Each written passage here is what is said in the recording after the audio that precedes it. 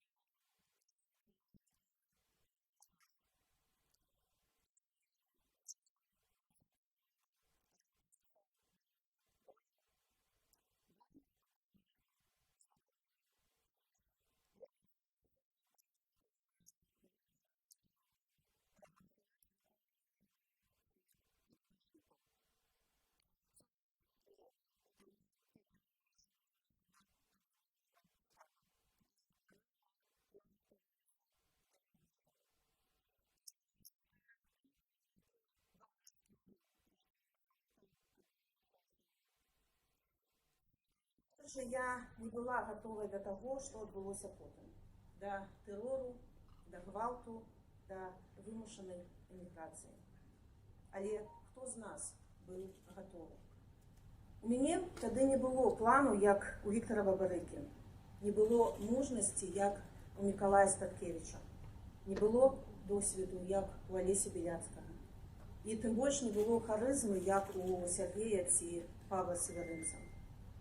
Часто мне нават не было з кім параіцца, і я збольшага проста рабіла тое, што мне падказвала інтуіцыя і маё сэрца. І, магчыма, я б не вытрымала, калі б не тое, што адбылося 9 жніўня і ў наступныя дні і тыдні. Калі пачалі прыходзіць сапраўдныя вынікі з участкаў, лічбы з голасу, калі б не сотні тысяч беларусаў стаялі ля стэлы з бел-чырвона-белымі сцягамі, рабочыя, якія абсвістваюць Лукашенка на МЗКТ. Адчуванне самоты і безысходнасці, я памятаю, змянілася тады адчуваннем неверагоднай еднасці і сілы, і гонару за сваю краіну. Я ведаю, што ёсць сёння тыя, хто прапануе забыць 20-й год, перагарнуць старонку і ісці далей, быццам нічога не адбылося. Але як яго забыць? Гэта быў момант, калі абудзілася наша нацыя, калі мы усвядомілі сваю сілу і сталі іншымі. Так, мы не перамаглі тады, але нельга сказаць, што мы і прайгралі. Бо 20-й год запусціў працэсы, якія немагчыма адмяніць. І для рэжыму ён стаў той траўмай, ад якой ён не можа аправіцца і да сёння. Ён апантанна спрабуе сцерці памяць пра 20-й год. Нелаяльных выкінуць з краіны, астатніх запалохаць, а ўсё жывое закатаць пад асфальт. Але вось праблема. Беларускае, свабоднае, незалежнае ўсё роўна прарастае. Недзе за мяжой, недзе ўнутры краіны, і часам ціха, пра што не раскажаш у прэсе. У нас, беларусаў, ёсць суперсіла выжываць у самых неспрыяльных умовах. Такая вось беларуская партызанская душа. Калі трэба, умеем прытаіцца. А калі надыходзіць момант, умеем паказаць сябе так, што здзіўляецца ўвесь свет. І я ўпэўненая, што калі з'явіцца новая магчымасць, мы пакажам сябе зноў. За апошнія гады мы шмат чаму навучыліся. Самаарганізацыі і дысцыпліне, салідарнасці і ўзаемавыручцы. Навучыліся будаваць структуры.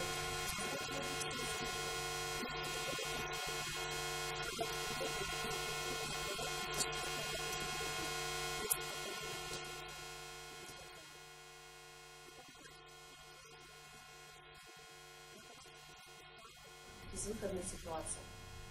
І нават за мяжы мы працягваем уплываць на тое, што адбываецца ўнутры краіны. Маючы мізерную прастору для палітычнай працы, мы выкарыстоўваем кожны міліметр на максімум.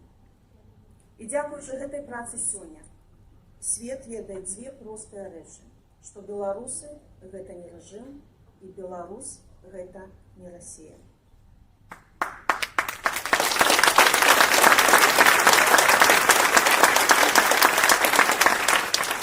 Гаспадарства нам сапраўды ёсць чым ганарыцца. Кожнаму з вас ёсць чым ганарыцца. І таму сёння я, адкрываючы канферэнцыю Новай Беларусі, я найперш хачу сказаць вам усім дзякуй за тое, што не апусцілі рукі, за тое, што працягваеце. Я ўпэўнена, што ў кожнага з вас было мільён прычын сказаць: усё хопіць, займуся сабой, сваім жыццём, сваёй сям'ёй і працай. Але вы тут. І гэта ўжо шмат пра што кажа.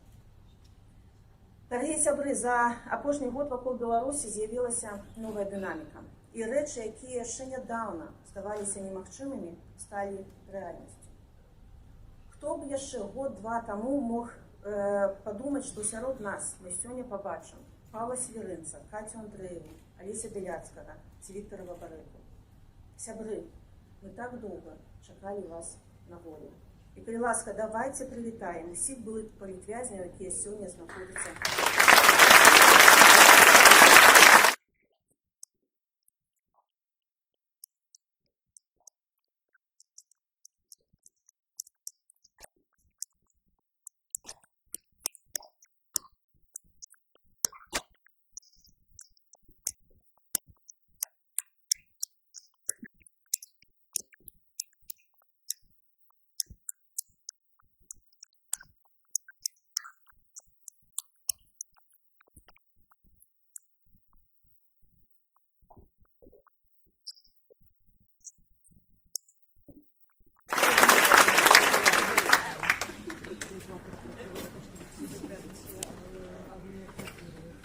Хто мог уявіць сабе, што так раптоўна зменіцца пазіцыя Украіны, што прэзідэнт Зеленскі прыме нашу дэлегацыю ў Кіеве і павіншуе беларусаў з Днём волі па-беларуску. Ці хто мог уявіць, што ў Гаазе пачнецца расследаванне па злачынствах рэжыму, і над Лукашэнкам замаячыць рэальная перспектыва ордэру на арышт. Гэта ўсё адбылося не само па сабе. Гэта ўсё вынік нашай з вамі працы. Працы праваабаронцаў, журналістаў, палітыкаў, актывістаў, валанцёраў і, канешне, нашых замежных сяброў. І я ўпэўненая, што мы можам яшчэ больш. Мы можам дамагчыся вызвалення ўсіх палітвязняў. Мы можам захаваць беларускую суб'ектнасць, мову, культуру і ідэнтычнасць, нават ва ўмовах русіфікацыі, страты суверэнітэту і фактычна гібриднай акупацыі. Мы можам прадухіліць поўнае ўцягванне Беларусі ў вайну, як бы не спрабавала Расія. Таму што мы ведаем, беларусы супраць гэтай вайны і большасць на баку Украіны. І ўрэшце рэшт мы можам паўплываць на стварэнне новага вакна магчымасцяў і быць гатовымі ім скарыстацца. бо перамены ў Беларусі гэта пытанне часу. Як бы не фоташопілі Лукашэнку на белка, яго час непазбежна сыходзіць.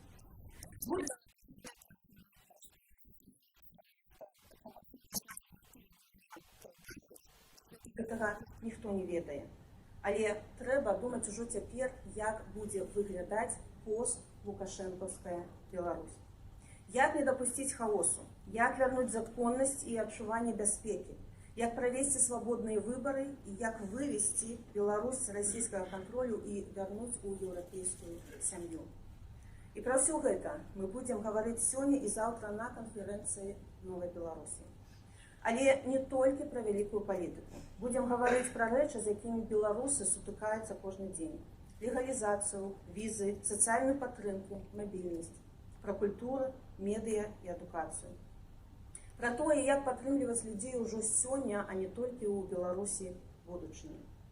У канферэнцыі ўдзельнічаюць амаль больш за 300 чалавек. І я ведаю, што многія глядзяць нас онлайн. І я асобна хачу звярнуцца да беларусаў унутры краіны. Мы можам знаходзіцца па розныя бакі мяжы, але Беларусь у нас адна. Не губляйце веры, дапамагайце адно аднаму, захоўвайце сувязі і шукайце бяспечныя формы ўдзелу. Нават простая рэч пачаць размаўляць па-беларуску са сваімі дзецьмі – гэта ўжо учынак.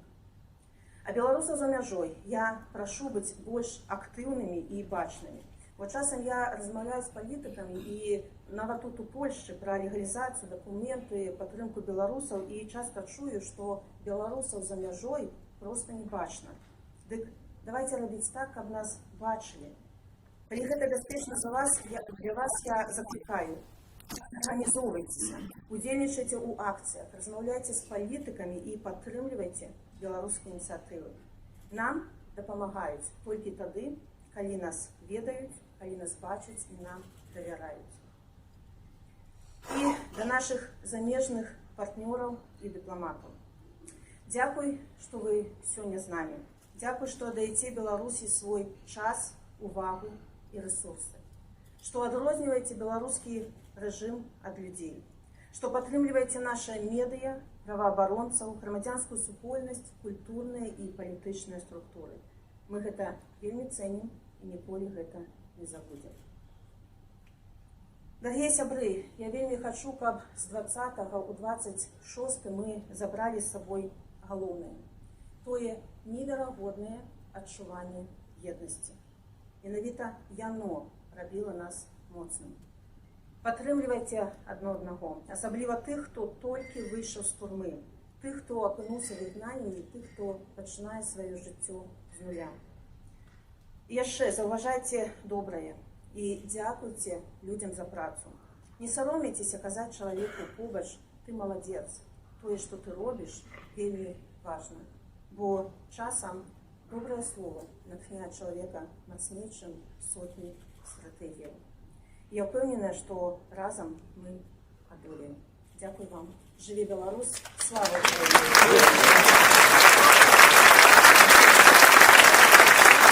Дякую. Дякую велике з паном президентом Світланою Тихановською. Ваші аплодисменти. Дякую.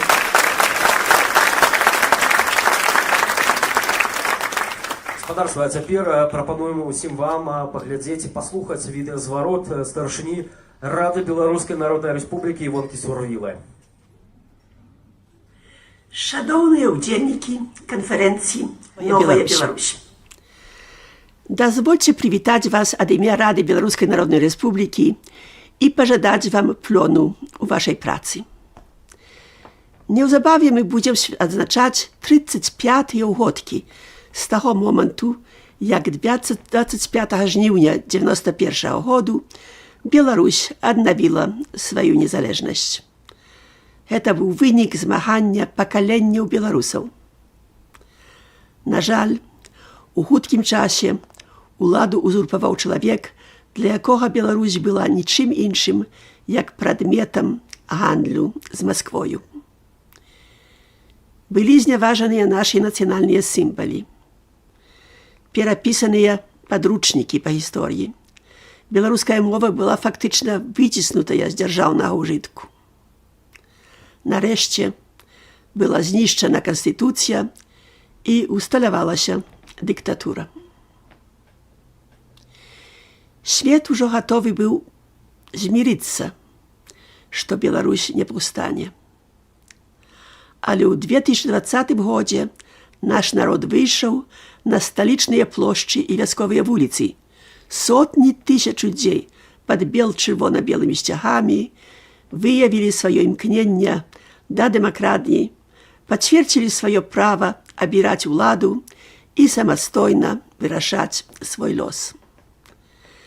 За гэтыя выступы беларусы сёння плоцяць цяжкую цану рэпрэсіямі і вымушанай эміграцыяй. А па суседству з намі украінскі народ плоціць за імкненне быць незалежным ад Масквы сваімі жыццямі. Ганаруся беларускімі добраахвотнікамі, якія ў складзе ўзброеных сілаў краіны змагаюцца з расійскім агрэсарам. Дапамагаючы ўкраіне, беларусы адначасна набліжаюць і ўласную вольную будучыню. Уважаю вельмі істотным, што сярод прыхільнікаў дэмакратычных пераменаў практычна не засталося тых, хто звязвае надзеі з Масквой. Гэта тычыцца не толькі беларусаў, але і заходніх лідараў. Бо яшчэ зусім нядаўна Радзе БНР прыходзілася даводзіць некаторым заходнім палітыкам, што Расія у яе імперскім выглядзе уяўляе для суседніх краінаў адно толькі пагрозу, а ніяк не саюзніка на еўрапейскім шляху. На Беларусь не ляцяць расійскія ракеты, але Пуцін гатовы выкарыстаць яе тэрыторыю як плацдарм для агрэсіі супраць еўрапейскіх дзяржаваў. Супраць жа самога беларускага народу уже даўно скарыстаная ціхая зброя – русіфікацыя. Лукашенка дапамагае Крамлю насаджаць у Беларусі рускі мір і знішчаць беларусаў як этнас. Ва ўмовах, калі беларускія кнігі абвяшчаюцца экстрэмісцкімі, калі за беларускае слова можна патрапіць за краты, захаванне нацыянальнай ідэнтычнасці робіцца нашай галоўнай мэтай. І хачу шчыра падзякаваць усім вам, хто ва ўмовах эміграцыі захоўвае беларускае слова, падтрымлівае беларускі кнігадрук, спрыяе беларускім адукацыйным і культурніцкім праектам. Беларусь больш як 3 дзесяцігоддзі існуе на мапе свету як асобная краіна. Але не ёсць гэта тая Беларусь, аб якой мы ўжо 100 гадоў марым, за якую мы ўжо 100 гадоў змагаемся, вольная еўрапейская дзяржава. Яшчэ ўсё жыве наш народ пад ботам дыктатара, а не на сваёй вольнай зямлі. Але дыктатуры не бываюць вечныя. І Беларусь непазбежна выйдзе з цемры. Веру ў гэта я і заклікаю ўсіх нас яднацца кругом гэтае веры, каб быць гатовымі адбудоўваць новую Беларусь. Жыве Беларусь!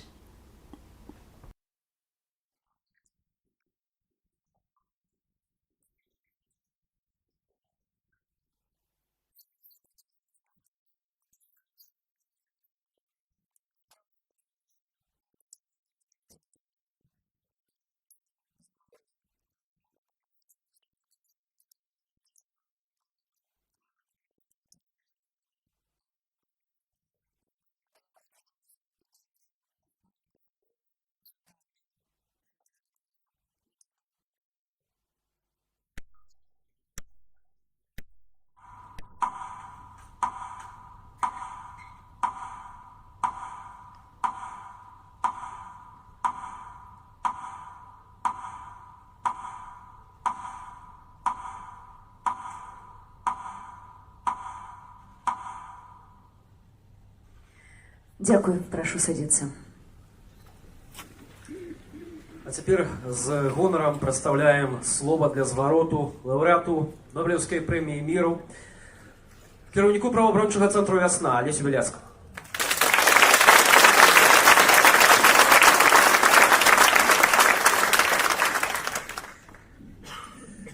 Добрый день, дорогие сябры, удзельники и гледачи конференции «Новая Беларусь».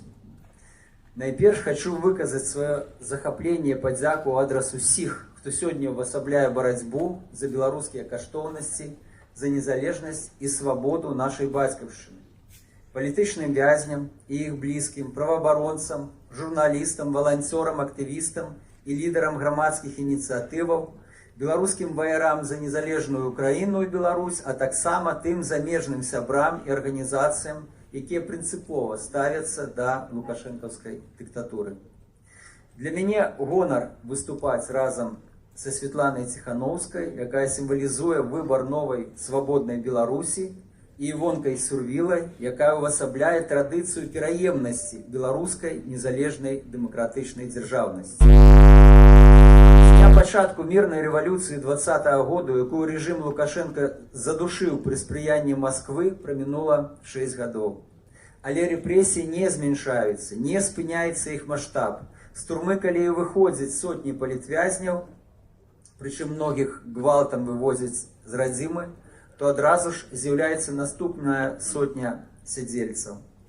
Улада, апанаваная страхам, не мае бачання перспектывы і намагаецца захаваць сябе любым спосабам, здаючы дзяржаўны суверэнітэт Беларусі, беручы ўдзел у ваенных злачынствах Крамля. Адзіны сапраўдны гарант беларускага суверэнітэту – гэта свабодны беларускі народ. Ён ясна вызначыў свае каштоўнасці 6 гадоў таму, і за ім і павінна быць канчатковае слова у вызначэнні ладу і лёсу Беларусі. Зараз надзвычай важна, што ў міжнароднай палітычнай прасторы дэмакратычная Беларусь мае суб'ектнасць. Вольны свет успрымае Светлану Ціхановскую як легітымную пасланку той свабоднай еўрапейскай Беларусі, якая паказала сваё годнае аблічча ў 2020-м. Нас чуюць, не гледзячы на цяжкія абставіны, асабліва пасля пачатку паўнамаштабнай расійскай агрэсіі супраць Украіны ў 2022 годзе.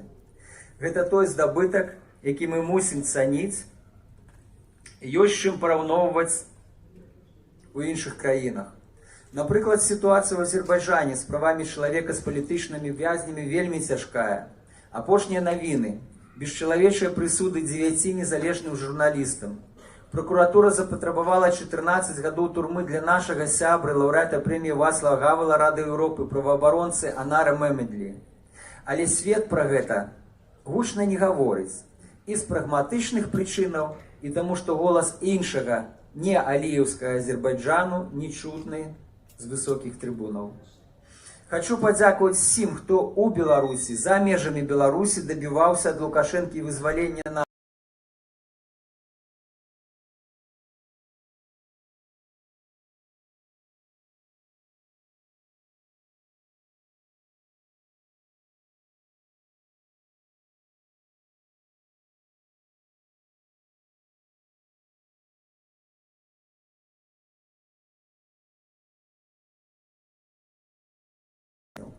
перадусім таму, што санкцыі працавалі. Без найперш еўрапейскіх санкцыяў мы і дасюль зараз бы сидзелі ў турме. Нагадаю, што санкцыі былі ўведзены пераважна за ўдзел у вайне, і падставы іх здымаць пакуль што няма. Я не так даўна з-за кратаў, дзе хоць меў спецыфічнае кола кантактаў, але зрэз настрояў бачыў і адчуваў. Дух 20-го года не знік. Мільёны беларусаў чакаюць спрыяльных магчымасцяў для актыўнага ўдзелу ў пазітыўных зменах. У сваім апошнім слове на судзе я заклікаў да нацыянальнага дыялога. Прайшло 3 гады, і я па-ранейшаму трымаюся ідэі нацыянальнага дыялогу. У ім дзеля захавання незалежнасці самой будучыні Беларусі маглі б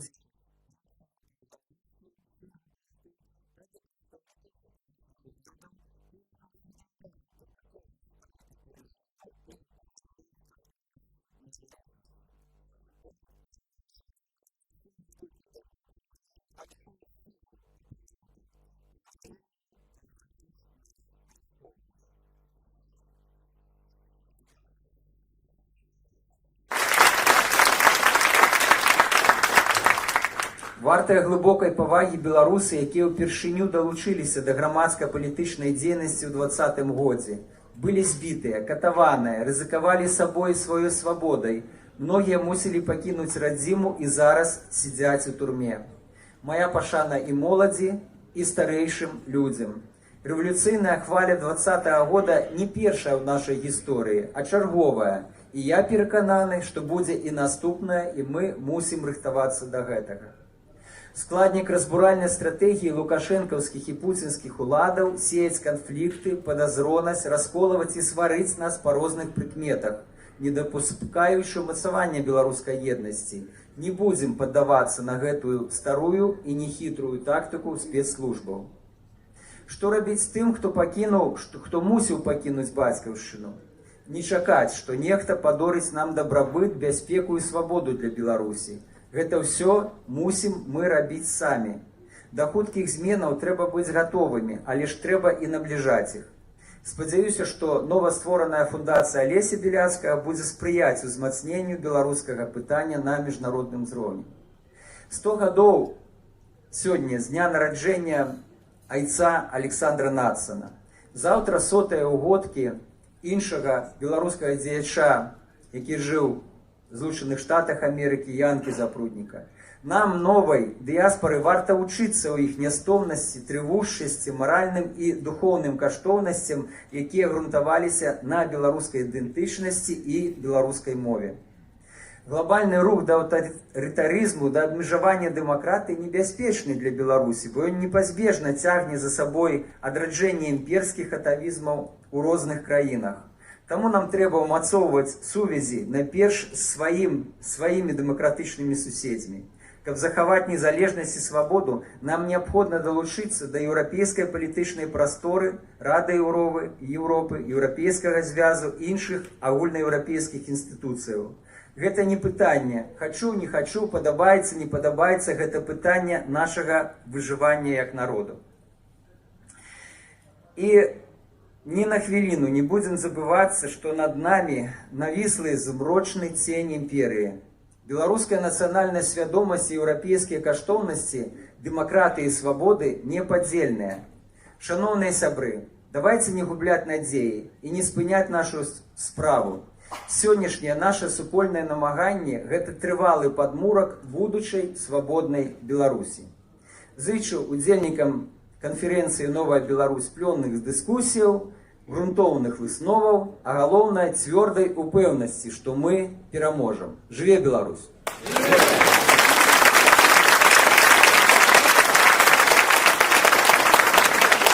Дзякуем вялікі нобелеўскаму лаўрэату Алесе Беляцкаму.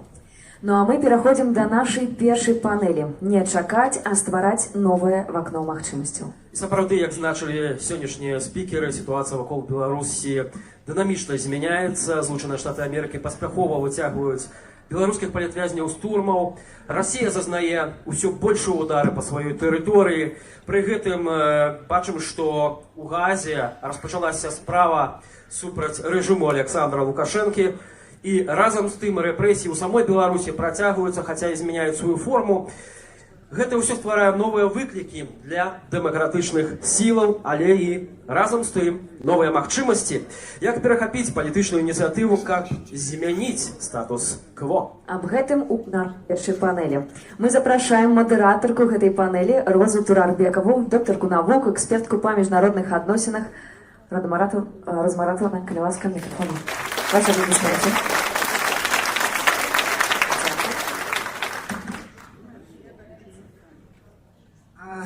Добрый день, паважаныя сябры. Мне вельмі я хвалююсь. Прабачце, гэта не першая моя панель, калі я з'яўляюсь мадэратарам, но это першая моя такая высокая панель.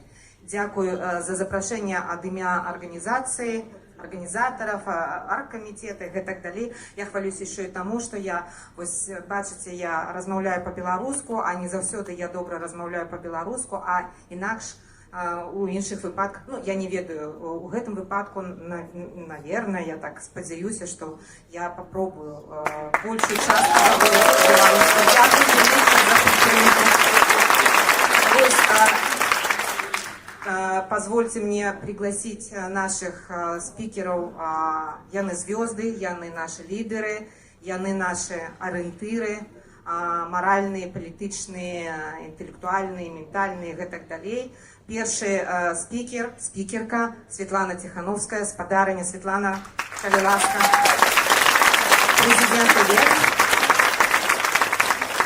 А другий спікер, про якого сьогодні вже не раз говорили, я маю на увазі Віктора Дмитрича Бабарика.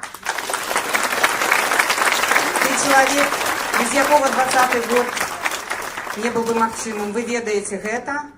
А третий спикер, вы так само его добро ведаете, Павел Павлович Латушка, и он является замом кабинета, я маю на увазі представник главы кабинета и так само главой Народного антикризисного управления. Так, и потом у нас так само, с моего пункту гледжання, політичная зорка для меня вельми так само важно, что он зараз будет выступать на нашей панели. Это Павел Севериниц, глава Белорусской христианской демократической партии, и так само Ребязин. И опошний, но не в смысле, не у тым, а в смысле, что опошний. Артем Брухан, который является спикером уже 4-го скликания склада, я маю на увазі Коаліційної ради. Так само он был и спикером 3-го скликания Координаційної ради. Дякую великий всем спикерам и спикерке, что вы погодились на то, как мы сегодня обмерковали такую складаную тему. И как это не была тема такая, ведаете, чтобы мы не говорили выключно красивые некие слова, вы бачили тыя пытанні, якія вам дасылала. Мы трохи падрыхтаваліся, мы не тое, как тут экспромт у нас, падрыхтаваліся, но ўсё ж таки и я формулявала это пытанне вельмі востра кожнаму из вас. Не делала вам прыемна, прабачце, но ўсё ж таки мы павінны абмяркоўваць наши проблемы, пожадания, а так само и страхи. И вось, калі мы с вами не абмяркуем гэта здесь, не дадим свой месседж, тады нас, с моего пункту гледжання, не зусім зразумеюць. Но, по-перше, про регламент. Значит, наш регламент таков. В начале каждый спикер имеет такое право зробить некий свой месседж, послание на буквально 3-5 хвилин. Пробачьте, у нас большего для вас часу нема. Потом будут питания от меня до вас, и я сподіваюся, что вы так само включитесь в эту дискуссию.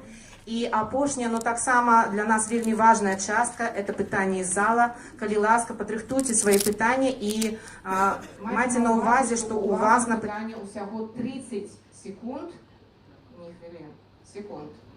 Вот. И это повинно быть докладно питание, не ваше разважание, пробачьте, у нас нема часу, у нас и так вельми великая панель, полторы годины, это самый великий час, який нам выделили организаторы. Тому я, калі ласка, до вас звяртаюся. По-перше, будьте активными, и по-другое, все ж таки придерживайтесь того регламенту, про який я зараз говорила. Итак, вам слово, Светлана, вы первая, так? Питання не буде. Не питання, будем потом. Спочатку 3-5 хвилин, но некий ваш месседж, и потом будет питання. Добре, перш за все, ми усі розуміємо добре, що ми не ведаем, як буде розвиватися ситуація у Беларусі і по Беларусі. Бо шмат чого немагчыма предсказаць, і сцэнараў развіцця вельмі шмат, і яны вельмі розныя. І многое залежыць ад нас, конечно, ад нашага ўзроўня самаарганізацыі, ад нашай магчымасці пераадольваць страхі, якія ў нас ёсць, але вельмі шмат не за нашим контролем. І асноўны знешні фактор, які будзе ўплываць на сітуацыю па Беларусі, гэта, канешне, Украіна. Калі Украіна будзе моцная, а Расія слабая, то гэта і будзе той вакно магчымасцяў, пра якое мы так шмат кажам. Я ўпэўненая, што Украіна сама зацікаўленая ў супрацы з дэмакратычнай Беларусі. І у выпадку новай дынамікі яна будзе граць ключавую ролю і для нашай краіны таксама. Другі ключавы фактор – гэта пазіцыя еўразвязу. Цяпер ёсць адзінства, ёсць кансенсус, і рэжыму і Расіі не ўдалося раскалоць Еўропу, і сёння Еўропа разумее, што дэмакратычная Беларусь гэта таксама і яе бяспекавы інтарэс. Калі, напрыклад, зменіцца ўлада ў нейкай краіне, напрыклад, у Францыі ці Германіі, да гэтага можа прывесці, то мы будзем таксама працаваць і з гэтымі краінамі, як рабілі дагэтуль. Бо для нас захаваць адзінства, гэта крытычна важна, і Еўропа павінна бачыць свой палітычны інтарэс у незалежнай Беларусі і не пакідаць яе ў сферы уплыву Расіі.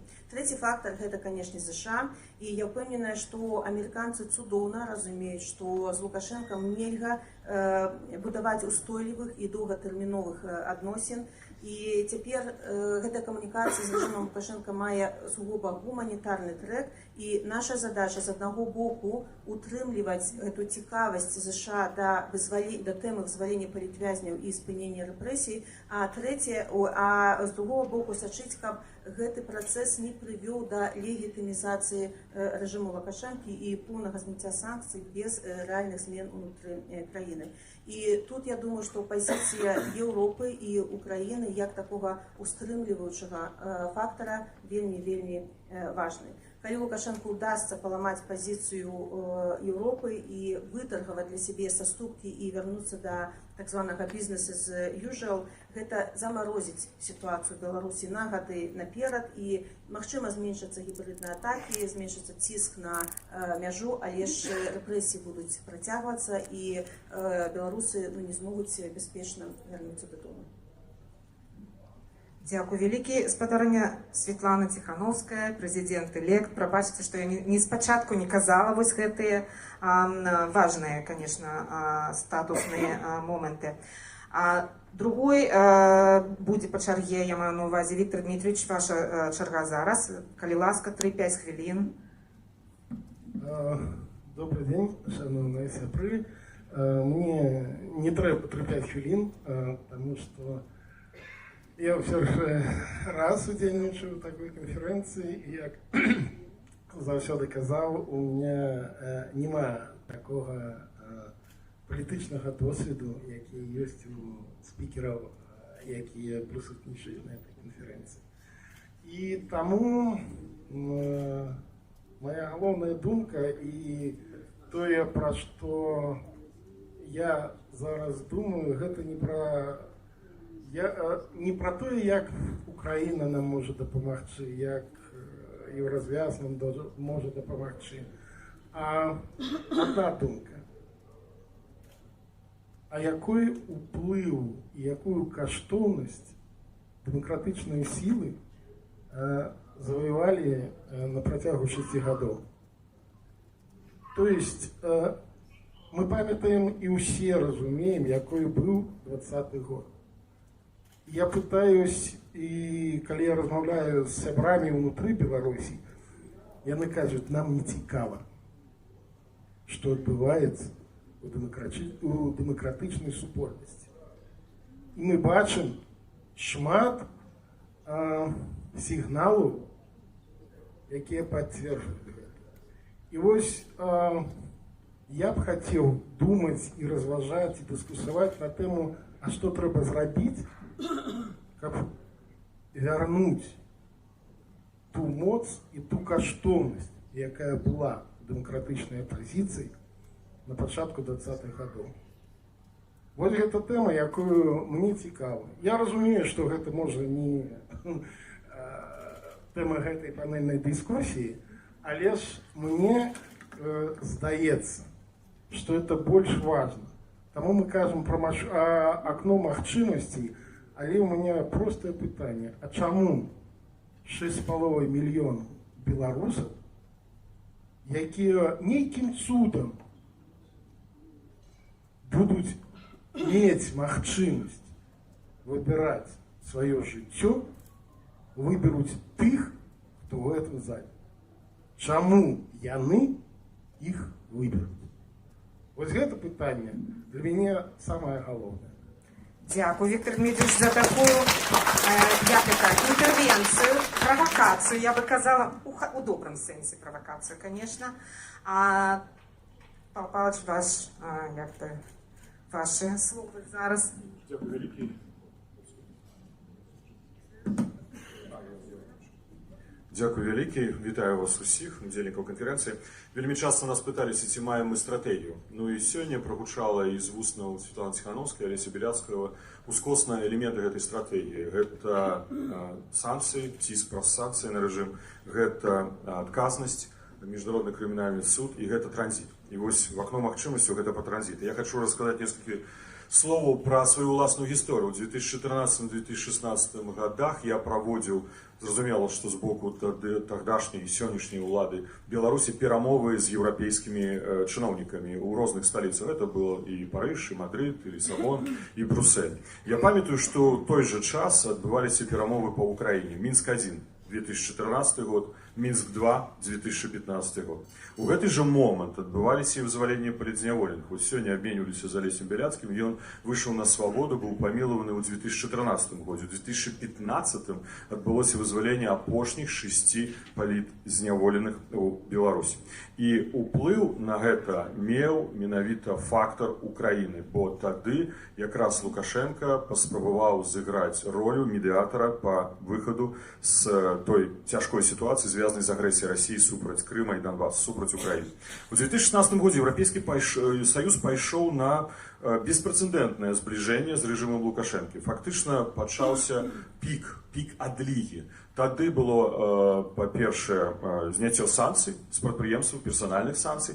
Адбылося таксама пачатак працы каардынацыйнай групы Беларусь-ЕС. Першыя 2 паседжанні. Былі таксама выдатканы крэдытныя, фінансавыя рэсурсы. Змянілася візавая палітыка. Памятаем усе візы па 35 евро.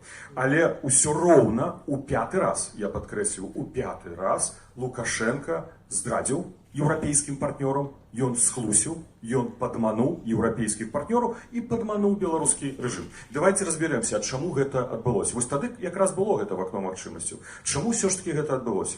Або апазіцыя не была суб'ектам гэтых перамоваў. Я не крытыкую апазіцыю, гэта факт. Апазіцыя не была ўключана. Ці зараз можа з'явіцца в акно магчымасцяў? Так, напэўна. Яно можа з'явіцца праз месяцы, можа праз гады, але ён, напэўна, з'явіцца. Мы бліжэй да гэтага акна магчымасцяў, чым далей. І вось якая нам важна стратэгія. Наша стратэгія павінна базавацца на суб'ектнасці дэмакратычных сілаў, на захаванні палітычных інстытутаў, якія мы стварылі, на той інфраструктуры дэмакратычнай, якую вы сёння шмат хто прысутны ў гэтай зале прадстаўляе.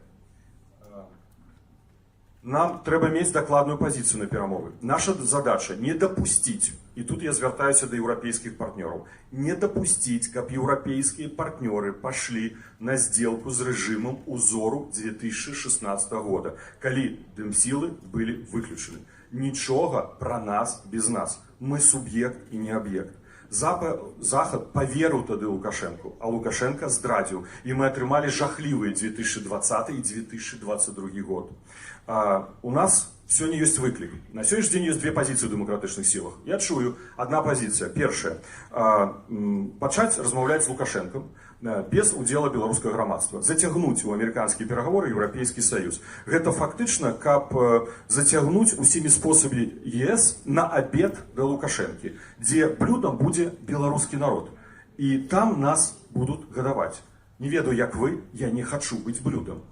Я хачу ў гэтай сітуацыі быць суб'ектам і працаваць на суб'ектнасць беларускага грамадства. Таму наша мэта – гэта перамовы, нацыянальны дыялог, пра які кажа нобелеўскі лаўрэат Алесь Беляцкі, гэта перамовы номенклатуры і дэмакратычных інстытутаў пры фасілітацыі Еўрапейскага Саюза, які мае велічэзныя інструменты. Ці будзе Мінск-3? Я лічу, гэты сцэнар рэальны. Я ведаю пазіцыю Украіны, я ведаю пазіцыю прэзідэнта Украіны, але калі Трамп, прабачце, Пуцін патэлефануе Трампу і прапануе сустрэцца ў Мінску, то давайте уявім сабе гэтую сітуацыю. Ці хтосьці будзе ў стане адмовіцца правесці гэтай перамовы? Хутчэй не. І вось гэты момант, наша прапанова. Калі ў Мінску, альбо, добра, у іншай еўрапейскай сусветнай сталіцы адбудуцца перамовы, у той самы дзень адбываецца круглы стол па выхаду з цяжкага унутрыпалітычнага крызіса пад гарантыяй Злучаных Штатаў Амерыкі і пад гарантыяй нашых еўрапейскіх партнёраў. Мы хочам, каб падчас перамоваў па Беларусі былі прысутныя перамовы у той самы момант па выхаду з глыбокага унутрыпалітычнага крызіса. Я адкажу Віктору Дмітровичу, я таксама размаўляю з сябрамі. У нас розныя сябры. Так, добре. Дякую. Ну, зараз слово Павлу Свиринцу. Калі ласка. Добрый день, дорогие сябры. В окно магчымасцяў у сучасным свеце адчыняецца хутчэй за ўсё з ударнай хваляй і часам нават вылетае шкло. Таму давайте зададзім пытанне, ці мы гатовыя, калі раптам у бліжэйшыя тыдні і месяцы гэтае вакно распахнецца такім чынам. Мы можам апынуцца ў сітуацыі, калі Пуцін абвяшчае мабілізацыю і ўжо гэтай восенню імперія, загнаная ў кут, кідаецца ці на Украіну праз Беларусь, ці на Еўропу. Магчыма, падчас гэтага кідка імперія трэсне. І тады ў лепшым выпадку ў Беларусі з'яўляецца вакно магчымасці. Так вось, давайте паспрабуем разам з вами адказаць, ці мы да гэтага цяпер гатовыя. Тут ёсць шэраг важных рэчаў. Дыпламатыя, медыі, бяспека, падрыхтоўка кадраў. Вось давайте пройдемся. Дыпламатыя. За апошнія гады Светлана Тихановская, Павел Латушка, Францішак Вечорка, Денис Кучинский провели суперские сустрэчы на вышэйшым узроўні. По-моему, у беларусаў за всю іх гісторыю такой серии сустрэчаў просто не было ніколі. Эффект присутнасці ёсць. Маё ўражанне, што ў плане дыпламаты мы гатовы. Хто лічыць, што ў плане дыпламаты дэмакратычныя сілы Беларусі гатовы да вакна магчымасцяў, калі ласка, падыміце рукі. Я думаю, что больше. Дякую. Хто лічыць, што не гатовыя? Ёсць і такія, але абсалютная большасць лічыць, што гатовы. Добра, дыпламатыя класная. Это палова справа практычна ў такой сітуацыі. Але ідзем далей. Медыа. Незалежныя беларускія медыа. Наша Ніва, Зеркала, Белсат, іншыя. Ці гатовыя нашыя незалежныя медыа да адкрыцця вакна магчымасцяў? Я лічу гатовы. Так, таксама паважная колькасць. Добра, хто лічыць, што не гатовыя? Ёсць і такія, але большасць таксама мае. Трэцяе пытанне, сябры. Бяспека, войска, спецыяльныя арганізацыі. Вот у плане бяспекі і войска гатовыя дэмакратычныя сілы да вакна магчымасцяў. Хто лічыць, што гатовыя, падыміце рукі. Дарагія сябры, вось гэта і ёсць галоўная праблема зараз. Гэта ёсць той прарыў, куды трэба ўкладвацца. Трэба перамаўляць з еўрапейцамі, як бы гэта цяжка не было. Мы ўжо 100 гадоў шкадуем пра тое, што ў 1918 годзе не маглі перакінуць беларускія часткі з румынскага фронта ў Менск. Дык давайте не будзем шкадаваць наступныя 100 гадоў, што нам не хапіла аднаго батальёна ў 2026 ці 2027. Трэба працаваць з добраахвотнікамі. Трэба яднаць тых, хто зараз ёсць. Трэба рыхтаваць сцэнары. Все это трэба рабіць ужо цяпер. Падрыхтоўка кадраў.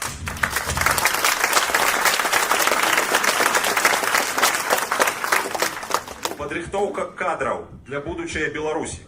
Ужо зараз нам трэба мець каманды, якія ў вакне магчымасцяў літаральна высаджваюцца дэсантам у буйных гарадах Беларусі 20-30. І там праводзяць, будуць гатовыя правесці ад вулічных акцый і новых выбараў да рэформаў у гэтых рэгіёнах. Як гэта зрабіць? Ну, сябры, у нас у Беластоку зараз гарадзенскі клан проста. Ён гатовы рыхтаваць працу па гародні. У нас у Любліне берасцейцы, у нас у Вільні лідзяне, у нас у Варшаве масава мінчукі. Ужо зараз трэба рыхтавацца, высаджвацца дэсантам гэтымі групамі в акне магчымасцяў і працаваць па накірунку кожнага рэгіёну. Адкуль узяць гэтыя кадры, кажуць? За 30 з гакам гадоў Лукашенко разбэсціў беларускае чынавенства. Зараз красці сярод беларускіх чыноўнікаў гэта норма, хлусіць гэта норма, баяцца норма, палохаць іншых гэта норма, прыпіскі норма. Адкуль узяць сумленных дзяржаўных службоўцаў? Ну вось мы, хрысціянскія дэмакраты, зараз рыхтуемся, аднаўляем БХД, рыхтуемся ў цэрквах іх браць. Маральную аснову для наступнай рэвалюцыі пераменаў у Беларусі. Але гэтага будзе мала. Трэба яшчэ, трэба думаць і рыхтаваць гэта ўжо цяпер. Сацыяльная сфера. Ёсць класныя, цудоўныя рэчы, якія робяць Ольга Зазулінская, якія ў Вільні робіць Наталя Калегава, якія робяць Уладзь Кобец ці Ганна Федаронак у Варшаве і многія іншыя. Але гэтага не хапае. Калі зараз наши беларускія інженеры, доктары і настаўнікі, якія выехалі з Беларусі, шукаюць працу прыбіральшчыкаў альбо грузчыкаў, мы гробім незалежную Беларусь, мы гробім будучыню нашай краіны. Яны павінныя зараз рыхтавацца для того, каб вяртацца ў Беларусь з перамогай у сваёй кваліфікацыі. Сюды трэба ўкладвацца таксама. Таму, дарагія сябры, калі мы з вами будем готовы узять на сябе адказнасць за Беларусь, Бог нам Беларусь дасць. Рыхтуемся. У 2020 годзе мы показали, что мы на гэта здольныя. Так что верим, можем, переможем. Жыве Беларусь! Дякую. Я хвалявалася, что мои питания будут провокативными. Недалёка до спикера все ж таки. Дякую, Павел. Ну и апошні, но не апошні, потому что я заўсёды, вось калі гляжу на Артёма, я, мои воспоминания относно моей деятельности у Координаційной Раде показывают, что спикер – это человек, який на себе вытрымлівае такую нагрузку, потому что, конечно, у Координаційной Раде каждый сам себе царь. И управлять, простите за это выражение, стадом царей – это очень сложно, да? Артем, тебе слово. Калі ласка, 3-5 хвилин. Дякую вялікі. Па-першае, для мяне вялікі гонар прымаць удзел у гэтай панелі, дзе, як сказала Роза Маратаўна, сапраўды маральныя, палітычныя лідары, арыенціры. А я, хутчэй, тут, як малады стары бюракрат, буду спасылацца заўсёды на дакументы, бо з'яўляюся спікерам Координаційнай Рады. І вось першы дакумент, які прыйшоў мне на думку, калі я пабачыў тэму нашай панелі, гэта тая рэзалюцыя, якую прыняла Координаційная Рада мінулага складу, за якую мы атрымалі вельмі шмат хейту. Тыя, хто глядзяць за Координаційнай Рады, памятаюць, як нас хейтілі, з нас смяяліся за рэзалюцыю ў падтрымку венесуэльскай апазіцыі. Што адбываецца сёння? Сёння адбываецца перамога венесуэльскай апазіцыі з часовым урадам. Гэта сведчыць пра тое, што год таму, калі мы падтрымалі маральна венесуэльскую апозицию, а нам казали, яны ни на што не ўплываюць, як і вы, яны нікому не цікавы, як і вы. Што вы ввогуле пра гэта кажаце? Яны зараз суб'ект перамоваў з часовым урадам. Менавіта таму, што адкрылася акно магчымасцяў. Тое акно магчымасцяў, якое адкрылася ў Венесуэле, у Беларусі я не ўпэўнены, што Дельта кудысьці прыляціць, але гэта проста фактычна немагчымасць з Лукашэнкам выконваць яго абавязкі фізічна. І вось што пасля гэтага адбылося, перамовы паміж часовым урадам і апозіцыі. Фактычна нацыянальны дыялог, пра які казаў сёння гаспадар Алесь Беляцкі. Наступная рэзалюцыя, якая была прынята Координаційнай Рады ўжо гэтага склікання, гэта рэзалюцыя аб круглым стале па выхадзе з палітычнага крызісу ў Беларусі. І там на дадзены момант зафіксавана тая сітуацыя, якая склалася ў Беларусі. Вельмі складаная, вельмі няпростая, але там ёсць галоўны прыярытэт, які падзяляюць і ўпэўнены ўсе беларусы, і ўся сацыялогія гэта пацвярджае. Галоўная каштоўнасць для беларусаў – гэта незалежная, суверэнная Беларусь. 95-97% хочуць жыць у незалежнай Беларусі. І гэта тое поле, тая база, дзеля якой і на падставе якой можа пачацца той самы нацыянальны дыялог, каб захаваць Беларусь, бо сітуацыя сапраўды складаная. І для гэтага таксама можа адкрыцца акно магчымасцяў, звязанае не толькі з тое, што адбываецца ў Расіі, а таксама і з дыпламатычным накірункам, пра тое, што больш падрабязна казаў Пал Павлович. Магчыма, перамовы па расійска-украінскай вайне і без Беларусі там таксама немагчыма, бо і Украіна, Еўрапейскі Саюз вельмі добра разумеюць, без незалежнай, суверэннай і дэмакратычнай Беларусі не будзе бяспекі ў рэгіёне. Беларусь – гэта ключ да бяспекі ў нашым рэгіёне. І калі немагчыма вырашыць знешнепалітычны крызіс, трэба пачаць з унутрапалітычнага крызісу, бо гарантыя суверэнітэту і незалежнасці Беларусі – гэта беларускі народ. Мы паклалі на стол сваю прапанову пра круглы стол. Мы звярнуліся да чынавенства і наменклатуры, пачаць камунікацыю па гэтым пытанні. Так, пакуль стол не круглы, але прапанова пакладзена. Я ўпэўнены, што яна дачакаецца свайго часу нават у бліжэйшы момант. Бо я ўпэўнены, нацыянальны дыялог і унутрапалітычны дыялог унутры грамадства гэта вядзе да ўзмацнення суверэнітэту і незалежнасці і падмурак моцнай дзяржавы. А вось супрацьстаянне, рэпрэсіі, барацьба па знішчэнні часткі беларускага грамадства вядзе да страты незалежнасці ў канчатковым выпадку. І мы гэта сёння бачым. У нас ёсць выбар: ці пачаць дыялог палітычны ўнутры грамадства, ці адбыцца ў кропкі, калі Беларусі можа сапраўды не стаць. Я ўпэўнены, там у Мінску чуюць нашыя галасы і гатовыя будуць у крытычны момант пачаць гэты дыялог. Дзякуй. Дзякуй. Шмат чого хочется казаць после таких інтэрвенцый, таких правакацый, таких вельмі таких, нават не ведаю, як казаць, смелых заявлений. Но я падрыхтавала все ж таки свой план дискуссии и буду прытрымлівацца его, и буду задавать пытания. Светлана, вы были першай, тому я буду зараз вам задавать пытания. Часткова вы уже отказали на мое пытание, но часткова все ж таки нет, потому что я хотела зрабіць вось гэты акцент на гэтай праблеме. Якая праблема маецца на увазе? Калі я глядзела на назву гэтай панелі, меня заўсёды смушае вось гэты тэрмін «акно магчымасці». Чаму? Таму што вось уже 6-й год, мабыць, мы не бачым этого акна магчымасці. Мабыць, я не бачу, я не ведаю. Но калі уж так сфармулявана гэтая тэма, ўсё ж таки моя дискуссия будзе падрыхтована вокруг гэтага тэрміна. Светлана Клёркина, что если окно возможностей для белорусских демократических сил так и не откроется? Что если в странах ЕС возобладают политические силы, такие как, и тут я точно скажу, АДГ, я имею в виду альтернативу для Германии, которые развернут внешнюю политику почти на 180 градусов, пойдут на легкий компромисс с режимами Лукашенко и Путина. Каков план на такое развитие событий? Калі думаць, што акно магчымасцяў ніколі не адчыніцца для Беларусі, то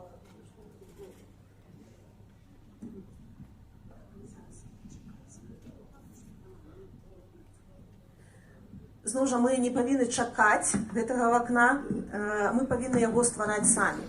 І як я ўжо казала, што шмат залежыць і ад нас саміх, ці мы імкнемся к гэтаму к адчыненню вакна магчымасцяў, але шмат залежыць і ад нашых саюзнікаў. Я разумею, нам все хочацца самім, што нам ніхто, здаецца, не патрэбны, але мы без саюзнікаў не зможам нічога зрабіць у сітуацыі ў Беларусі. Нам патрэбны саюзнікі, нам патрэбныя сябры, і мы разам, і Украіна, і Еўрапейскі звяз, і ЗША, і беларусы ствараюць гэта вакно магчымасцяў. Таму я нават не прадугледжу такую сітуацыю, што вакна магчымасцяў увогуле не будзе. І яно будзе. Я разумею, што дынаміка ў свеце меняются настроі, і хочу адзначыць, што і расійская прапаганда, і прапаганда усялякіх дыктатараў таксама ўплываюць на палітыку, як мінімум, еўрапейскіх краін. І я ўжо бачу, што многія палітыкі на Захадзе, у іх можа з'явіцца жаданне просто закрыць беларускае пытанне, просто закрыць.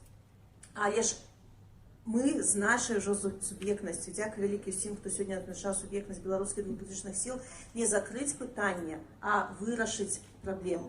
І якія б урады не з'яўляліся ў свеце, мы будзем спрабаваць з імі працаваць і тлумачыць, што дэмакратычна, вольная Беларусь у вашых інтарэсах таксама, што мы робім гэта не толькі для беларусаў, гэта ўжо пытанне бяспекі, гэта не толькі гуманітарны внутранапалітычны крызіс, гэта ўжо пытанне вашай менавіта бяспекі. І гэту інфармацыю, гэты падыход мы будзем даносіць. І пытанне Беларусі не павінна быць абмежаванае толькі такімі пытаннямі, як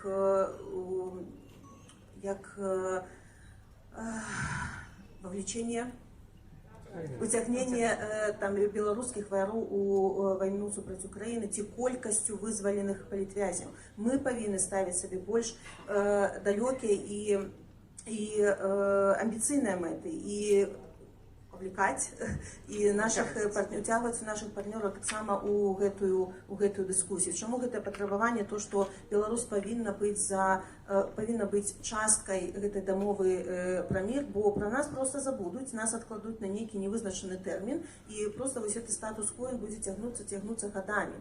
І таму трэба, чаму міжнародная праца, яна вельмі важная, каб даносіць нашу пазіцыю, каб наши суседзі разумелі, што Беларусь, гэта не рэжым, ужо разумеюць, але беларусы маюць суб'ектнасць, маюць моц, каб дапамагчы вырашыць беларускае пытанне. Зноў хочу адзначыць, што наступны год, мы, можа, гэты год кожны год чакаем, але ён можа быць вырашальны і для Украіны, і і для Європи, і для Білорусі. Тому нельга спиняцца зараз, думаючы, будзе, не будзе магчымасці. Кожны дзень трэба працаваць, каб наблізіць гэты дзень. І я дзякую усім, Павлу Павловичу, які вельмі шмат працуе над пытаннем прыцягнення да адказнасці. Белполу дзякую за працу над санкцыямі. Гэта ўсё той ціск, які мы ствараем, каб тыя, хто на тым баку, яны разумелі, што ў нас ёсць моц. І сёння было ўжо сказана, што незалежнасць гэта тое пытанне, незалежнасць Беларусі тое пытанне, якое можа яднаць беларусаў дэмакратычных і прарэжымную номенклатуру, і гэта тое, дзе ў нас можа ісці ўнутраны дыялог. Гэта таксама акно магчымасцяў, да? Вось калі мы разумеем небяспеку для незалежнасці. І сітуацыя з амерыканскім трэкам, гэта таксама в акно магчымасцяў, можа не такое вялікае, такое глобальнае, але ж усё роўна праз гэта в акно магчымасцяў мы можам вызваляць палітвязняў, але ўсё роўна мы павінны, маючы прыярытэт у вызваленні людзей, ставіць пытанне больш шырока, спынення рэпрэсій, бо толькі колькасцю вызваленых людзей сістэма, яна не мяняецца. Таму, гаспадарства, давайте не думаць, што нейкая місія прыйдзе і гэтае акно магчымасцяў створыць. Мы самі з вами тут на сцэне і у зале, і паўсюль у Беларусі, за мяжой і ўнутры мы ствараем гэтае акно магчымасцяў. Дякую, Светлана. Дякую за оптимизм, насамрэч. Ну, і для мяне вельмі было важна атрымаць гэты адказ, потому что, ну, ведаеце, аналитики, эксперты, они такие, ну, критичные особы, пессимистичные и так далее. А политики они не могут быть такими. Я это ведаю, потому что я была у Координаційнай раді, не шмат часу, но была. І таму час ад часу, конечно, сустрэча эксперта з палітыкам, гэта вельмі важна не толькі для палітыка, но і для эксперта таксама. Дзякуй вам за адказ. І зараз мои пытання до Виктора Дмитриевича. Виктор Дмитриевич, вы вчера нечаканно выступили с заявой. А это было, ну, может быть, я что-то пропустила. С 1 лютого вы не робили таких, ну, гучных заяв. І вось гэта заява адносна вашего создания, инициативы создания Беларусь Network. Ну, вы шмат чаго казали, но не вельмі мне было зразумела. Ну, мабыць, я не эканаміст, не бізнесмен, не менеджер, і таму мне не заўсёды, мабыць, нават і тэрміны знаёмыя. Но все ж таки, с моего пункту гледжання, як эксперта і палітолага, па-першае, что я убачила у вашей заяве и какие у меня пытания возникли. Вот вчера вы объявили об этом создании Беларусь Network накануне перед конференцией. Вот. А до этого накануне я сформулировала свои вопросы и высылала вам, но мои вопросы не учитывали ваше вчерашнее заявление. Поэтому позволю, конечно, себе скорректировать вопросы, как я уже ранее говорила. Первоначально мой вопрос был такой, что 1 февраля 2026 года вы опубликовали пост в Фейсбуке, который медиа назвали новым программным заявлением. В частности, вы писали, что на сегодняшний день у меня нет точного плана действий, но я начинаю движение в направлении его формирования. И сегодня, спустя полгода, со времени той публикации, есть ли у вас такой план и каков он? И этот вопрос был в силе до вчерашнего вечера. Но теперь, в связи с тем, что я получила фактически ответ на этот вопрос, у меня возникает множество других вопросов, которые, конечно, все я не могу сейчас задать, но я попробую их сформулировать, ужать, как говорится, в 1-2. Верно ли я поняла, что ваш план – это создание инструмента? Вы там использовали этот термин. Под ним вы подразумеваете создание Беларусь Network. Как у эксперта и политолога у меня возникает вопрос, как ваш инструмент, Беларусь Network, поможет решить главную политическую проблему Беларуси? Я имею в виду диктатуру, конечно. Как этот инструмент может быть использован во время окна возможностей, или он и не создается для этого? Спасибо, буду очень рада вашим ответам. Да, но на самом деле, относно нечаканности, собственно, я не определялся, в какую дату что-то должно сказать, я определял события и действия, которые нужно предпринять для этого. Поэтому, да, безусловно, Беларусь Network – это инструмент. Значит, и еще раз подчеркну, я не думаю, что он там является предметом сегодняшней конференции, но я отвечу на вопрос, почему он является инструментом, который полезен и нужен. Я убежден в одном, что та цель, которая была заявлена в 2020 году, а именно дать возможность белорусам выбирать свою жизнь такую, как они хотят, она определяется не тем, что какую мы хотим жить, жизнь для белорусов.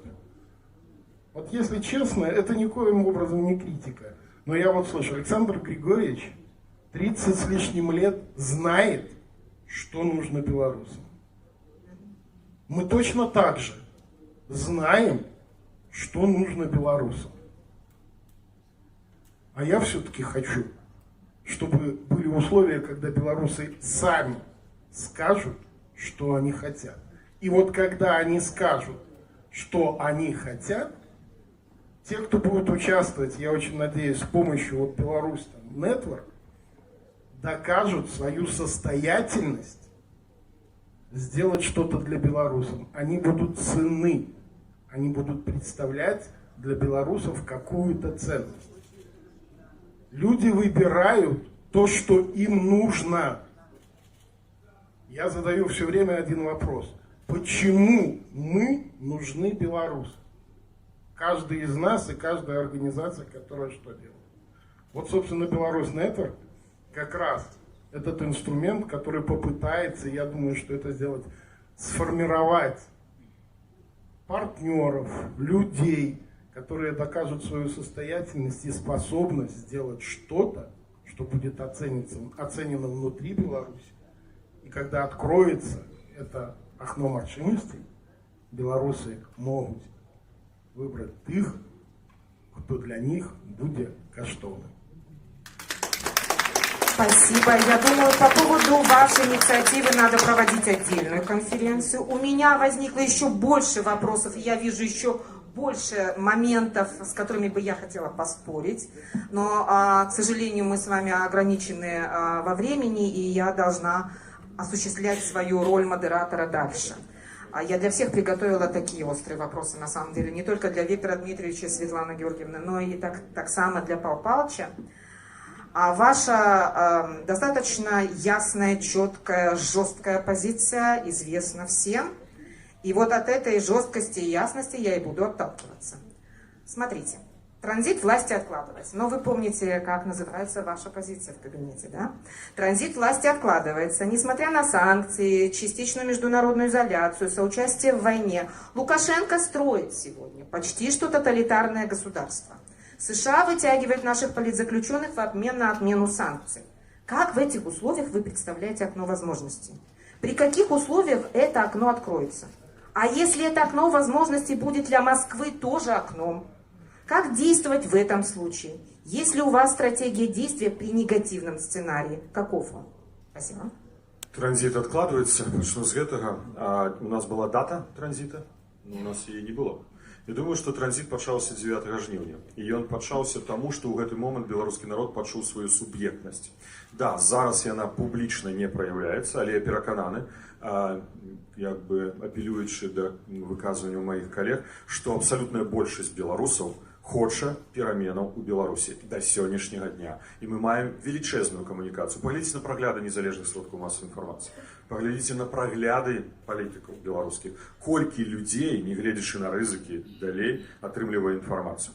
Якія ўмовы гэтага транзіту? Бо сёння, конечно, цяжка казаць, што менавіта адбудзецца транзіт. Умовы 4. Гэта першая наяўнасць моцнага, сильнага, шматкомплекснага крызісу. І я думаю, што ніхто не будзе спрачацца, што ў Беларусі сёння ёсць шматкомплексны крызіс. Наяўнасць фундамента для выхада з крызісу, наяўнасць базавай, аб'ядноўваючай падставы, гэта незалежнасць. Бо 97% беларусаў хоча жыць у незалежнай краіне. Трэцяе, это асэнсаванне прагматыкамі ўнутры рэжыму Лукашэнкі аб тым, што перамены неабходны. І я веру ў тое, бо ведаю шмат сённяшніх міністраў, намеснікаў міністраў, чыноўнікаў, з якімі мы размаўлялі раней, што яны прагматыкі. Зразумела, што выказаць сваю думку сёння не могуць, але яны ёсць. Дарэчы, вось прагматызм праяўляецца ў тым ліку вызвалення палітвязняў. Чаму ідуць на вызваленне палітвязняў? Будуць санкцыі ціснуць, разумеюць, што сітуацыя будзе пагаршацца эканамічная, ад палітычнага ціску таксама стаміліся і ідуць на вызваленне. Гэта робіць, конечно, дыктатар, але без падыгроўкі іншых чыноўнікаў гэта было бы нерэальна. Ну і аслабленне донара номер 1, чацвёртая умова. Хто з'яўляецца донаром номер 1? Расійская Федэрацыя. І мы зараз бачым з вами дальнобойные украинские санкции. Мы бачым накопительный эффект американских и европейских санкций. И вот калі донор не зможа утрымліваць свайго падуладнага, свайго проксі, вось гэта будзе выкананне чацвёртай умовы. І гэта сітуацыя набліжаецца. Дарэчы, тое, што гэта рэальна, паглядзіце, што адбылося з Сірыяй. Сірыя была союзнікам Расійскай Федэрацыі. Падтрымаць Пуцін? Не. Венесуэлу, якую узгадываў спадар спікер Коордынационного совета, ужо пачаліся перамовы. Куба, заўтра будзе Куба. Арменія, Азербайджан можа, конечно, недарэчы тут узгадваць, але ўсё ж такі з сферы ўплыву Расійскай Федэрацыі яны выйшлі. Так вось, калі не будзе сродкаў утрымліваць сваю проксі, адкрыецца акно магчымасцяў. І прыклад ёсць гістарычны. У той краіны, дзе мы зараз знаходзімся, тут, у Варшаве, адбыўся круглы стол у 1989 годзе. І тады Ярузельскі, кіраўнік Польшы, і Кішак, міністр унутраных спраў Польшы, якія некалькі гадоў да гэтага казалі, ніколі мы не пойдзем на перамовы з апазіцыяй. Немагчыма гэта, недапушчальна. Пайшлі, бо тады Савецкі Саюз не быў у стане фінансава падтрымаць свайго проксі, Польскую Народную Рэспубліку. Таму мы настойваем на тым, каб працягваўся ціск на рэжым Лукашэнкі, каб павялічваліся санкцыі, каб ствараць яму больш горшыя умовы для функцыянавання. Бо набліжаецца гэта акно магчымасці дзякуючы таму, што гараць НПЗ ў Расійскай Федэрацыі, дзякуючы таму, што гараць Валберыс у Расійскай Федэрацыі, дзякуючы таму, што яны не могуць размясціць аблігацыі федэральнага займа Расійскай Федэрацыі. Яны не могуць прадаваць уже аблігацыі федэральнага займа. У іх унутры няма грошай. То ён што, знойдзе грошы заўсёды, каб утрымліваць свайго проксі? Так што і тут узнікае пытанне зноў пра суб'ект перамоў. Суб'ект перамову ён патрэбны. Бо інакш, калі мы будзем разрозненыя, хаос, вось гэтага хоча дамагчыся Лукашенко. Ён хоча знішчыць аб'яднаныя дэмакратычныя сілы праз дэмакратычныя інстытуты. А ці адкрыецца в акно магчымасцяў для Расіі, коротко скажу. Мне здаецца, для яе гэтае в акно зачыняецца, а не адкрываецца. Чым далей, тым больш зачыняецца. Дзякую. То есть вы считаете, что негативного сценария нет? Не, ён патэнцыйна, конечно, магчымы, так, але уявіце сабе, што был... расійскія войскі ўваходзяць на тэрыторыю Беларусі, калі яны не здолелі перамагчы Украіну, яны акрэслілі, што галоўным экзістэнцыяльным ворагам для Расіі з'яўляецца Украіна, украінскі народ, абазвалі іх хлустліва нацыстамі, заўтра яны кажуць расійскаму грамадству, ведаеце, а аказваецца беларускі народ нацысты. Ну гэта ж вар'яцтва. Я не уяўляю, як крымлёўская прапаганда будзе тлумачыць сваю агрэсію ў Беларусь. А калі мы ў гэты час дамовімся з номенклатурай, супраць каго будзе ваяваць расійскае грамадства? Вось у Лукашэнкі ёсць сёння адзін выхад, каб захаваць незалежнасць. Калі б ён сеў за круглы стол, ён мог бы сказаць Пуціну: глядзі, я дамовіўся нават з апазіцыяй, мы не хочам вайны. Мы разам не хочам вайны. І што на гэта скажа Пуцін? Я зразумела. Я зразумела, што вы больш аптымістычна ўсё ж такі настроены, чым я. Я заўсёды гляджу на тое... Працуем на вынік. Ну так. А мы не на вынік, на іншы вынік. Дзякую вялікі. Я маю на увазе, што, конечно, заўсёды мы абмяркоўваем, асабліва апошнія годы, пра тую пагрозу, якой з'яўляецца для нас не толькі Расія, а вось гэты праект, так званая саюзная дзяржава. І калі вы утрымліваеце сваю увагу на гэтым праекце, то это закономерно, што возникают такія пытанні. Таму мы просім ад еўрапейцаў санкцыі на саюзную дзяржаву. Амерыканцаў прасілі некалькі разоў, не ўвялі. Еўрапейцаў прасіў я асабіста дзесяткі разоў. Еўрапейскі саюз не хоча ўводзіць санкцыі на саюзную дзяржаву. І гэта пытанне не разумеюць чаму. Прызнаць саюзную дзяржаву праз гэта, альбо не разумець, што саюзная дзяржава інструмент пазбаўлення беларускага народа суверэнітэту і незалежнасці. Так, дзякую вялікі. Вось мы і выйшлі на тое, пра што я гаворыла таксама і з амерыканскім бокам адносна саюзнай дзяржавы, таму што саюзная дзяржава павінна была бы быць ідэнтыфікавана як пагроза. а не только как там межгосударственное создание, вмешательство в него, это является вмешательством, там, которое нарушает грубо международное право. Я с вами, в этом смысле я с вами абсолютно согласна. А Павел Северинец, вот у меня до вас питание, конечно, ну, я не чекала, что вы кажете такую, пламенную речь. То есть я чекала, что вы скажете пламенную речь, но я не чекала такой пламенной речи. И если бы я этого ведала, я, мабуть, и іншие вопросы задавала. Но я буду притримливаться скромно своего сценария. Все-таки русский мир в Беларуси уже давно пустил корни. Это надо признать. При закрытии границ с европейскими странами, проблемами с визами, с возможностью ехать учиться, работать в Европу, с сокращением использования белорусского языка внутри страны. Как вы представляете себе возможность сопротивления русификации? Белорусы в небольшом количестве пользуются белорусским языком внутри страны. Как привлечь их для более широкого использования национального языка? Возможно ли это до открытия окна возможностей и без благоприятных политических условий? Что значит, по-вашему, окно возможностей? Возможно ли оно без сильного национального движения внутри страны? Возможно, стоит отложить вопрос белорусизации, когда будут созданы свободные условия, те условия, например, о которых Виктор Дмитриевич сейчас говорит. Такой комплекс вопросов. Вы не пугайтесь, на самом деле спикер видел эти вопросы за день, за два, поэтому я думаю, что мы сейчас услышим достаточно подготовленный ответ. Такая спланированный экспром. Спасибо. Дякую вялікі. Дарагія сябры, адносна беларускай мовы тут усё проста. Калі беларус з беларусам не будзе размаўляць па-беларуску, ніякай Беларусі не будзе.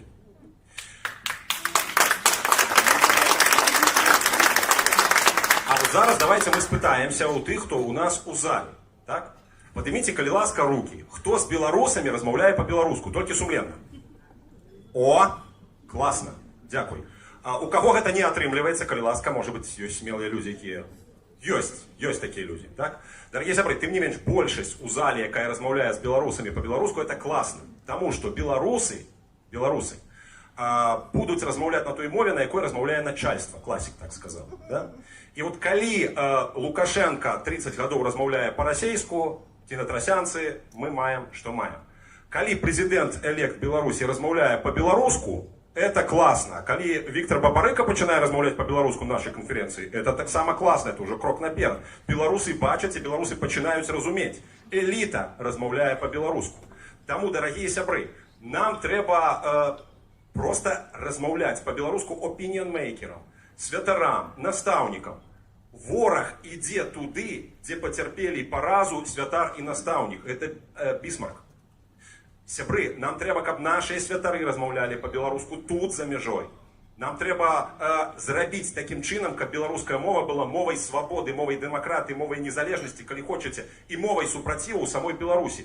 Большасць Беларусі зараз супраць рэжыму. Дык размаўляйце па-беларуску. Сябры, універсітэт. У нас няма нацыянальнага універсітэту.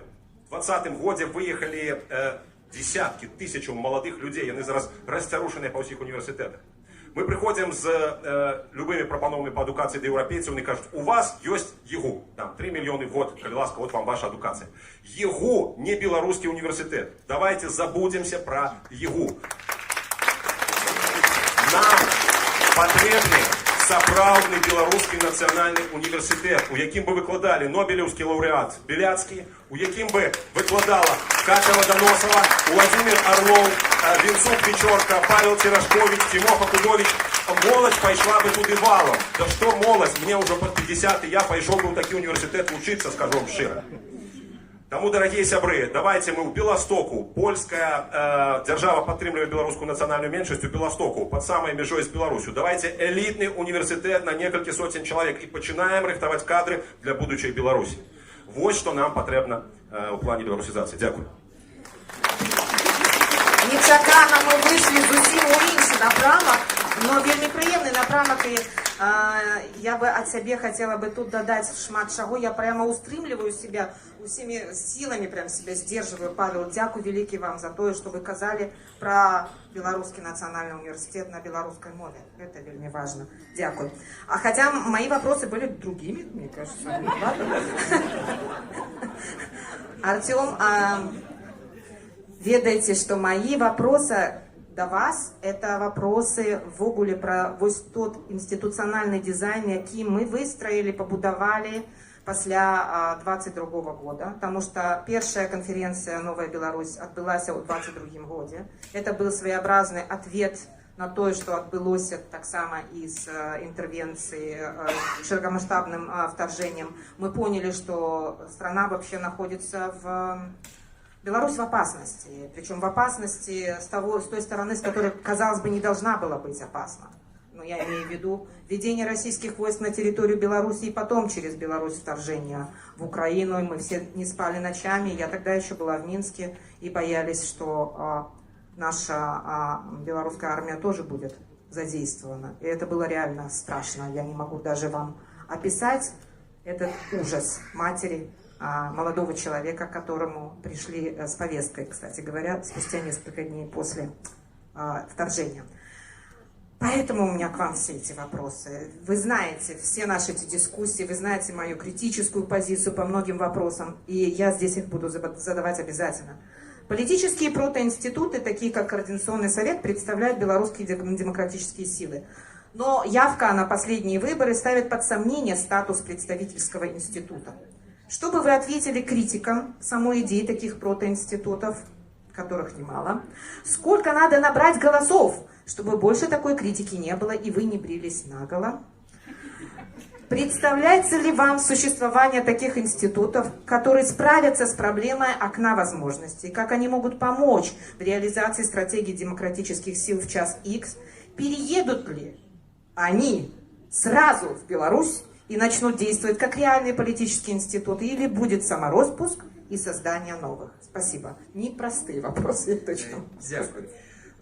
Пачну з першага пытання, ці з'яўляецца Координаційная рада прадстаўнічым органам. З'яўляецца так, і па маім меркаванні яна больш прадстаўнічая, чым Палата прадстаўнікоў на сённяшні момант, бо дэпутатаў Палату прадстаўнікоў прызначаюць з адміністрацыі прэзідэнта, там ёсць спісы.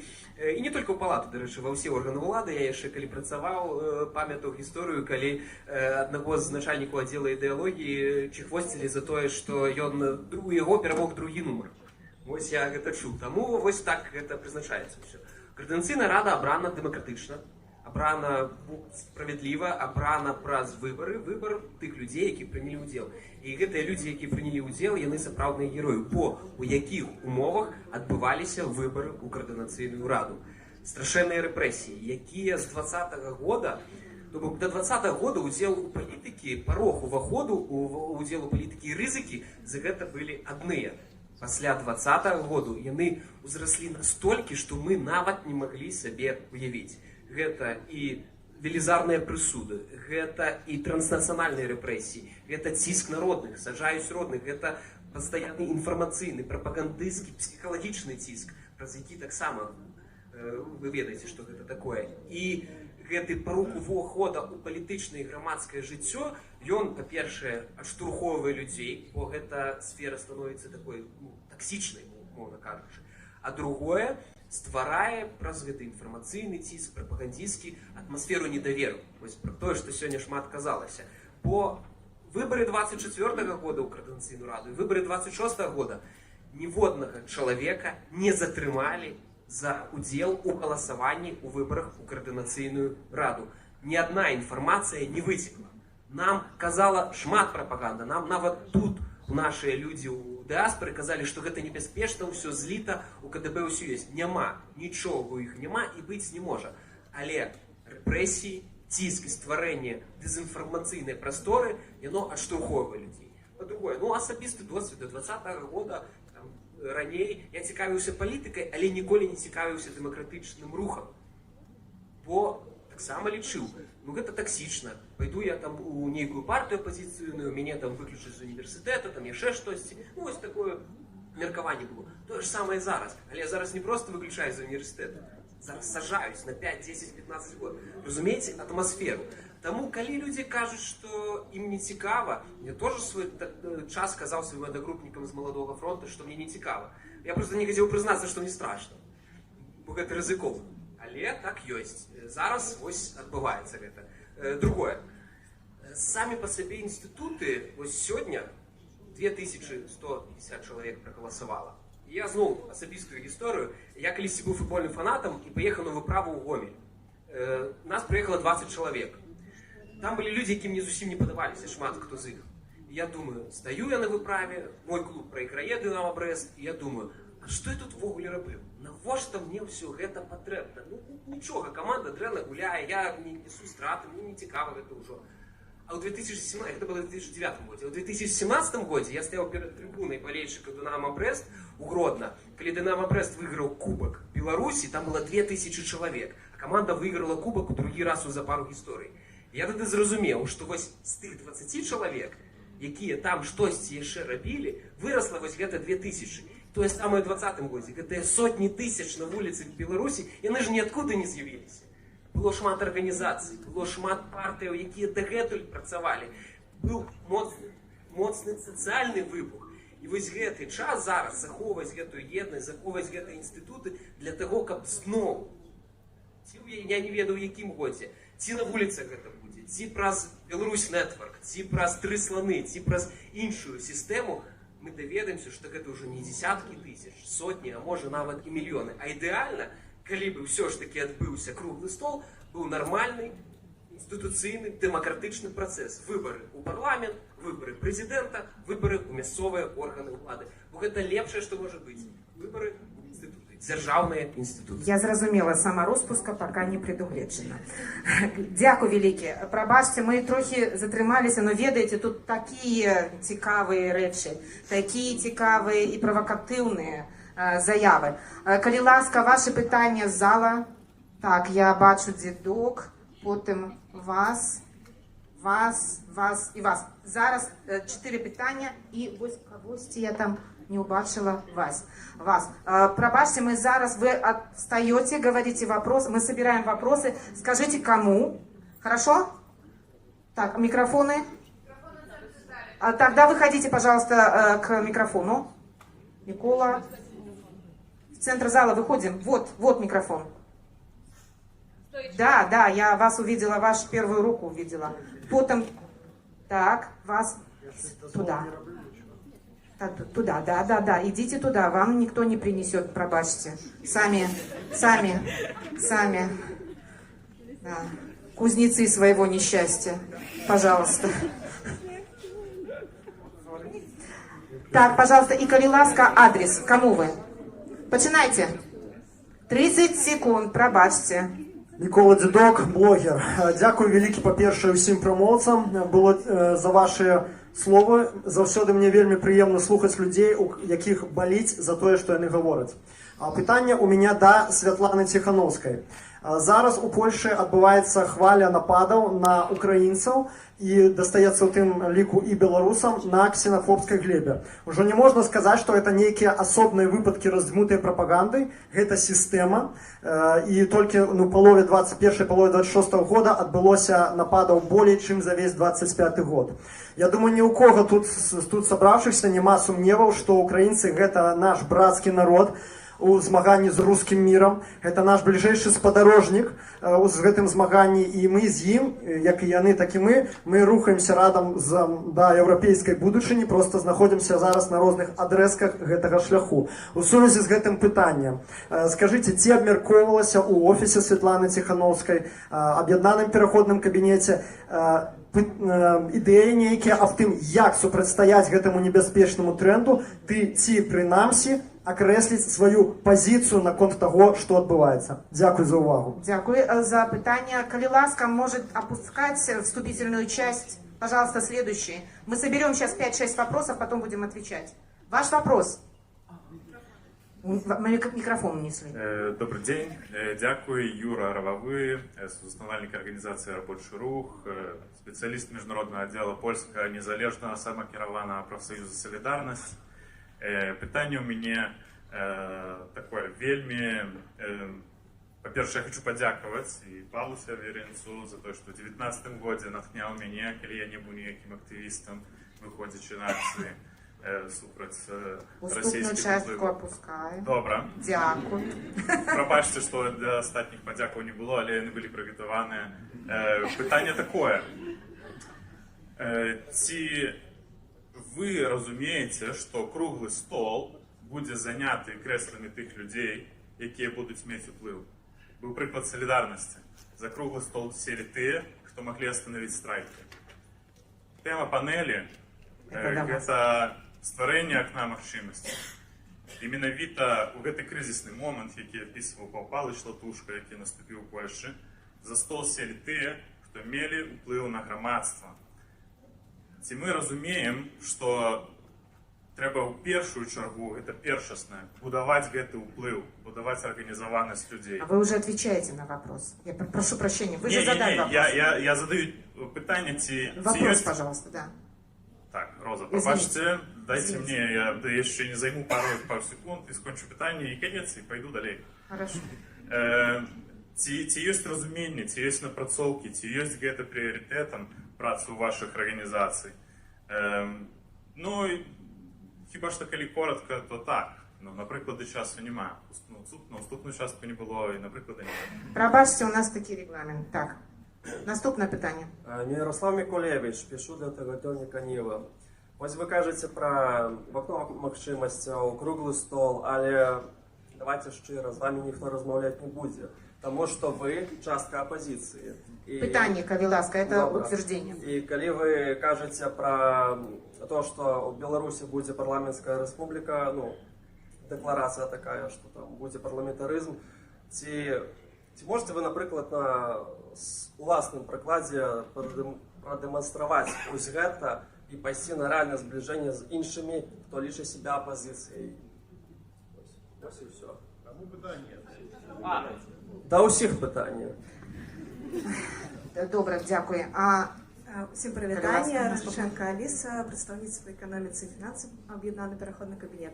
У мене питання до Віктора Дмитровича. Ну, раз сказали А, так говорите Б. Беларусь Network. Пакуль што гучыць як папулізм. Мы дадзім вам тое, што вы хотите без разумення ресурсаў і наступстваў. Так вось, чым гэтая сістэма будзе адрознівацца ад трох слоноў, Новой Беларусі, тое, што ўжо сёння існуе для магчымасці беларусаў создаваць нетворкінг. Дякую вялікі. Дзень добрый. На том, вось это апошняе будзе пытанне, прабачце, не стойце ў чарге. Нет, так я еще тоже хочу. Да, вы апошні. Всех вітаю, я Дмитрий Барабанов, блогер за аудиторию больше за 200 тысяч человек, гипнотерапевт, специалист по психосоматике и президент международной гипнотерапевтов. Да. То есть я вкратце скажу, кто я, как вы ведали. Вот, с допомогою своих методик я допомагаю людям ухилять Пробачте, у вас питання. Нет, это не питання. Как яны ответили на мои питання, яны должны знать свои акценты. Уразуметь, кто вы. Так. Кто я, что роблю. Так. Вот. Таким чином удалось с помощью моих методик восстановить здоровье людям. Так, то может быть жартовно, але это правда. Прошу послухати. Ні, ми не сумніваємося. Так, і питання моє таке, так? Поважаныя спікеры, як аднавіць здароўе нацыі, калі тысячы беларусаў пасля катаванняў і эміграцыі жывуць у стане пастаяннай трывогі, фізічных хвароб, і ці гатовы вы падтрымаць укараненне новых, хуткіх і вынікавых методик рэабілітацыі без лекаў, у якіх ужо ёсць рэальныя подтверждение выников, то я хочу это мовить, бо то вельми важно. Кому вы адресуете? А я запитав, то питання до спікерів, то я мою одразу. То есть нет точно никого. Для кожного спікера, так, бо це важно для кожного люда, який живе. Дякую, великий. Дякую, великий. Дякую. Ну что ж. Я не бачила. Я тут не бачила. Не, опошнее питание, пробачьте. Здравствуйте, я Кравчук Александр, освобожденный 13 декабря 2025 года, бывший политзаключенный. У меня, значит, такой вопрос.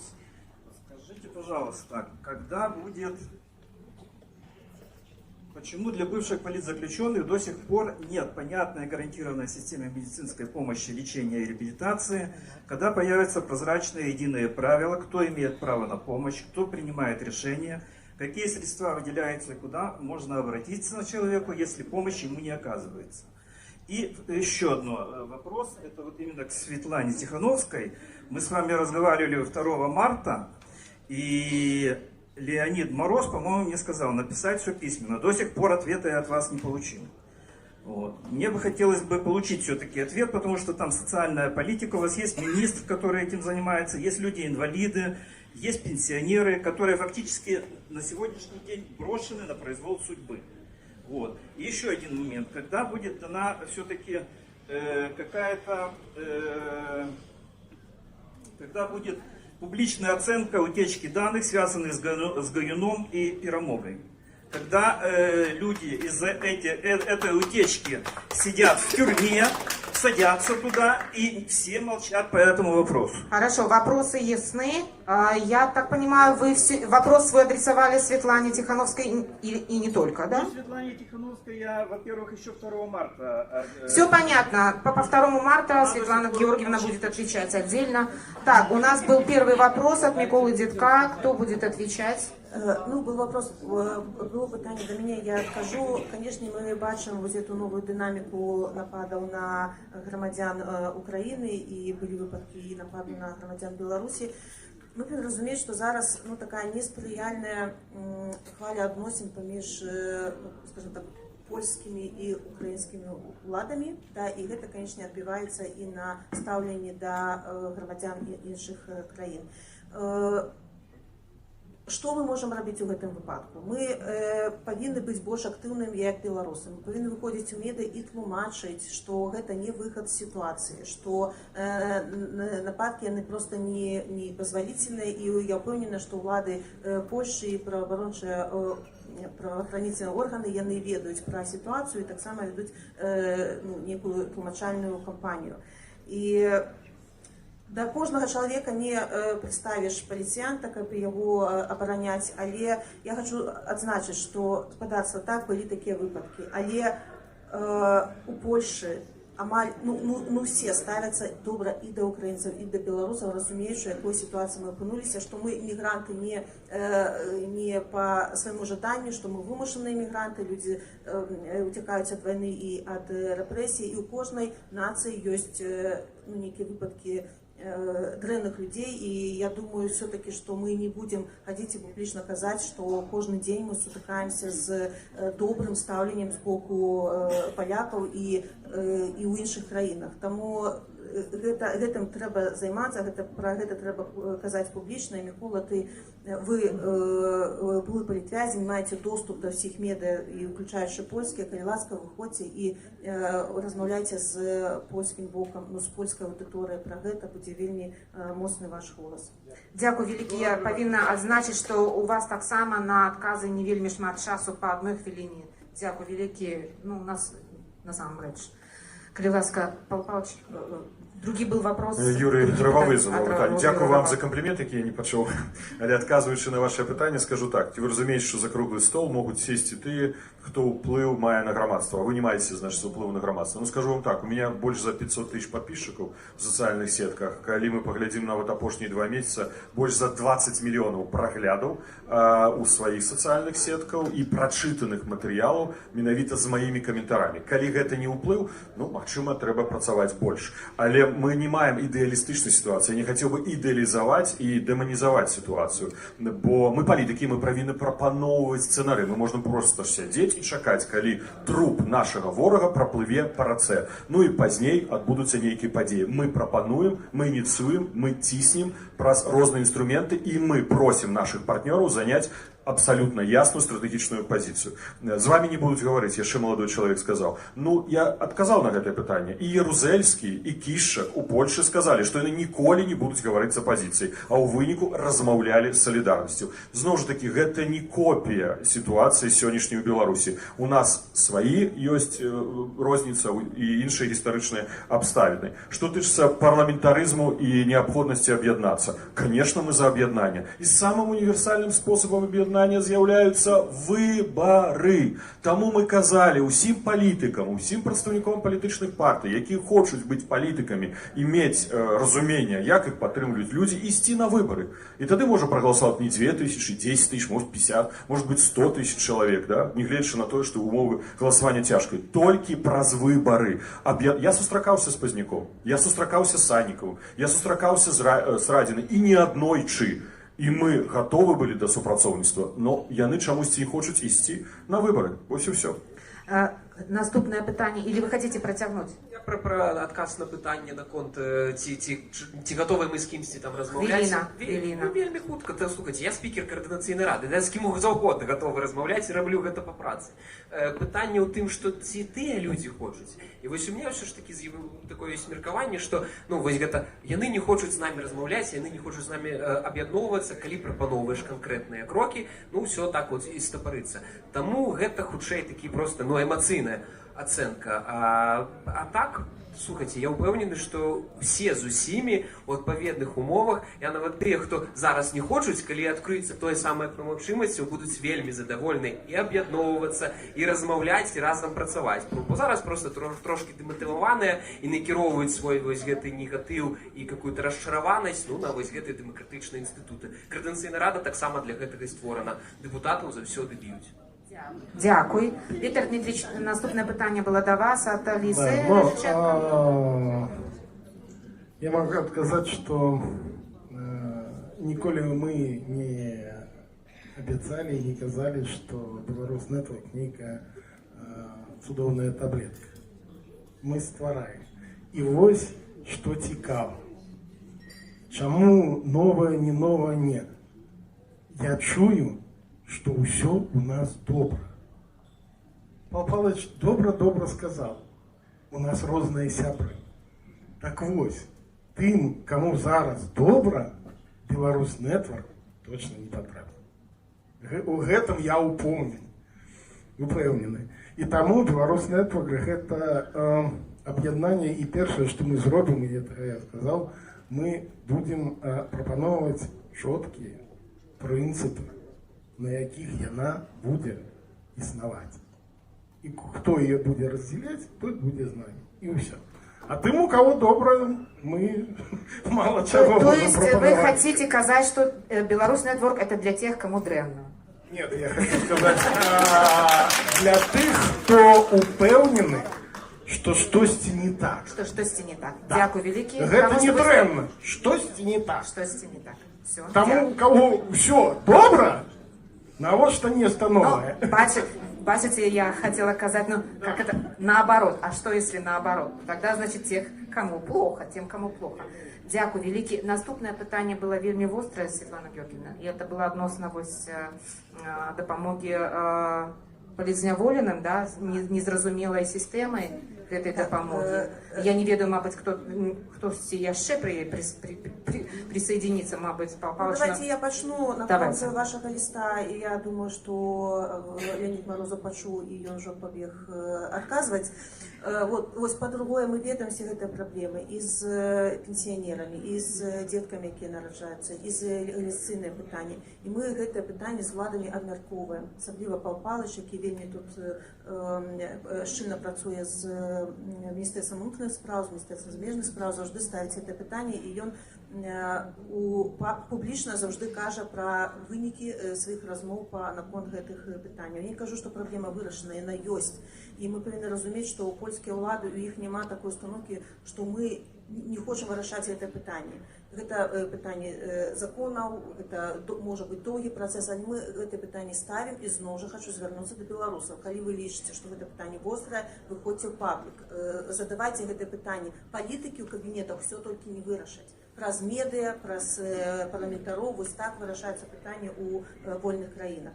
І наконт палізняволеных я тут хочу заклікаць праваабарончую супольнасць.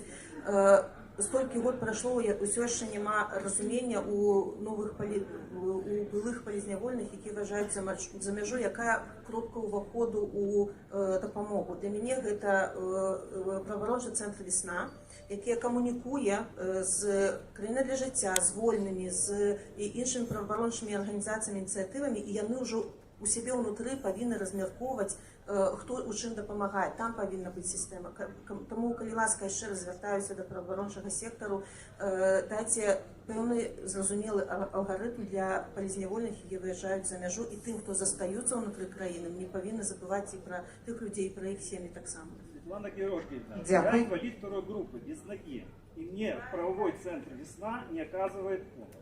Вот это я говорю всем. Я зараз не буду у деталі уходить. Я Это упевнена, что вам очень острая проблема. пэўная дапамога была Я здесь 8 оказана. месяцев и никакой помощи.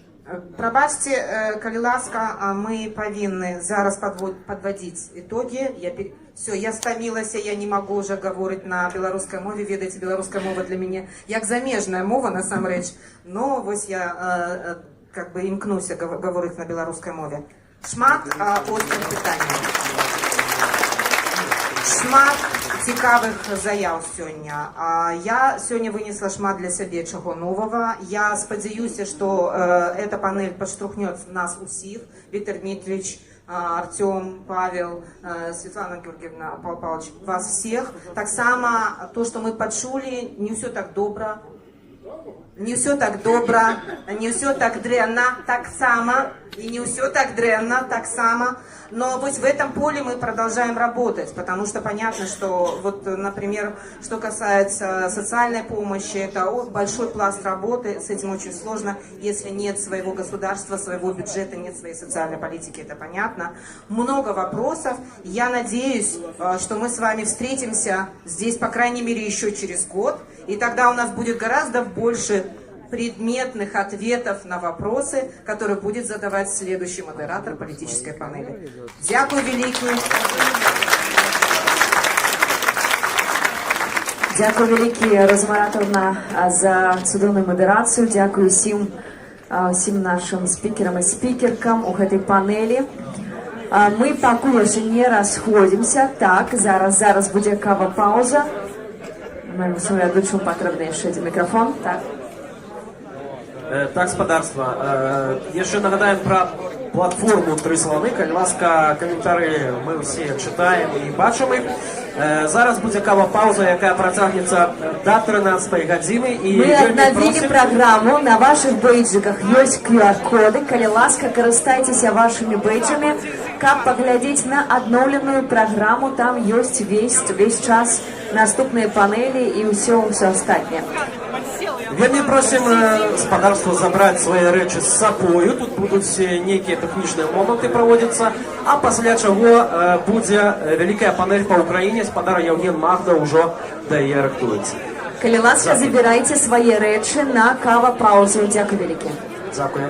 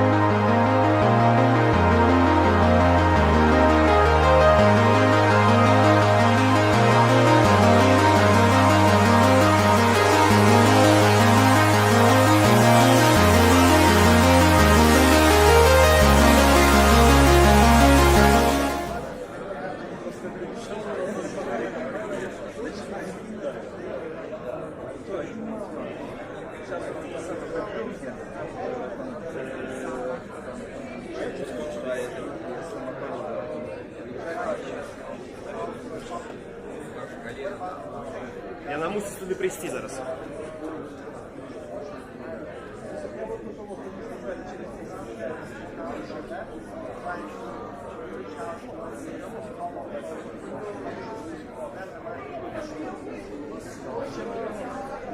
Когда они не хотят,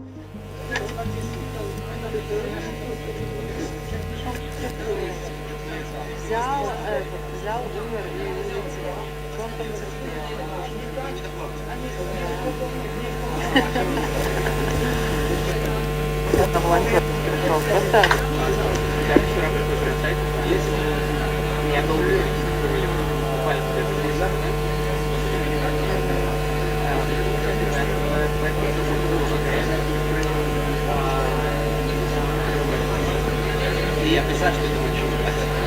И даже главное исследование о постоянной теме. И я помню, что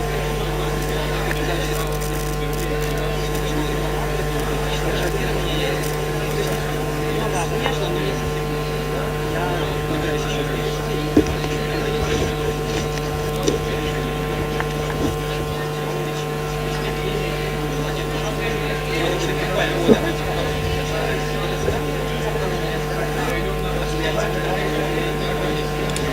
Раз, раз, раз, два, раз, два, раз, два, раз, два.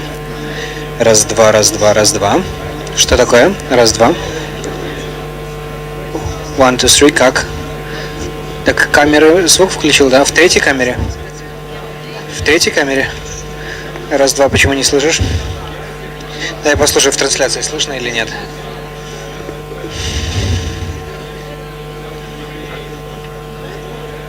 Давай. Подожди, все.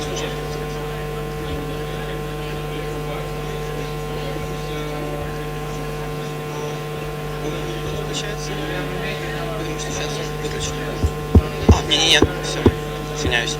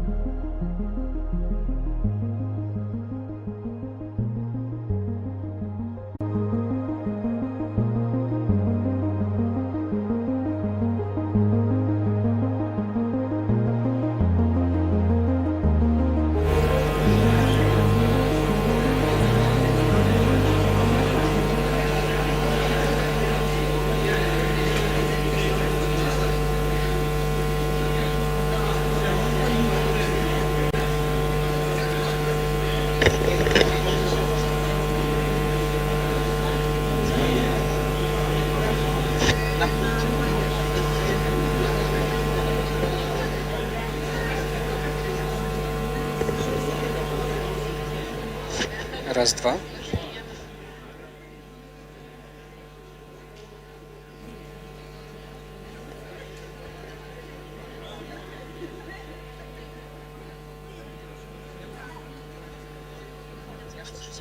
Раз, два, ясно.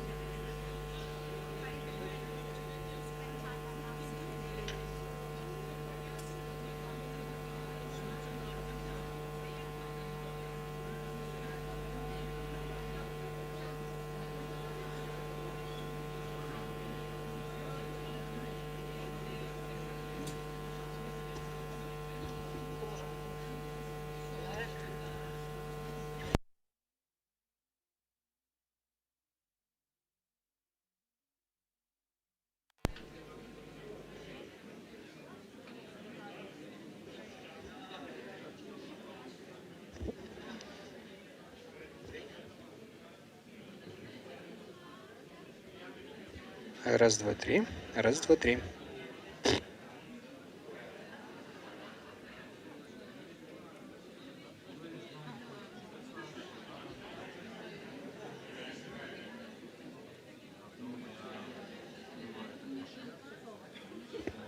Раз, два, раз, два, раз, два.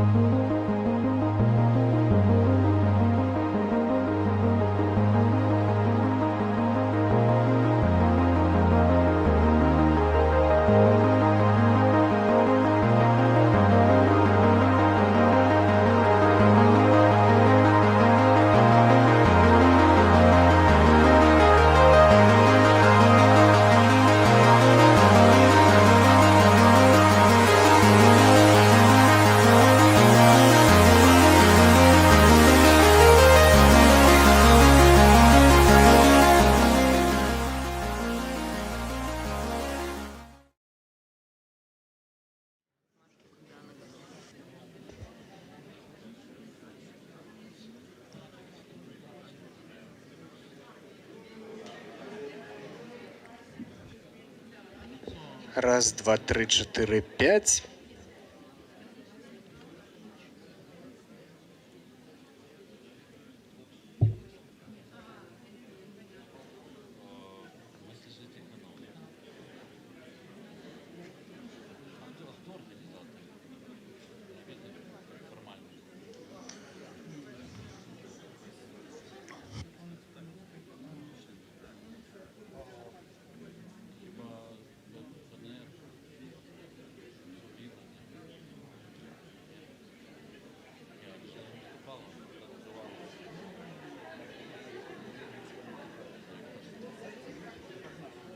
Сябры, запрашаем усіх у залю.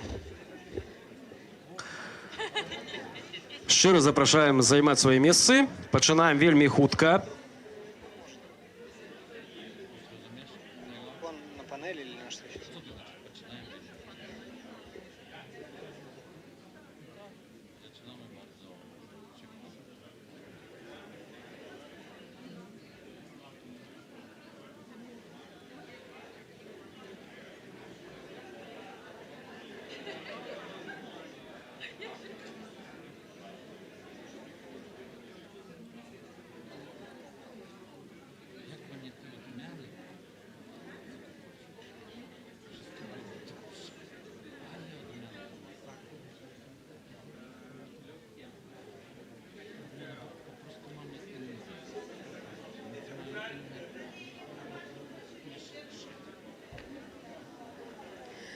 Дороженькие,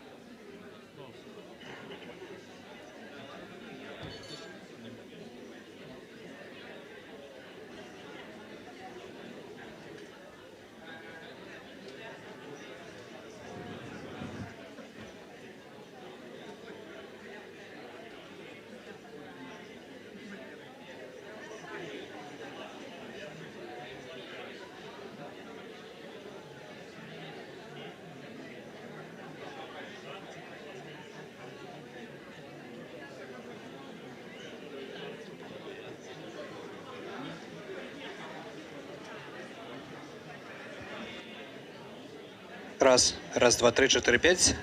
Сябры, запрашаем. Не, ну мы так новый Беларусь не побудуем, конечно. С такой дисциплиной. Вяртайтеся, вяртайтеся. Жадаеце вяртацца дадому, вяртайцеся ў залю. Все, зараз пойдзе маніпуляцыя. Кава пауза зацянулася, але час не гумовы і панельную дыскусію не зможам расцягнуць. А ёсць што сказаць спікерам і мадэратару.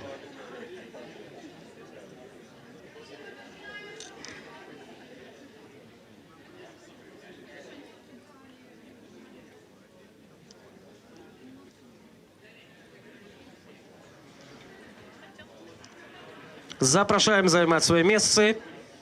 Пачынаем праз некалькі літаральных хвілін. Нагадваем пра платформу «Тры сланы». Калі ласка, карыстайцеся. Мы все каментары вам показываем, але ж усё ж таки, конечно, модерация есть. Калі ласка, без образ, все ж таки абыходзімся. Вельмі з павагай адносімся адзін да іншага. Пішыце каментары ваши, ўсё мы будем глядзець. Цікавыя пытанні будем задаваць нашим экспертам.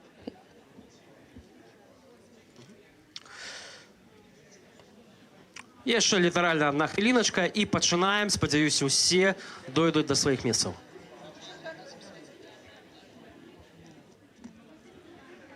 Бачым, што левая частка заля ўжо фактычна запоўнена. Можем пакуль паглядзець каментары, калі магчыма. Пакажыце нам, калі ласка, што ў нас у трох сланах зараз.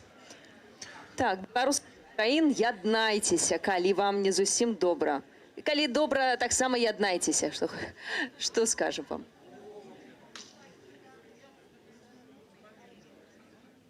Калі вы ў Беларусі... Ой, рэклама, нават рэклама ёсць, глядзіце. Калі вы ў Беларусі, але хочацца кавалачак пачуцця свабоды, як у жніўні 20... Бел-чырвона-белыя пасцілы. Але з'ешце ў хаце дома, на кухні, калі ласка. Бачым, што тут таксама ёсць рэфлексія адносна мінулай панелі пра ксенафобію. Гэта зло, абсалютная бальшыня палякаў выдатна ставіцца да беларусаў і украінцаў. Добра, што гучыць менавіта такое меркаванне. Спадзяюся, оно адпавядае. Мне вельмі падабаецца гэты каментар. Пытанне да гіпнатэрапеўта. Ці можна загіпнатызаваць Лукашэнку і яго атачэнне, каб яны перасталі быць дыктатурай і паехалі на адпачынак у Жодзіна. Пуцёўкі ўжо даўно чакаюць, а потым групавая тэрапія для ўсёй нацыі на масте. Мне падабаецца вельмі. Калі гіпнатэрапеўт моцны, мне падаецца, можам. Можна ўзламаць БТ і як Кашпіроўскі паспрабаваць зрабіць некалькі маніпуляцыяў. Ці прадстаўнікі дымсілу згодныя прайсці шокавую тэрапію? Нават я не згодная прайсці шокавую тэрапію. Слухайце, гэта ўсё ж такі... І так кожны дзень у шоку перабываюць, не? Вам мала шоку? Ну што, мне падаецца, можам пачынаць? Так, спадарства, і зараз у нас панель, якая называецца «Праз мір ва ўкраіне да свабоды ў Беларусі». Травеньскі візіт Святланы Ціхановскай, шмат хто яго чакаў, і ён здзейсніўся ў Кіеў, адкрывае новыя магчымасці для беларуска-украінскай супрацы. Чым мы можам дапамагчы адно аднаму? Якія супольныя крокі могуць быць зробленыя ў найбліжэйшы час і што ўжо робіцца, якія мусяць быць прыярытэты ў стратэгічнай супрацы. А ўсім гэтым мы пагутарым у нашай другой панелі. Мадэратар гэтай панелі Яўген Магда, палітолог, дырэктар Інстытута сусветнай палітыкі. Спадар Яўген, калі ласка, сцэна ваша. Самы беларуска-цэнтрычны украінскі палітолог. Доброго дня. Просто, на жаль, в Україні не так багато експертів займаються Білоруссю, треба, щоб було більше. І я думаю, що після сьогоднішньої нашої розмови таких експертів стане більше, тому що буде інтерес, і я знаю, що і білоруські, і, сподіваюся, українські медіа будуть висвітлювати нашу сьогоднішню зустріч. Не будемо тягнути час, запрошую учасників панелі, ви бачите їх фотографії, зараз побачите їх вживу. Це Франа Квічорка, головний радник Світлани Тихановської. Ярослав Черногор, посол по особливих дорученнях Міністерства закордонних справ України в його сфері демократизація недружніх режимів, в сфері повноважень. Анатолій Міхновець, віце-спікер Координаційної ради білоруських демократичних сил. Народний депутат Вадим Галайчук, співголова міжфракційного об'єднання «За демократичну Білорусь». Людина, яка не вперше вже бере участь у подібних заходах. Світлана Шатіліна, керівниця місії демократичних сил Білорусі в Україні. І оскільки, на жаль, Олексія Францкевича, керівника спілки білорусів України, не впустила польська влада на нашу зустріч, ми, як часто буває в ігрових видах спорту, спробуємо провести заміну і запросимо Вадима Кабанчука, представника Об'єднаного перехідного кабінету з питань безпеки і оборони, тому що, власне, тема білоруських добровольців, доброохотників, вона, я думаю, має прозвучати максимально яскраво.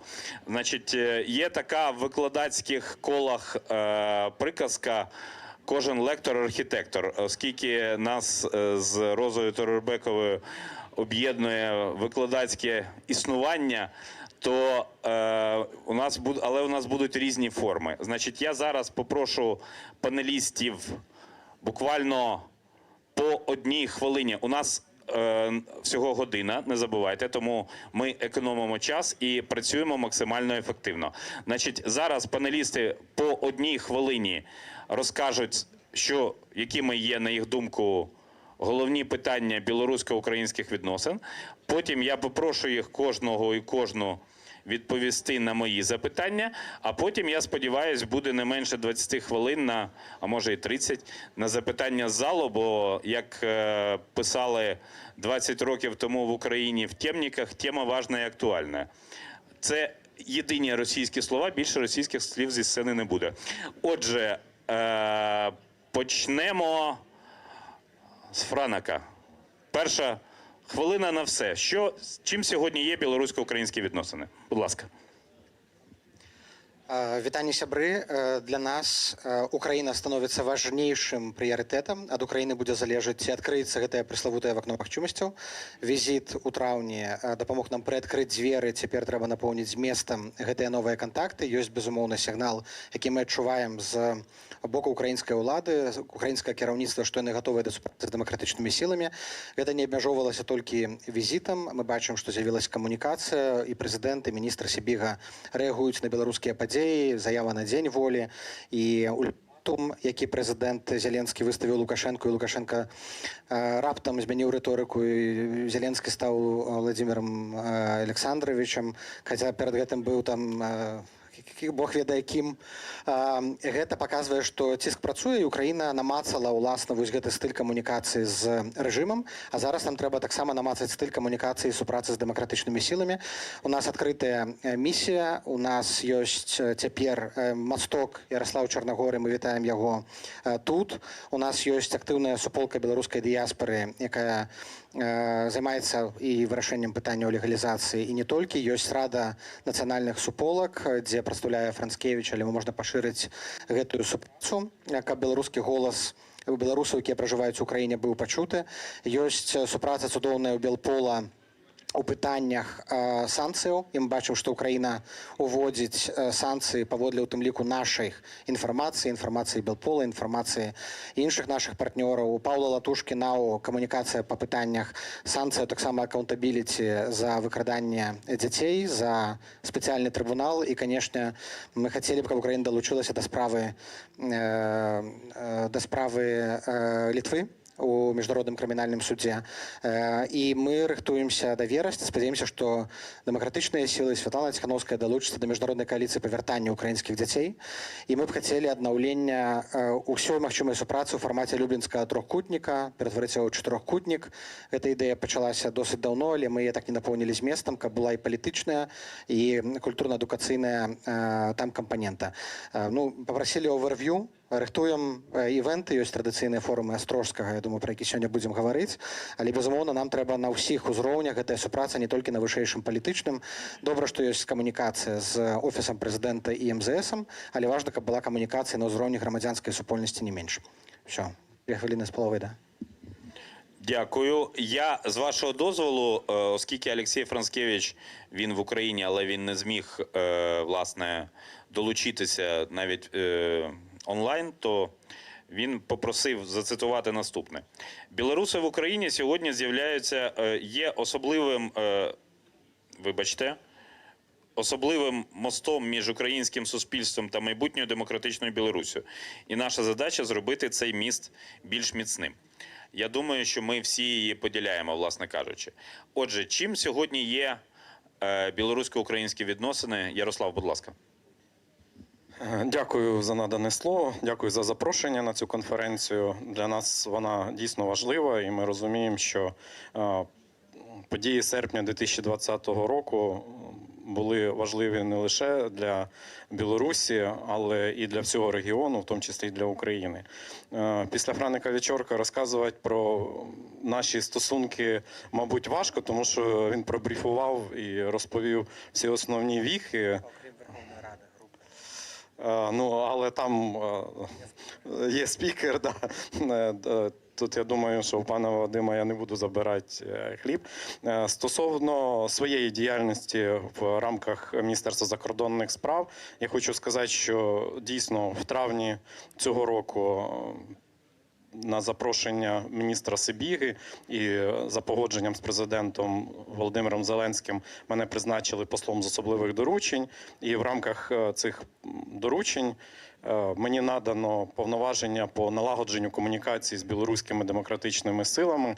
І перше, що вдалося зробити, це організувати візит пані Світлани Тихановської. І мені здається, що ми максимально використали ситуацію і відпрацювали всі напрямки і провели всі необхідні зустрічі, які необхідні були для першого приїзду. Зараз діяльність по взаємодії з білоруськими демократичними силами підтримується і міністром закордонних справ Андрієм Івановичем Сибігою, і президентом України Володимиром Зеленським. По зовнішньополітичному треку, мені здається, у нас є повне розуміння і взаємна підтримка. Дякую. Дякую. Будь ласка, Анатолій Міхневець. Вітаю всіх. Я хотів би почати з того, що, на мій погляд, було б добре поміняти трохи титул конференції, який ви всі бачите поміж собою, і поміняти слово «мир» на слово «перемога». Бо тільки після перемоги України наступить мир, і тільки після цієї перемоги у нас, у білорусів, є шанс.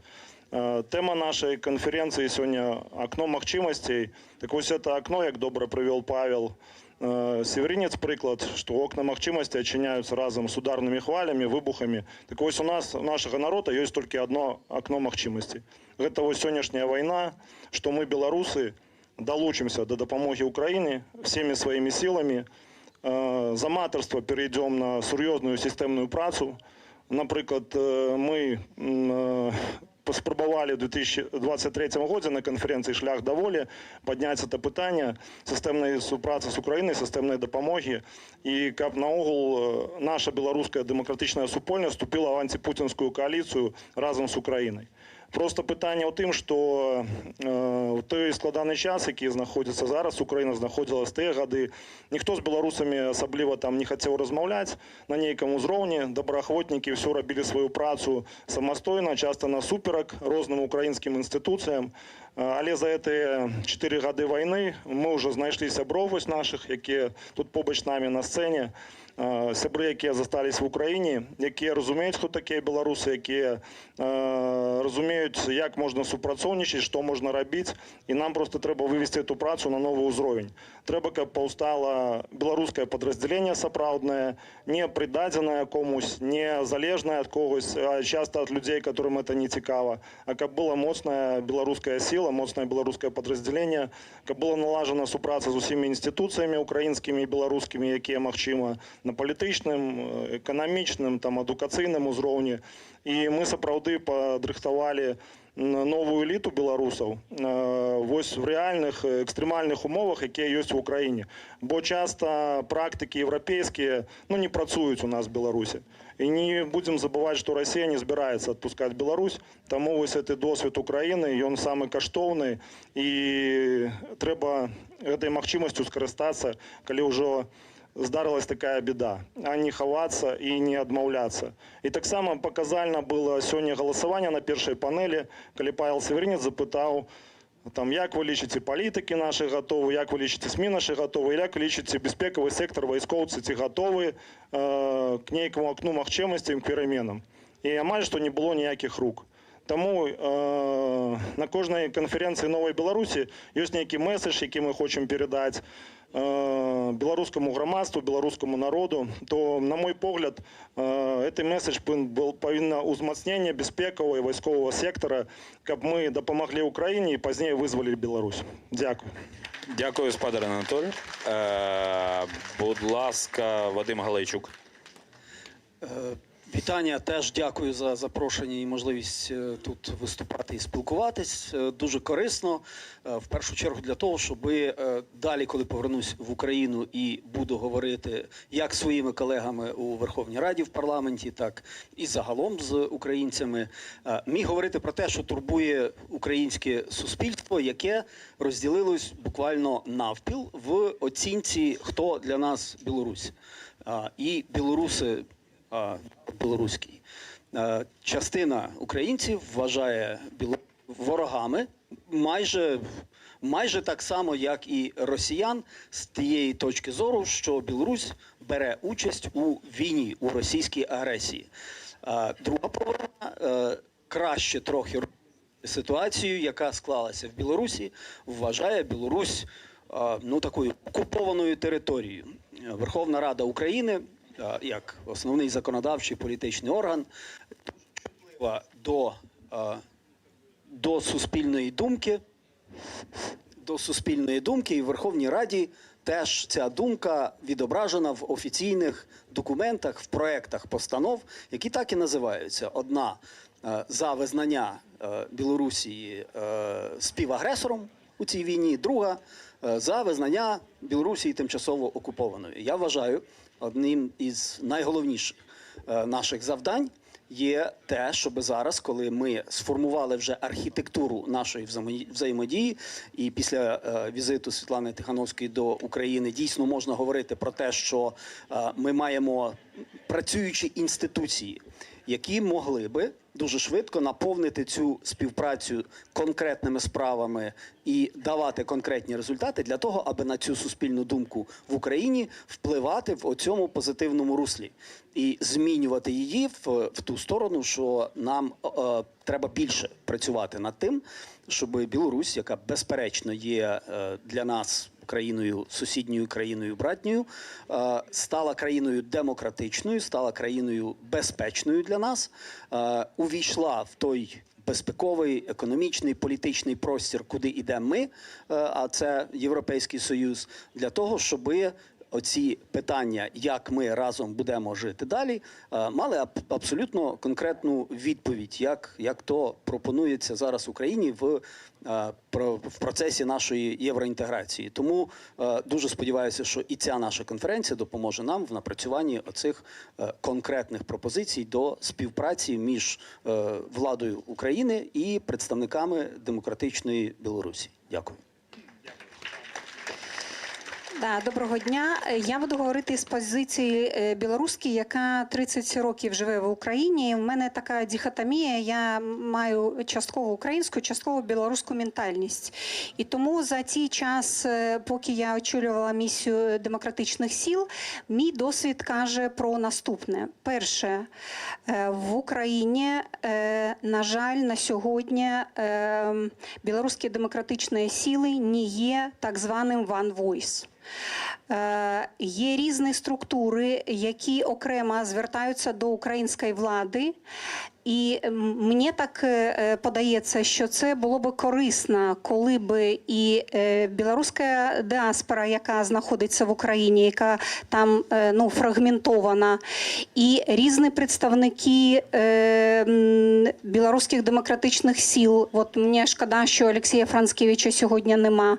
Тому що поки за цей час, я би сказала, що нам треба говорити, відштовхуватись від реальності. Реальність така, що ми ще прагнемо стати one voice, з яким українським владам було б комфортно мати справу. Це перша теза. Друга теза, мені подається, що нам ще треба пояснювати і надавати свої аргументи українській владі, що ми можемо бути і трудовим, і військовим потенціалом, але не на тих умовах, які є сьогодні.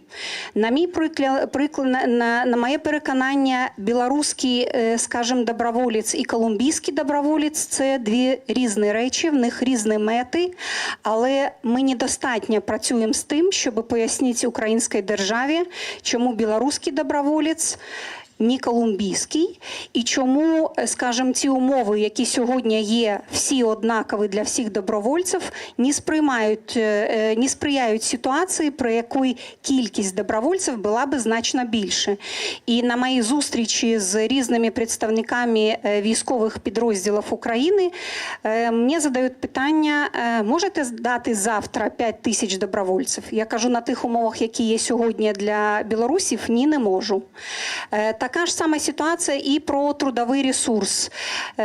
От ці дискусії, які йдуть, чи це в принципі можливо, чи ні, напевно, ми не допрацьовуємо в цих аргументах, щоб переконати українську владу, що їм дійсно потрібні білоруси як трудовий ресурс. Ну от поки ситуація така. Дякую. Дякую. Вадим Камачук, будь ласка. Ну, я, як чоловік, який трошки менш живе в Україні з 2014 року, хочу зараз означити, що та ситуація, яка зараз склалася вокруг накерунку Білорусі, білоруських демократичних сил, має позитивну динаміку. І я її, щиро кажучи, з 2014 року і чекав. Гэта адбылося і тому, што прэзідэнт Зеленскі, мы бачым, прыкладае намаганні і фіксуецца зараз на беларускай праблематыцы. І это плюс і візіт спадарні Святланы Ціхановскай, дзякуючы якому у нас адчынілі пэўныя магчымасці ва ўкраіне. Ну і, в прынцыпе, сама тэндэнцыя развіцця сітуацыі бяспекавай в рэгіёне, яна ўсё ж такі напэўна, падштурхоўвае Украіну, каб яны звярталі больш увагу на свой паўночны накірунак. Адначасова я хочу азначыць, што ў нас ёсць і негатыўныя рэчы. Гэта тое, што все больше и больше белорусов, на жаль, вовлекается в вир войны и на боку Российской Федерации. Особливо это тычется наших хлопцев и мужиков с усходних районов, регионов Беларуси. Например, я вчера приводил такой приклад, что в маленьком местечке Климовичи уже есть 15 могил белорусов, которые погибли на так званой СВО. Як правило, гэта зарабічане, якія просто клююць на гэтыя расійскія заманухі, прыязджаюць рэкруцёры са Смоленскай, Брянскай обласці, развешваюць абвесткі в наших гарадах і мястэчках, якія просто не паспяваюць знішчаць нашы камунальныя службы. І карыстаючись прапановам, што за разовае падпісанне контракта просто там баснословныя сумы людям по 30-40 тысяч долларов одноразовая выплата, люди едут фактично в один бок, не разумеючи этого. Бо ёсць украинская статистика, якая кажа, что, як правило, для 80% гэтых рекрутеров першы бой он з'яўляецца апошнім, і сярэдняя працягласць жыцця расійскага штурмавіка в активных дзеях складае на фронте 15 хвілін. І вот гэту інфармацыю мы павінны даводзіць до наших людей, особливо до этой категории заробітчан, які выезжают на Российскую Федерацию в пошуках заробка, частково з депресивних регіонів Білорусі. Тим самим ми значно поменшим і кількість ахвяр, і просто такий негативний відбиток білорусів в історії. Я нагадаю, що зараз лічби говорять, на жаль, уже не в наш бок. По нашій інформації, на боку Російської Федерації воює некілька тисяч білорусів. Вони, правда, розтягнуті по різних російських частках. Там нема національних підрозділень, як, наприклад, полк Калиновського в Україні. З їх загинуло вже більше 500 сотень, некілька десятків знаходяться в українському полоні. І з цим нечто треба робити. Дякую. Перш ніж я поставлю нашим учасникам панелі запитання, я хотів би для когось повідомити, а комусь нагадати про те, що буквально днями в Україні було завершено підпис петиції. Підписалося понад 25 тисяч громадян України під петицію, яка ініціює зміни до законодавства для того, щоб звання Герой України могли отримувати іноземні громадяни. І не секрет, що активну участь в цьому брали насамперед білоруські активісти, які, власне, зацікавлені в тому, щоб білоруські добровольці, які віддали своє життя, воюючи проти Росії в Україні, вони могли бути вшановані. Ми знаємо з вами, хто ці люди і, власне, для чого і чому вони можуть бути нагороджені. Тепер вже м'яч, як кажуть, на боці Верховної Ради, і сподіваюся, що ці зміни буде внесено. Тепер перейдемо до запитань. Я просив би так само відповідати учасників коротко, а присутніх в залі готуватися, бо потім м'яч перейде на їхній бік. Франику, перше питання, єдине питання, так би мовити, на цій панелі від мене буде до вас, власне, А яка головна подія відбулась після візиту Світлани Тихановської у відносинах України та білоруських демократичних сил? Ну, що було після 25 травня? Ну, я думаю, самое важное – это ультиматум Зеленского, потому что визит, и он задал новый тон, і мова, якою українська влада і президент Зеленський, міністр говорили з Лукашенком наступного місяця, це було абсолютно інше, ніж год-два тому назад.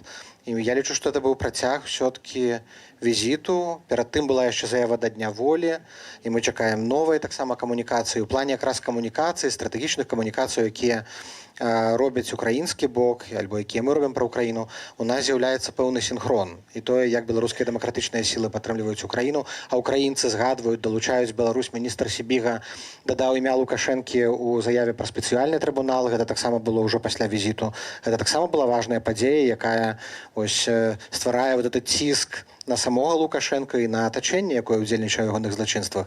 Акрамя гэта была цудоўная нізка публікацыя ў Белпола з палоннымі беларускімі грамадзянамі, якія ваявалі за Украіну, дзе яны распавядаюць свае матывы. І гэта такі халодны душ для ўсіх, хто разважае, разглядае такую перспектыву, каб не ехалі, таму што дарога ў адзін канец, і ніхто за вас не будзе біцца. І гэта таксама адбылося дзякуючы супрацы з украінскім бокам, з украінскімі службамі, украінскімі ўладамі.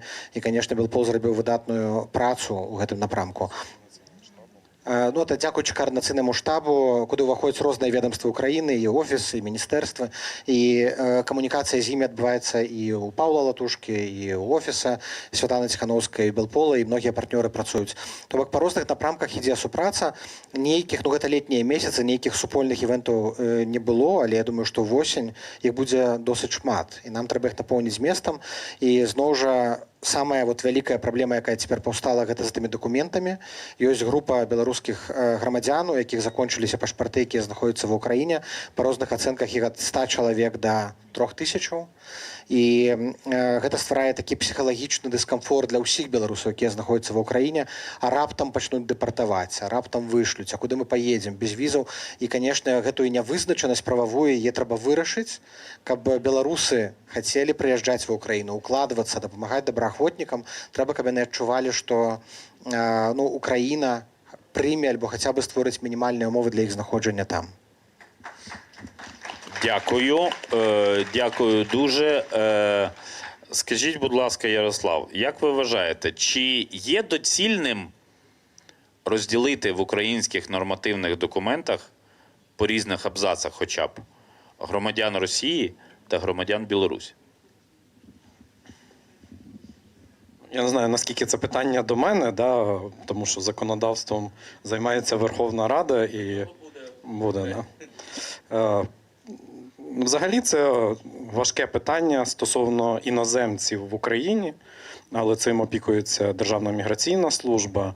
І та тема, яка цікавить нас, оскільки ми зібрались на конференції «Нова Білорусь». В ідеалі, звичайно, потрібно розділяти, тому що після 2022 року огулом, да, так би мовити, записали громадян як Російської Федерації, так і громадян Республіки Білорусь всіх вороги з відповідним обмеженням по легалізації, по доступу до рахунків і інших таких побутових справ. І мені здається, що це питання може бути вирішене тоді, коли буде вирішений статус Республіки Білорусь для України, те, що говорив пан Вадим. Тобто ми або визнаємо Республіку Білорусь окупованою, або визнаємо як співагресора. І від того тоді вже наступний крок буде визначення статусу громадян Республіки Білорусь на території України. Дякую. Анатоль, питання до вас, як саме до віце-спікера Координаційної ради. Скажіть,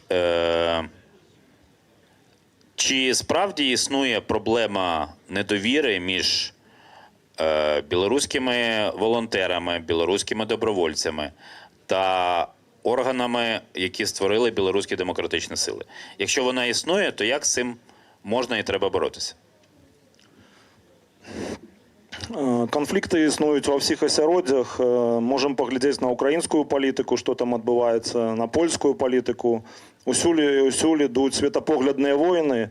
І у нас ёсць праблема таксама. І праблема ў тым, што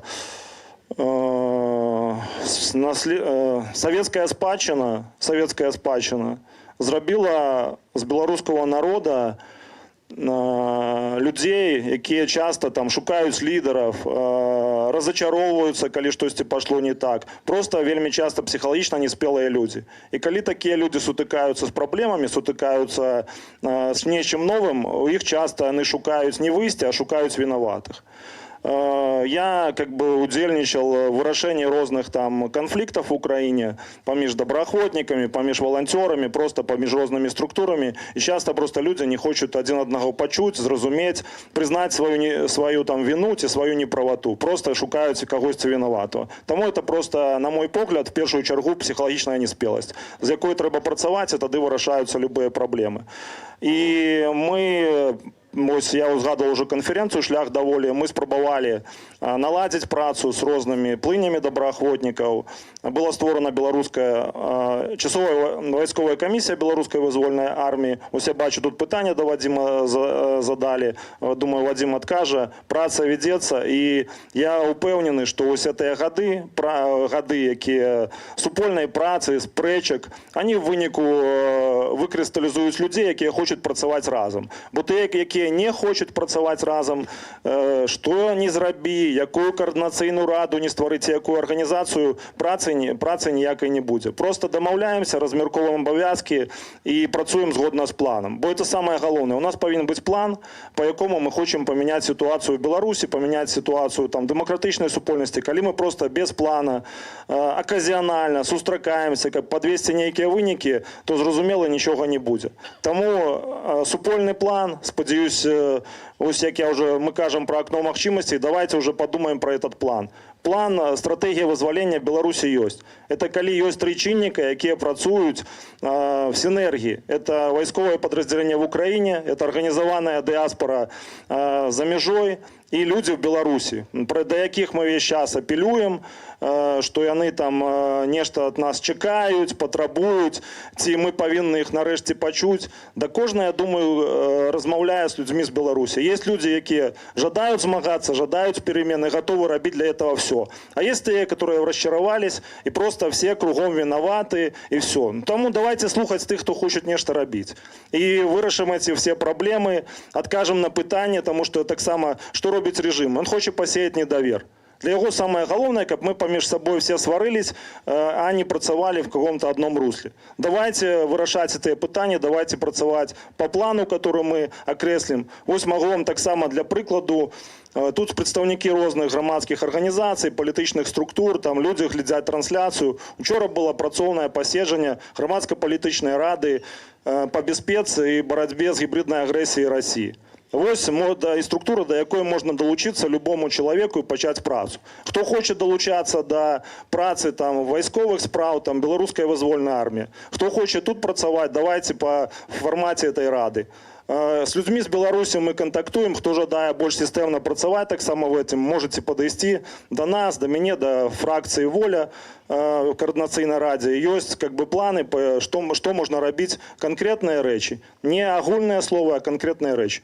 Тому всі непорозуміння вирішаються в супольній праці. В обміркуваннях можна зав'язнути, але коли починається праця, тоді вже видать, хто працює, хто хоче нечто робити, і тоді починається рух. Дякую. Вадиме, наступне питання до вас, тому що насправді мені видається особисто не лише відносини між Україною та білоруськими демократичними силами є вагомими, але і сприйняття нас як жертв, на жаль, русифікації, жертв схеми «Триєдиний слов'янський народ», яку Росія вже століттями просуває. А чи готові українські парламентарії адвокатувати білоруські демократичні сили у тих міжнародних структурах, де зараз поки що представників білоруських демократичних сил немає. Де-інде такі делегації є, але де-інде їх немає. Коротка відповідь так, і ми вже цим займаємося. Якщо подивитися на склад нашого МФО, міжфракційне депутатське об'єднання за демократичну Білорусь, то там ви побачите всіх, буквально всіх голів, всіх офіційних делегацій Верховної Ради в міжнародних інституціях. Це і ОБСЄ, це і ПАРЄ, це і ПА, Парламентська асамблея НАТО. Тобто ми спеціально запрошували цих народних депутатів для того, аби вони в подальшому могли робити саме це. Наскільки мені відомо, всі знають, що досить добре йдуть справи в Раді Європи і в Парламентській асамблеї Ради Європи. Наскільки мені відомо, є домовленості про те, що вже найближчим часом на найближчій сесії Парламентської асамблеї ОБСЄ теж будуть зроблені певні заяви і проведені певні заходи. Тобто так, ми, прекрасно розуміючи, що ці міжнародні майданчики є дуже зручними для тих комунікацій, які ми повинні проводити, і розуміючи, що з офіційною владою Білорусі у нас немає ніяких комунікацій і їх не можна допускати, але ми не повинні залишати цей вакуум, а тому ми всіляко сприяємо тому, аби представники демократичної Білорусі долучалися до роботи на цих майданчиках в тих форматах, які ці майданчики нам дозволяли би. І ця робота, як я вже сказав, є конкретні приклади, що ми там робимо. Але тут, звичайно, дуже сильно залежить від активностей, від конкретних прикладів, яка саме робота, які проекти реалізуються. Тому що, давайте відверто будемо говорити, коли ми отримуємо доступ на ці майданчики, добиваємося уваги, але проводимо лише круглі столи, обмін думками і так далі. Воно на якомусь, це важливо, безперечно, але на якомусь етапі виникає питання: і що далі? Зібралися, поговорили, що ви готові зробити. І тут у нас теж є що показати. У нас вже згадувалися сьогодні ті приклади, коли ми мали абсолютно конкретні проекти порятунок українських дітей, само собою, звичайно ж, доброохотники, добровольці білоруські, де ми дуже конкретно показуємо, що є результатом цієї нашої співпраці і куди ми рухаємося. Тому, знову ж таки, дуже важливим для нас є показувати оці плани наші і показувати здатність їх реалізовувати. І попередня панель, як на мене, була досить інформативною, корисною якраз в цьому. Є конкретні пропозиції стосовно того, як підсилити голос білоруської опозиції, як створити оці майданчики для діалогу між тими, хто поки що цей діалог не дуже активно залучений, мається на увазі такі розрізнені опозиційні групи, і налагодити оцей діалог між різними міжнародними інституціями, і Україна в цьому дійсно може відігравати величезну роль, як ми вже побачили на недавніх прикладах. Дякую. Світлано, у мене питання до вас, тому що під час візиту Світлани Тихановської до Києва відбулось відкриття офлайн-представництва, фізичного представництва місії білоруських демсил в Україні. А ви розумієте наслідки цього в тому сенсі, що тепер у людей, громадян Білорусі, які проживають в Україні, є можливість прийти чи написати поштовий лист за адресою і, власне, постукатись в двері, де вони будуть чекати відповіді? Дякую за запитання. Місія була відкрита фактично в березні 2026 року, і за цей час ситуація змінилася в тому, що саме з представниками української влади, з представниками деяких дипломатичних установ, з українською громадськістю є можливість зустрічатися в твоєму просторі. І коли до тебе приходять люди, вони бачать хто ти. Тобто це таке підґрунтя, що в тебе є приміщення, що в тебе є рахунок, що в тебе є юридична компанія, юридично оформлена місія. І це певні атрибути довіри, принаймні на першому рівні. Далі залежить від того, що саме ти пропонуєш тим, хто до тебе прийшов. Якщо це звичайні білоруси, то мій досвід був такий, що ми вимушені бути просто протоамбасадою, якою ми хочемо стати. Можливості такої на сьогодні нема, але є можливість взяти на себе прям відповідальність за все, що стосується Білорусі, в тому сенсі, що прийшлось розібратися, які статуси є в білорусів, що вони можуть робити. І люди приходять з звичайними питаннями. Я в такій-то ситуації, що мені робити? Порадьте. І ви розкладаєте, що він може зробити. Я от в іншій ситуації, я зробив то-то, а чи ти листувався з кимось? Так, а як оформити лист? От так. І тому ми намагалися за цей час допомагати прям практично звичайним людям.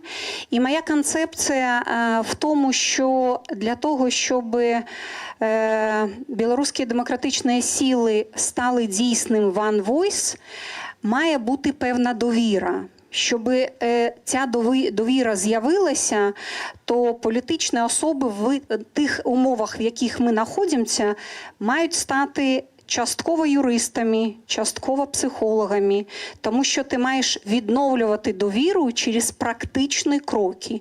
Люди хочуть тут і зараз, щоб ти їм допоміг. Принаймні якоюсь порадою, принаймні допоміг щось зробити практично, дав контакт, куди далі йти.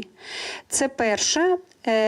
Друге. Третє, те, що стосується розмовами, наприклад, з дипломатичними представниками, то тут, на мій погляд, теж є місце для подальшого розвитку, тому що коли ти спілкуєшся, умовно, з представниками польської держави, вони хотіли би почути, як ви, білоруси, тут і зараз, знаходячись в Україні, які у вас пропанови, що ви практично на дипломатичному рівні пропонуєте. І мені, напевно, я такий молодий громадський діяч, мені не вистачило саме цього бекграунда, щоб правильно використовувати ці можливості. Тому я сподіваюся, що далі воно буде розвиватися. Тому я на цьому, вибачте, просто виключно з метою економії часу.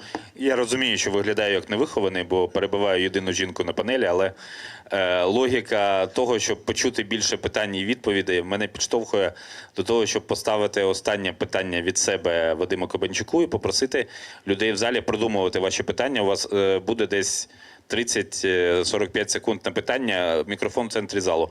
Вадиме, будь ласка, ви давно живете в Україні, і ви зауважили момент, що зараз розклад сил не на нашу користь, не на користь України, не на користь білорусів, які Україну підтримують. А що треба зробити для того, щоб це змінити? Моя колега Світлана Шатиліна вже підкреслювала, Україні треба змінити найперш ставлення підходи до білоруського доброохотницького руху. І дадим сил, в принципі, в більш широкі рамки. Коли ми говоримо про умови заходу білорусів в Україну і соціальне там проживання, це просто соціальна проблема. І з цим, на жаль, йдуть годи, проходят шматликие круглые столы и конференции, но ситуация амаль что не зрушилась с мертвой кропки. Так, есть зараз целый шерах позитивних змін, там, наприклад, для військових, але вони чомусь, наприклад, не закранають членів їх сімей. Наприклад, ми до сих пор не можемо визначити, щоб українська держава почала виплати для тих, хто загинув, ці з них без вісток на українському фронті. І це все накладає такий негативний відбиток.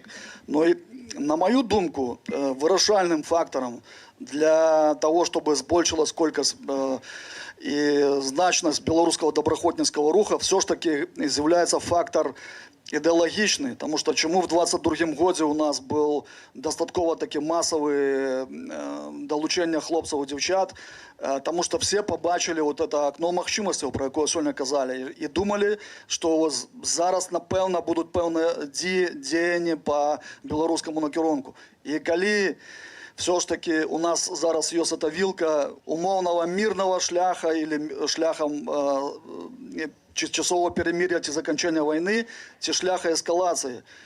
Все ж таки зараз больш маркераў показывае, што Россия не збіраецца, на жаль, спыняцца. І мы мусім рыхтаваць в тым ліку сваю кинетычную кампаненту, потому что мы не можем просто назирать, как наши суседи украинцы выборивают свою и нашу свободу. Мы повинны активно включаться. И Украина, в принципе, со всей складанной ситуацией, какая у ее середины, она нам на своем уровне дает такую махчимость, ну, маем, что маем. Дякую, Вадиме. Для підтримання гендерної рівності я вас теж переб'ю на фінальних словах. Перш ніж передати слово людям, які захочуть поставити питання панелістам залу, я, як людина, яка свого часу придумала концепцію 1000 кроків в білорусько-українських відносинах, сьогодні запропоную вам нову цифру. У білорусів немає 40 років для того, щоб ходити по пустелі. Тому що у вас немає пустелі. І в Україні є, але там зараз складно ходити через бойові дії. Власне, тому я думаю, що всі ми зацікавлені в тому, щоб максимально ефективно запозичати і транслювати український досвід. Я бачу, 5 людей стоять біля мікрофону, більше ніж 5, вже 6. Значить, давайте всі по черзі ви поставите питання. Тільки якщо у вас є окреме до когось, то ви говорите до кого. А якщо ні, загальне, то сприймаємо як загальне, і панелісти будуть визначатися, чи готові вони відповідати чи ні. Пані Крістіна, будь ласка. Кристина Шанок, Офіс демократичних сил Білорусі у Чеській Республіці.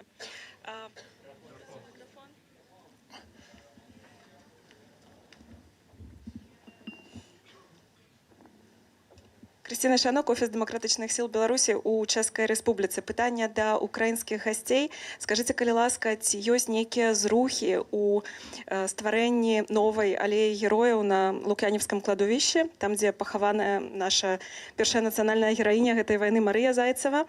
І ці мы можам разлічваць на тое, што вось якраз у тым месцы, дзе знаходзяцца беларускія магілы, узнікне нейкі мемарыял, куды будуць далучаныя беларускія ваяры, ваярка, якія загінулі за незалежнасць Украіны і будучую свабоду Беларусі. І таксама пытанне да беларускіх калегаў, каляжанак. Пасля візіту нашай абранай прэзідэнткі ў Кіеў меліся ўзнікнуць працоўныя групы, у якой стадыі цяпер знаходзіцца фармаванне гэтых працоўных груп, якія былі вызначаны кірункі і, можа быць, ужо былі вызначаныя папярэдне тыя, хто узначаліць гэтыя працоўныя беларуска-украінскія групы. Дякую. Доброго дня. Роман Ковальчук, Белорусская христианская демократия. У меня питання до пана Черногора, посла по особливих дорученнях. Шановний пане Ярославе, питання таке.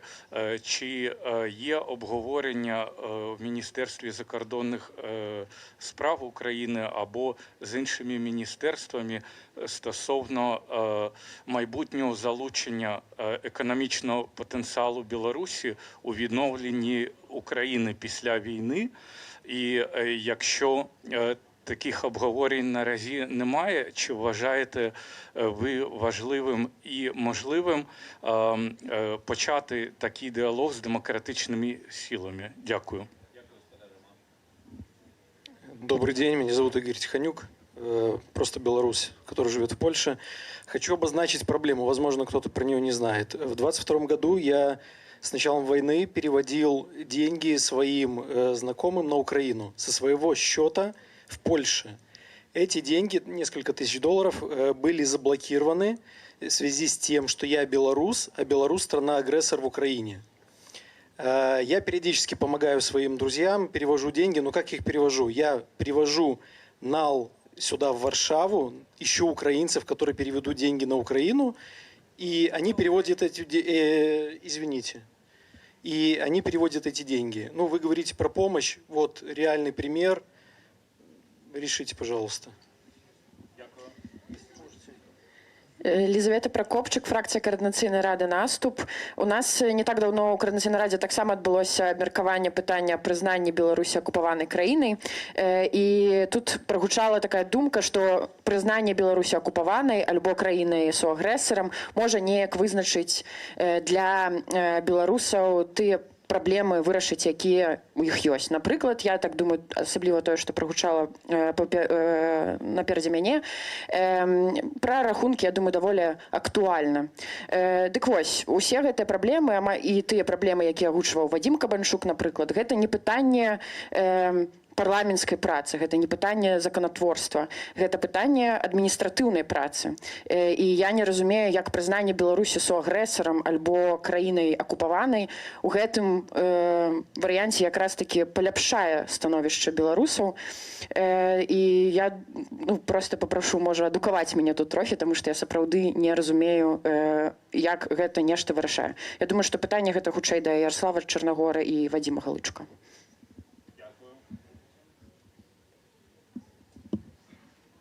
Добрый день. Денис Герасимчик, рух «Калиновцы» Польши и рух «Воля» фракция в Координационном совете. Как хобби представитель белорусского бизнеса в Польше. У меня конкретный вопрос к Франаку Вечерке. Вы уже много раз говорили, что нужно, что-то нужно делать, вот так мы делаем. В Украине, чтобы документами помогать там и так далее, договариваемся. Вы говорили это 2 года, 3 назад. Я конкретно занимаюсь добровольцами, ветеранами. Я знаю, о чем говорю, я смотрю на ситуацию снутри. Почему у вас это вопрос на 3-м, на 4-м, на 5-м плане? У меня много лет нет на это ответа. У меня все.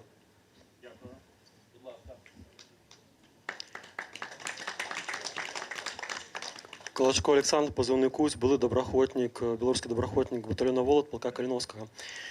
У меня 4 питання, але я не буду розфокусуватися за одно з головних. На сьогоднішній день сім'ї моїх загинувших побратимів не отримують виплати, які могли б підтримати їх у сувязі з стратою їхнього головного кормільця, мужа, сина. Моє питання, коли... Дякую Україні, перше, що дала можливість со зброєю в руках змагатися супроти нашого агульного ворога, імперських амбіцій Росії. Ось, а питання таке, коли Україна здолее вирішити эту несправедливість у дочині до сімей моїх загинувших побратимів? І коли питання у наданні статусу Білорусі окупована ці суагресор, то гэта пытанне, якое я чую не першы год, то калі гэта пытанне будзе вырашана, які статус у Беларусі? Дзякуй вялікі.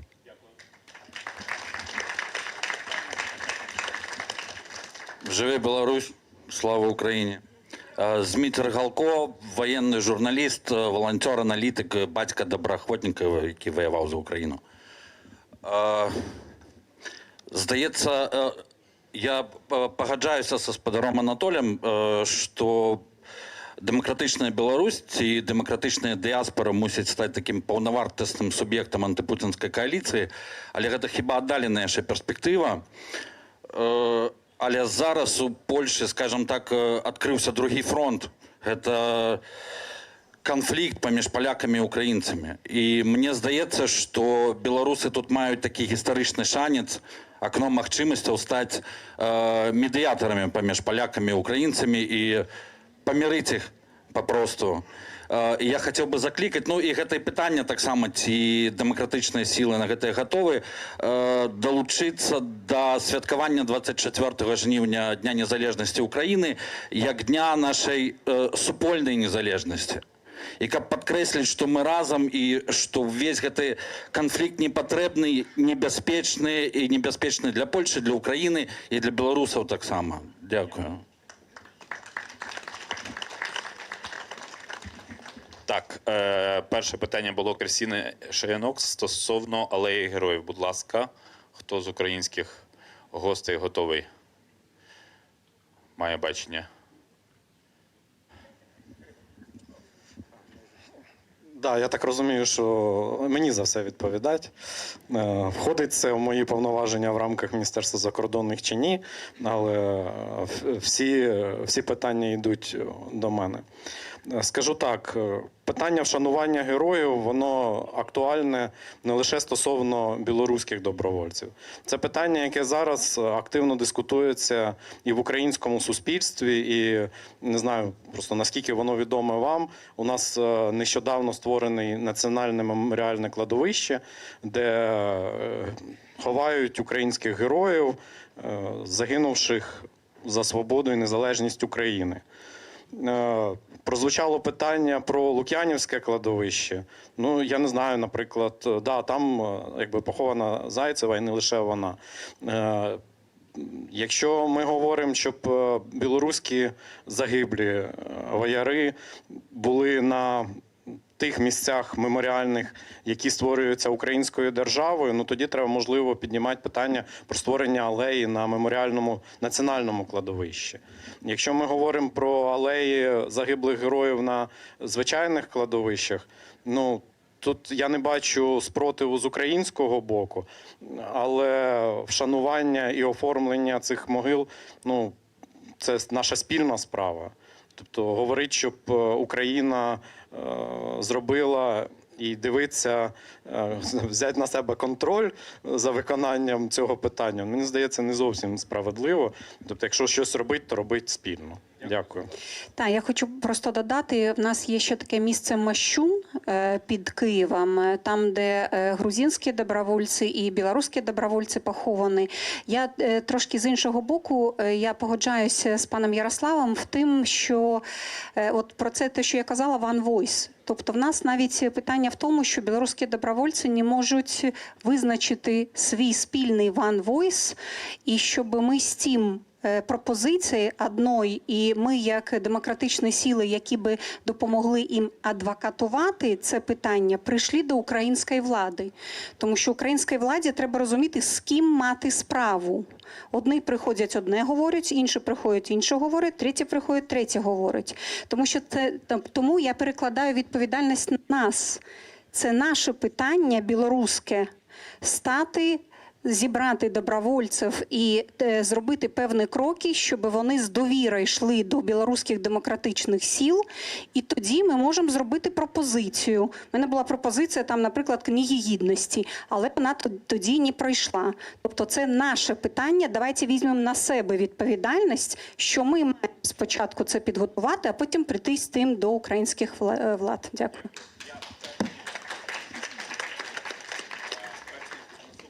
Відповіді. Просто хотів би сказати, що у нас залишилось буквально 7 хвилин, тому, будь ласка, кожне питання по десь максимально коротко відповідати тезово. Ярославе, питання від Романа Ковальчука стосовно економічного потенціалу Білорусі для відновлення України.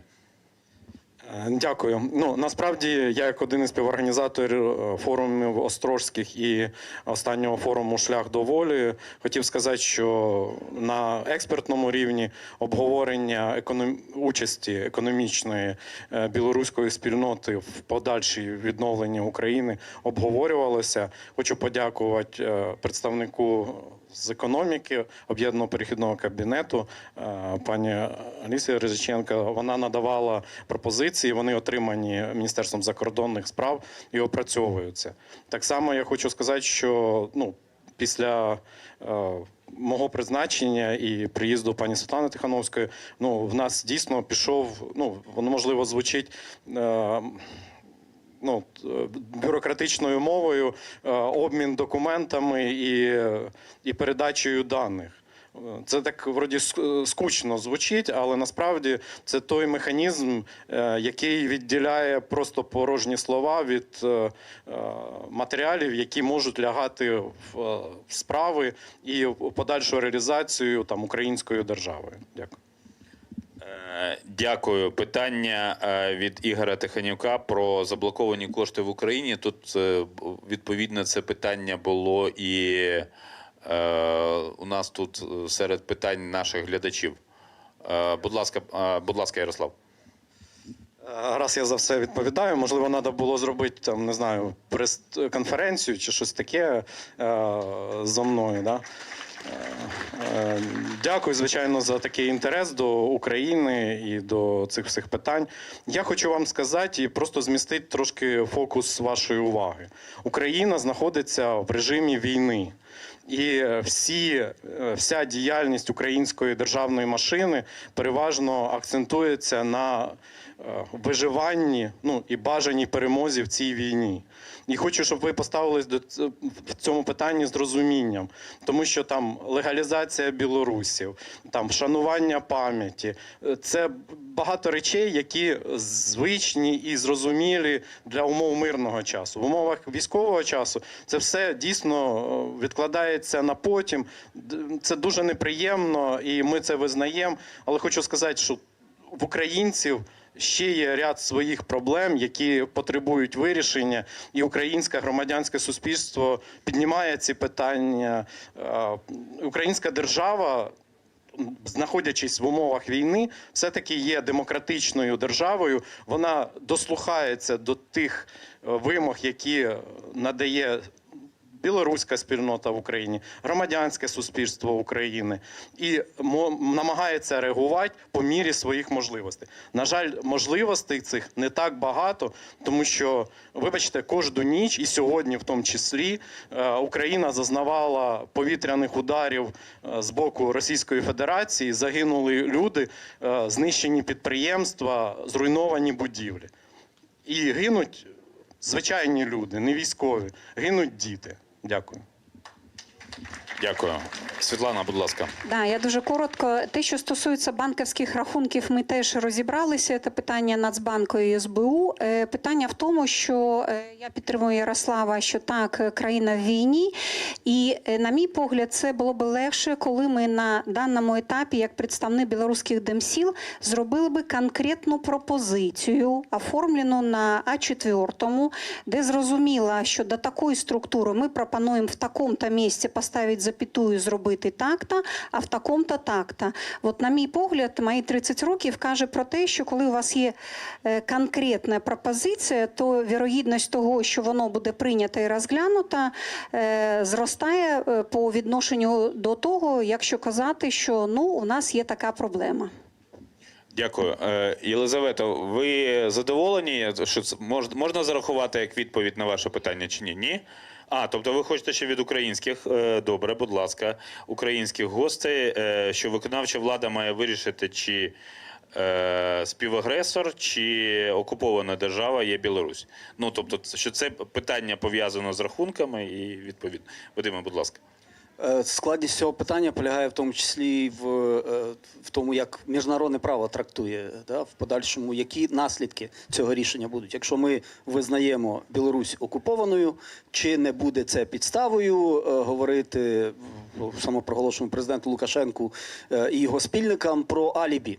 А що ми могли зробити? Надаючи територію Росії, нас окупували, у нас не було іншого вибору.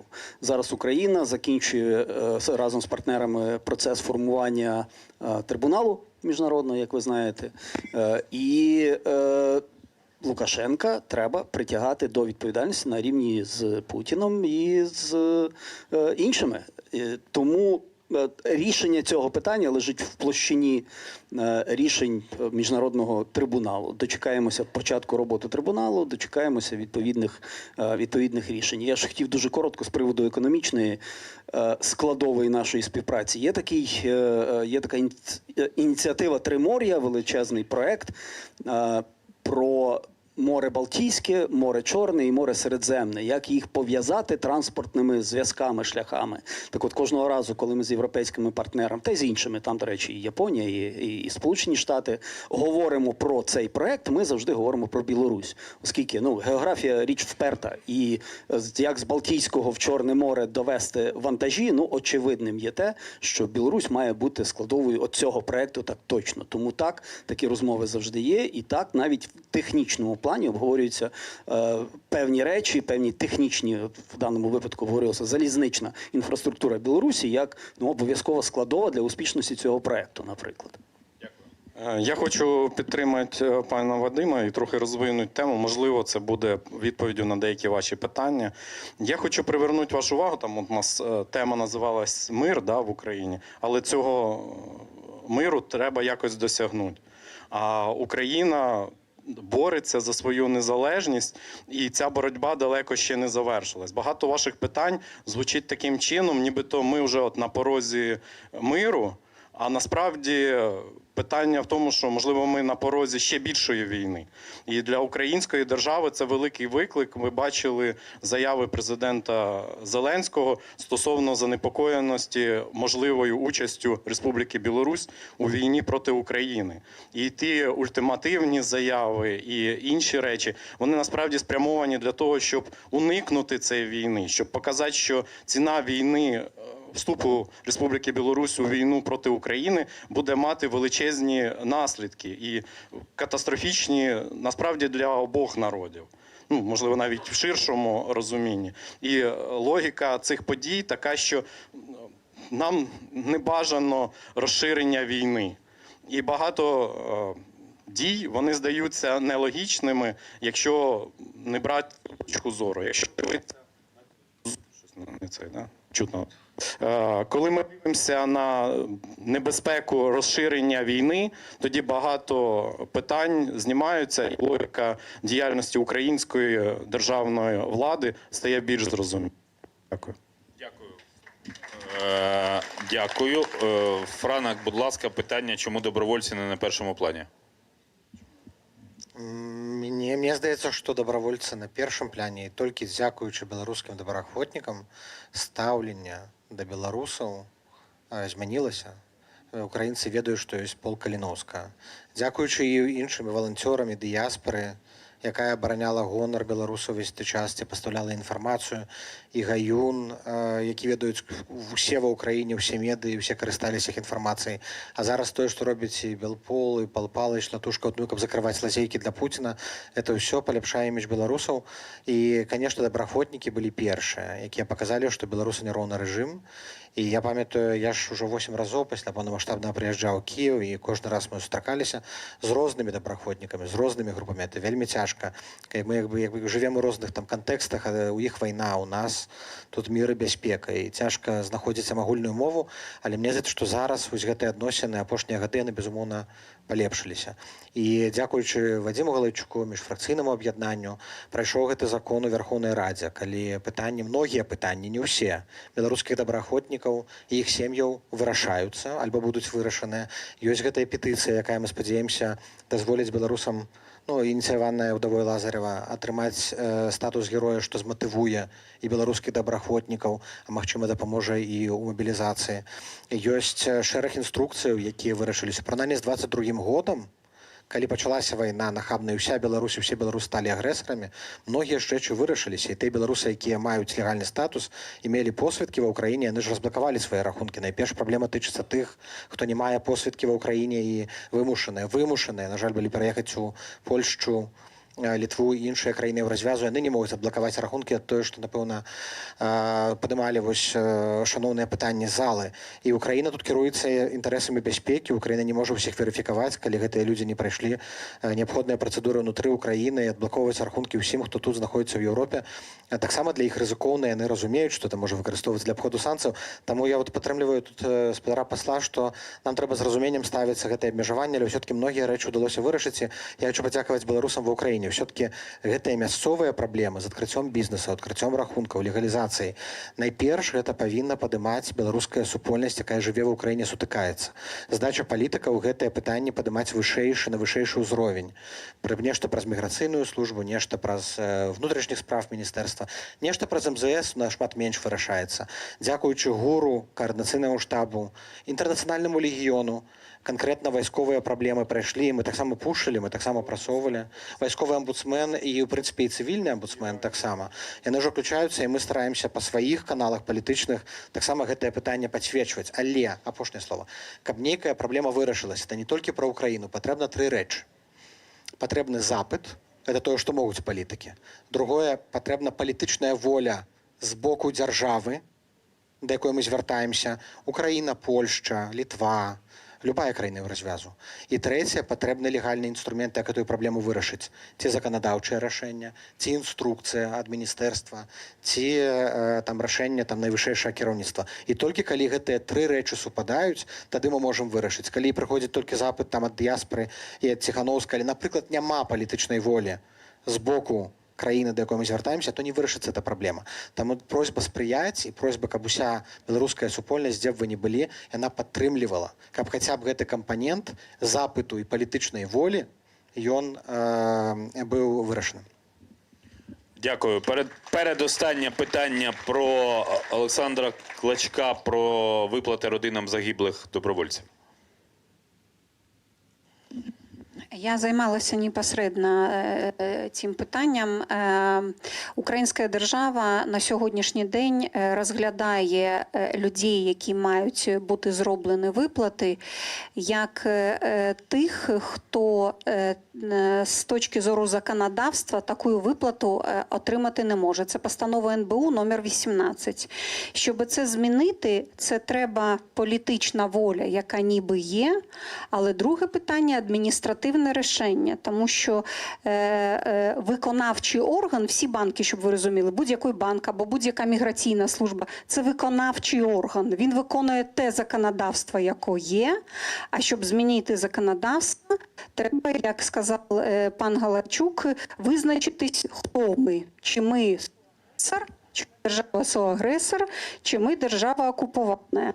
Або, як мій досвід каже, Україна на початку війни, коли це була типу стандартна війна, знайшла вихід інноваційний, що це дронова війна. Тобто було знайдено інше рішення. І тут так само можна знайти інше рішення. Буквально два слова стосовно політичної волі. Ніхто не сумнівається в тому, що заслуговують добровольці на те, аби розуміти, що їх родини отримують виплати, але є проблемне питання, а куди підуть ці гроші?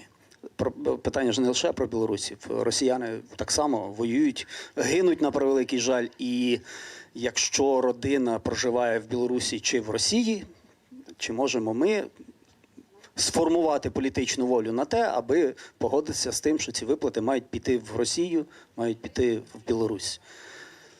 Ну, одним словом, є така проблема з формуванням цієї політичної волі, і ми її поки що не знаємо, як вирішити конкретно. Ті, хто проживають в Україні, наскільки я знаю, ну, є зараз, будемо так говорити, там політична воля хоча б є. Є способи того зробити, але, ну, так, в Польщі теж є питання. Так, все. Дякую, шановні колеги. Вибачте, будь ласка, останнє питання з Дмитра Галка.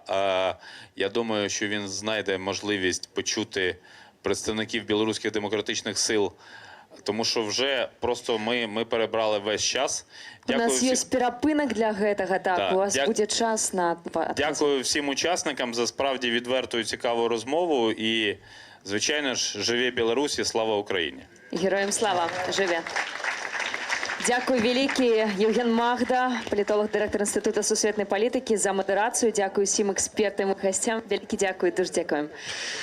А зараз, падарства, перапынак, які працягнецца роўна до 15 гадзіны. Просім таксама забіраць свае асабістыя рэчы з гэтага залу. Будзем усіх вас чакаць о 15 праз 40 хвілінаў. Калі ласка, вяртайцеся, не спазняйцеся, роўна ў 15 мы пачнем. Дякую вялікі. Дэбаты.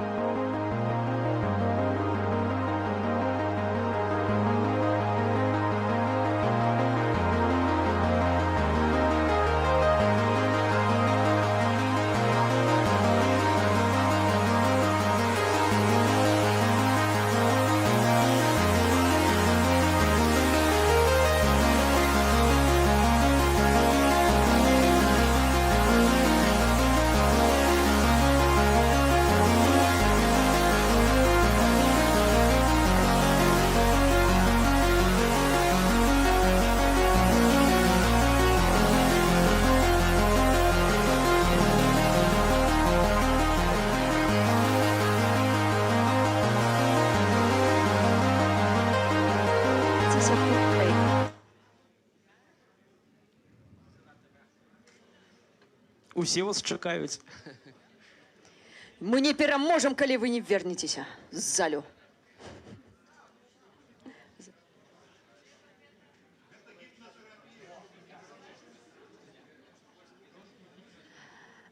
Зараз, хто не зойдзе, у тых адбіраем документы.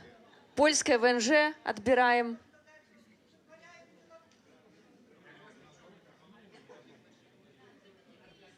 Можа, на польскай уже патрэбна. Не, глядзіце, мы не пераможам. Вяртайцеся. Калі жадаеце вярнуцца ў Беларусь, вяртайцеся ў зал.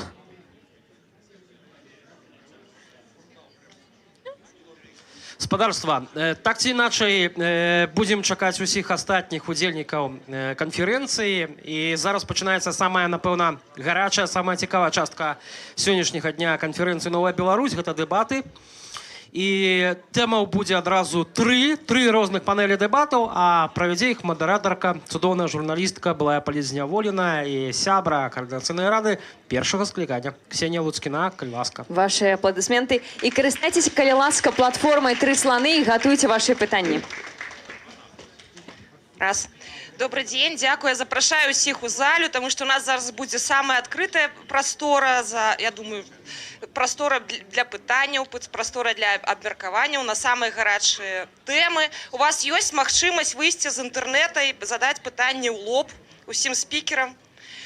Я запрашаю нашу аўдыторыю, якая глядзіць трансляцыю, запрашаю нашу аўдыторыю ў зале, удзельнічаць у дэбатах, перадаваць вашыя пытанні праз платформу «Тры сланы» сюды. Я паспрабую усіх іх агучыць. Таксама у нас, безумоўна, будзе адкрыты мікрафон. Мы ўжо падчас першых двух панеляў бачылі, што ён карыстаецца вялікай папулярнасцю, таму запрашаю задаваць пытанні спікерам. Перад тым, як пачаць, я агучу асноўныя правілы дэбатаў. У нас 3 тэмы, і па кожнай тэме па 2 спікера. Першапачаткова кожны са спікераў будзе мець 4 хвіліны, роўна 4 хвіліны на тое, каб агучыць пазіцыю, тую пазіцыю, якую ён сёння будзе абараняць. Стойка і мужна. Пасля гэтага ў другім туры нашы спікеры будуць мець магчымасць абмяняцца пытаннямі. І тут таксама вельмі вострае абмежаванне па часе, таму што на пытанне у вас, увага, 30 секунд, а на адказ на гэтае пытанне толькі 2 хвіліны. І надалей наступае час аўдыторыі.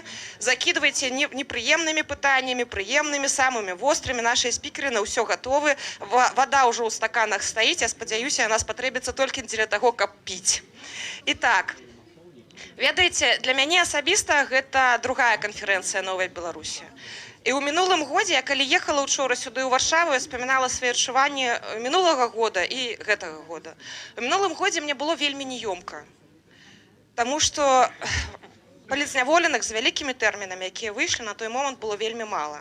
І калі мяне ўзнагароджвалі, я стаяла і сказала: калі ласка, давайце уявім, што праз пару месяцаў яны ўсе будуць стаяць тут.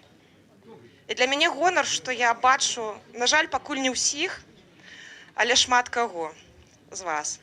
І з кожнай новай партыяй палітзняволеных, якія выходзяць, першае пытанне нашых дэбатаў становіцца ўсё больш вострым. Пакараць нельга забыцца. Коскі у гэтым сказе ставіць будуць палітычны аналітык, кандыдат гістарычных навук Роза Турарбекова,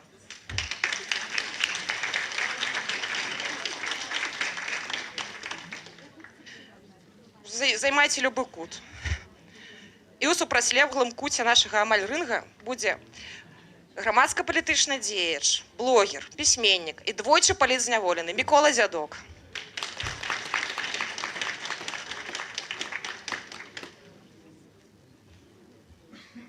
І так, хто гатовы пачаць?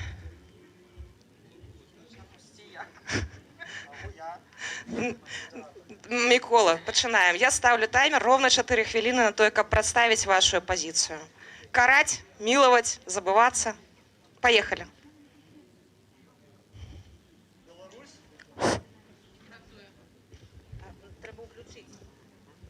От, окей. Так ось сабры Беларусь не першая дыктатура на свеце. І гэта дае нам унікальную мажлівасць навучыцца краін, у якіх дыктатуры былі на нас. Мы, гледзячы на іх, мусім ведаць, што можна рабіць, а чаго не можна. Трымаючы в галаве нашу галоўную асноўную мэту пабудаваць у Беларусі стабільную дэмакратыю. Дык вось, што не можна рабіць? Што не можна рабіць, выконваючы гэту мэту, гэта дапускаць катэгорыі людзей парушэння закону. Не можна грэбаваць законам і рабіць так, калі камусьці можна яго парушаць, камусьці нельга. Калі асоба парушыла закон, яна можа за гэта адказваць. Калі ж адказвае за парушэнне закона, а хтосьці не, то гэта ўжо не закон у нашым сучасным яго разуменні. Не можна дапускаць да ўлады людзей з каштоўнасцямі супрацьлеглымі нашым. І менавіта поэтому нам варта разумець, што адна з першых найгалоўнейшых рэчаў, якія мы мусім здзейсніць у новай Беларусі, гэта прыцягнуць да крымінальнай адказнасці і да іншых відаў адказнасці тых, хто парушаў закон, хто дапамагаў гэтай сістэме функцыянаваць. Вядома, рэжым імкнецца замазаць у свае злачынства як мага болей людзей. І робіць так, што вінаватымі ў парушэнні закона, у гвалце, у здзеках, у катаваннях робяцца не толькі верхушка спецслужб, прыкладу, але і практычна ўсе ўдзельнікі дзяржапарата, практычна ўсе бюджэтнікі. Гэта і медыкі, і настаўнікі, і чарговыя чыноўнікі.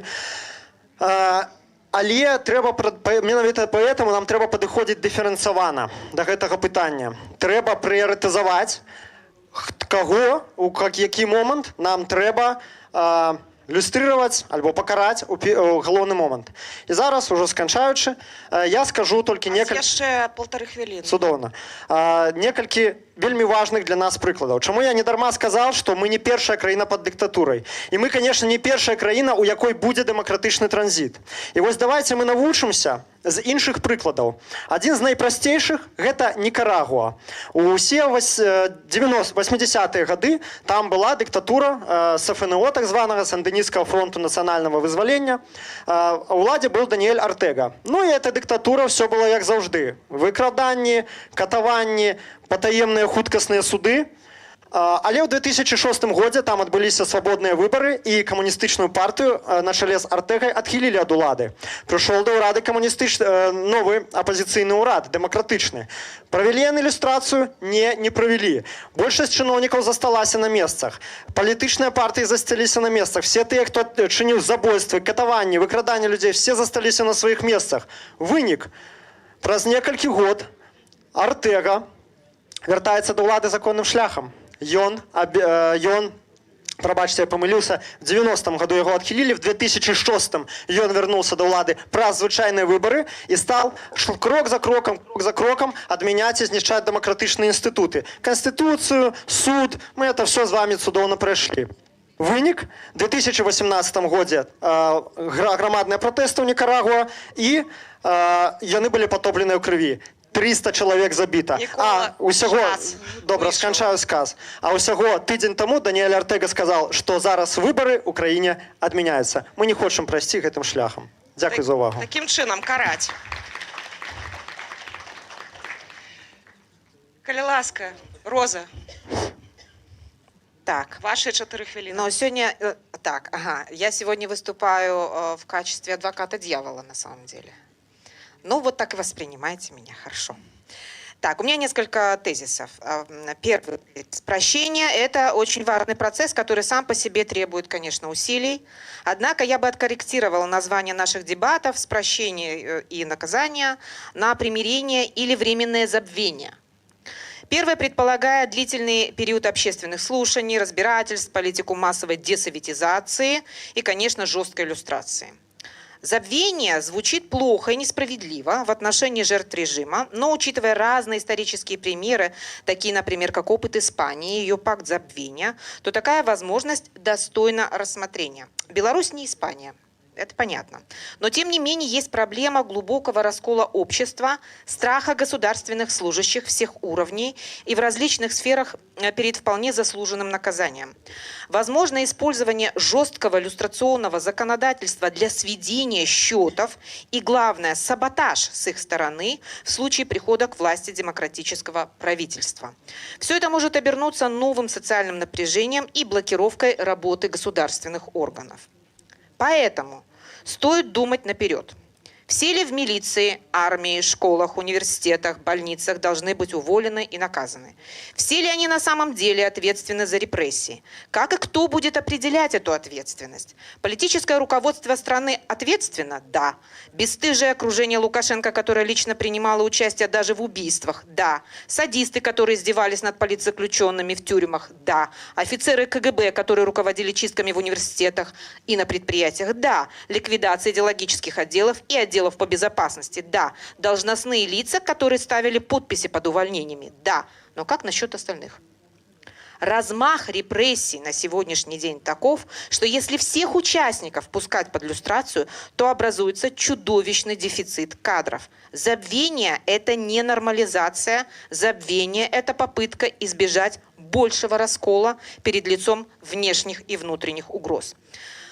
Можно придумать компромиссные решения, рассчитанные на транзитный период. А цель транзитного периода должна стать демократия, а не наказание и праведная месть. Спасибо за внимание. Ух ти, ось ще 1,5 хвилини. Дарю. Ну, Микола, Роза подарувала вам 1,5 хвилини на питання додаткове. Ось, бачите, ніякого пробачення. Пробачили вже комуністів у 90-ті. Де ми опинулися тепер? У Варшаві. Дальше. А дальше все. Я спочатку увогуле думала, що це буде питання не про люстрації. Скажіть, а добре, тоді питання Розі. Дякую, по-перше, за опанування. Питання таке, як ви оцінюєте досвід якраз Польщі після комуністичної, якої ми зараз знаходимося? Тому що є нюанс. Многі прихильники забуття приводять Польщу, як приклад країни, у якої все чудовно трималося, і зараз є нібито стабільна демократія. Однак забувається о вельми важних моментах. По-перше, режим ПНР, я кажу зараз про 70-80-ті роки, шмат у чим був не настільки жорсткий, як сьогоднішній режим Лукашенки. Так, у більшості загинулих там було більше, але це було загинуле під час сутикнення прямих з поліцією на вулицях. Там не було таких масових катувань у тюрмах, як у нас. Там не було таких вар'ятських термінів для політзневолених, як у нас. І так далі. І окрім того, не будемо забувати, що коли був круглий стол, і люди і тогочасне керівництво, ну, об чим казати, Микола, у вас на то, як задати питання, 30 секунд було.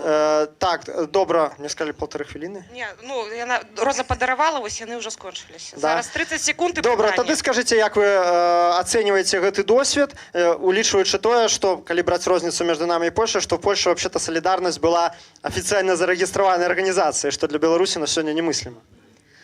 Я хочу сказать, что любое сравнение грешит. И даже польский пример для нас, он близкий, территориально, цивилизационно и так далее и тому подобное. Но грешит. И то, о чем вы сейчас сказали, это как раз разница, да, что в Беларуси на сегодняшний день происходят более жесткие репрессии, чем в Польше тогда. И условия, структурно, условия другие. А на это я вам хочу привести другой пример. Ну уж если пошли по этой как бы линейке, да, сравнения, я вам хочу привести другой пример. Знаете, жесткая иллюстрация, зачистка может привести к неожиданным последствиям. Пример. Ирак. Соединенные Штаты вводят свои войска, свергают режим Саддама Хусейна, приветствуют иракский народ, американские войска и так далее и тому подобное. Проводится, и была объявлена жесткая политика дебаасизации, в результате чего всех баасистов вычистили, да, из органов управления. Эти баасисты, да, и из армии их тоже зачистили, они присоединились и фактически создали возможным успех ИГИЛа. И вот для меня это большой вопрос. Когда мы поступаем со своими врагами, противниками, людьми, которые действительно виноваты, настолько жестко мы их вычеркиваем, но это не означает, что они себя вычеркнут. Смирятся ли они с тем положением, в котором они окажутся? С моей точки зрения, гораздо важнее подумать, во-первых, о том, чтобы сохранить единство нации перед лицом, в первую очередь, с моей точки зрения, внешние и внутренние угрозы. На первое место я бы поставила внешнюю, конечно, угрозу.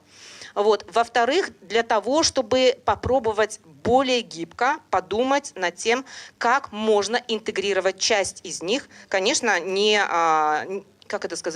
презирая и не игнорируя вопросов их прошлого. Поэтому мы с вами можем ссылаться на примеры Испании, Польши, Португалии, Албании, я буду сравнивать с Востоком и так далее и тому подобное, но мы сами должны, исходя из того, что произошло и происходит сейчас в Беларуси, придумать ту систему, которая бы не позволила, с моей точки зрения, в первую очередь, распасться белорусской нации, распасться белорусскому обществу, чтобы не появилось новой линии существенное разделение. Вот что, с моей точки зрения, главное. Цудоўна. Роза, ваше питання до оппонента. У вас Извините. зараз будете отказывать. У нас по регламенту мой вопрос. Мой первый вопрос. Наказание виноватых или успешный демократический транзит? Что важнее? Одно неможливо без другого. Не згодна. Приклады Испании – это, конечно, эффектный ответ, но он, с моей точки зрения, не учитывает очень многих вещей, как раз именно исторических примеров. Откажите зараз. Ні? Задавайте питання.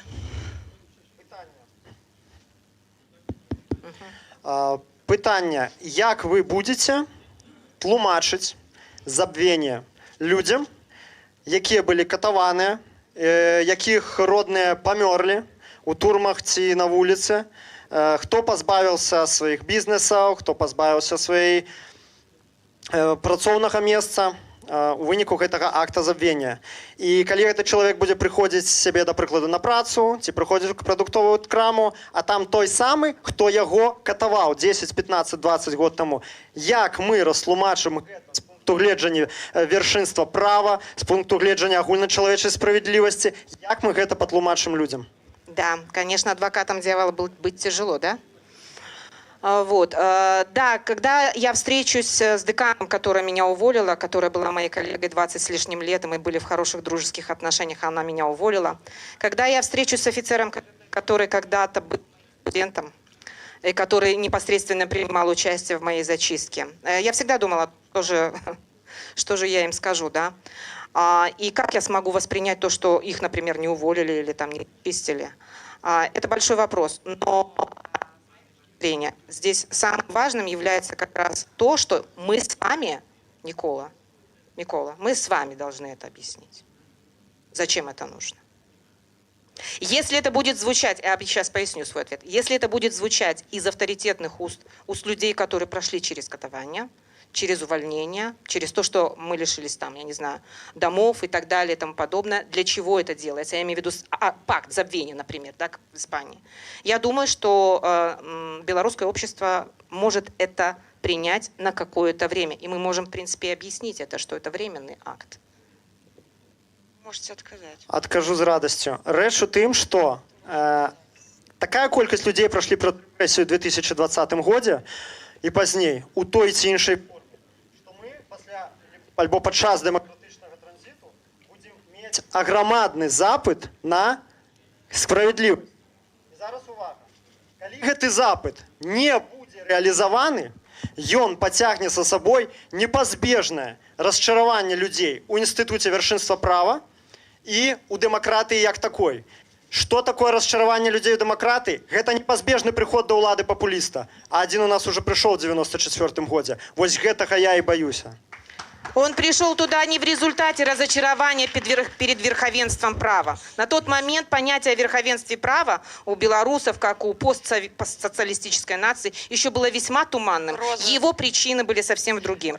Победа. Я думаю, Извините. что и пасля яго сыходу таксама меркаванне і ўяўленне пра верхавенства права ва ўсіх беларусаў будуць яшчэ больш туманнымі. Выбачайце, але гэта праўда. То бок вы заняли позицию? Я не заняла ніякую позицию, я просто размаўляю размаўляю з беларусамі, разумею, што мы жывем у сітуацыі прававога калапса. Мы казалі пра гэту сітуацыю ў 2020 годзе, а зараз увогуле увесь свет. Про то я и кажу, что мы живем в этой ситуации, но завтра... Я кажу, зараз Роза задае вам сваё апошняе пытанне. Роза, у вас ёсць шанс яго дабіць, таму што пакуль што за вас толькі 10 галасоў, за яго ўжо 15. Ну, зразумела, за дьявола вряд ли будут голосовать. А вот когда придет час X, вот посмотрим. Второй вопрос. Перед лицом внешней угрозы со стороны России важнее провести десоветизацию или сохранить единство нации? Зноку я адкажу таким же чынам, як на папярэдняе пытанне. Без десоветизации мы не захаваем адзінства нацыі. Чаму? Таму што вялізная частка сённяшняга дзяржапарата, а сілавая структура, дык амаль усе, з'яўляюцца проксі сіл русского мира в Беларуси. И если они не будут вычищены, про нашу державную незалежность можно забыть, потому что они все, пробачьте мне спрашчэнне популистское, таемные агенты Путина и России. У меня достатковый досвед стасавання размоваў з силовиками. Я бачу, что у них в голове, бачу, чего они чекают, а чего они хочут. Тому, коли мы не проведем десоветизацию, нас чекает гэты шип, який буде у нашей краине, будет доставлять нам национальную небезпеку еще годами и годами. Вот десоветизация и дебаасизация очень схожи по своей природе. Если мы будем относиться к этому как к первоочередному процессу, если мы будем к этому относиться как к первоочередному процессу, навряд ли мы дойдем до того, до чего мы хотим дойти. Вот о чем идет речь. Я считаю, что надо смотреть на ситуацию трезво. А ваши общие обобщения относительно силовиков и всех остальных, мне кажется, что это очень сильное упрощение. И это, кстати говоря, не отражает реальной картины. Я думаю, что вы знаете даже лучше, чем я. Можна зараз мы перейдем до пытання ў зале, і у мяне пытанне да вас абодвух. Адветьце, калі ласка, адкажыце назвай адной краіны. У якой краіне люстрацыі прайшлі добра? Чехия. Микола. Я думаю, что гэта Перу у великой ступени. Перу часткова можна назваць ПАР, Паўднёва-Афрыканскую рэспубліку. Добра, дзякую. Першае пытанне, Александр Федута. Прабачце, Літва, Латвія, Эстонія. Я просила одну краіну. У мяне пытанне да спадара Мікола. Спадар Мікола, завтра вы становіцеся кіраўніком Беларусі, и вам треба заменить 100 тысяч мужчин во возрасте от 25 до 45 год, які працуюць у силовых структурах. Гэта павінны быць офицеры, яны павінны быць адукаванымі. Вы ведаеце, где взять вось гэтыя 100 тысяч человек? Адказвайце адразу. Добрае пытанне, дзякуй. Я вам адкажу. Менавіта таму я сказаў з самого пачатку, што трэба прыярытызацыя. Вядома, немажліва 100 тысяч в один день, таму што іх не будзе кем замяніць, гэта калапс дзяржаўнай машыны. Пачынаць трэба зверху. Верхушку трэба звальняць у першы ж дзень і замяняць іх годнымі, нармальнымі людзьмі. Гэта мажліва зрабіць. Остальных трэба падвяргаць праверкамі і расцягваць гэта на 1, 2, 3 гады, каб не адбылося калапса дзяржаўнай сістэмы. Ужо за 3 гады набраць дастаткова беларусаў. Я не лічу, што нам 100 тысяч патрэбна міліцыянераў у Новай Беларусі. Там не только милиционеры, такие белорусы, бандитская нация уже. Мытники, помежники, усе гэтыя люди, КДБшники. Пум-пум. Добро. Ну, я лічу, я адказаў на ваше пытанне. Збольшага, конечно, это не мусіць адбывацца аднамоментна, гэта мусіць адбывацца з рук. Ну, вы со мной погодились, я вижу. Ну, вось, бачите. Да, я маю на увазі Миколу. Дякую. Наступное пытание, калі ласка. Меня зовут Игорь. Хотел бы вам назвать одного человека, вы его знаете, уже немного обозначили, и фразу, которую он сказал, и чтобы вы между собой ее обсудили. Нельсон Мандела, когда ему задали тот же самый вопрос, он сказал, что у меня нет на это времени, на иллюстрацию, мне нужно восстанавливать страну. Обсудите это между собой, пожалуйста. Я хотела бы сказать про этот пример Нельсона Манделы одну, как мне кажется, я помню достаточно адекватно эту историю, когда вот как раз он встретился с человеком, который его пытал, причем очень жестоко. И он при виде Нельсона Манделы очень сильно испугался. И даже, ну, там описан, как был его испуг, было видно. И Мандела к нему подошел и с ним поговорил и успокоил его. И с моей точки зрения, это, я не могу себе представить, через что прошел Микола. И сегодня я здесь именно что выполняю роль адвоката дьявола. Я не излагаю сейчас свою точку зрения. Но просто кто-то должен с этой стороны встать и сказать то, что я сейчас говорю, для того, чтобы мы имели сбалансированную картину. Но я еще раз призываю не поддаваться на популизм, не размахивать большевистски направо и налево, а думать о том, что в первую очередь нам надо сохранить страну, и в первую очередь нам надо думать о том, что нас впереди ждет гораздо более серьезные вызовы и угрозы, нежели чем то, о чем мы сегодня говорим. Спасибо. Микола, отрефлексуй, коли ласка, питання було до обидвох. Пытання як такового не было зададзена, было сказано. Рэч у тым, што яны таксама пашлі шляхам вырашэння гэтай праблемы. Яны зладзілі каласальную агульнанацыянальную дыскусію. Яны зладзілі пакаянне гэтым катам, якое ў тым ліку трансліравалася па тэлебачанні. Прычына была ў тым, што там насамрэч, і гэта розніца нам показывает, чему историчные аналогии не заўсёды працуюць. Рэч у тым, што у ПАР там был каласальны расавы раскол грамадства. Там был раскол грамадства не толькі па расавым, але па класавым прызнаку. Багатыя белыя землеўласнікі, так, нашчадкі бураў, і чорнае бяспраўнае насельніцтва. Но в Беларусі-то этого няма. І колькасць людзей, катаў, падкрэслю, садыстаў, якіх трэба пакараць в першы ж дзень па крымінальнаму заканадаўству, она адносна невялікая. Адносна ўсіх астатніх мы гаворым пра люстрацыі, пра іх замену, пра іх замяшчэнне з дзяржаўнага апарата. Дякую. Калі ласка, Алена Гнаук. Так, дякую вялікі. Вы ведаеце, Микола, ты веруючий чалавек? У зале Подойдите ближе до микрофона. У зале поднимите, коли ласка, руки, кто лічыць сябе неверуючым чалавекам. Неверуючым. Ось, бачите, адзінкі.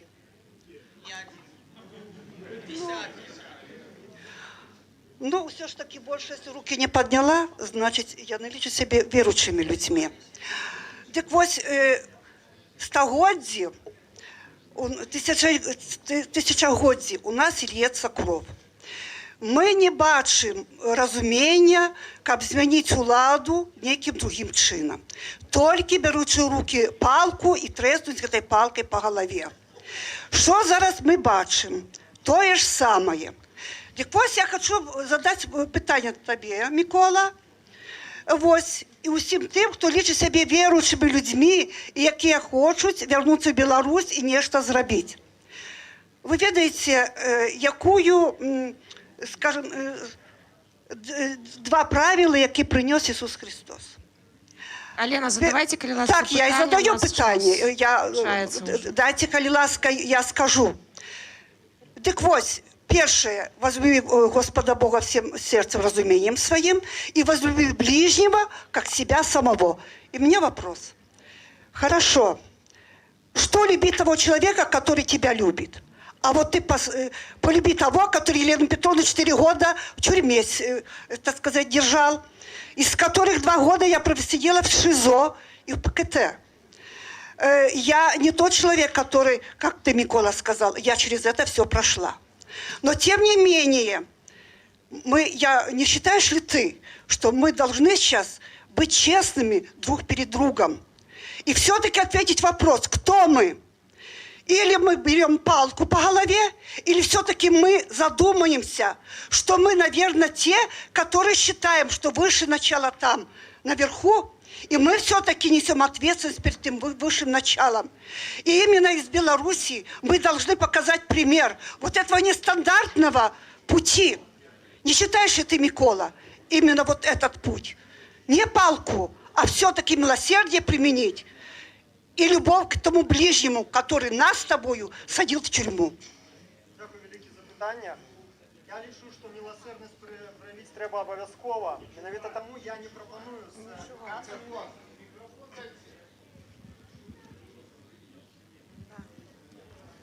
І это не... О, это запрацавало.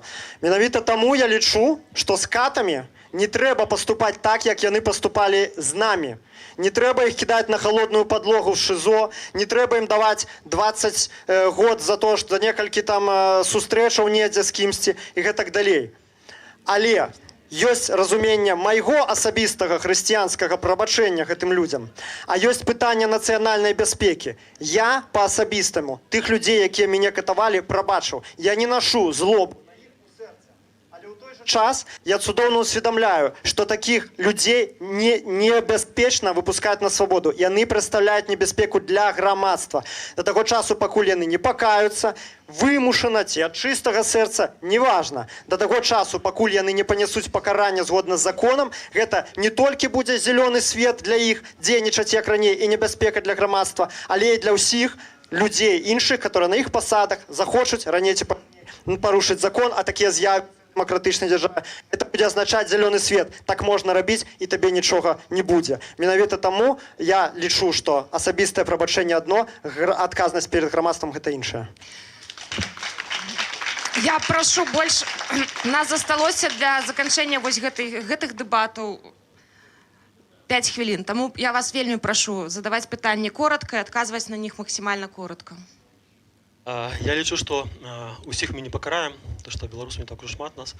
Вось, але ключавых фігур, безумоўна, трэба караць. І трошки пажартую, давайте пашкадуем вось з Богом у сэрцы Лукашэнку, да, там, і, разумееце, яму ў турме будзе спакойней, чым калі яго не пакараюць, і такія людзі, якія вельмі моцна маюць злобу на яго, зробяць самасуд, не ўбачыўшы пакарання такого чалавека, як Лукашэнка, по закону. Таму по закону, я думаю, гэта будзе міласерднасць для яго. Дзякуй. Дзякуй. Гэта была рэфлексія. Спадзяюся, надалей будзе пытанне. Пытанне, ці падтрымліваеце вы тое, што трэба злітаствацца з такімі людзьмі, як Лукашенко? Ну, это жарт, на палову. Ці надо ли смілостивіцца над Лукашенко? Ну, пытанне не да мяне, таму што я вось тут пра Бога я не гаворыла, а я в огуле мусульманка. І ведаеце, у нас трохі іншая трохі іншая релігіозная дактрына адносна тых, хто которые перешагивают, да, через эти моральные правила, которые посылает нам Бог. Вот, поэтому у меня совсем... С религиозной точки зрения, если бы меня как мусульманку спросили, что с ним делать, я имею в виду с Лукашенко, я думаю, что мне придется отказаться от всех предыдущих слов. Вот. Я еще раз подчеркну, я здесь отстаиваю эту позицию не потому, что я ее разделяю, а потому, что я боюсь, что популизм и этот большевизм, простите, это вообще-то большевизм, когда мы хотим всех и сразу, и построить новый мир на руинах старого мира. Опять? Опять? Вот, я хочу, чтобы мы перестали вестись на популистские, приятные нам лозунги. И чтобы мы задумывались над тем, что реально, а что нет в нынешних условиях с нынешним белорусским обществом. Дякую. Вельмі коротке питання. Коротко. Добрый день. Питання до Миколы до Розы одночасова. Як ви думаєте, ці може бути вирішенням проблеми знешнє керування для Білорусі? Дякую. І вельмі короткі бліц-откази. Внешнее управление? Да. Со стороны России? Со стороны США? Со стороны Казахстана. Давайте, вы уже бліц-питаннями великую колькость країн перелічили. Ці може бути вирішенням? Конечно, но внешнее управление, с моей точки зрения, белорусам не потребно. Яны самі цудоўна могут самоорганизоваться. Например, дворовые чаты. Вось, ведаете, вось это был приклад реальный. Но никто, даже Казахстан не пойдет, к сожалению. Микола. Знешняе кіраванне не, але самае шырокае прыцягненне спецыялістаў з дэмакратычных краін адназначна так. День добрый. Василий Плешкунов, акции «Беларуси Варшавы». Я паспрабую коротко. 30 секунд. Пытанне да абодвух. Калі я з'язджаў з Беларусі ў 23-м годзе, мои хлопцы казалі мне так: будзеш вяртацца, папередзь нас, мы тут слупы падрыхтуем. Як ви лічите, будуть у нас такі партизани, які зроблять потім із лубов шибениці? Ці будуть у нас такі партизани, які потім зроблять шибеницю, так? Я невежа полная. Что такое шибеница? Пробачьте. Виселица. Виселит? Господи. Пробачьте. Не, ну, да, есть проблема с самосудами. Я думаю, что такая проблема будет. Реально. И поэтому нам нужно будет эту формулу сбалансированную придумать, чтобы этого не было. И чтобы не было поводов для этого. Да, я с этим согласна. Но еще раз повторюсь, люстрация большая, жесткая, массовая, это не выход. Поверьте мне. Поверьте, потому что Беларусь страна, кто-то считает, что она небольшая, она страна большая. И нам нужны будут свои специалисты, те, которые сейчас на местах находятся, те, кто сейчас в Беларуси остался. Цудоўнае пытанне, хацеў аб гэтым сказаць, ды не паспеў.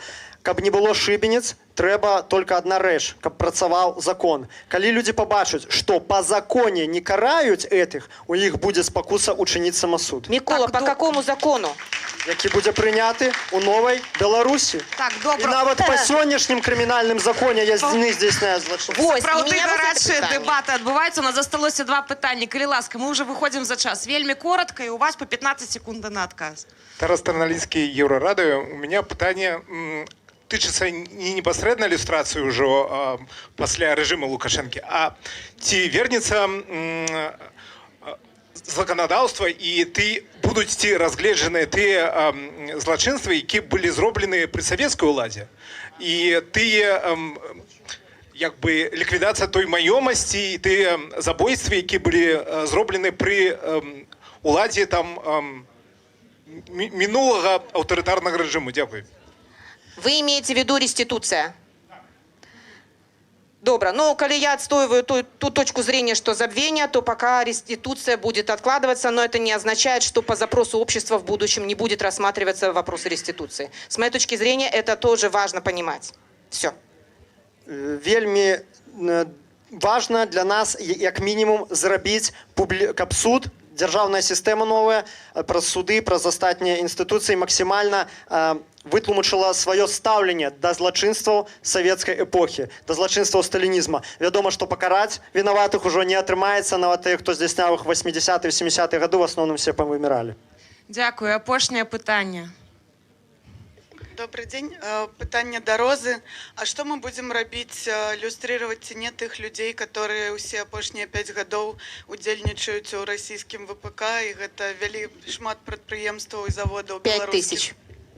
5 тысяч предприятий, которые на сегодняшний день работают на российский военно-промышленный комплекс. Можем ли мы их всех уволить? У меня вопрос к залу, вот к тем людям, которые сейчас голосуют за позицию Миколы Дедка. Вы согласны с этим? Да! Чтобы все 5 тысяч предприятий уволили всех? Да! Ясно. Что я могу сказать? Тогда громадянская война будет напередацца. Ну что? Колгас. Ой. Дякую. Спасибо. За вельмі гарачую дыскусію, за ўдзел усей зале ў гэтай дыскусіі. Па пытанцы у нас перамог сёння Мікола Дзядок. У нас, на жаль, не засталося часу зачытваць все пытанні са слідо. В любом выпадку, пытанне ілюстрацыі гарачае. Я думаю, што мы да яго будзем звяртацца яшчэ не адзін раз. Дякую. Дякую вялікі, і дзякую вялікі Розе за тое, што дала мажлівасць была адвокатом дьявола. Так, я б так не смог. Вы можете працягнуць і задаваць пытанні нашай наступнай пары дэбацёраў, спікераў. Воду мяняюць, стаканы чыстыя. Я звяртаю увагу на гэта. Музыканткі, паэткі, рэканструктаркі, папулярызатаркі гісторыі Беларусы Кацярыны Ваданосавай. Ну і таксама мне ўжо страшна нават пералічваць усё гэта. Грамадскі дзеяч, літаратуразнаўца, доктар гуманітарных навук, былы палізняволены Александр Федута. І тэма для дэбатаў наша адвечная беларуская песня. Мы будзем зараз дэбаціраваць пра самае галоўнае мову, культуру і вырашаць, што важней, уцёкі загоншчыку беларушчыны альбо ўсё ж такі Беларусь перадусім. Итак, Можете камень, ножницы, папера згуляць, хто першы. Добра. Поехали. 4 хвилины твоей, Катя. Пока Катерина разбирается, як знакомитая телеведущая з микрофоном, такое бывает. Раз. О, Александр, я павінна вас папярэдзіць. У Катерины есть секретная зброя. Якая? Я не ведаю. Иголки. У меня отобрали на уваходе сегодня иголку, я вышивала. А у меня отобрали, сказали, холодная зброя. Поехали, 4 хвилины. Шановне господарство, калі я буду говорить як машина, то, напевно, я укладуся ў 4 хвилины. А калі як нормальный человек, магчыма, не укладуся, загадзя выбачаюся. Па-першае, вітаю вас, дарагія сябры, шановне господарство, вітаю свайго шановнага апанента, для мяне гонар. Сёння і страх вялікі, признаюся шчыра. Але ведаеце, сябры, я сёння пачну з несправядлівасці. Я чула велізарную несправядлівасць, калі прачытала ўвогуле назву нашых дэбатаў. Уцёкі з-за гоншку беларушчыны versus Беларусь перадусім. Я стаю на абароне другой часткі, для мяне Беларусь, вядома, перадусім. Але мне падаецца, што з боку арганізатараў было трошки несправядліва аддаць спадару Александру абарону пазіцыі з такой дзіўнай назвай «Уцёкі з-за гоншчыку беларушчыны». Мне падаецца, што падобнае значэнне больш характэрна для прапагандыстаў, чым для дэмакратычнага мерапрыемства. Мы не ў загоншчыку, мы не ў хляве, мы не ў стойле, і мы не быдла. І нам не трэба уцякаць ад саміх сябе, таму што мы маем неверагодна каштоўны скарб, які робіць нас карыснымі і цікавымі для свету. Мы маем уласную культуру, мы маем уласную мову, мы маем уласную годнасць і гісторыю. Зразумела, што зараз часы такой глобальнай глобалізацыі, даруйце мне гэтую таўталогію, у мяне сын гуляецца па-ангельску ў камп'ютарныя гульні. У вас, напэўна, ёсць сярод вас бізнесмены, якія вядуць перамовы на тых мовах, на якіх зручна. Альбо спадар Александр вось захоча і напіша навуковы артыкул на той мове, на якой друкуецца нейкі міжнародны часопіс. Так? Але гэта не значыць, што мы мусім забывацца пра сваё, таму што менавіта сваё робіць нас намі. Калі наша культура, мова, гісторыя не маюць значэння, то мы страчваем самае галоўнае, што ў нас ёсць. Мы страчваем нацыянальную тоеснасць. Мы перастаем быць самімі сабой. І таксама мне падаецца, што сённяшняя вось гэтая дыхатамія, яна трошкі штучная. Гэтай дылемы можа не існаваць. Глобальныя працэсы, мне падаецца, толькі спрыяюць пачуццю ўласнай годнасці і развіццю ўласнай нашай нацыянальнай культуры. Астафій Валовіч з рапірай, гэта беларуская культура. Полацкі сшытак з барочнымі партытурамі, гэта таксама беларуская культура. І калі я на гістарычным фестывалі спяваю беларускую народную песню, да мяне падыходзяць прадстаўнікі іншых краін і дзякуюць, таму што мы захавалі тое, што не захаваў шмат хто. Калі я праводжу выставы строяў уласна зробленых, уласнаручна, то людзі таксама здзіўляюцца, што падобныя рэчы калісьці рабілі непісьменныя беларускія жанчыны. А ведаеце, дарэчы, што ў англічанаў захавалася з традыцыйнага строю? Капялюш-кацілок. І гэта ўсё. Нават тут мы ў плюсе, разумееце? І яшчэ напрыканцы адно вельмі важнае, пра што ўжо сёння гаварылі неаднаразова. У нас ёсць вельмі неветлівы і нецікавы сусед. У нас пад бокам ёсць імперыя, якая кіруецца такім крэда адзін язык, адзін народ.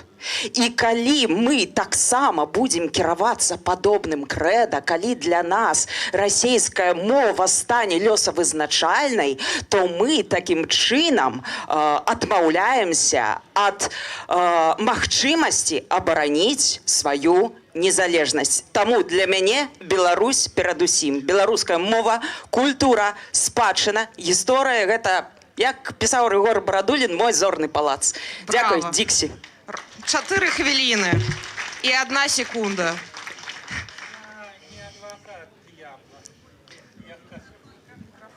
Ён працуе, просто кажыце ў яго. Алло. Я не адвакат д'ябла ў адрозненне от спадарыні Розы. Я про сябе толькі буду казаць. Які загоншчык беларушчыны, дзе вы яго бачылі? Тут у Варшаве, прабачце, кожны з нас, калі выходзіць на вуліцу, калі падыходзіць да кіроўцы таксі, калі падыходзіць да прадаўшчыцы у магазине, ён размаўляе на якой мове? На той мове, якая існуе ў краіне, у якой ён жыве. Дзякуй, я ведаю гэтую мову. Ведаю з 7 гадоў трошкі. Практыкі не было, але ведаю. І гэта, дарэчы, прабачце мяне, спадарня Аста, гэта была адна з падставаў дзеля таго, што выбіраючы паміж Варшавай і Вільняй, я быў прымушаны выбраць Варшаву, бо ў 60 год я не вывучу літоўскую мову. Я спрабаваў, у мяне у Менску стаяць 2 слоўнікі вялікія. Вось, літоўскай мовы. Не вывучу. Але калі я ведаю мову той краіны, дзе я жыву, я ею карыстаюся. І у мяне зараз у бібліятэцы маёй, туташняй варшаўскай, у меня кнігі на 3 мовах: беларускай, рускай і польскай. І ўжо на ангельскай появілася першая. Справа не ў тым, існуе ці не існуе загоншчык. Справа ў тым, ты гатовы альбо не прымаць культуру іншага і трансляваць у свет уласную культуру. Тую культуру, якая вызначае цябе сярод усіх астатніх людзей. Мне сорамна. У маім жыцці был выпадак. 85 год. Я студэнт Гарадзенскага універсітэту. Я паехаў у Новосибірск. І на усесаюзную студэнцкую навуковую канферэнцыю. І там сібірскі хлопец, ён існуе зараз у інтэрнэце, у фейсбуку, Алексей Мусорын. Ён у мяне пытаецца: ты скуль? З Беларусі. О, пачытай мне вершы на беларускай мове. І высветлілася, што я ў той момант ведаю толькі адзін верш Богдановича сонет, які мы вучылі, да, у школе. Што я раблю? Я пачынаю чытаць кніжкі і адсылаць пасля гэтыя кніжкі свайму новаму сябру ў Новосибірск. І праз 7 год Алексей Мусорын стаў адзіным на ўсю Сібір выкладчыкам беларускай мовы. І зараз ён жыве ў Злучаных Штатах, але частку сваёй беларускай бібліятэкі ён таксама правёў. Мы павінны не казаць, што нам нехта павінен, а шукаць тыя мовы, на якіх мы можам данесці сваю гісторыю, сваю культуру і, урэшце-рэшт, сваю праўду. І вось у гэтым выпадку я хачу падзякаваць прылюдна яшчэ аднаму чалавеку. Гэтага чалавека завуць Андрэй Хаданович. Яго няма ў гэтай зале. Але тое, што ён зрабіў, гэта подзвіг. Ён выхаваў новую генерацыю беларускіх перакладчыкаў, якія пачалі перакладаць сусветную сённяшнюю літаратуру для беларусаў і класіку, і наадварот трансляваць нашу культуру всяму свету.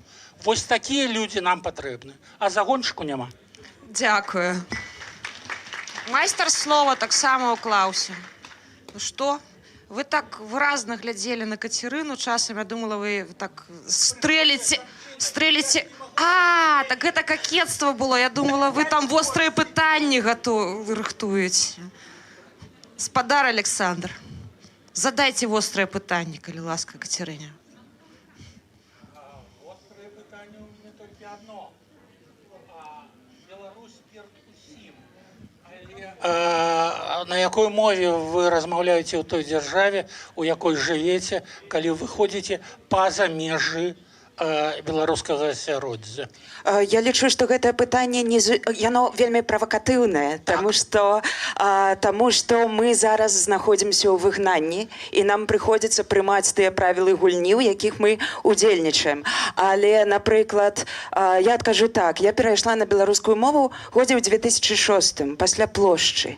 І мае дзеці размаўляюць па-беларуску, і мой муж размаўляе па-беларуску, і ўсё маё атачэнне размаўляе па-беларуску. Я сню сны па-беларуску, я думаю па-беларуску. На жаль, у мяне няма магчымасці выйсці ў жабку ці бедронку і размаўляць па-беларуску, таму што мы вымушаны прымаць тутэйшыя правілы гульні. Але гэта не адмаўляе мяне як беларуску, як чалавека апантанага нашай гісторыяй, культурай. Для мяне гэта каштоўны скарб.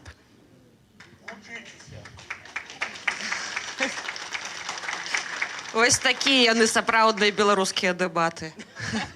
Вушыцеся у апанентаў. Ну, насамрэч, у нас Катя, такі так. Насамрэч, задавай пытанне вострае. Калі ўжо? Добра, тады няхай будзе такога кшталту пытання. Калі ўсё будзе так, як яно ёсць зараз у Беларусі, унутры Беларусі, калі беларуская мова будзе імкліва саступаць уласныя пазіцыі, як яна робіць зараз, ні для каго не сакрэт, то якім чынам мы зможам абараніць нашу краіну ад засілля Расіі і расійскай культуры? Калі спадарня Ціханаўская будзе не толькі прэзідэнт-электкай, але і прэзідэнтам, а спадар Латушка прэм'ер-міністрам, а спадар Трухан упершыню, мы з ім размаўляем, Брухан, прабачце, будзе сапраўды кіраўніком парламенту, я спадзяюся, што першае, што яны зробяць, гэта будзе спроба прымусіць дзяржаву выконваць дзеючы закон аб мовах. Бо ён насамрэч прымушае ўсіх дзяржаўных службоўцаў ведаць дзве дзяржаўныя мовы. І калі яны гэтага даб'юцца, праз 5 год можна праводзіць любы рэферэндум. Дзякуй. Дзякую. Спадар Федута, вам трэба як мінімум 2 галасы, каб стаць роўным з Кацярынай?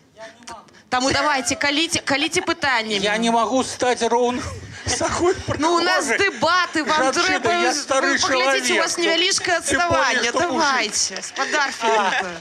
Каліце ўжо, у вас тут... Калі б у вас была мажлівасць прывесці да сябе сваю бібліятэку, 5 кніжак, якія бы вы прывезлі на беларускай мове? Менавіта на беларускай мове. Не пераклады, а беларускія кнігі. Богданович «Вянок», збор твораў Янкі Купалы. Ну, хай гэта будзе адзін. Так, гэта ў мяне ёсць, гэта ў мяне ёсць, гэта ў мяне ёсць. Ведаеце, у мяне была кніжка вельмі класная ў дзяцінстве. Яна называлася «Героі Эллады» па-беларуску і напісана беларускім аўтарам. І у мяне зараз сын, яму 12, малодшы.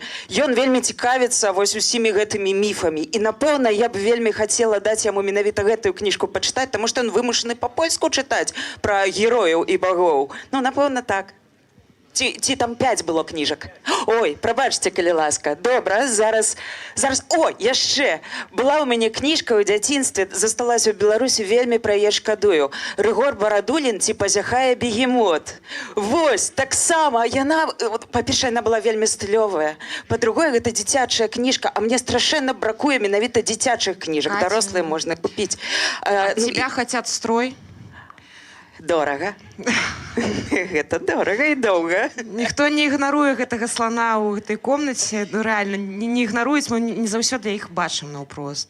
Беларусь цяпер жыве ва ўмовах русіфікацыі, глобалізацыі. Чаму ў такіх умовах Беларусь перадусім гэта не тое, што нам трэба? Можаце коротка адказаць на гэтае пытанне кожны з вас? Беларусь перадусім гэта тое, што нам трэба. Справа ў тым, што зрабіць, каб рэалізаваць гэтую думку. У него второй работает против нас. Попробуйте у других.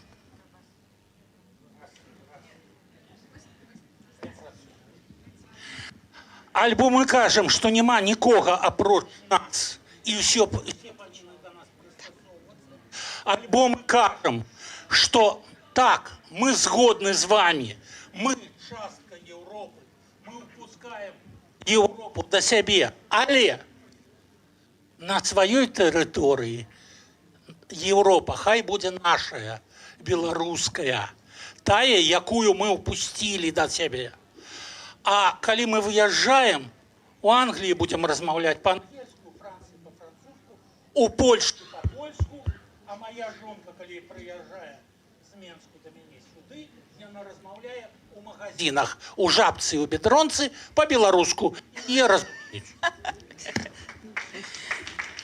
Дзякуй вялікі, мне няма што дадаць, я абсалютна згодна. Я ж кажу, вельмі лжывая, непраўдзівая дыхатамія у нас атрымліваецца. Выбачайце, Ксенія хацела шоу, а у нас неяк такая Ксенія ўжо за шоу Чаму шоу у нас з публічнасцю. Але гэта не дэбаты. Дзякуй за інтэлігентную гутарку цудоўных людзей, але гэта ўвогуле не дэбаты. Прабачце. Катя, калі ласка, там, калі нам апошні раз паказвалі вынікі вашых дэбатаў, спадар Федута перамагае. Задавай сваё колкае пытанне. Яшчэ? О, добра. Скажыце, спадар Александр, дзе тая мяжа, калі мы яе перакрочым, наступае не адкрытасць свету, а асіміляцыя, што з'яўляецца маркерам асіміляцыі народа, нацыі. Дзе гэты Рубікон? Рубікон, на мой погляд, у той момант, калі свядомасць падмяняецца тутэйшасцю. Калі чалавек замест таго, каб адказваць на пытанне «ты хто?», словом «беларус», але ён адказвае «а я тут жыву». Гэта іншае. Тутэйшае, вось Купала паставіў дыягназ. І Купала, дарэчы, быў адным з нашых вешчаў, прарокаў, як кажуць нашы сябры і браты-палякі. І той дыягназ, які ён паставіў у 20-е гады, на жаль, дагэтуль дзейнічае. Улада – гэта ўлада тутэйшых, а не беларусаў. Дзякуй. Дзякую. Пытанні зале мы чакаем, калі ласка. Задавайце, калі ласка, коротко. Добра. І адказваем таксама коротко. Калі я говорю Беларусь, то ў першую чаргу я мыслю саму сябе ў гэтай Беларусі. Але зараз Беларусь там, а мы тут. Але зараз Беларусь там, а мы тут. І там ёсць людзі таксама не тільки, которые размаўляюць по-беларуску, але таксама і падаўжаюць размаўляць па-расейску.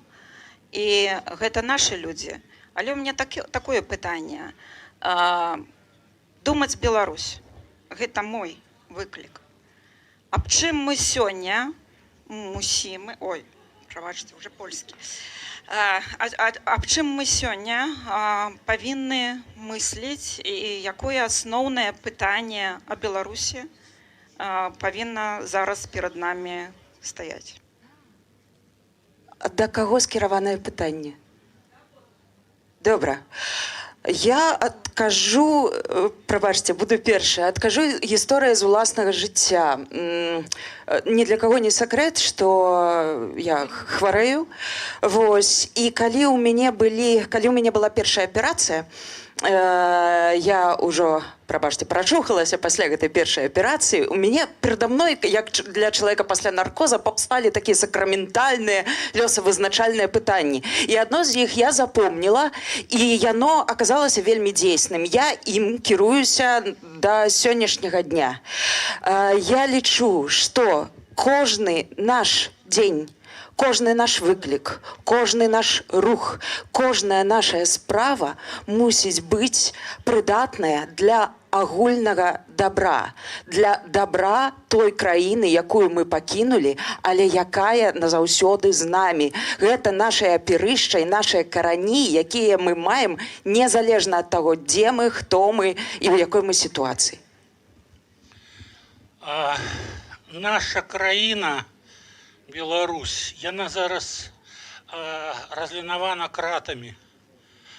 І тыя людзі, якія знаходзяцца па абедзве стараны кратаў, яны ўсё роўна за кратамі. Вось калі мы думаем Беларусь, нам трэба думаць пра тое, каб гэтых кратаў не было. Каб людзі былі вольнымі. А вольнасць – гэта мажлівасць выбараў. Шчыра дзякуй. І апошняе пытанне ў гэтых дэбатах. Нас чакае яшчэ трэці тур. У мяне пытанне адначасова і да спадарні Ваданосавай, да спадара Федуты. Вось зараз ва ўмовах эміграцыі і межаваных рэсурсаў, як вам падаецца, ці варта падтрымліваць рускамоўную беларускую культуру, то бок мастацтва, літаратуру, кіно, музыку на рускай мове, альбо только на беларускай, альбо і калі рабіць выбар, то выбар у бок чаго трэба рабіць. Дзякуй. Напэўна, я адкажу, выбар – гэта асабістая справа кожнага чалавека, і не мне дыктаваць умовы, каму што абіраць. Я магу кіравацца толькі ўласнымі нейкімі густавымі перавагамі. Я не набыла ніводнай кніжкі на рускай мове з часоў пачатку эміграцыі. Вось, напэўна, мой адказ. Спадар Тарас зрабіў выгляд, што ён нічога не чуў пра тую палеміку, якая ішла у інтэрнэце паміж мной спадаром Іванюком. Я вам адкажу так. Калі у вас ёсць нейкія прэтэнзіі, патэлефануйце спадарыне Алексіевіч. Яна вам скажа, што трэба рабіць. Наколькі я ведаю, яна, рускамоўная пісьменніца з Беларусі, падтрымлівае беларускую літаратуру. А прысутнічаючая тут выдаўчыня маёй кнігі, якая выйшла на беларускай мове, яна вельмі добра адказала. Яна сказала, трэба глядзець на грамадскую значнасць таго ці іншага твора. Вось кніжку пра тое, як я адбываў пакаранне у ІК-15, я буду пісаць на расійскай мове. Навошта її перакладаць на беларускую? Каго зацікавіць, прачытаюць. Каго зацікавіць, той выдасць. А перакладаць шмат беларускамоўных добрых кніжак па гэтай тэме ўжо надрукавана. Шчыры дзякуй нашым спікерам з мінімальным перавесам. Всього 3 галасы, якія не вызначыліся. Перамог Александр Федута. Ужо 2. Катя.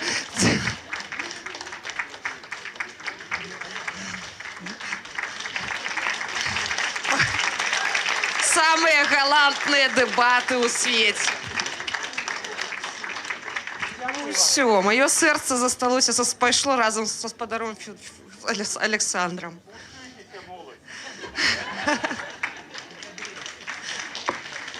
Трэція дэбаты і трэця пара спікераў будзе сёння адказваць на самае цяжкае пытанне, таму што за мінулы год мы з вамі бачылі цуд абурэння таталітарных рэжымаў, дыктатур і зноў вялікую колькасць пытанняў, вялікую колькасць дыскусій наконт фінляндызацыі і не толькі, і будучыні Беларусі.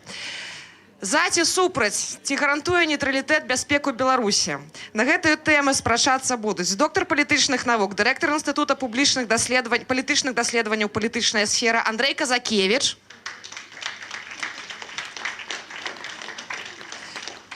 і журналіст Белсату, аналітык у сферы нацыянальнай бяспекі і абароны Зміцер Міцкевіч.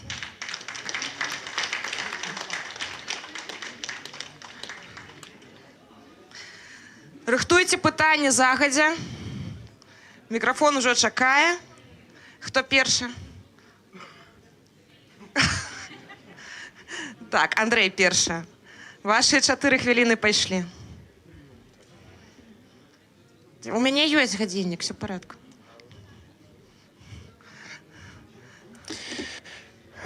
Значит, я выступаю с позиции нейтралитета и 3 короткие тезисы.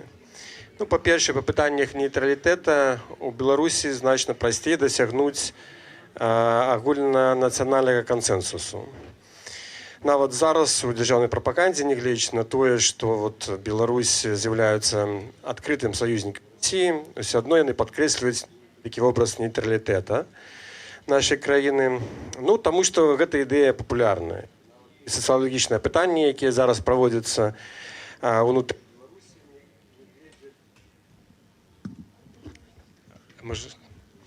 Не глядзячы на тое, што, конечно, іх вынікі вельмі моцна змешчаны ў бок тых, хто падтрымлівае дзеючую ўладу, все адно яны паказваюць, што вот выбор нейтралітэта нават апярэджвае Саюз России. І ясна, што вот на гэтая пазіцыя і да гэтага часу з'яўляецца вельмі папулярнай, і дасягнуць нацыянальнага кансенсусу па ёй будет значно простей, чым дискуссии про вот, выбор некого военного альянса.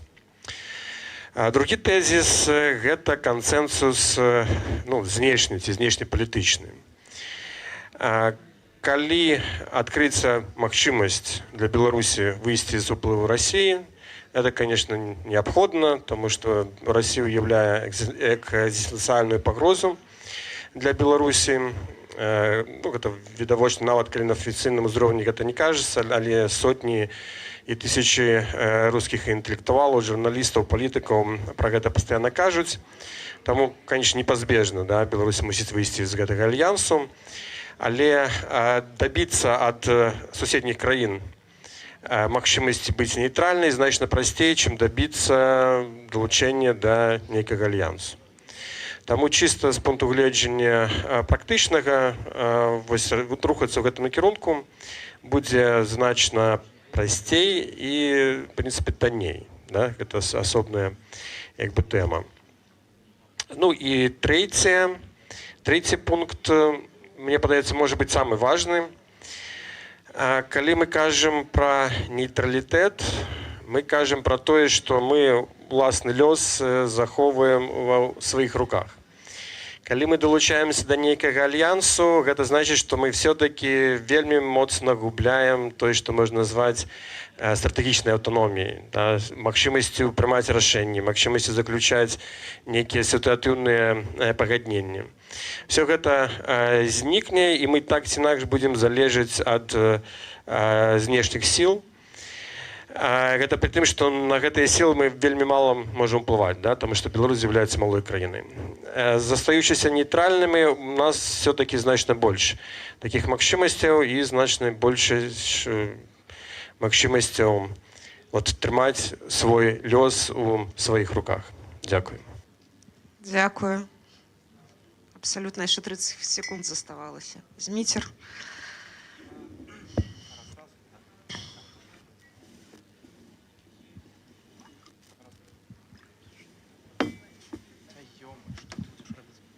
Дзякуй вялікі. На самой справе, ведаеце, я звычайна разважаю з практычнага пункту гледжання. І у нас ужо ў гісторыі быў выпадак, калі мы аб'яўлялі сябе нейтральнай дзяржавай. Вот мы адразу з вяртання нашай незалежнасці з 90-х гадоў нібыта нейтральная дзяржава. Тое, як гэта скончылася, мы ўжо ўсе бачым.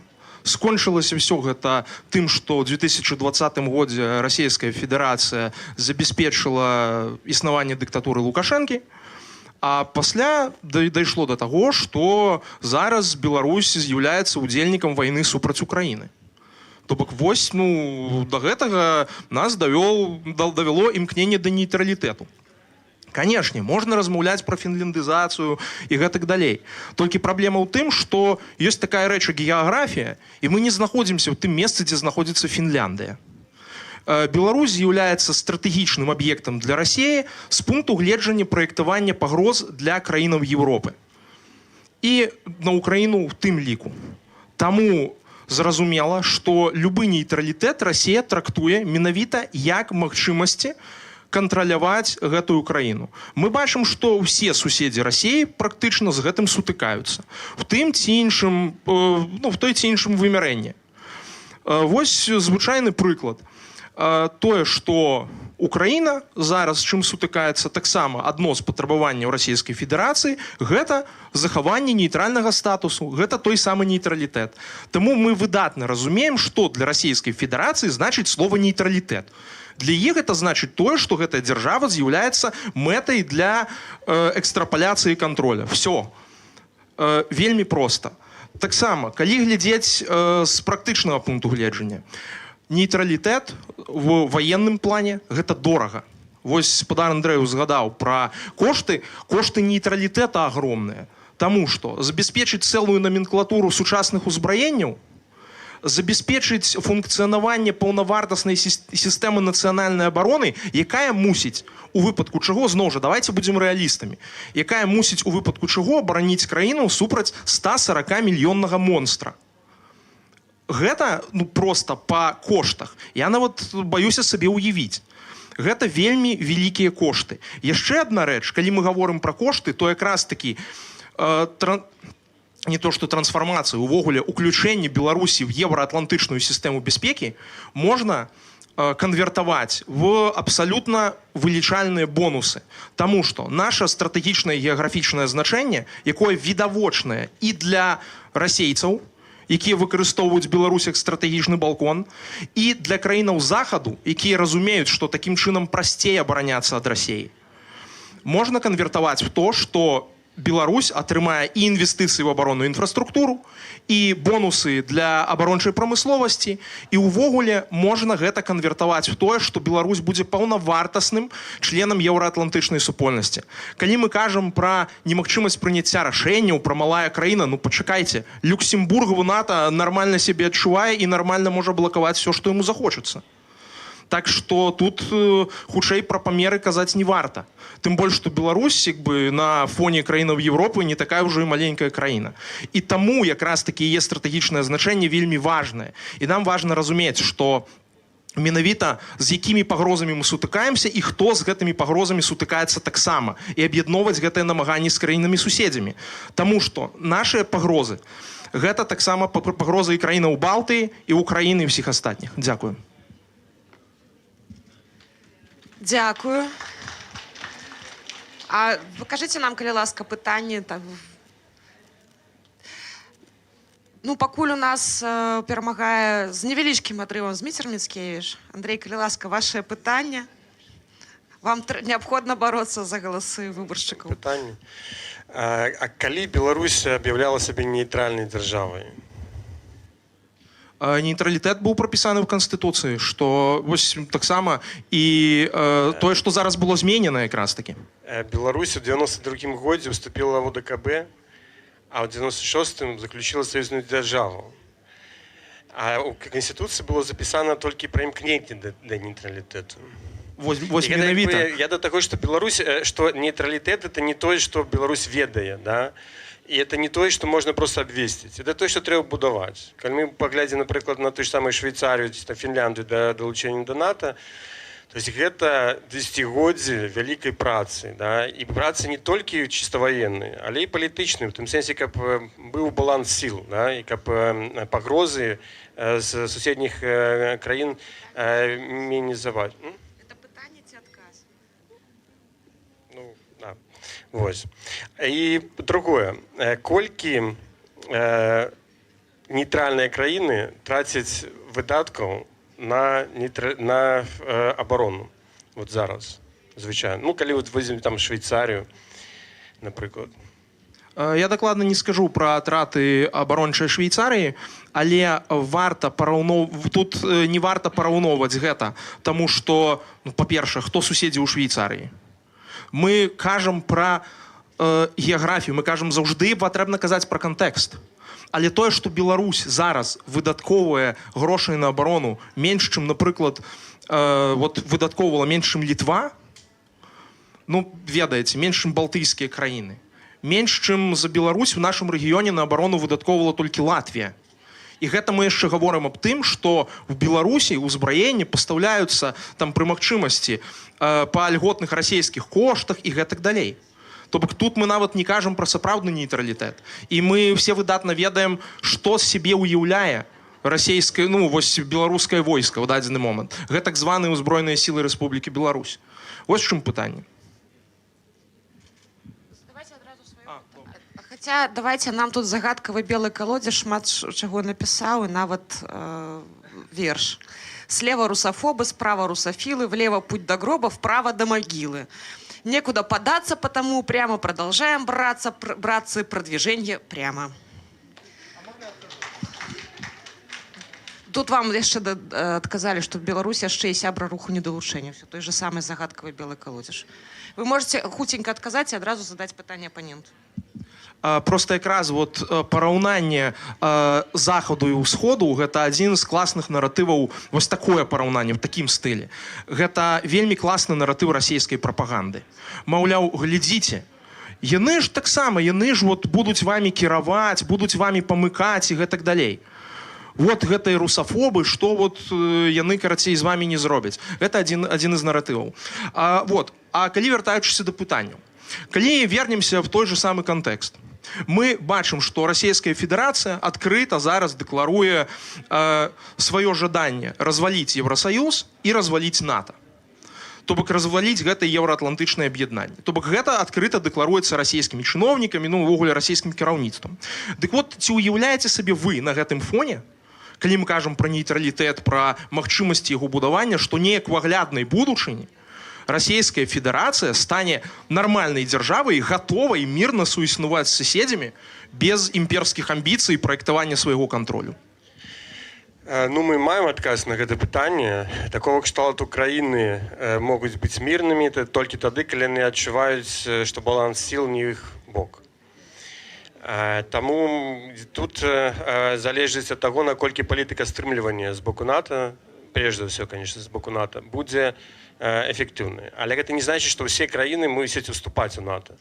Гэта может быць іншыя фарматы кааперацыі. Я яшчэ раз падкрэслю, да, нейтралітэт гэта не просто ты сидзіш в акопе, да? Гэта тое, ты выбудоўваеш альянсы. Просто ты не привязываешься да нейкай канкрэтнай краіны і не залежыш ад яе вот, у прыняцця сваіх стратэгічных рашэнняў. Ну, потому что понятно, что понять нейтралітэт, ён ну, вельмі шырока, да, есть вузкі, калі это вот цалкам нейтралітэт, як на Швейцарія там пыталася будаваць гэта ў 19-20 стагоддзе. Але зараз мы, конечно, кажем пра значна больш шырокі феномен. І вот я кажу, што вот гэта, да, гэта больш рэалістычна для Беларусі. І гэта, в прынцыпе, будзе мець менш выдаткаў і унутрапалітычных, і знешнепалітычных для нашай краіны. Андрей, там было пытанне да вас. Прывесці прыклад хоць адной постсавецкай краіны, у якой далося захаваць нейтралітэт. Ну, калі мы кажам пра нейтралітэт у шырокім сэнсе, то мы можам назваць там Туркменістан, напрыклад. Да? Мы можам казаць пра Узбекістан.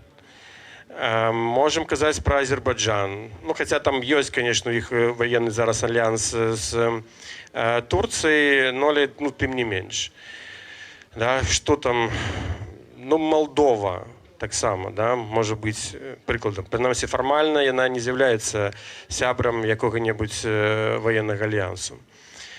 Ну, вот гэтыя прыклады. Пытанне да апанента адразу. Яшчэ? Я уже два задаў. Тады добра.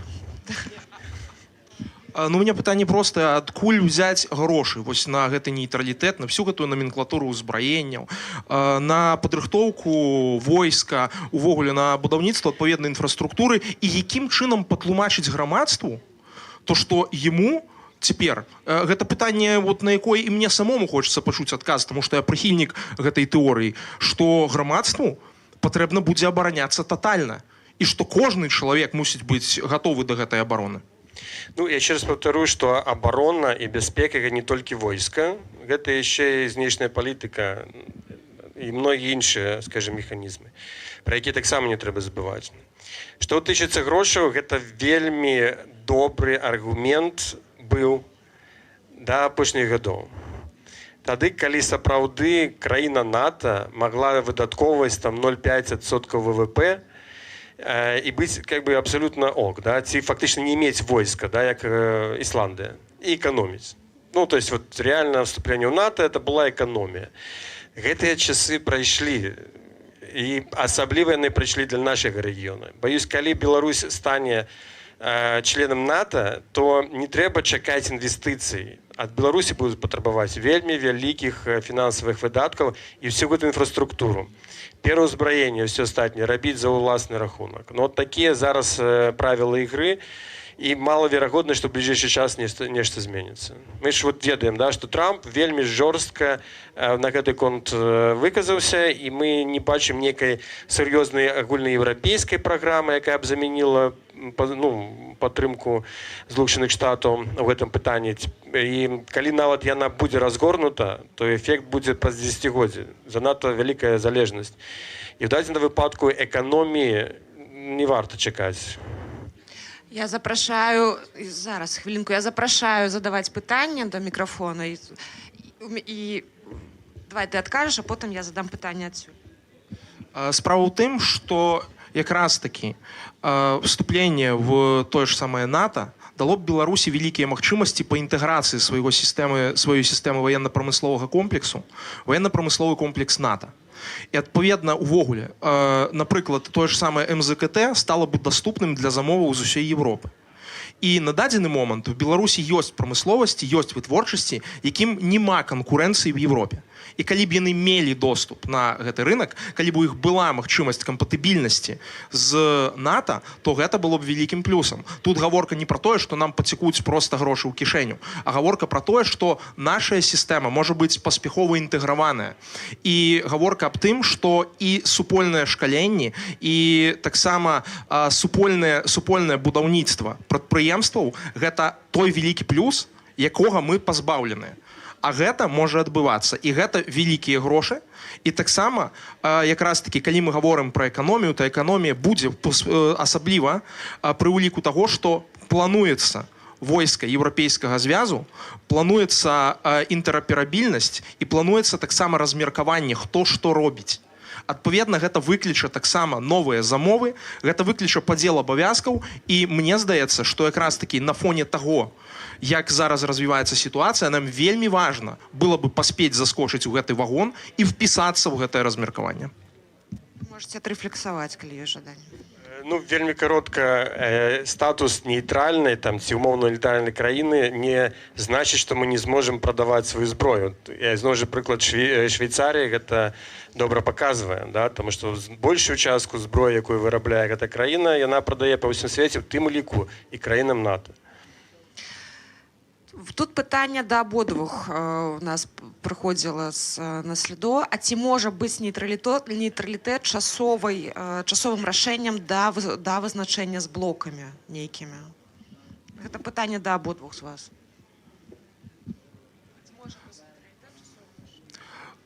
Зноў жа, тут пытанне, пра які прамежак часу вядзецца гаворка.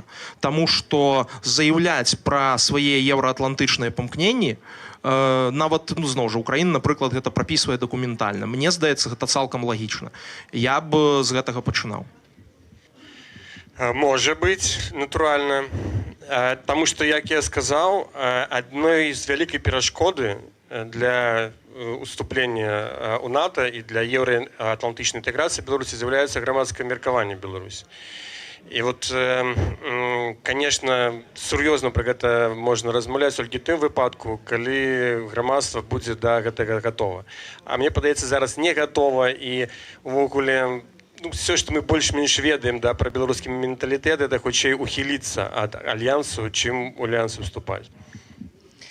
Дзякую. Пытанне. Дзякую. У мяне пытанне да абодвух спікераў. Я ось хацеў пра мову запытаць, але потым у Кацярыны і Александра запытаю пазней. Тут у мяне пытанне такога кшталту аб паслядоўнасці.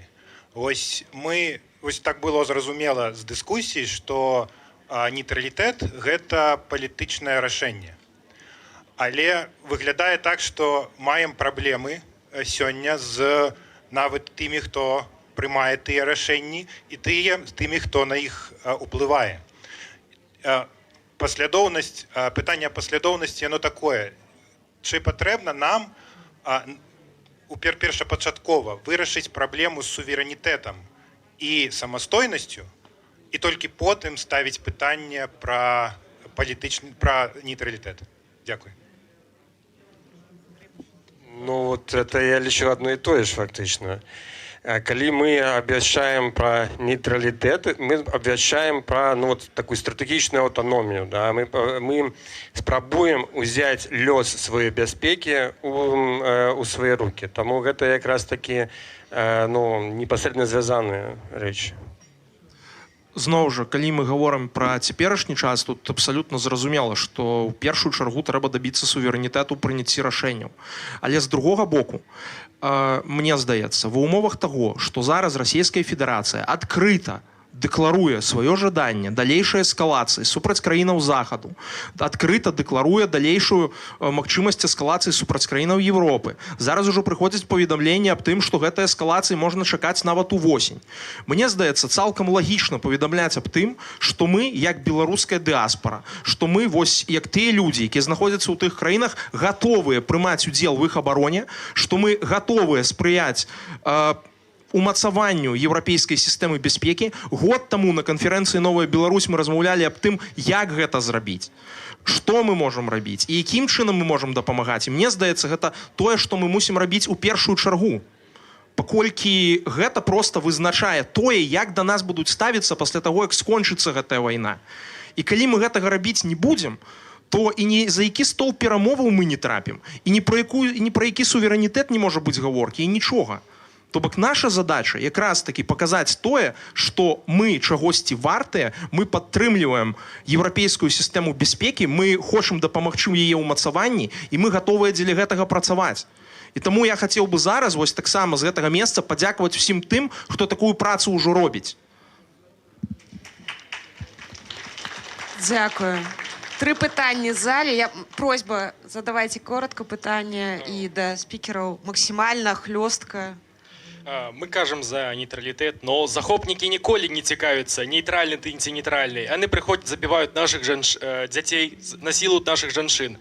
Ніколі в жыцці не было на тэрыторыях былога СНГ такога, даже пры том самым Таджикістане, якой у складзе ОДКБ. На тэрыторыі Еўропы ёсць 6 краін, кроме России, якія выбралі 2 пути. Першая — Литва, Латвия и Эстония, якая в складзе Североатлантычнага альянса. Другая — Украина, якой сустрэла Россия ў 14 і 22. Молдова, частины, які окупували яшчэ ў 90-х годах, і Джорджия, частину Грузии уже хрен с них, частина Грузии, якую окупувала Россия еще с 92-го года. И когда мы кажем о нейтралитете ніколі не будем, мы должны объединяться с Европой, потому что мы либо знищим Россию, либо Россия знищит нас. Так мы знищим третий Рим. А пытанне? Дякую. Хочете за що це були просто його думки? Андрей одразу отказал. Да? Для того, как быть часткой Европы, Европа нас мусит себе принять. И я могу вам сказать докладно, что у НАТО ніхто серьезно не разглядає магчимость выступления Беларуси и некого такого поширения. Жадаючих пашыраць НАТО бясконца на ўсход таксама няма.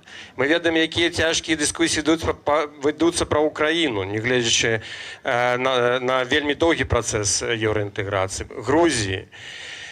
І тут пытанне не то, чаго мы хочам, а што мы можам дасягнуць. І от як бы нейтралітэт — гэта прагматычная і рэальная з'ява, на якую мы можам самі працаваць. Уступленне ў альянс — гэта заўсёды залежнасць ад рашэння іншых. І вот дакладна меркаваць, што нехта будзе імкнуцца нас уцягнуць у гэты альянс, не варта. Гэта дакладна не адпавядае тэму духу, які існуе зараз у паўночна-атлантычным альянсе. Ведаеце, але тут таксама важная рэч. Просто хочется тут подкрэсліць, в адказе на гэтую рэпліку, паколькі Не, ну чалавек же адказаў, я таксама хочу адказаць на пытанне, на эту рэпліку, бо тут просто вельмі важна разумець кантэкст. Мы зараз знаходзімся ў кантэксце, у якім навокал ідзе вайна. І тое, што мы кажам пра нейкія прававыя рамкі ці шэпчымсці, гэта цудоўна. Але калі мы зараз не будзем дэманстраваць таго, што мы гатовыя рабіць, калі мы зараз будзем казаць, што не, ну слухайце, ну як это, ну якія беларусы будуць кагосьці абараняць, калі ў нас тут нейтралітэт, мы мусім да гэтага імкнуцца, то нам пасля гэта, ну ведаеце, пасля гэта можа кепска проста скончыцца. Александра, задавайте пытанне, я забрала мікрафон. Да, самая нейтральная краіна ў свеце гэта Коста-Рыка, у якой арміі няма наогул. Яны замянілі ўсіх вайскоўцаў на лекараў і настаўнікаў і выдаткоўваюць увесь гэты бюджэт на іх. Але на іх не нападаюць, таму што ў іх ёсць моцная сістэма альянсаў у суседніх краінаў. Вось калі вы кажаце пра нейтралітэт, улічваючы пагрозу Расіі, якія гэта могуць быць альянсы, якія рэальна могуць абараніць Беларусь? Дзякуй. Ну, нейтралітэт гэта не значыць адсутнасць войска на самой справе, таму што ёсць і дактрына ўзброенага нейтралітэту, і Швейцарія, Фінляндыя да ўступлення ў НАТО. Гэта добрыя прыклады. Да, таму што армія Швейцаріі была, в принципе, параўнальная з арміяй, ну, зараз з'яўляецца, да, прыблізна параўнальная з арміяй Італіі, нягледзячы на тое, што па колькасці насельніцтва гэта вельмі розныя краіны. Ну, але вы правильно сказали, конечно, да, захаванне, ну, то, што называем нейтралітэта у шырокім сэнсе, ён патрабуе уключэння Беларусі ў сістэму, вот новую сістэму бяспекі, якая будзе складзена ў усходняй Европе. І натуральна, што гэта мусіць быць нейкія гаранты ад НАТО, і вельмі пажадана, каб былі нейкія гаранты ад Расіі. То есть тут мусіць быць баланс паміж гэтымі двума сіламі, і толькі гэта, конечно, да, можа зрабіць гэтую сітуацыю стойлівай. Я разумею, што мы зараз ідзе вайна, да, і мы можам так як бы несур'ёзна ставіцца да пытанню такіх пагадненняў, но але все войны завяршаюцца. І все войны завяршаюцца тым ці іншым балансам. І от як ён будзе выглядаць, у тым ліку будзе залежаць ад Беларусі. Ну, калі мы кажам пра баланс ва ўсходняй Европе. Калі ласка, апошняе пытанне. Ну так, моє питання апошнє знову. Ну, пробачте, все ж таки буде з предісторії. На жаль, моя старша дочка, старіша, вона живе зараз у Рашці, ну, пробачте, у Росії. І ось у апошній нашій розмові з нею по телефону вона сказала так: так що, ти радий тому, что мы с моим мужем не можем заправить машины? И коли я ей сказал, что это вам отказ, такий отказ вам от Украины, адекватный отказ, и она сказала: так мы ж не хотели того, мы ж были у нейтралитете. Так ось потрібний нам такий нейтралітет, який альбо не спинить війну, альбо наоборот зробить так, каб війна почалася. Любая система бяспекі пабудавана для того, каб пазбегнуць войн. То есть это вельмі дакладны і кароткі адказ на ваше пытанне. Натуральна, любая система можа даць збой. І НАТО таксама можа даць збой. І мы ведаем, які бываюць стасункі паміж краінамі НАТО, якія таксама часам стаяць на мяжы вайны, як, напрыклад, Грецыя там, да, з Турцыяй. Нішто нічога не гарантуе. Да, на 100% гарантаваць таго, што не будзе вайны, да, новай якой-небудзь у будучыні, ніхто не можа. І пытанне бяспекі – гэта мінімізацыя рызыкаў. І вот моя пазіцыя, вот, звязана з нейтралітэтам, пабудавана на тым, што просто гэта значна больш рэалістычна мінімізуе рызыкі для Беларусі, чым спроба інтэгравацца ў паўночна-атлантычны альянс ці там прыдумаць нейкія увогуле новыя альянсы. Спадарня Красуліна. Но мне вот только хотелось бы завершить тем, что менавіта калі мы кажем про реальность, да, и про то, что больше реально и что больше статистычна можа абараніць, то якраз таки мне здаецца, что менавіта з пункту гледжання звычайных лічбаў, бо мы разглядаем пакуль абарону выключна ад аднаго актара. І іншыя актары, ну, хто на нас збіраецца яшчэ праектаваць агрэсію? Украіна, Польша, краіны Балты? Не, у нас ёсць толькі адзін пакуль такі актар. І менавіта ўзаемадзеянне з суседзямі, менавіта удзел у паўнавартасным альянсе з імі можа гарантаваць нам хоць нейкія адсоткі таго, што наша бяспека будзе у бяспецы, да, вот, пардон за каламбур. Шчыры дзякую. Сёння в дэбатах у нас перамагла блокавая пазіцыя, але я думаю, што я зычу ўсім нам той будучыні, калі мы зможам у Беларусі вырашаць усе разам паміж нейтралітэтам і альбо нейкім блокам. Шчыры дзякую нашым спікерам і ўсім спікерам, якія сёння былі, і абсалютна ўсім спікерам, якія сёння ўдзельнічалі ў дэбатах, і ўсім вам за пытанні. Дзякую. Дякую, Ксенія, вялікі за правядзенне дэбатаў. Непросты фармат. Апладысменты, калі ласка, нашай мадэратаркі.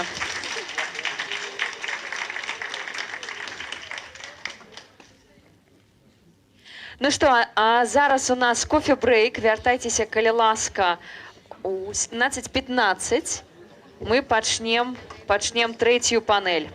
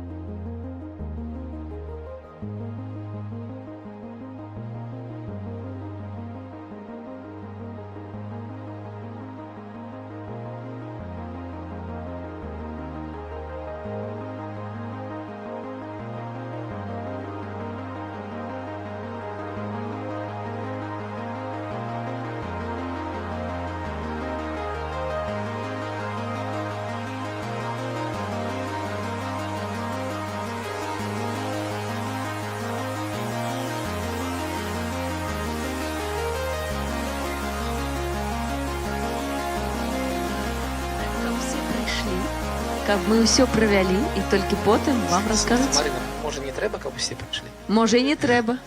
Там я веду... Можа, трэба ім казаць, не прыходзьце, і тады яны Ні ў прыйдуць. коім разе не прыходзь. Бо я сказала, прыходзьце, яны не прыходзяць.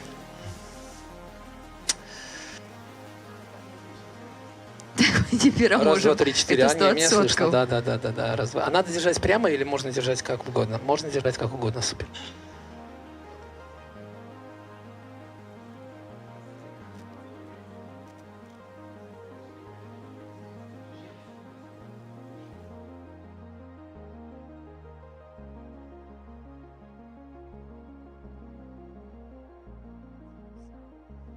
Бярыце з сабой сяброў. Верны мы были ей. Александр будзе спяваць, а я танчыць, калі вы не вернецеся. Это вельмі дрэнная прыкмета. Ведаеце, калі нехта спявае, з другога боку 150 тысяч евро. Дзе? І дзве Дзе грошы, Александр? Усе ў франака запытваюць, дзе грошы? Дзе грошы? Дзе грошы франака? Александр. Тут он и спалился.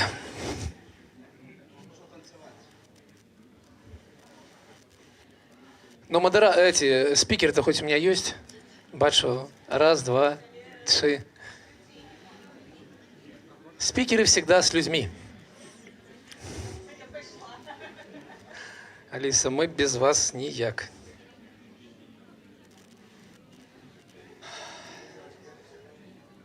На словах, где гроши франок, пришел сам франок. Не, это інше мерапрыемства, гэта франок. Оно было в улице сегодня с ранку. Тому мы уже все проговорили так, про гроши. Хотя... Вяртайцеся хутчэй, калі ласка. І прыходзьце, калі ласка, займайце першыя рады, бо тут у нас шмат месцаў. Прыходзьце сюды, не бойцеся. Раз, два.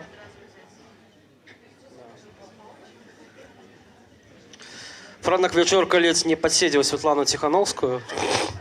Ледзь не забраў рэгаліі ўсе. Але ж спадарня прэзідэнтка адсядзела ўсё ж такі сваё. Адстаяла сваё месца.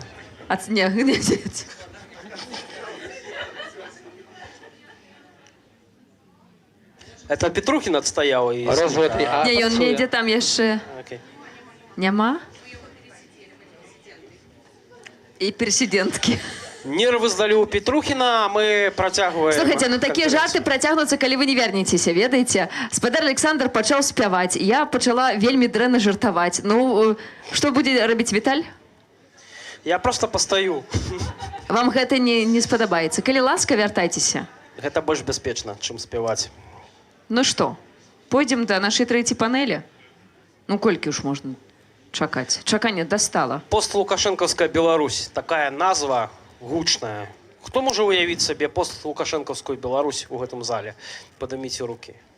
Супер. Мне она нават сніцца але ёсць той, часамі. хто гэтага пакуль не уяўляе, і задача нашых спікераў паказаць, як яна будзе выглядаць. Ну, таму што змены ўсё-такі ў Беларусі гэта пытанне часу, мне падаецца. Ну, як усе і дыктатуры падзенне падаюць. дыктатуры любой. Як? Ну, у нас уже сёння нашы эксперты, спікеры пра гэта казалі, але пытанне, што будзе пасля гэтага. Гэта вялікае пытанне, якім можа быць дэмакратычны транзіт? Ці ён можа быць? Якія рэформы трэба павесці? Ці мае сэнс іх рыхтаваць ужо сёння? І ці магчыма вывесці Беларусь з татальнай залежнасці ад Расіі?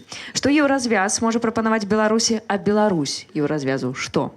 Мы мусім думаць не толькі аб тым, ад чаго мы хочам сысці, але і пра тое, да чаго мы прапануем рухацца. І мадэратарам гэтай дыскусіі будзе прадпрымальнік, блогер і вядоўца Белсату Александр Кнырович. Ваши аплодисменты. Раз, два, три. Меня чуваць, так? Ну, по-перше, я б хотел бы запросить на спикеров на нашу панель. Это Алиса Рыжиченко, представница по экономике и финансах АПК. Это Зміцер Крук, даследчик Бюрок и, конечно, Лев Львовский разом з ім, академічны дырэктар Бюрок. Напэўна, нехта камусь падпарадкоўваецца.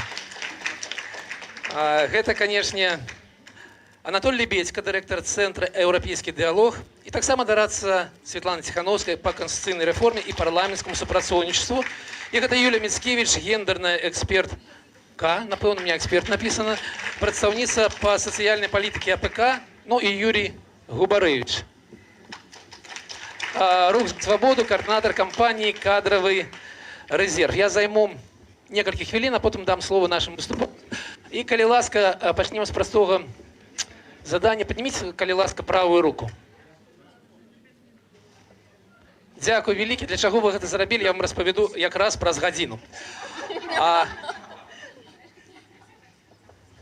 Каб ніхто не сышоў, пачакаў, што будзе праз гадзіну. Ці трэба сёння мысліць о рэформах ввогуле? Шмат хто кажа не, чаго. І гэтай крытыкі звычайна кажуць два аргументы. Першы аргумент – гэта мы будзем жыць зусім іншых абставінах. Гэта будзе іншая Беларусь, будуць іншыя праблемы, іншыя пытанні. І другое пытанне – гэта не мы будзем рабіць рэформ, гэта будуць рабіць нейкія іншыя людзі. Ну, адказ на першае пытанне просты, а што зменіцца? Лукашенко правядзе прыватызацыю, правядзе рэформу пенсійную, нешта зробіць, каб гендерны разрыв паміж жанчынамі і мужчынамі быў меней за 27%. Што такога произойдет за наступныя 5-3 гады, может 3 месяцы? Што ён зробіць такога, как мы былі ў іншых абставінах? Абставіны будуць тыя ж самыя. Адказ на пытанне «мы» ці нехта іншы. Ну, ведаеце, 2 гады таму я прачытаў вельмі добры артыкул дзяржаўнага эканаміста, які працуе сёння ў інстытуце эканомікі. Было 14 сторонок, 17 слайдаў, 17 графікаў. І гэта быў вельмі добры даклад.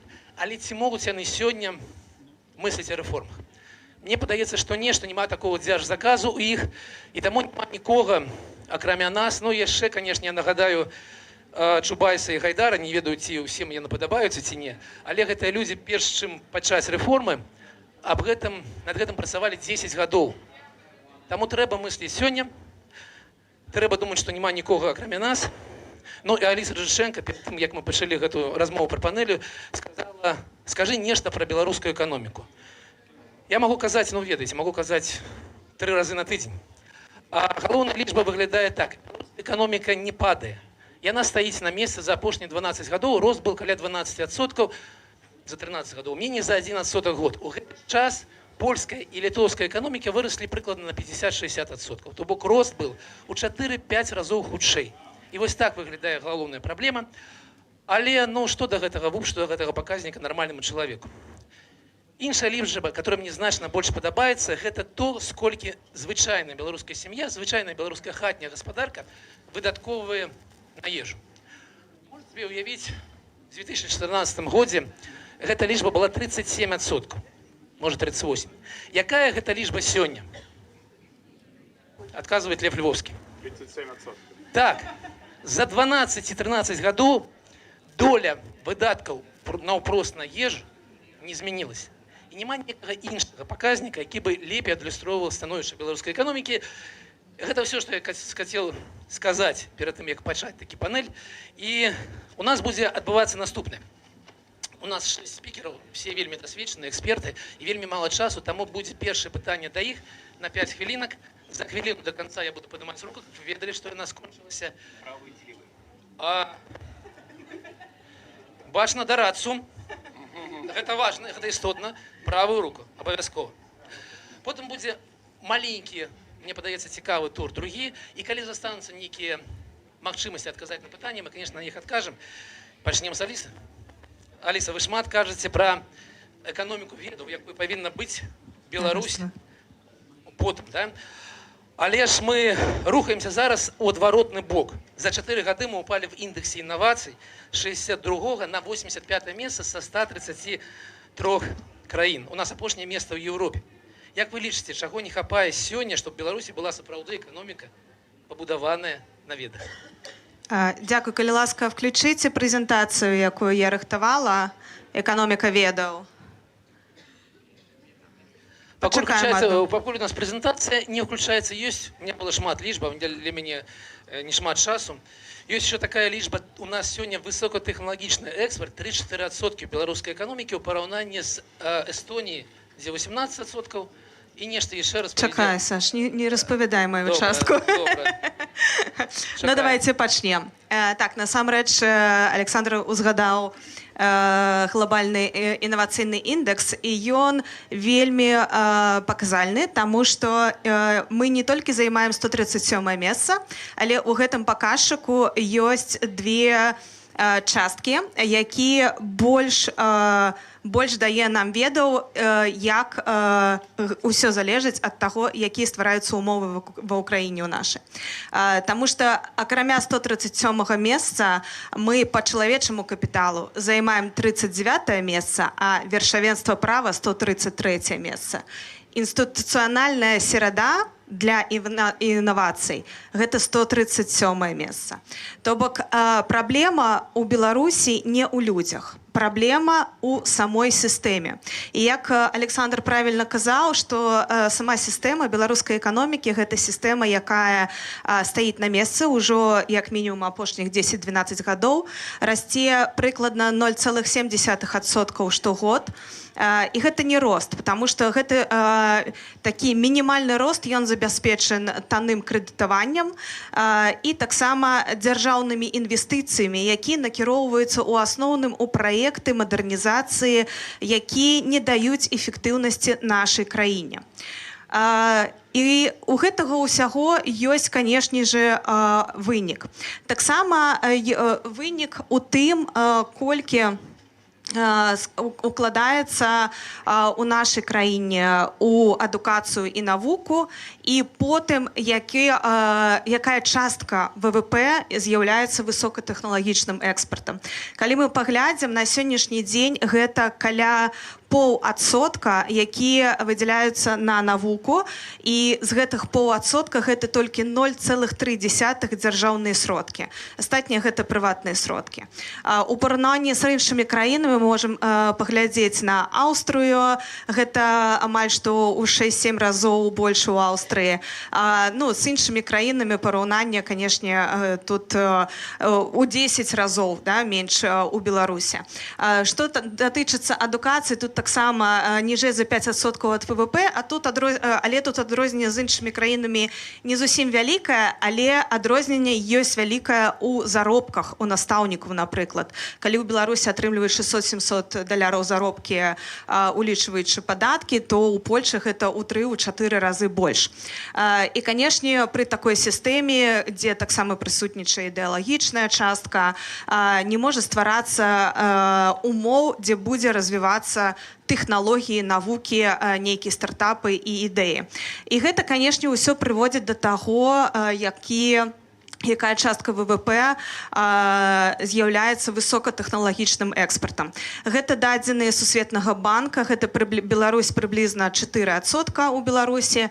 І вось іншыя краіны, Эстонія вельмі добры прыклад, таму што гэта маленькая краіна, але таксама і на Польшу, Літву, калі мы паглядзім, на суседнія краіны. Я ўжо не гавару пра Сінгапур ці маленькую Ірландыю, которая толькі дзякуючы стымулам, падаткавым стымулам зрабіла гэта, што у ВВП Ірландыі 37% гэта высокатэхналагічны экспарт.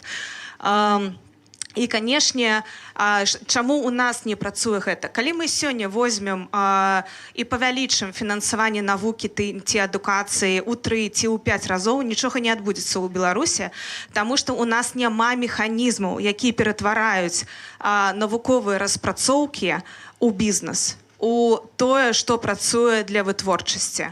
У нас няма даследчых цэнтраў пры універсітэтах, якія павінны працаваць пры універсітэтах, а не як нейкая асобная структура, як навуковыя цэнтры дзяржаўныя, напрыклад. У нас няма офісаў трансферту тэхналогій, якія гэтыя распрацоўкі будуць аб'яднаць з прыватнымі інвестыцыямі і даводзіць гэтыя распрацоўкі да стартапаў, да рынка. Таксама у нас няма ніякіх умоў, таму што калі мы бачылі, як да 2020 года працавала ПВТ у Беларусі, калі наўпрост дзяржава не перашкаджала працаваць і зрабіла невялікія зніжкі па падаткам для гэтых структур у ПВТ. Уклад у ВВП IT складаў каля 8%, 7,5%. Калі мы створым умовы, як зніжкі там па падатках нейкія, таксама інфраструктуру, стымулы, і таксама яшчэ чаго не хапае ў Беларусі, гэта абарона правоў уласнасці, таксама інтэлектуальнай уласнасці. Усе разумеюць, калі прынесці інвестыцыі ў Беларусь, іх могуць адабраць у любы момант. І, канешне, гэта вялікая перашкода для таго, каб у нас працавала эканоміка ведаў. Вось. Я уложилась. И дякую за то, что укладываете в эти 5 минут. Дякую. Другое питание у меня до господара з метра. Несколько месяцев тому центр представил разлик, який буде кошт переключения белорусской экономики с России на еврозв'яз. И он был вельми оптимистичный для меня, потому что там всего 6,5 найгоршим сценарію, максимум я помиляюся, але было 6,5 падзення ВУП за 2,5 годы. І потым вельмі хуткі рост, то бок былі сектары, якія выйграюць. Але цена гэтага пераключэння, мне падаецца, мы с вами разважалі пра лічбу ці 10 мільярдаў долараў, ці 16 мільярдаў долараў. Гэта лічба, якая патрэбна, каб падтрымаць сістэму на вось гэтым перыядзе. Ввогуле, хто прайграе і адкуль взяць гэтыя 10 ці 16 мільярдаў долараў? Дякую за питання, Олександр. Добрий день усім. Поскольку у меня есть 5 хвилин, я трошки більш розгорнутий погружу в контекст. Хочу сказати о речах, які мені подаються найбільш важними, і откажу у процесі на ваше питання. Я хочу підкреслити, що ось гэтую працю, яку бюро колективно робив у дочиненні до перспектив Білорусі Єврозв'язу, мені подається, гэта найбільш важне, об чим сьогодні треба говорити. Єврозв'яз гэта не тільки економічний механізм, гэта значно більше для Білорусі. І я беруся стверджати, що гэта сьогодні самая критична реформа, самый критичний кірунок і рішення, яке треба просовувати у якості візії будущення. Чому? Вельми коротко, кожен аргумент змогу розвернути, але поскольку є обмежування часу, буду казати вельми коротко. Перший, він не тільки виключно економічний, він би, я сказав, на стику економіки, політики, я би його назвав екзистенційний. На мой погляд, гэта один шлях для виживання Білорусі як країни, як такової. При гэта, спошлюся, як було коротко, на приклад який каже об тим, що малі країни у сьогоднішній Європі можуть виживати тільки будучи часткою Європейського Зв'язку. Другий аргумент – гэта інституційний, який тісно зв'язаний з економічними речами. Аліса абсолютно трапно зараз сказала, що ми можемо розуміти рішення шерегу питань, але у нас нема відповідного можливості. Це того, що економісти періодично називають недохопом можливостей, так званий Incentives versus Capabilities Clash. Єврозв'яз, він пропонує адпрацаваныя інструменты, як гэта можна вырашаць. Каб привести короткий приклад, ведаеце, сёння гучала, што мы можем арыентавацца на Польшу, што Польша добрый гістарычны прыклад, як мы можем рухацца. Паспрабуем трэці. Не вытрымліваюць з метра. Я паспрабую. Можете прямо вот так? Раз, два. Раз. Яшчэ раз. А так? Так, чуваць. О, добре. Я тое, што маю на ўвазе, суправаджу кароткім прыкладам. Напрыклад, ёсць такая краіна Албанія, якая фактычна страціла 1,5 стагоддзя свайго развіцця, таму што яна была прывязана да іншай культурнай інстытуцыйнай матрыцы Османскай імперыі. І вось наша прывязка да расійскай імперыі, да аскепкаў расійскай імперыі можа зыграць з намі такую же штуку. Вось гэтыя магчымасці застасоўваць эканамічныя механізмы сучасныя, яны ў вельмі істотнай ступені залежаць ад таго, якімі мы падмуркамі карыстаемся. Яшчэ один аргумент, гэта аргумент, Александр узгадаў пра наše даследаванні, і я тут пакажу кніжку, якую мы рабілі. Вось тут вельмі шмат лічбаў, якія паказваюць, што фактычна еўразвяз гэта адзіны шлях да развіцця, тое, што можа даць Беларусі дабрабыт. Але я хочу падкрэсліць, гэта ў дадатак. І вось тут Александр, адказваючы на ваше пытанне. Вы ведаеце, калі я чую пытанне, а колькі каштуюць рэформы, мне заўжды гэта вельмі рэжыць вуха. Таму што мы робім рэформы не для кагосьці. Гэта наш выбор. І калі за гэта трэба заплаціць у пераносным сэнсе, то бок гэта не крама, куды мы ідзем і плацім якісьці кошт. Гэта тое, чым мы можам ахвяраваць. Для мяне больш трапная асацыяцыя, калі чалавек, напрыклад, абірае сваю кар'еру. Ці я павінен затраціць больш гадоў на навучанне, і тады я змагу атрымаць большы выхлап. Вось гэта асацыяцыя, якая здаецца больш трапнай. І тады вось тыя лічбы, аб якіх вы казалі, яны не тое, што губляюць сэнс, але тады нам становіцца значна больш зразумела, як гэтыя лічбы у тым выніку, адкуль будуць сродкі, як мы зможам кампенсаваць. Але ў самым горшым выпадку, так, мы можам спадзявацца на тое, што еўразвяз зможа падтрымліваць пераход Беларусі да еўразвязу, але пытанне ў тым, што нават у горшым выпадку мы павінны будзем взяць гэтыя страты на сябе. І апошняе, што я хочу яшчэ узгадаць, што еўразвяз, на мой погляд, гэта вось такі канчатковы пункт, які на сёння трэба ставіць у якасці галоўнай мэты, але яшчэ вельмі важная рэч, а як мы туды можам патрапіць. Пра тэхнічныя рэчы мы якраз такі кажам у гэтым даследаванні. А яшчэ вельмі важная штука, якую мы зусім нядаўна з калегамі з Цэнтру новых ідэй прэзентавалі, што можна рабіць менавіта зараз. І вось мы прапановуем такую ідэю Belarusian Transition Democratic Facility. Гэта прапанова, яна зноў жа такі на стыку эканомікі і палітыкі. Мы кажам аб тым, што сёння у такіх вельмі экстраардынарных абставінах патрэбная адкрытая прапанова з боку самого еўразвязу, убудаваная ў інстытуцыйны і заканадаўчы працэс еўразвязу. І гэта не тое, што нейкая фантастыка. Такія рэчы былі, і я магу скарыстацца гістарычным прэтэндэнтам 2000 года, калі еўразвяз рабіў такі рэгламент для краін былой Югославіі. І фактычна гэта змагло зрабіць з Харватыі, з яшчэ некалькіх краінаў прыклады паспяховага прасоўвання па еўрапейскай інтэграцыі.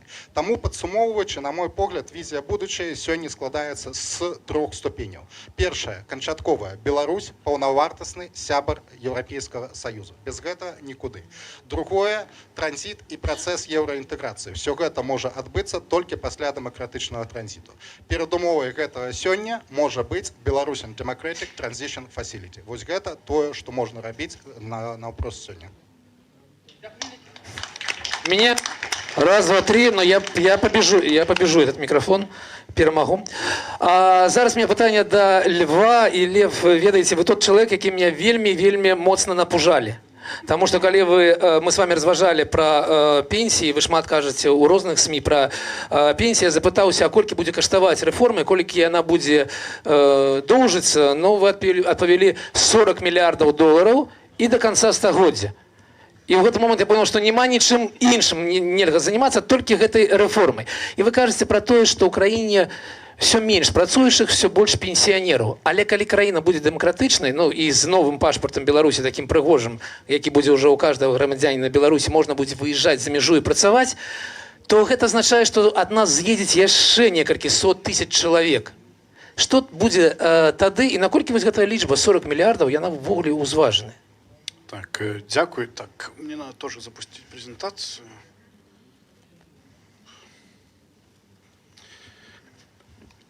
Дякую за запрошение. Буду говорить российскую. 40 миллиардов – это оптимистичная цифра. Я сейчас віншую вас всех. Покажу гораздо более депрессивные. Вот вы в самом начале до панели спрашивали, кто себе представляет пост-лукашенскую Беларусь. Я себе очень хорошо представляю пост-лукашенскую Беларусь. И вот чтобы наши фантазии не забегали вперед реальности, я как раз покажу пару цифр. Они будут про демографию и про пенсии тоже, чтобы мы себе примерно представляли, что вообще реально, а что нереально. Ну, первый базовый факт, если мы говорим про пенсии, то надо понимать, пенсии – это очень важно. Пенсии – это главная политика социальная в Беларуси, которая борется с нищетой. Это довольно очевидно. Пенсионеры чаще всего люди, у которых нет других источников дохода. Как только если кто-то собирается снижать пенсию или забирать пенсию, значит, все эти люди скатываются быстро в нищету. У нас сегодня уже 26% населения – это пенсионеры. Вдобавок к этому Беларусь одна из стран антилидеров по темпу снижения рождаемости. В 2016 году, извиняюсь, на одну женщину приходилось... Одна женщина в среднем рожала 1,7 ребенка. В 2019 году одна белорусская в среднем рожала 1,4 ребенка. В 2025 году одна белорусская в среднем рожает одного ребенка. Со школьных уроков биологии напоминаю, что чтобы родить ребенка нужно 2 человека, то есть у нас каждые 2 человека в следующем поколении превращаются в одного. Ну и тут уже, наверное, как пас Юли на будущую тему. У нас тут в этом вопросе, в демографическом, тоже большие гендерные перекосы. В частности, мужчины в Беларуси живут на 10 лет в среднем меньше, чем женщины. Это мы опять один из антилидеров в мире. В некоторые годы мы даже лидер в мире по вот этому разрыву в дожитии. Это значит, что белорусы, естественно, мужчины в Беларуси зарабатывают больше, чем женщины, тоже гендерное неравенство. Это значит, что мужчины в Беларуси, они спонсоры пенсионной системы, но недоотрымальники ее выгод. То есть средний мужчина вот больше отдает в ФСЗН и меньше оттуда получает, потому что просто меньше доживает. Как выглядит будущее Беларуси, послелукашенская Беларусь? Собственно, с текущими трендами рождаемости и смертности у нас к концу века останется примерно 3 миллиона белорусов. Ну вот, собственно, можете смотреть на это снижение. И вот на правом графике это число пенсионеров на одного человека трудоспособного возраста. Сейчас у нас эта цифра примерно 0,4 пенсионера, то есть 4 пенсионера на 10 работающих. Вот ближе к концу века у нас будет там почти 1,1 пенсионера на одного работающего. Значит, что трудоспособному белорусу надо будет кормить вот себя и еще 1,1 пенсионера. Неважно, какая там будет фискальная система, это очень дорого. То есть вот надо будет отдавать много. Собственно, сколько надо будет отдавать? Полные расходы на пенсию, это на левом графике. Нам вот ближе к концу века надо будет отдавать четверть ВВП только на поддержание пенсии, если, опять же, ничего не менять, если текущие тренды не изменятся. Уже в середине века это там дойдет до 16% ВВП. Ну, там, если, опять же, совсем ничего не менять, то дефицит пенсионного фонда вот тут там будет дорастать до 16% ВВП. То есть это, опять же, очень, вот четверть всей экономики мы будем только на пенсии отдавать. Поэтому, собственно, вот слайд называется, что выбору нема. В этом плане у нас абсолютно нет выбора, делать реформу или не делать реформу. Четверть ВВП только на пенсионеров – это там, коллапс по всем фронтам. Вопрос только вот насколько быстро, насколько там болезненно или безболезненно мы сможем сделать эту реформу. Безболезненно можно было бы сделать реформу относительно, не знаю, 20 лет назад, когда у нас еще демография была гораздо лучше. Совсем безболезненно сейчас не получится. Это гигантская проблема, соответственно, и решать ее надо будет тоже по многим фронтам. Не обойдется, скорее всего, без повышения пенсионного возраста. Нам нужно отвязывать пенсии от демографии. Это значит перевод части отчислений пенсионных на индивидуальные инвестиционные счета. Эти индивидуальные инвестиционные счета должны быть максимально изолированы от государства, от плохого государства, от хорошего государства, демократичного. Оно не может туда никак вмешиваться, иначе эта реформа просто никак не взлетит. Нам нужно много работать над мобилизацией внутренних рабочих рук. Это и там реаллокация труда, это и борьба с дискриминацией, чтобы группы, дискриминируемые внутри Беларуси, имели больший доступ к рынку труда. Это пронаталистская политика, это миграционная политика и по привлечению мигрантов, и по какой-то работе с уменьшением эмиграции. И да, чтобы пройти эту реформу, пока что у нас хотя бы математически она сходится. То есть пока что, если мы смогли бы получить большой кредит, 40 миллиардов, это очень много. То есть вот Дмитрий говорил про 16, тут гораздо больше. Если бы мы смогли получить под ставку роста ВВП там, под 2-3%, то эта реформа даже сама бы окупилась к концу века. Но, опять же, это гигантское предприятие. Чтобы вообще говорить о таких реформах, это нужно сначала там, перестройка всего, и нужно много доверия внутри страны, между гражданами и правительством, между правительством и игроками в других странах. Так что эта реформа, с одной стороны, ее нельзя избежать, с другой стороны, в текущий момент Беларусь совсем не готова к ней. Дзякуй вялікі, вось такія перспектывы, і гэта яшчэ не найгоршы сцэнар, я так разумею. Да, про наигоршие мы еще можем поговорить на втором раунде вопросов. Но далее у меня только позитивные новины, бо далейшие спикеры не будут сказать про гэтыя жудасныя лічбы 40, 16, 10, про нешта. Я буду казаць про нешта больш, напэўна, важнае, але якое каштуюць значна менш, паважаны Анатоль.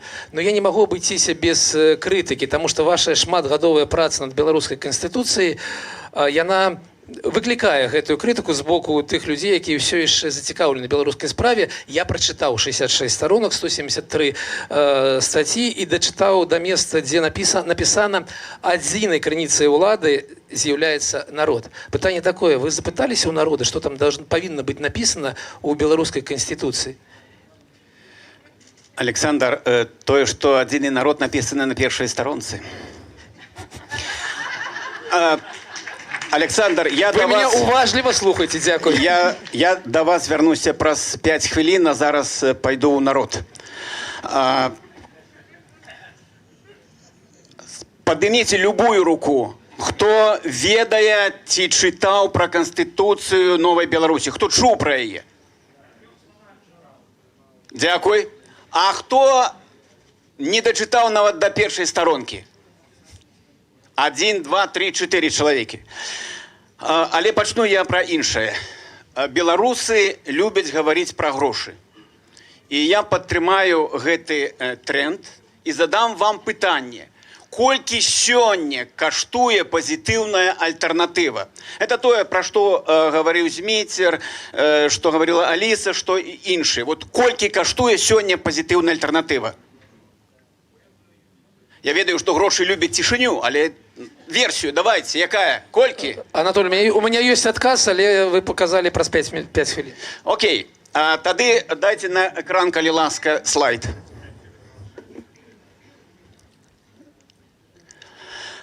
Не, это вы другі слайд показываете. Першы дайте. Что тут со сторонками? О! Шановныя, гэта не придуманая лічба. 3 мільярды Еўрапейскі звяз Брюссель сказаў, што як толькі пачынаем рэформы, мы даём вам 3 мільярды еўра. Маё перакананне, што гэта заніжаны кошт нашай пазітыўнай альтэрнатывы. Колькі ён можа быць? Давайте другі слайд. Вот, а пра што гаварыў Зміцер? Ім трэба нам 10 мільярдаў, каб толькі перайсці. І зноў жа, гэта не фантазіі. Я говорю абсолютно практычныя рэчы. Калі Еўрапейскі звяз нам сказаў 3 мільярды даём, мы ж можам з імі размаўляць, мы ж можам з імі гандлявацца, мы можам ім даказваць, што пазітыўная альтэрнатыва, якая ў нас ёсць, каштуе значна больш. Для гэтага мы павінны быць для іх зразумелымі, прадказальнымі і так, пазітыўнымі, канструктыўнымі. І мы можам гэтымі быць. Мы можам сказаць, што ў нас падрыхтаваны КНБ, калі нехта думаў, што это канферэнцыя Новай Беларусі, вы памыляеце. Гэта Канстытуцыя Новай Беларусі. І мы гэта павінны прасоўваць гэты брэнд. І на самой справе, калі мы, размаўляючы з Еўрасаюзам, гаворым, што ў нас ёсць падрыхтаваныя чарцяжы беларускага дома, вось праект Канстытуцыі, ёсць эканамічныя рэформы, у нас ёсць рэфармаванне мясцовага самакіравання, судовай сістэмы, гэта каштуе нешта. І у нас напрыканцы года будзе канферэнцыя высокага ўзроўня ў Брюсселі. Так давайте мы, калі там будуць чыноўнікі, еўракамісарка КОС, магчыма, фон дер Ляйен прыйдзе, і будзем гаварыць, што нашы рэформы, і мы сёння падрыхтавалі, іх кошт вось такі. І гэта абсалютна рэалістычна, калі мы на гэта прыкладзем намаганні. Ну і другая частка пытання Александра. Вось ёсць стэрэатып, што народ недзе там застаўся ў адным месцы, а мы ў іншым. Глядзіце, гэта тое, што рабілі сумленныя людзі. Это іх лічбы, гэта толькі за 9 месяцаў. Мы у 2020 годзе зрабілі 30 прэзентацый, поўныя залы, у нас былі відэаролікі, у нас было 150 публікацый, і на выхадзе 1,5 мільёны чалавек, да якіх мы дайшлі з гэтай інфармацыяй. Гэта народ 1,5 мільёны. Давайте далей пойдзем. А у нас, калі мы звярнуліся да людзей і сказалі, давайте нам прапановы, мы атрымалі 3000 прапаноў. Для параўнання, я даволі давно у беларускай палітыцы, маю адносіны да Канстытуцыі 94 года. Там за 3 гады беларусы пры падтрымцы дзяржавы таксама атрымалі ад людзей 3000 прапаноў. У нас менш чым за год 3000 прапаноў, там за 3 гады. Далей, заканчваем. І вось вельмі важныя лічбы.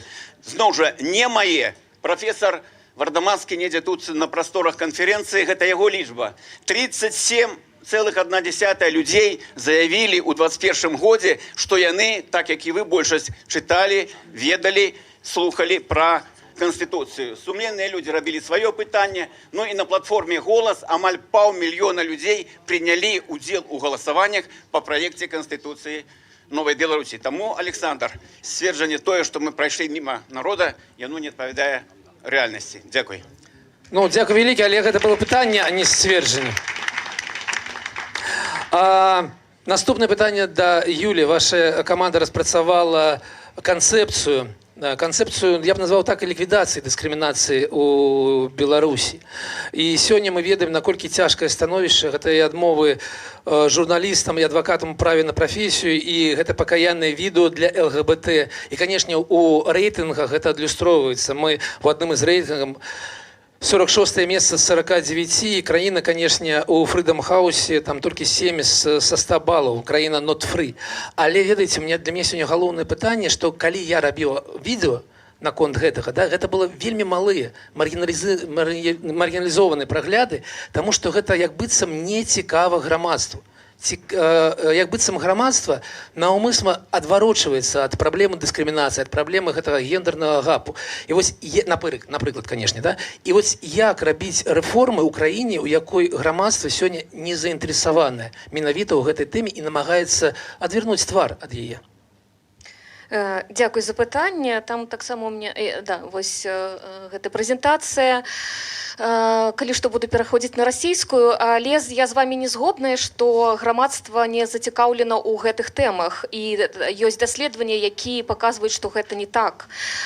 Тут вось якраз ёсць прадстаўніца адной з арганізацый, яны не публічна рабілі даследаванне, якое, калі задавалі пытанне рэспандэнтам унутры краіны, якія пытанні ці праблемы для вас з'яўляюцца цікавымі, да якіх вы маеце дачыненне кожны дзень, і гэта былі праблемы хатняга гвалту, гендерна абумоўленага гвалту, гендернага гэпу ў заробках ці ў пенсіях, і што датычыцца харасменту ці іншай дыскрымінацыі на працоўным месцы і гэтак далей. І ўсе гэтыя пытанні былі пазначаны як вельмі важныя для людзей. Але як толькі пытанне было задана, ці вы лічыце, што гендерная роўнасць ці гендерная няроўнасць з'яўляецца важным пытаннем ці праблемай, гэта было вельмі нізка. Таму што ў людзей няма гэтых суадносінаў, што гэта датычыцца гендернай роўнасці. Але калі мы кажам пра постлукашэнкаўскую Беларусь, і так тэма гучыць нашай панелі, то для мяне гэта дэмакратычная Беларусь, якая немагчыма без гендернай роўнасці, без справядлівасці, без роўнасці ў агуле, без антыдыскрымінацыі і без таго, каб былі рэформы, звязаныя з гэтым. Таму што гэта тыя праблемы, якія насамрэч нас хвалююць. Мяне хвалююць, Алісу хвалююць. Усіх я падкрэсліваю, і я упэўнена, усіх жанчын, якія сядзяць у гэтай зале. Таму што гэта, ведаеце, я вельмі Чаму гэтая тэма таксама маргіналізавана бывае ў грамадстве? Таму што не трэба забываць, патрыархат гэта заўсёды пра недэмакратычнасць і дыктатура гэта крайняя форма праяўлення патрыархата. І яны заўсёды гэтыя тэмы маргіналізуюць, асабліва сёння, калі гендер гэта штосьці, і так напісана ў нацыянальнай канцэпцыі па бяспецы, штосьці тлетворнае з захаду, штосьці, што разбурае традыцыйныя каштоўнасці. Яны не могуць, гэты рэжым не можа сказаць і паказаць грамадству, што гэта за каштоўнасці, што за традыцыйныя, у чым традыцыі і гэтак далей. Але гендер, ён супрацьпастаўляецца. Але праблема таксама ў тым, хто дае вось гэтыя наратывы ў грамадства. Канешне, прапаганда, канешне, дэзінфармацыя, канешне, расійскія наратывы, таму што рускі мір вельмі моцна укладваецца таксама грашыма у антыгендерныя рухі ва ўсёй Еўропе. І калегі, калежанкі, якія тут з еўрапейскіх краін сядзяць, пра гэта ведаюць дакладна. Але таксама гэтыя наратывы даюць і нашы медыа, на жаль, і блогеры, і палітыкі дэмакратычныя, якія мне кажуць, калі я прыходжу там на нейкія паседжанні ці калі размаўляю, што ой, ну ізноў ты пра гэты гендер, ну гэта же, ну гэта не хвалюе грамадства. Не, гэта не хвалюе вас, таму што мужчын со статусом, з уладай, з добрым становішчам, з рэсурсамі, гэта ніколі не хвалюе, таму што гэта ім не баліць. Але гэта баліць нам, гэта баліць мне, таму што я та самая жанчына, якая праходзіла праз гвалт, таксама праз сексуалізаваны гвалт, праз розныя болі. І таму, канешне, я пра гэта гавару ад імя іншых жанчын, ад імя астатніх уразлівых груп. Я кажу пра гэта заўсёды, таму што нам гэтыя патрэбны рэформы. Мы без гэтага не можам пабудаваць ніякую дэмакратыю. Яна ўвогуле не існуе. І гэта, я яшчэ хачу падкрэсліць, датычыцца не толькі сацыяльных праблемаў. Вось тут узгадвалі ўжо эканоміку. Вы ведаеце, колькі каштуе кожны год для свету ў цэлым і для Беларусі ў прыватнасці такая праблема, як хатні гвалт. Як вы думаеце, колькі? Трыльёны даляраў і еўра для ўсяго свету. 44 мільёны даляраў кожны год па ацэнках ЮНФПА каштуе наступствы хатняга гвалту. І гэта толькі хатні гвалт. Мы не кажам пра весь астатні гендерна абумоўлены гвалт, якія яшчэ ёсць. І таму, канешне, канцэпцыя рэформ антыдыскрымінацыйнага заканадаўства, якія распрацавалі экспертная група, і гендернай рэформы, яна якраз пра тое, як зрабіць гэта комплексна, каб гэта датычылася эканомікі, палітыкі, права, унятрэння розных практык, паслуг, каб гэта было пра падатчотнасць, як кажуць зараз, гэтае слова вельмі важнае, празрыстасць і, канешне, пра фінансаванне. Таму што, ведаеце, такі прыклад, у Беларусі шмат гадоў быў нацыянальны план па гендернай роўнасці. Ён прымаўся кожныя 5 год, але ён ніколі не працаваў. Ён быў вельмі прыгожы і гэтак далей, але ён ніколі не працаваў. Ведаеце чаму? Таму што у яго ніколі не было закладзена грошай у бюджэт. Таму гэта проста паперка. Калі ведаеце, no money, no honey.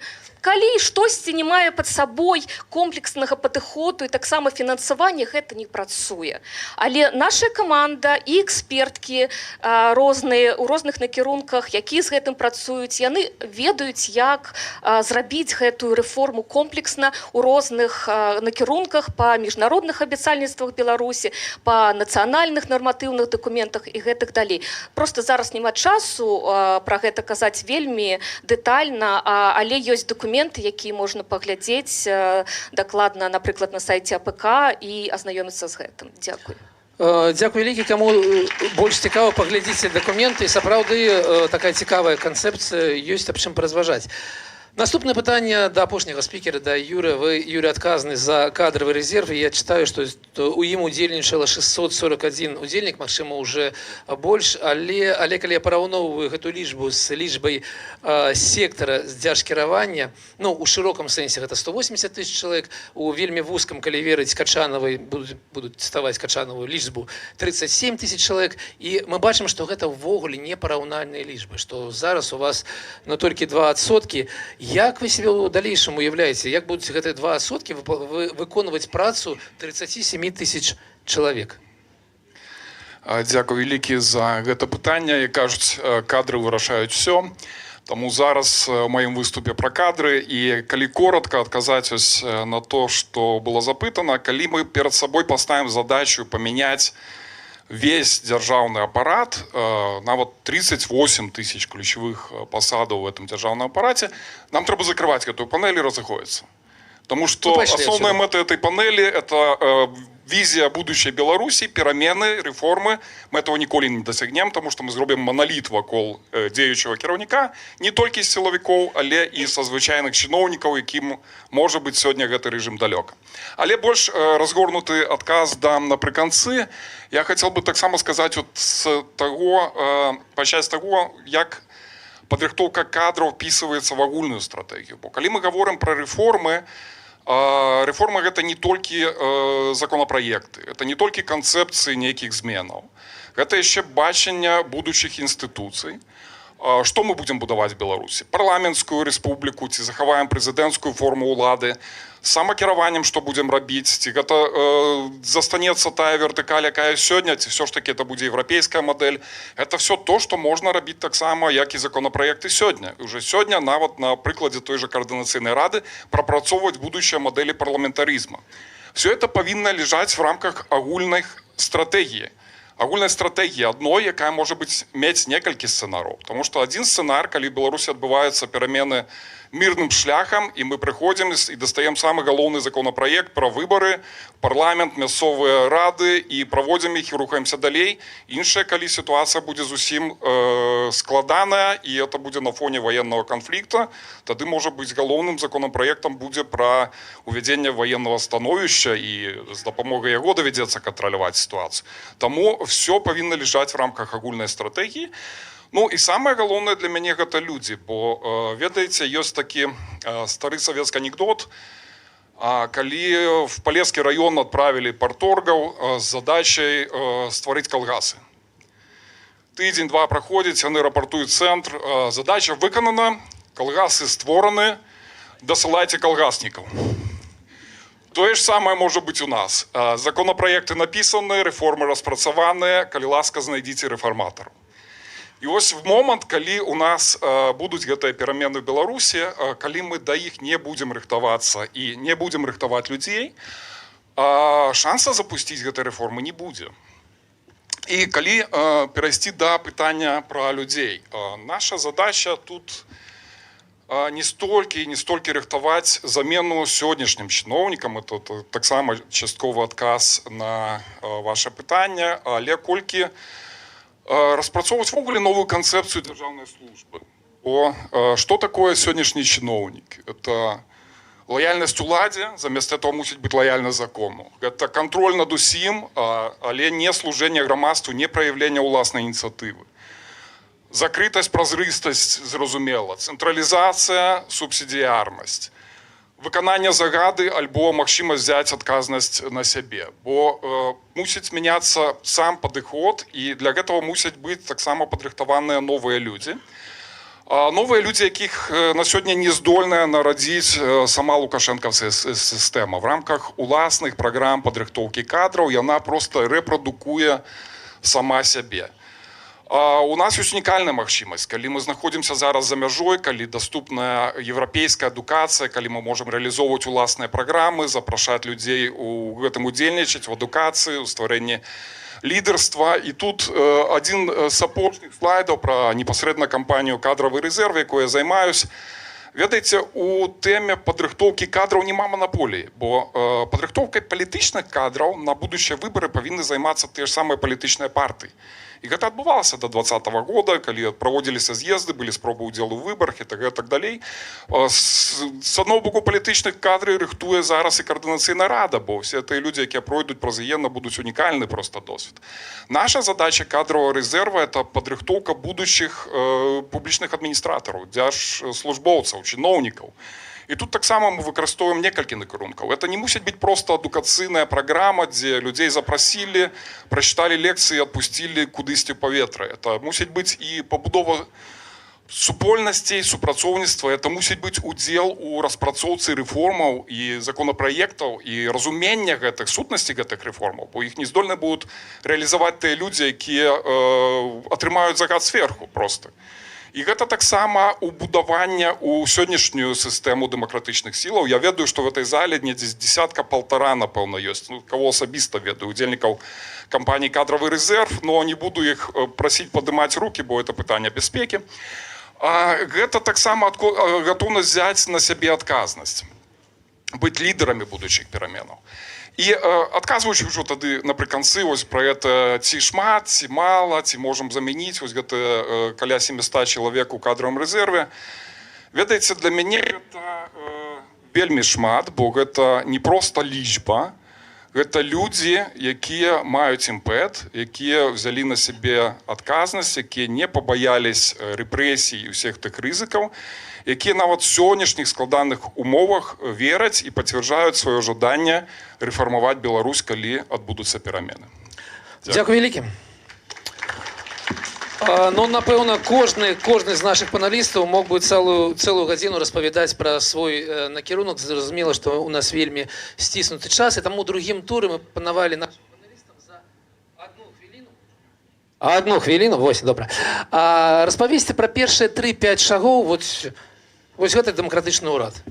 Вось у нас ёсць прэзідэнтка, дэмакратычны ўрад, не ведаю я, хто ў гэтай ролі, але вось у нас есть першы год і першыя 3-5 шагоў, крокаў, якія павінны мы зрабіць па тому накірунку, па якому вы сёння працуеце. Я прапаную пачаць гэтым разам з спадара Анатолія, каб у нас нейкая была роўнасць у гэтым пытанні. Ваш час пайшоў, Анатолій. Раз. Першае, што нам патрэбна будзе, гэта 3-4 месяцы энергічнай кампаніі прамоушн пазітыўнай альтэрнатывы. Папрацаваць з людзьмі, каб потым яны прыйшлі на рэферэндум і прагаласавалі за канстытуцыю новай Беларусі. І гэта магчыма свайго практычнага досведа. У абсалютна камуністычным Верхоўным Савеце 12-го склікання прагаласавалі 2/3 за БЧБ і герб пагоню, таму што з імі папрацавалі 3 месяцы. Другі крок – правядзенне рэферэндума і выбары. Выбары прэзідэнта пажадана спалучана з правядзеннем рэферэндума, каб прэзідэнт прачнуўся ў новых палітычных каардынатах. Не з вялікімі паўнамоцтвамі, але з тымі, якімі надзяляе праект Канстытуцыі. І правядзенне выбараў па новым выбарчым кодексе, куды могуць трапіць і некаторыя чальцы сённяшняй каардынацыйнай рады. Дзякуй вялікі. Наступны Лев. Тое самае 3-5 крокаў. Ну, давайте попробуем. Самое легкое. Первое – это разные такие базовые парламентаристские политики. Нам нужны ясли, нам нужна инфраструктура, чтобы совмещать родительство и работу, и жизнь. Этого у нас мало. Дальше надо перевести сферу миграции из ответственности силовиков в ответственность Министерства труда. Дальше надо работать с диаспорами и что-то делать для того, чтобы люди возвращались, опрашивать людей, почему они хотят уехать, и делать что-то, чтобы люди меньше уезжали. Дальше начинаются более сложные вещи. Вот, например, я сказал, что у нас мужчины фактически сейчас являются спонсорами пенсионной системы. Нормальная власть должна заняться здоровьем белорусских мужчин. Это ненормально, что белорусские мужчины умирают на 10 лет раньше. Как только нормальная власть этим займется, белорусские мужчины перестанут быть спонсорами пенсионной системы. Дзякуй, хвіліна скончылася. Наступны Юрый. 3-5 першых крокаў, калі вы прыйшлі да нейкай ўсё ж такі але ўлады. Дзякуй вялікі. Таксама ў разрэзе важнасці людзей, важнасці кадраў. Першы крок – это забяспечыць кіравальнасць дзяржавы. Не павінна ўзнікнуць адміністрацыйнага вакуума. Менавіта дзеля гэтага павінна зараз адбывацца падрыхтоўка новых людзей. Другі крок – гэта рэформа, запуск рэальнага самакіравання, скажем, таму што самакіраванне – это аснова дэмакратыі. Праз яе выбудоўваюцца далей все дэмакратычныя інстытуты дзяржавы. Правесці агулам аўдыт сістэмы дзяржаўнага кіравання, зразумець, што патрэбна, што не патрэбна, якія міністэрствы можа ввогуле трэба выдаліць, запусціць новую праграму падрыхтоўкі кадраў, таму што от тых, напэўна, 600 ці 1000 ці 2000 будзе недастаткова, нам трэба будзе перавучыць всех там 38 000 і прадэманстраваць грамадству тыя змены, пазітыўныя моманты зменаў, якія адбыліся. Дзякуй вялікі. Наступная Юлия, 3-5 кроков. Да, ну, в первую очередь уже есть подготовленные рекомендации от Комитета по ликвидации всех форм дискриминации в отношении женщин ООН, с которыми можно уже идти, и они должны быть выполнены, так же, как и рекомендации от альтернативных отчетов от гражданского общества. В дальнейшем присоединение к другим основным международным документам и обязательствам, ратификация Стамбульской конвенции, ратификация конвенции МОД 190, и присоединение к конвенции 1315 по мире и безопасности. Разработка и принятие национальных документов и национального механизма действий по гендерному равенству.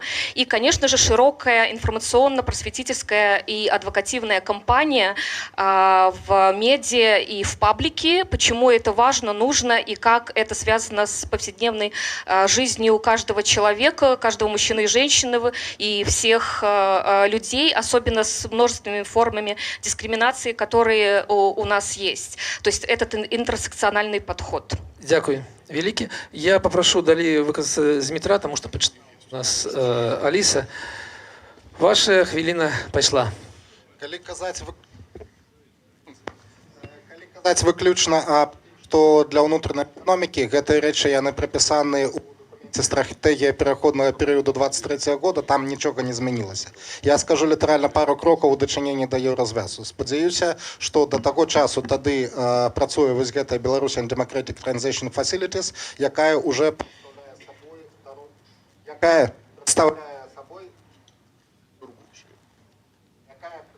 сабой дарожную мапу працэсу еўраінтэграцыі. І за гэты перыяд, калі мы кажам пра год, што рэалістычна зрабіць?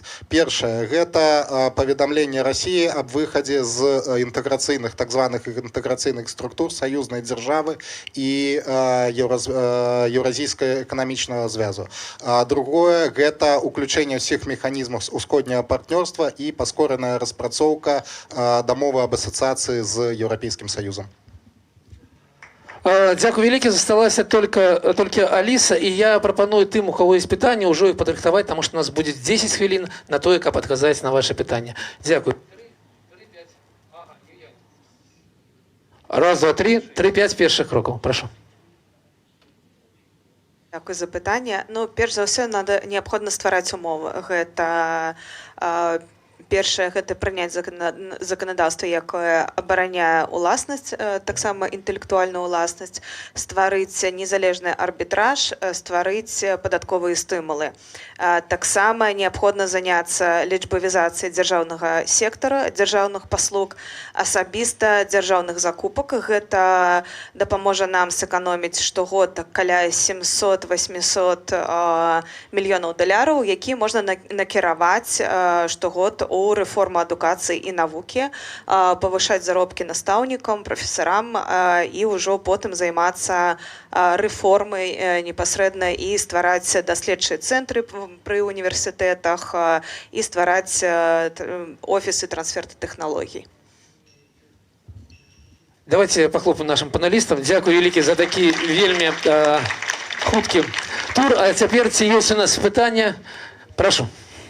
Вітаю, Ірина Маклин. Першае пытанне у меня да Алісы. Аліса, я ведаю, што у вас ёсць... Лена. Я ведаю, што ёсць школа штучнага інтэлекта для жанчын, ёсць платформа, якой распавядалі вы учора, аналіза дзяржаўных прадпрыемстваў, ці знойдзецца гэтаму месца ў Новай Беларусі. Гэта першае. І другой каментар да ўсіх.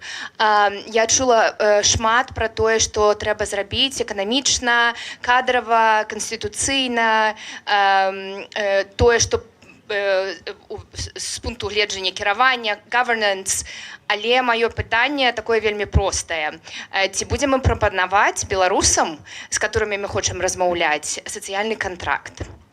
Што хоча дзяржава ад грамадзяніна і што дзяржава можа прапанаваць грамадзяніну і грамадзянкі, і з чым нашы беларусы мы самі пагаджаемся ці не. Ці мы павінны плаціць высокія падаткі, каб дапамагаць людзям з інваліднасцю, з асаблівымі патрэбамі, ці выключна толькі таму, хто там уже памірае. Лев казаў пра тое, што трэба ўздымаць пенсіённы ўзрост. Ну, я выбачаюся, калі там яго падымаць, то калі зараз мужчыны жывуць до 69 гадоў, то іх шанса не будзе зусім там тую пенсію атрымаць. І ім трэба дапамагаць у сацыяльнай сферы. І гэта залог гэтага сацыяльнага кантракта. Чаму ніхто з удзельнікаў не казаў пра сацыяльны кантракт? Дзякуй. Дзякуй вялікі. Я прапаную заслухаць все пытанні, у нас іх яшчэ два, і потым адказаць, але папрошу запомнить это питание. Я попрошу отказать Алису и Змитра, напомню, на код социального контракта. Так, дякую. У меня сначала небольшой комментарий. Я вообще хотела поблагодарить панелистов. Хорошее было упражнение для ума на предмет будущего. Но меня больше волнует настоящее. Поэтому у меня вопрос такой. Что нужно, какие должны быть условия для того, чтобы все эти реформы запустились к моменту X. Но вопрос в том, что нужно делать сейчас, здесь и сейчас, и до момента X. По каждому направлению, если можно. Если нет, так нет. И второй вопрос, связанный с гендерной штукой, потому что меня это очень волнует и беспокоит. Смотрите, в 2020 году, когда женщины вышли в ответ на насилие, массовое насилие, которое было принесено и убийство протестующим, вышли все в белом, называется так, да, они фактически открыли свой особый путь женского движения в Беларуси. И мне кажется, что сейчас, собственно, не хватает женскому движению, это вот какого-то нерва, какого-то ключевого смысла, который бы наполняла вообще прагматику вот этого всего движения. И мне кажется, здесь самое главное – это то, что женщины в Беларуси, гендерное движение должно постоянно поднимать тему насилия. Тему насилия, и это тоже, ну, как бы особенность белорусской ситуации.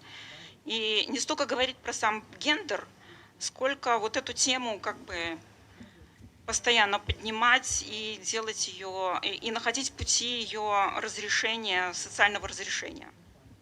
Спасибо.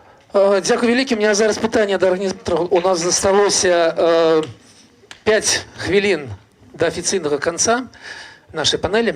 І ці ми заслухаємо всі питання, але на них не відкажемо. Ці ми дадим відказати на ці 3 питання.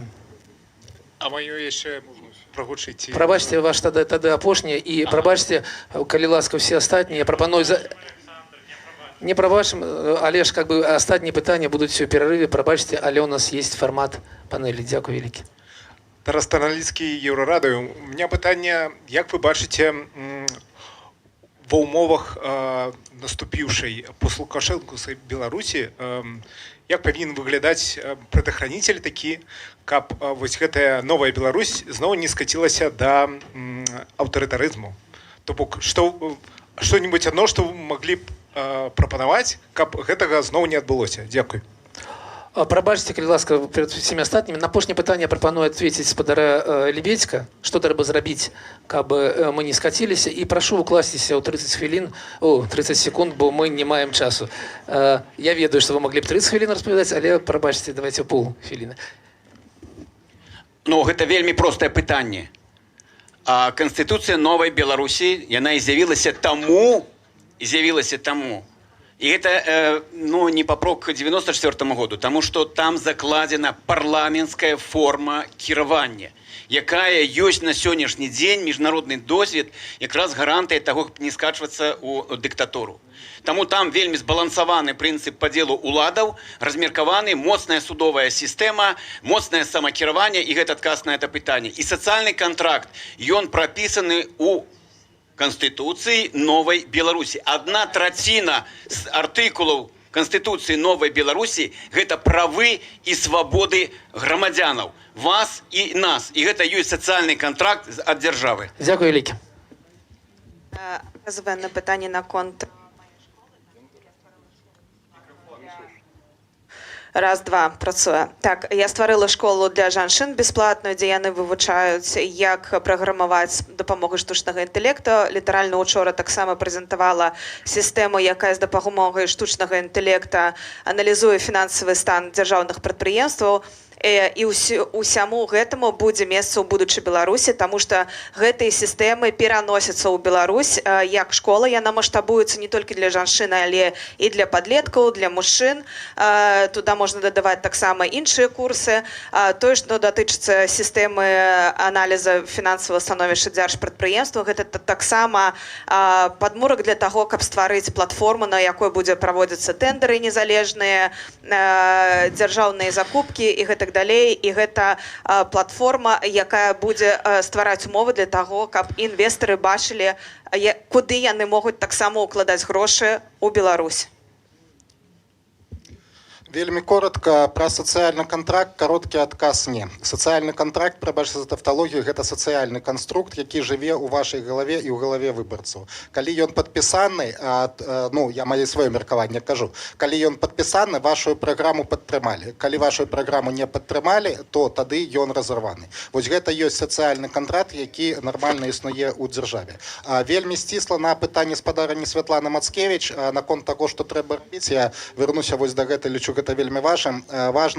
Менавіта сёння Belarusian Democratic Transition Facility, то бок гэта дарожная мапа таго, што будзе адбывацца, убудаваная ў рэгламент ЕС, час прадстаўлена ў рэгламенце ЕС і убудаваная ў бюджэтны працэс. Паўтаруся, такія прэцэдэнты ёсць. І тады гэта набывае аўтаматычную моц. Гэта становіцца не гіпатэтычным, што вось ёсць палітычнае абяцанне 3 мільярдаў. Гэта ўжо ўбудавана ў бюрократычны механізм. Гэта прынцыпова іншае ўспрыняцце. Тады мы вельмі выразна можам даваць адказ на пытанне, што будзе ў дзень, калі пачынаецца постлукашэнаўская Беларусь. Тады становіцца відавочна. І літаральна два словы адказ наконт таго, што можна рабіць вось у дачыненні да пытання спадара Тараса. Мой адказ тут будзе таксама еўрапейскі звяз, таму што сёння гэта адказ амаль на весь 100 пытанняў. Два літаральна слова еўрапейскі звяз. Дзякую. Я таксама хацела адказаць Светлане, што мы можам рабіць. Вось тое, што раблю я зараз, гэта адукаваць людзей, выкарыстоўваць сучасныя тэхналогіі і з дапамогай іх ствараць платформы, сістэмы, якія будуць нам дапамагаць у будучыні. Дякую великий, дозвольте... Подождите. Ну, прошу. Да, не, так не пойдет. Да, я так, буду тады стараться... дозвольте мы праз 5 хвилин скончим эту панель. Так. Да, спасибо большое. Да, буду стараться очень коротко. Предохранитель, как можно больше женщин и представителей других социальных групп на всех сферах принятия решений, то есть во власти. В мире нет ни одной диктаторши женщины, в мире нет ни одной женской диктатуры. Это всегда мужские господства. Первое. Второе. По поводу особого пути и насилия. Женское феминистское движение в Беларуси только и делает, что говорит про насилие очень много, про разные виды насилия. Мы с этим работаем, женщинами внутри Беларуси, женщинами в эмиграции. Это наша каждодневная работа. Но насилие всегда гендерно обусловлено, или почти всегда. Гендер там всегда присутствует. И это видно потому, как женщины-политзаключенные, какие пытки к ним на примере гендерного фактора, гендерной идентичности применялись. И какое количество женщин страдают от домашнего насилия. Это 95/5 примерно в процентном соотношении. Что нужно делать сейчас? Я считаю, что нужно быть ролевыми моделями. Если вы про что-то говорите, то действуйте. Со своей стороны, я могу сказать, что завтра как раз будут представлены гендерные внутренние политики для Демсил, которые мы предлагаем, чтобы Демсилы внедрили и показывали обществу, и давали ему сигнал, как нужно действовать, чтобы предотвращать дискриминацию, насилие, харассмент и все остальное в демократическом сообществе, тем самым показывая, как это можно делать в обществе и в государстве. Спасибо. Дякую велике. Ну, тады, напевно, Юрий и Лев. Але так, прошу... Дякую великі. Таксама вельмі коротка. Сацыяльны контракт, ён ёсць, і ён будзе абнаўляцца кожны раз праз выбары. То есть это іншого механізма ніхто не придумал, разрываецца, абнаўляецца, прыходят новые. Адносна таго, што рабіць да дня X, ну, на маё меркаванне і з маёй тэмы, гэта спрыяць з'яўленню новых лідараў. Не вырощваць, бо лідарства не вырощваецца ў прабірцы, але ствараць умовы, каб гэтыя лідары праяўлялись. І часам дзеля гэтага патрэбны можа быць і баксёрскі рынк. Бо толькі там хто можа паказаць, што ён здольны і прэтэндуе і варты гэтага.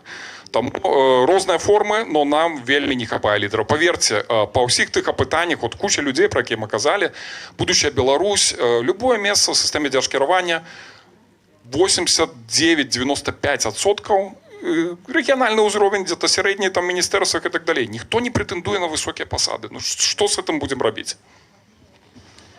Так. Да.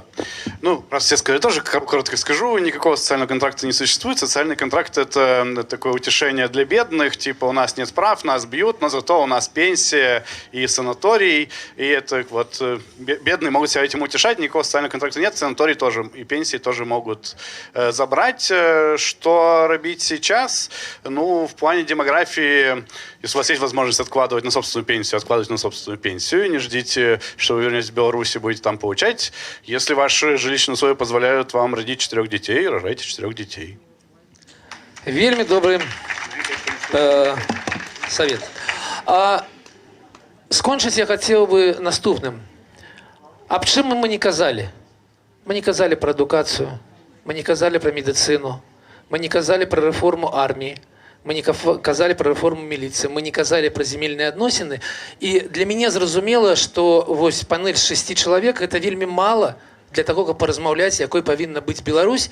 І мне вельмі хацелася б, каб з усіх напрамкаў мы зрабілі некую одну, ну ведаеце, такую канцэпцыю, з якой мы маглі бы ісці да людзей і распавядаць ім кожны дзень не толькі пра тое, што Лукашенко павінен быць в Газе, але і пра тое, якой будзе гэта Беларусь. Мне гэтага вельмі не хапае. Я лічу, што да гэтага у нас ёсць яшчэ 4 гады на гэтую працу. Я, магчыма, памыляюся. Ну і апошняе, для чаго мы падымалі правай руку? Для чаго? Калі чытаў лекцыі у калоніі, і вось такая спроба заінтарэсаваць людзей, сказаць, падыміце правую руку, падымалі сярод нас паднялі 40%. Для мяне гэта азначае, што ўзровень даверы значна больш, чым у калоніі. Дзякую вялікі за тое, што былі з намі, і дзякую нашим Дзякую Александру Кнаровичу и цікавым докладникам. Спадарства, у меня для вас есть две навіны, кепская и добрая, и нават, может, две добрых. З якой пачаць? Напэўна, з кепскай. Перапынка у вас не будзе. Адразу пачынаем другую панель. І гэта ёсць добрая навіна, таму што вельмі цікавыя зноўку будуць у нас даклады. І гэтая панель будзе называцца «Рашэнні для Беларусі», прэзентацыі праектаў ініцыятыў, і мадэратаркай выступіць Марыя Ландо, экспертка ў развіцці арганізацыі грамадзянскай супольнасці. Яна распавядзе вам падрабязнасці, але яшчэ ёсць адна добрая навіна, якая будзе пасля гэтай панелі. У гэтым зале з'явіцца рок-легенда Беларусі, але пра гэта крышку пазней.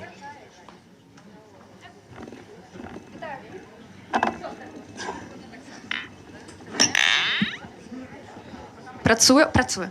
Вітаю, шановныя сябры і сяброўкі. Мы ўжо набліжаемся да канца гэтага насычанага дня. Вельмі разумею ўсіх, хто ўжо стаміўся, пачаў сыходзіць, нават мікрафоны ўжо стаміліся, але дзякую всім, хто яшчэ застаецца тут з намі. Я пачну з тэхнічнай абвесткі, таму што зараз адна з кароткіх прэзентацый у нас будзе на ангельскай мове, але слайды на экране будуць па-беларуску. Таму, калі вам патрэбны пераклад, можна ўзяць абсталяванне, пакуль мы яшчэ пачынаем. Зараз нас чакае такая дынамічная частка. Гэта будуць прэзентацыі розных праектах і ініцыятываў грамадскіх і палітычных структур, якую мы назвалі «Рашэнне для Беларусі». Мы часта кажам пра Беларусь, пра праблемы, крызісы, тое, чаго не хапае, але цяпер паглядзім з іншага боку. А што ўжо такога патрэбнага, цікавага, актуальнага мы прапануем беларускаму грамадству ў адказ на існуючыя выклікі. У нас будзе 8 прэзентацый, вельмі розных, ад аналітычных аглядаў да лічбавых інструментаў. На кожную будзе па 5 хвілін. Я буду запрашаць выступоўцаў абраць, дзе яны хочуць рабіць сваю прэзентацыю, альбо за трыбунай, альбо на крэсле на сцэне, каб мне тут было не самотна адной.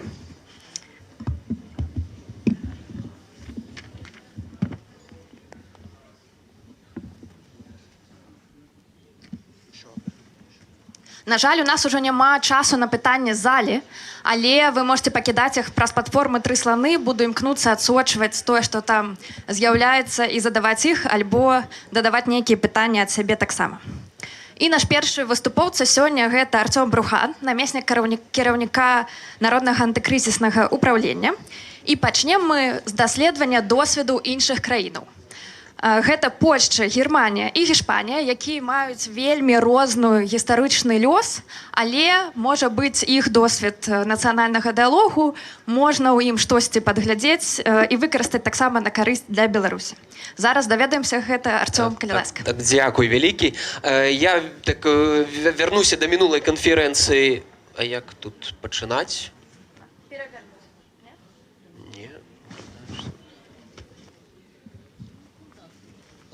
Куды? А можна попросить уключить? Хто може допомогти нам? Вось. А куди щелкать? Хто ведає, куди щелкать? Подскажіть нам, калі ласка. На стрелочку і нажимаємо. Але не працює. Не працює, я ж. Ось, стамілася і проєктори, і екрани. Да, може бути, почнемо. Так, ну давайте паспрабуем. Я вярнуся да мінулай канферэнцыі Новай Беларусі, калі мы абмяркоўвалі, стваралі розныя працоўныя групы. Адной з такіх працоўных групаў была працоўная група, прысвечаная патэнцыяльнаму нацыянальнаму дыялогу, фарматам гэтага нацыянальнага дыялога і кругламу столу. І там былі пастаўлены задачы. І адной з задачаў было выпрацаваць разуменне, якім чынам можа выглядаць гэты нацыянальны дыялог. І мы вырашылі прааналізаваць, можа зараз гэта ўжо не такая модная, не такі модны падыход, як, напрыклад, апытанка ананімных экспертаў, а ўсяго лишь гістарычны аналіз. І вырашылі прааналізаваць 3 падыходы нацыянальных дыялогаў у 3 краінах: у Германіі, Іспаніі і, зразумела, у Польшы. І вось, прааналізоўваючы гэта, мы просто заходзілі з базавага тэзісу, што у нас пасля 20-го года 6 гадоў палітычны крызіс працягваецца, маштаб рэпрэсіяў не зніжаецца, а нават павышаецца. Ну і, канешне же, гэты палітычны крызіс, ён вядзе да фактычна экзістэнцыйных пагрозаў для Беларусі. Падрывае дзяржаўнасць, суверэнітэт, эканамічнае развіццё, ну і, зразумела, міжнародную суб'ектнасць краіны. І баланс сіл ключавых стейкхолдераў на дадзены момант падчас пачатку даследавання мы зазначылі так, што рэжым Лукашэнкі захоўвае жорсткі кантроль над дзяржаўным апаратам, сілавымі структурамі, умацоўвае, кіруе працэсам прыняцця рашэнняў, але знаходзіцца ў міжнароднай ізаляцыі і пазбаўлены на дадзены нават момант такой шырокай грамадскай легітымнасці. Дэмакратычныя сілы інстытуалізаваныя, маюць міжнароднае прызнанне, працягваюць дзейнічаць у медыяпрасторы і за мяжой. Ну і, зразумела, знешні фактар узмацнення крытычнай залежнасці Беларусі ад Расійскай Федэрацыі. Мы паглядзелі вось рызыкі гэтага неўстойлівага статусу кво, калі коротка, могуць проста адбыцца розныя зломы, чым заўгодна выкліканыя, і пры адсутнасці загадзя падрыхтаванага суб'екта, выразнай працэдуры, прававой працэдуры кіравальнасці, аслаблення дзейнага рэжыму можа прывесці проста не да працэсу дэмакратызацыі, а да фактычнага хаосу ці знешняга кіравання Беларусі, чаго мы вельмі не хацелі бы. Таму мэтай даследавання было проста распрацаваць вось гэтую рамку кіраванага пераходу, якая як бы і вырашыць першапачатковыя пытанні, спынення рэпрэсіяў, і наступны крок гэта правядзенне рэпрэсіяў і захаванне незалежнасці Беларусі. Вось, мы вызначылі нацыянальны дыялог як інструмент пераходу. Гэта перамоўны працэс паміж прадстаўнікамі дзейнай сістэмы, дэмакратычнымі сіламі і ключавымі грамадскімі групамі, рознымі іх элементамі. Сутнасць працэсу гэта узгадненне, дамова, спынення супрацьстаяння і сфармаваць такі надзейны прававы маршрут, які дасць магчымасць умацаваць незалежнасць Беларусі, вырашыўшы гэты ўнутрапалітычны крызіс. І прадметам перамоў гэта захаванне дзеяздольнасці дзяржаўнага апарату, пра тое, што казалі і ў мінулай тым ліку панэлі, стабілізацыя эканомікі і вось тыя дэбаты, якія сёння былі. Гэта выразныя межы адказнасці мінулай сістэмы. Вось гэта тое пытанне, тая задача, якая, я думаю, нам ляжыць ужо надалей распрацаваць выразныя межы сістэмы, бо сёння мы пачулі две супрацьлеглых пазіцыі, розныя падыходы. Ну, мы прааналізавалі вось 3 гістарычных кейса, на іх спыняцца не буду, гэта будзе вельмі доўга, але прааналізаваўшы ўсе гэтыя кейсы, мы прыйшлі, пабачылі такія рэчы, якія усіх іх аб'ядноўваюць. Гэта кансалідаваны суб'ект з боку апазіцыі ці дэмакратычнага руху.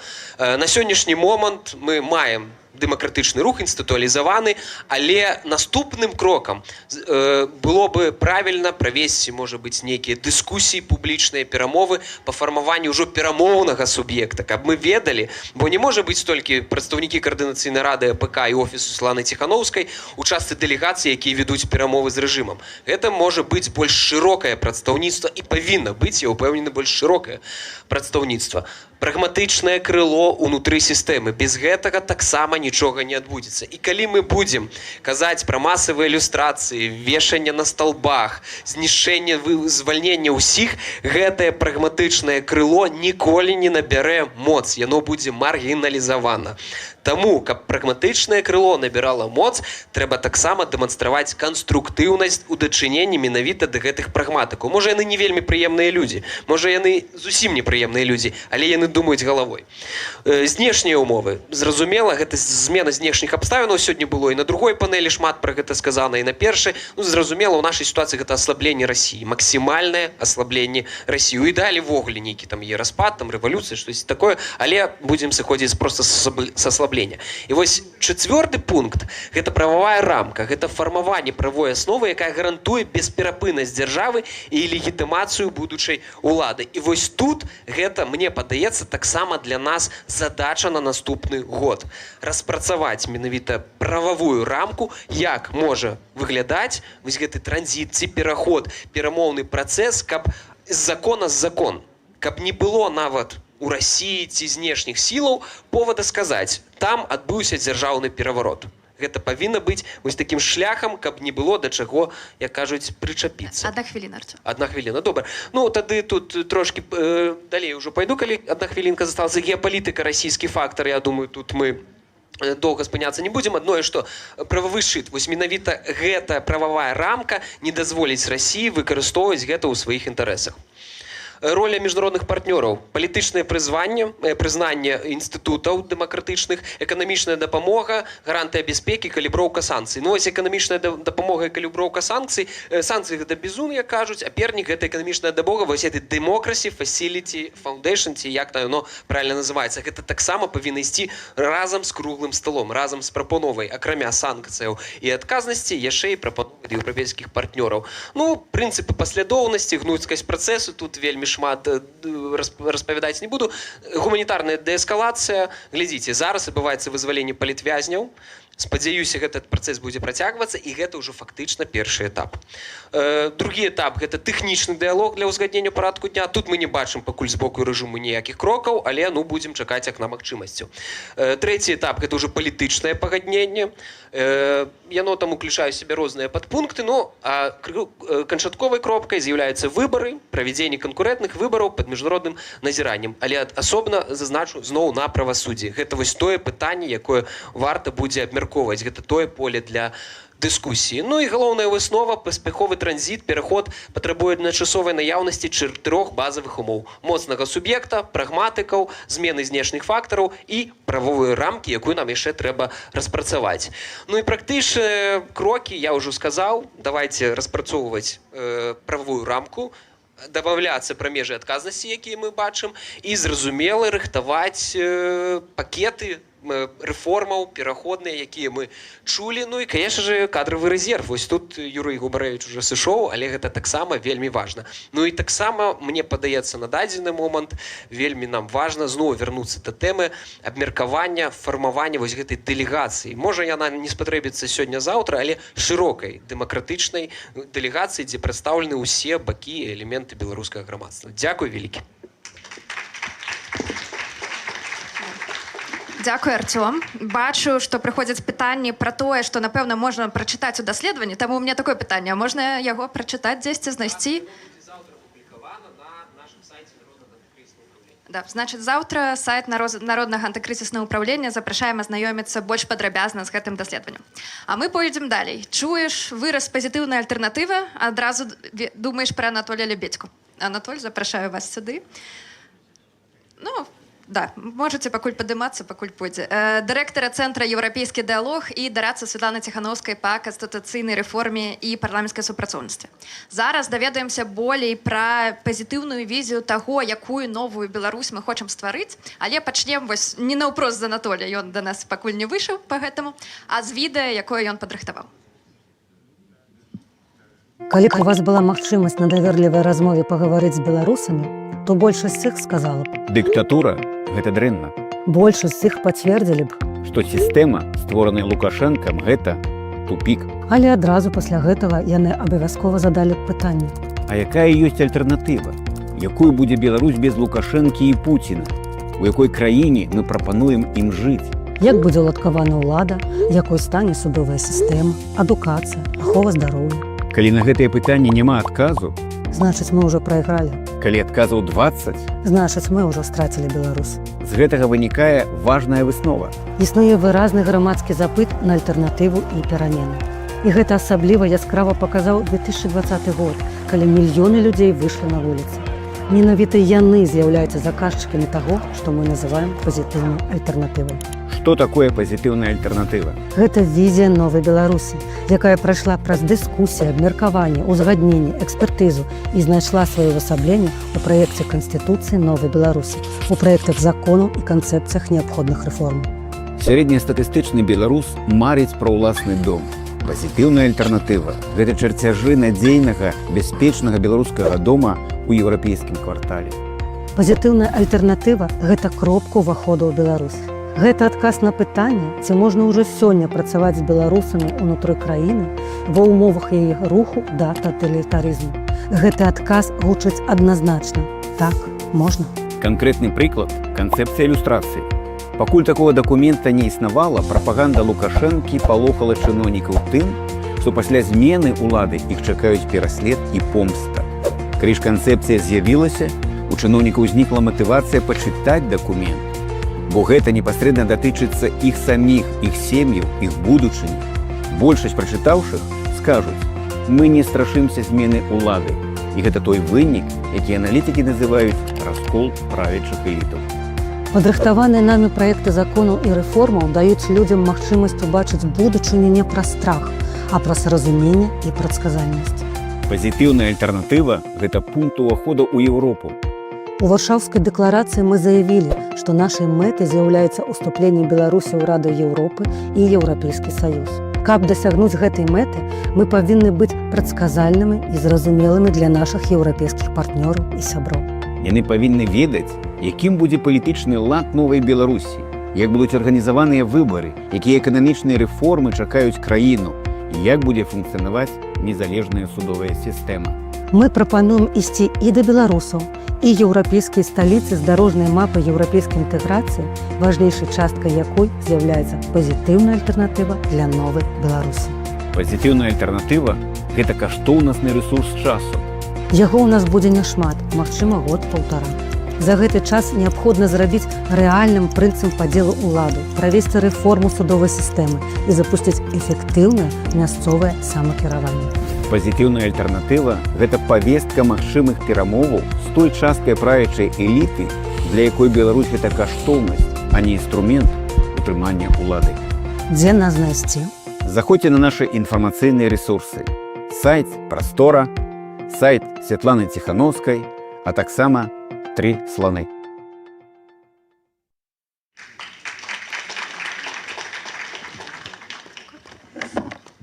Я выйшаў толькі для таго, каб узгадаць на пачатку нашай сустрэчы Светлана Ціханаўская сказала, чаго нам не хапае і бракуе. Гэта казаць дзякуй. І я выкарыстоўваю гэтую магчымасць, каб сказаць велічэзнае дзякуй тым экспертам, якія рыхтавалі і рыхтуюць пазітыўную альтэрнатыву. Гэта ўжо нават не дзесяткі, а сотні людзей, і не толькі беларусаў. Светлана Ціханаўская у якасці прыкладаў згадвала даволі часта Юрія Барабаша. які быў недавно прарэктарам Харкаўскага універсітэта, які бег са студэнтамі ў бомбасховішча, а пасля выходзіў, далучаўся да онлайна і абмяркоўваў нашы праекты законаў. Но калі людзі пад бомбамі вераць у новую Беларусь, мы абавязаны таксама верыць у нашу будучыню, у пазітыўную альтэрнатыву. Таму велічэзны дзякуй усім, хто далучыўся, а скарыстаю магчымасць, хто не далучаны, далучайцеся, таму што працы яшчэ шмат. У нас толькі проект Конституции Новой Беларуси и 13 базовых законов. Знайсці нас можна на прасторы, и там якраз адказ на пытанне, якія задаваў Александр Кнырович, дзе яшчэ ёсць рэформы. І хочу згадаць сёння зараз одну чаленню нашай групы по працы, гэта Алена Яськова, якой, на жаль, яна не дажила до Мары, яна адна з распрацоўшчыцаў праекта Конституции Новой Беларуси и закона об роўных магчымасцях мужчынаў і жанчын. Светлай памяці. І я думаю, наш абавязак дзеля таких вось людзей рабіць гэтую справу і продолжать. Так что усім дзякуй, дзякуй экспертам. Жыве Беларусь! Жыве! Дзякуй, спадар Анатоль. Выдатна, што мы бачым такі працяг у тым ліку таго, што было на папярэдняй канферэнцыі «Новая Беларусь». Так, Арцём ужо казаў, што даследаванне – гэта вынік працы секцыі. Анатоль, я ўжо не ведаю, колькі канферэнцый кажа пра пазітыўную альтэрнатыву, але гэта развіваецца таксама. Добра, наперадзе нас чакае некалькі прэзентацый розных лічбавых інструментаў і платформаў. І пачнем мы з таго, што прадставіць Станіслаў Салавей, намеснік прадстаўніцы па сацыяльнай палітыцы аб'яднанага пераходнага кабінета. Гэта будзе новы праект, які называецца «Раёнка» і дапаможа звязацца з беларускімі лекарамі. Прывітанне. Ну, па-першае, выбачаюсь, не пакуль прасцей расейскай. Калісьці гэта паспрабую выправіць. Из плохих новостей, если после предыдущей панели вы думаете, что у нас все плохо в экономике, то в медицине еще хуже. И при этом Евросоюз нам вряд ли с этим поможет, пока еще никакие страны не выдают кредиты в виде медицинских работников. Это, к сожалению, реальность. Легче нам не станет, но что-то делать можно уже сейчас. Что, в принципе, если мы поговорим про медицину ЗАМКАД, что нас там ждет? Хорошо подготовленные молодые врачи. Ну, например, и выпускнику Польского медицинского университета достаточно всего лишь 5 лет, чтобы он начал работать кардиологом. Выпускнику белорусских медуниверситетов хватает 1 года. Врачи хорошо знают своих пациентов, долго работают на одном месте, понимают, с кем они работают. Пациенты знают врачей, врачей пациентов. К сожалению, если мы возьмем отчеты Министерства здравоохранения, которые не публичные, то на районе отток молодых специалистов после отработки от 20 до 50%. И это без учета тех, кто находится в декрете. Возможно, в Беларуси хорошая подготовка у специалистов. К сожалению, последние законы, которые приняты, позволяют изменить специализацию, допустим, опять-таки, из терапевта перейти в кардиолога за месяц подготовки. И при этом через месяцев 5, как ты начнешь работать тем же кардиологом или эндокринологом. В Польше, напомню, это 5-летняя подготовка. Поэтому по факту специалисты вроде как и есть, но вроде как их и нету. Возможно, современная аппаратура, доступность специализированной помощи, то, о чем любят отчитываться власти, постройки новых больниц, закупки какой-то аппаратуры. Но если посмотреть статистику, то в сравнении по инфарктам только 60% пациентов в Беларуси получают современную помощь. В той же Польше это будет больше 90%. И это по официальной статистике, которая публикуется нашим Министерством здравоохранения. Ну, возможно, мы все равно демонстрируем хороший результат, но тут спасибо экономическому блоку, который напомнил, что среднестатистический мужчина в лучшем случае пару лет поживет на своей пенсии. К сожалению, это тоже факт. Если сравнить те же инсультов, то среднестатистический поляк с инсультом на 10% чаще возвращается к работе после инсульта, в отличие от белорусов. Это тоже проблема. В принципе, если посмотреть просто новости, то в порядке вещей почти там каждый месяц или еще чаще появляются жалобы на то, что нету врачей узких специалистов. Прокуратура умудряется наказывать главного врача за то, что у него нету специалистов, то есть как будто это проблема главного врача. Есть кабинет, нет специалистов. Просили 10 врачей, дали 0, как будто речь идет о поставке какой-то техники. Ну, к сожалению, опять-таки, это реалии. Но был и хороший опыт. Если вспомнить проект «Е-здоровье», онлайн-консультации, который появился в ответ на репрессии против медработников и на пандемию ковид, на которую власти игнорировали, он появился в 2021 году. За чуть больше, чем год его работы помощь была оказана более тысячи белорусам. И изначальное предположение, оно не оправдалось, когда мы предполагали, те, кто создавал «Е-здоровье», так, наверное, корректнее говорить, что основной спрос будет именно связан с ковид, то вопросы, связанные с ковидом, заняли всего лишь статистическую погрешность в районе 4-5%. Все остальное просто распределялось на врачей всего профиля. То есть запрос белорусов на получение второго мнения, на получение какой-то консультации или на просто поговорить с врачом узкой специальности, он, к сожалению, очень большой, и государственная медицина этот вопрос не закрывает.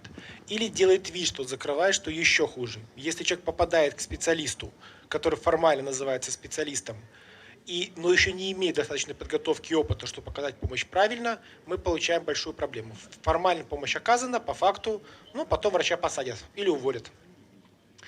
Как, в принципе, будет работать рынок и что это такое? По сути, это онлайн-платформа, которая будет связывать врача-белоруса с белорусом внутри Беларуси. С точки зрения безопасности, врачи будут только те, которые выехали из страны, которые работают постоянно уже, к сожалению, за границей. И помощь будет оказываться только белорусам, которые находятся внутри Беларуси. Для тех, кто выехал, есть чуть другие механизмы, на них я не буду останавливаться. Как это будет работать? И для кого? Фокусом данного проекта, из названия, это будет в первую очередь лица, уязвимые группы, к которым мы обычно привыкли. Это и многодетные, это люди, столкнувшиеся с насилием, и ЛГБТК, и бывшие политические заключенные, и люди с инвалидностью. То есть это довольно большой список, но это будут еще и люди, которые живут за пределами больших городов, то есть за пределами Минска и областных, там, где медицинская помощь, к сожалению, только зачастую можно встретить только на бумаге. Работа будет через уже упомянутую платформу «Три слоны». Следующий докладчик расскажет про нее чуть подробнее. И хвилинка. Заявка будет приходить через эту платформу, будет пройти верификация отдельными людьми, которые будут не знакомы напрямую с врачами, чтобы дополнительно обезопасить. Также будет возможна верификация через партнерские организации тем людям, которые опасаются или не доверяют свои личные данные посторонним, но имеет больше кредит доверия до каких-то других общественных организаций. Выдается код доступа, и человек напрямую связывается с врачом. Выглядеть это будет через онлайн-платформа, там будет доступность как возможность чата, так и возможность видеозвонка, но без камеры. Там есть формат медицинской карты, можно загружать анализы, которые будут предобрабатываться для ускорения работы, экономии времени. То есть, по сути, это такая электронная поликлиника. Самый любимый вопрос, кто платит, это то, что в принципе и может объединить диаспору с теми, кто уехал. Будет это работать по принципу фандрейзинга. Себестоимость примерно одной консультации около 30 евро. Если вкратце, то так.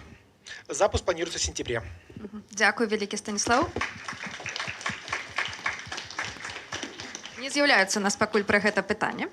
Але нагадваю, што вы можете пакідаць іх праз платформу «Тры сланы», якую зараз, яе абноўленую версію, то, як яна працуе, прадставіць Даніил Харкавы, як прадстаўнік проекта «Новая Беларусь». Спасибо. Добрый день. Поднимите руки, кто узнает эту картину. Ага. Никто. Супер. Смотрите, в 2020 году у нас с вами, по сути, был один вопрос, из большего один же на него ответ. Да? Сейчас вопросов миллион, разных ответов на них, огромный спектр, и все это огромная такая неповоротливая, непонятная картина, которую, черт ее возьми и разбери.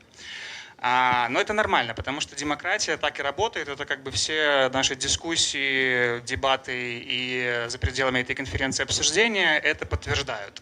Но тут есть проблема, что сформировать цельную, понятную картинку того, что происходит, очень сложно. Очень сложно, и в этих условиях, по идее, мы начинаем конкурировать за внимание людей. Но конкурировать мы начинаем не друг с другом. То есть тут не вопрос того, кто занимает чью сторону. Сторонники переговоров с режимом или сторонники освобождения безусловного или санкционного давления. Нет. Мы конкурировать начинаем за внимание белорусов с самыми банальными бытовыми вещами, с соцсетями. То есть рилсы, которые у нас у каждого есть в ленте, про котиков, про питание, про путешествия и так далее. Что с этим всем делать? На одной из прошлых конференций была рабочая группа, по итогу которой был озвучен запрос на создание платформы по координации. Мы эту платформу сделали. 3 слона. Это платформа, на которой каждая политическая, околополитическая организация может завести свою страницу и получить цифровые инструменты для работы с аудиторией, для интерактива, для вовлечения. В прошлом году мы эту платформу запустили. В мае в мае этого года мы провели на этой платформе выборы Координационного совета. И если в 2024 году выборы представляли из себя просто отдельное приложение, то сейчас, в этом году, выборы уже были полноценной экосистемой, инфраструктурой, где избирательные списки могли презентовать себя, зарегистрироваться, провести агитацию, ну и, соответственно, тоже провести выборы. Но запуск в прошлом году показал одно узкое место, которое практически разрушило наши планы по координации. Казалось бы, это очевидно, но тем не менее. У всех здесь присутствующих крайне катастрофически ограниченные ресурсы на работу с контентом. И выделять отдельного контент-менеджера на то, чтобы заполнять еще одну платформу, но не вариант. И поэтому пока что на текущий момент маемо шо маемо. Но мы решили этот вопрос технически, поэтому мы понимаем, как решить эту проблему. И, собственно, в сентябре этого года мы запускаем обновленную версию. Что в ней поменяется? Ну, во-первых, останется все то, что было, интерактив, голосование, но добавится главное, самое прекрасное, то, что в 2026 году говорят все. AI и автоматизация.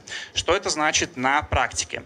То, что теперь, в дополнение ко всем тем функциональным особенностям, которые есть, это пакеты для событий, то, что у нас происходит здесь, интерактивные чаты, регистрация, рассылка по ивентам и так далее, голосование. В дополнение к основному ядру самой сути платформы, это верифицированное голосование, рейтинговое голосование, возможности партиципативного бюджетирования и так далее, добавляется простой и понятный способ, как вы можете присутствовать на этой платформе.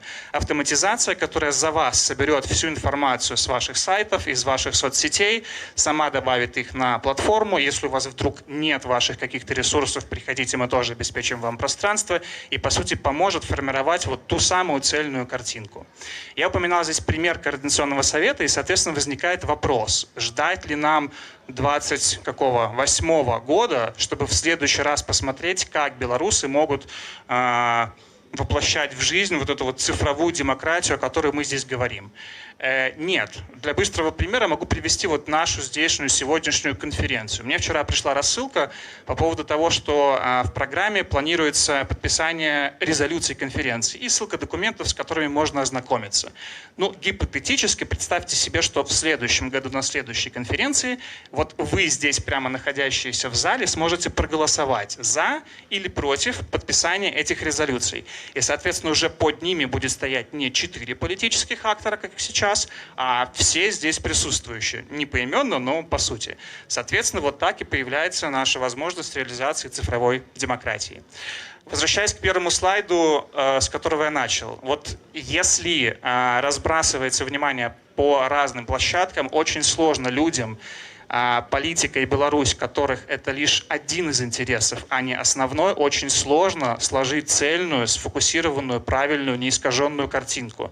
И поэтому запрос на эту координацию может быть реализован, если все будут представлены на одной платформе. Это не для того, чтобы кого-то заменить. Это не для того, чтобы побороться за какое-то медийное влияние. Это просто ради того, чтобы белорусам и белорусским было удобнее смотреть за тем, что мы здесь все с вами делаем.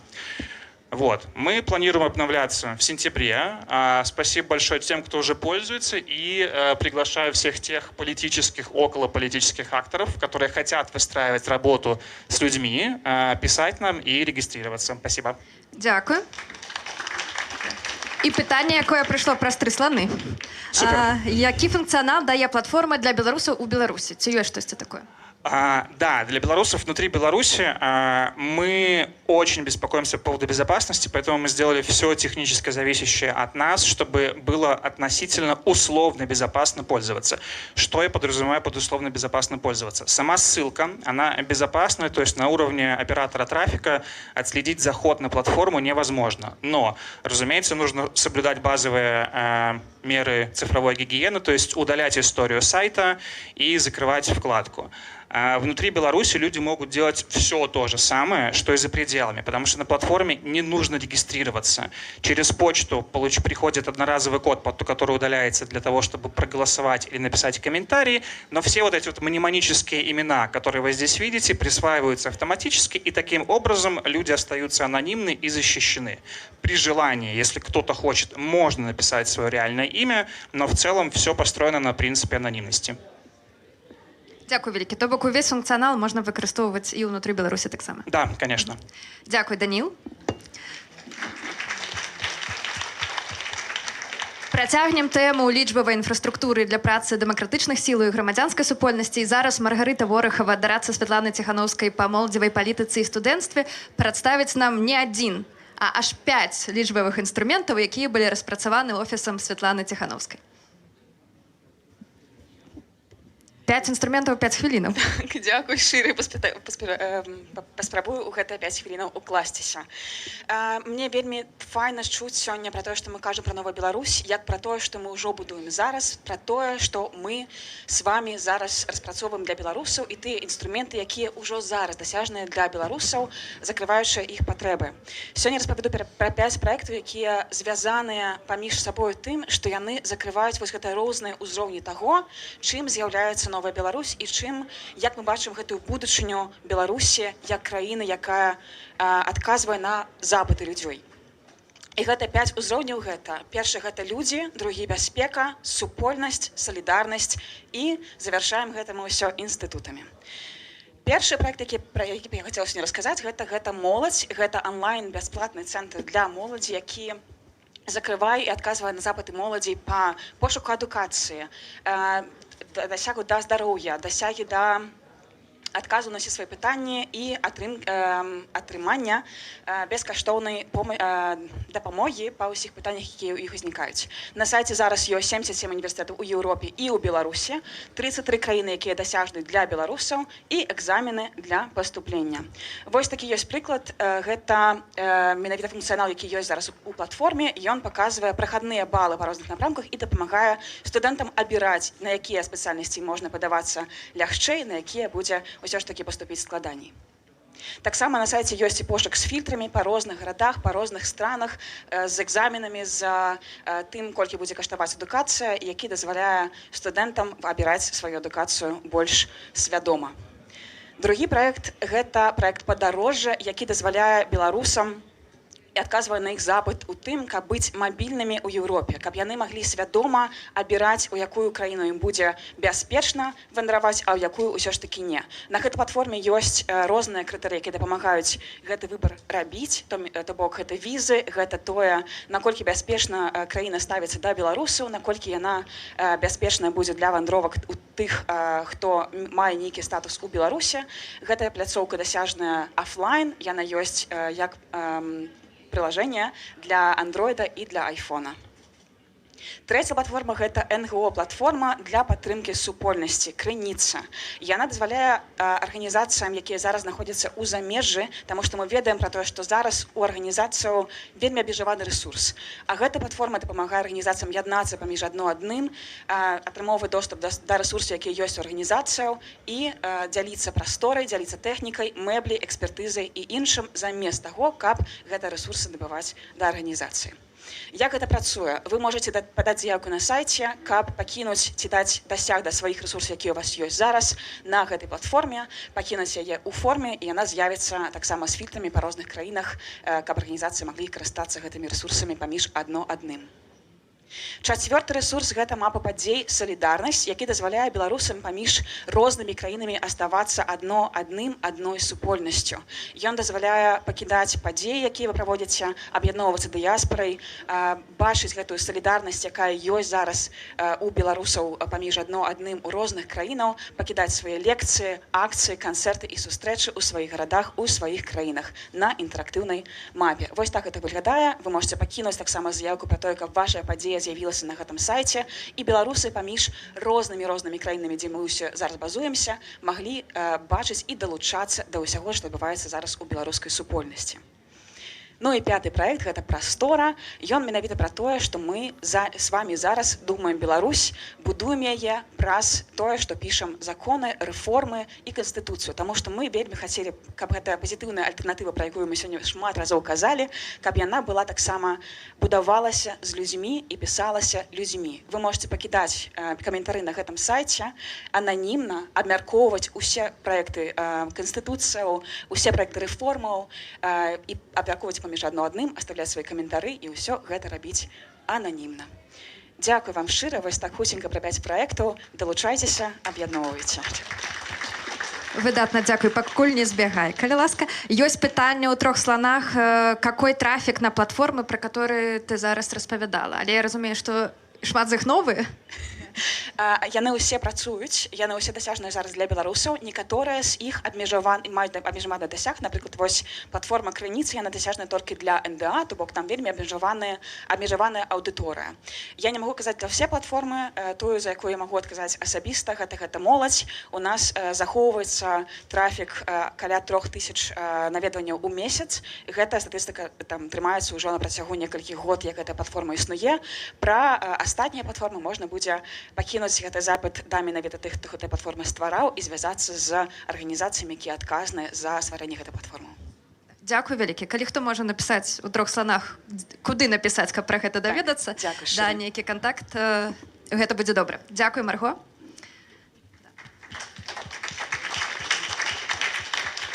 А наше наступнае рашэнне для Беларусі заснавана на міжнародных стандартах і досведзе. І я запрашаю Грацыелу Піга зараз на гэтую сцэну. Да. Ужо казала Юля Міцкевіч на папярэднай панелі, што важна, калі мы кажам пра новую Беларусь, не толькі тое, якія законы будуць прыняты, або якія інстытуты мы пабудуем у будучыні, а таксама тое, як зараз працуюць дэмакратычныя сілы, ці будуюць яны сваю працу на прынцыпах роўнасці, інклюзіўнасці, недыскрымінацыі, падсправаздачнасці. І таму наша наступная прэзентацыя – гэта праект гендерных палітык для беларускіх дэмакратычных сілаў, якія былі распрацаваныя і беларускімі, і міжнароднымі экспертамі у адпаведнасці са стандартамі Рады Европы. So good afternoon, everyone. I hope you still have some energy. So the presentation today introduces a technical advice that was developed to support the Belarusian democratic forces in strengthening a gender-responsive governance in line with the Council of Europe standards.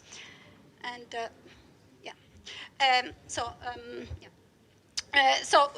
this advice was prepared by myself and by Victoria Zhukovskaya, and it was prepared following a review of internal document of the democratic forces, also policies and government practice, and it was complemented by a series of interviews that we carried out last year. And the assessment found that the institution has already taken very important steps to promote gender equality. At the same time, it was also noted, it was identified that some opportunity to further strengthen policies, procedure, and institutional practice was needed. So the purpose of this technical advice is therefore not to replace existing work, but to build on what has been already done. And it's an advice that is evidence-based and that support a continuous improvement and greater alignment with the Council of Europe standards. And this is particularly important because the Belarus democratic forces have this unique opportunity to integrate a gender approach from the very beginning. And so basically what we propose and how does it work? So we propose a practical framework for strengthening a gender-responsive governance that is based on the Council of Europe standards. And these are the three pillars that we look at. Equal rights, representation, and inclusive institutions are important for upholding human rights and supporting rule of law. And the framework that we propose, in the technical advice links democratic values with the concrete standards of the Council of Europe.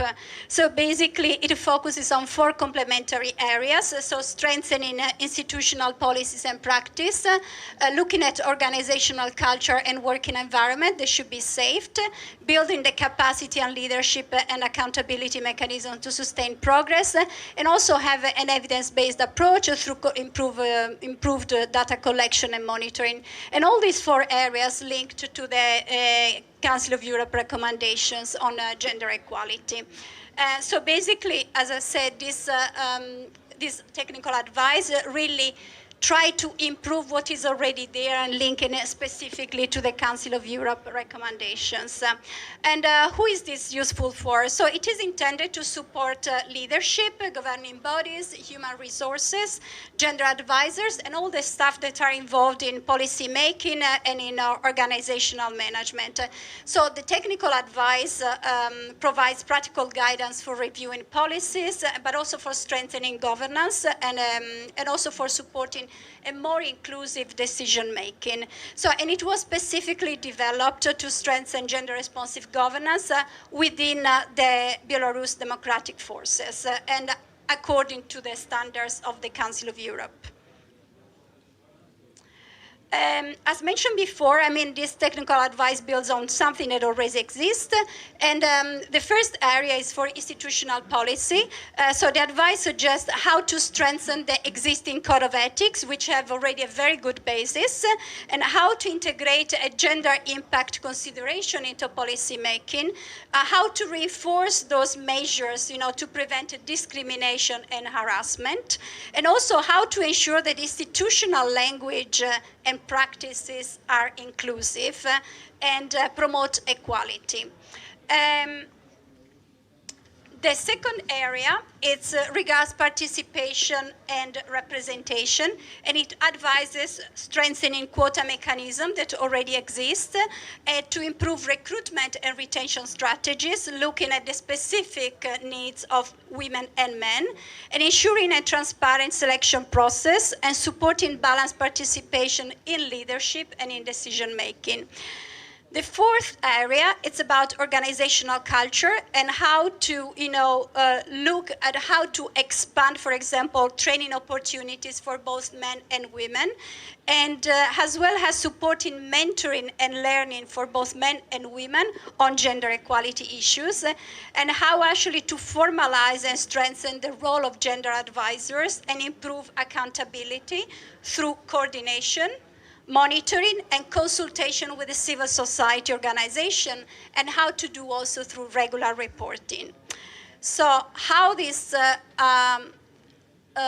technical advice is intended to be used. So this is really a practical reference for institutional development, and it can be used when revising internal policies, planning governance reform, and implementing gender equality measures or capacity building. So each piece of this technical advice links specifically to Council of Europe recommendation and standards. And it makes it easier so for institutions and bodies of the Belarusian democratic forces to understand both the rational and the practical steps for the implementation. And so the complete technical advice, it's available upon request. You have here two focal points. Mrs. Yula Miskevich, gender expert in the Office of Social Policy, as well as Aliena Akharelishva.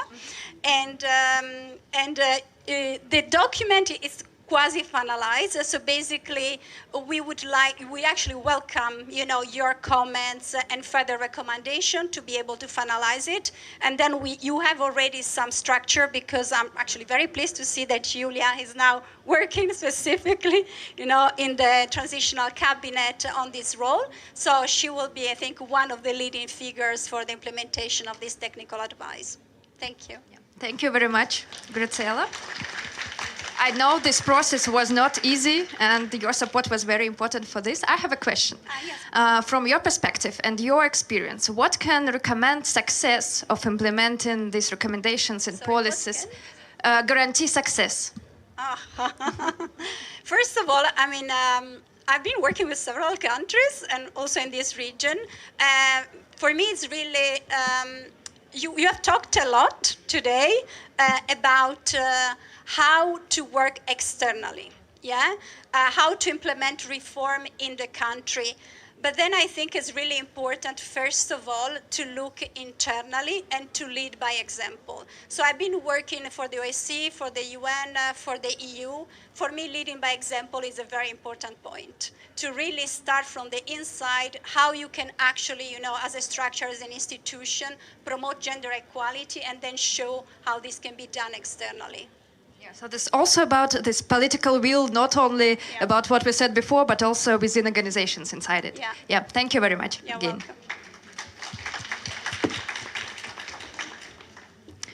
Міняємо теми наших презентацій. Засталося ще дві криху. І зараз я запрошую Юрія Міляшкевича, виконавця, ён зараз выканаўца абавязкаў старшыні партыі БНФ, і распавядзе пра кампанію Грунвальд 2027, якая з той ініцыятывы, каб з'явіўся БЧБ-сцяг падчас святкавання перамогі пад Грунвальдам, як я ведаю, разраслася ў такую вялікую, больш маштабную ініцыятыву. Калі ласка. Дзень добры, шановне панство, дзякую, што сабраліся сіламі, і мы зараз все разам у гэтай зале. Вось, ідэя наконт грунвальдскага сцяга, яна паўстала дзякуючы ініцыятыве майго сябра Алеся Лагвінца. Ён хіба зараз перакладае гэтую мой спіч, і я яму вельмі ўдзячны за тое, што за яго адчувальнасць да беларускай справы. І ён фактычна пабудзіў мяне звярнуць увагу на тое, што апошнія гады на грунвальдскім полі кожны раз, калі збіраецца вялікая колькасць палякаў, літоўцаў, спадзяюся, украінцаў таксама, падымаюцца сцягі гэтых дзяржаў, нацыянальныя сцягі. Беларускі ж сцяг пры гэтым не прадстаўлены. І гэта, безумоўна, выглядае для беларуса ненатуральным, таму што мы з'яўляемся, нашы продкі з'яўляюцца удзельнікамі гэтай слаўнай перамогі. Вітаўт з'яўляецца цэнтральнай фігурай нават самага хіба вядомага творчага працы Яна Матейкі. І дзіўна, што мы не з'яўляемся пры гэтым настолькі пагружанымі ў само святочнае мерапрыемства. Ну і пры гэтым, што гістарычна, насамрэч, белы сцяг і беларуская прысутнасць, вот 90-й год у Польшчы яшчэ не дэмакратычнай, Ярузельскі стаіць. Ну, я спадзяюся, можна ўбачыць на дальнім плане яшчэ і дэмакратычна абранага і аднаго з патрыярхаў літоўскай незалежнасці Вітаўтаса Ландбергеса, але яны стаяць на фоне белчырвона-белых сцягоў. Там далей яны ёсць.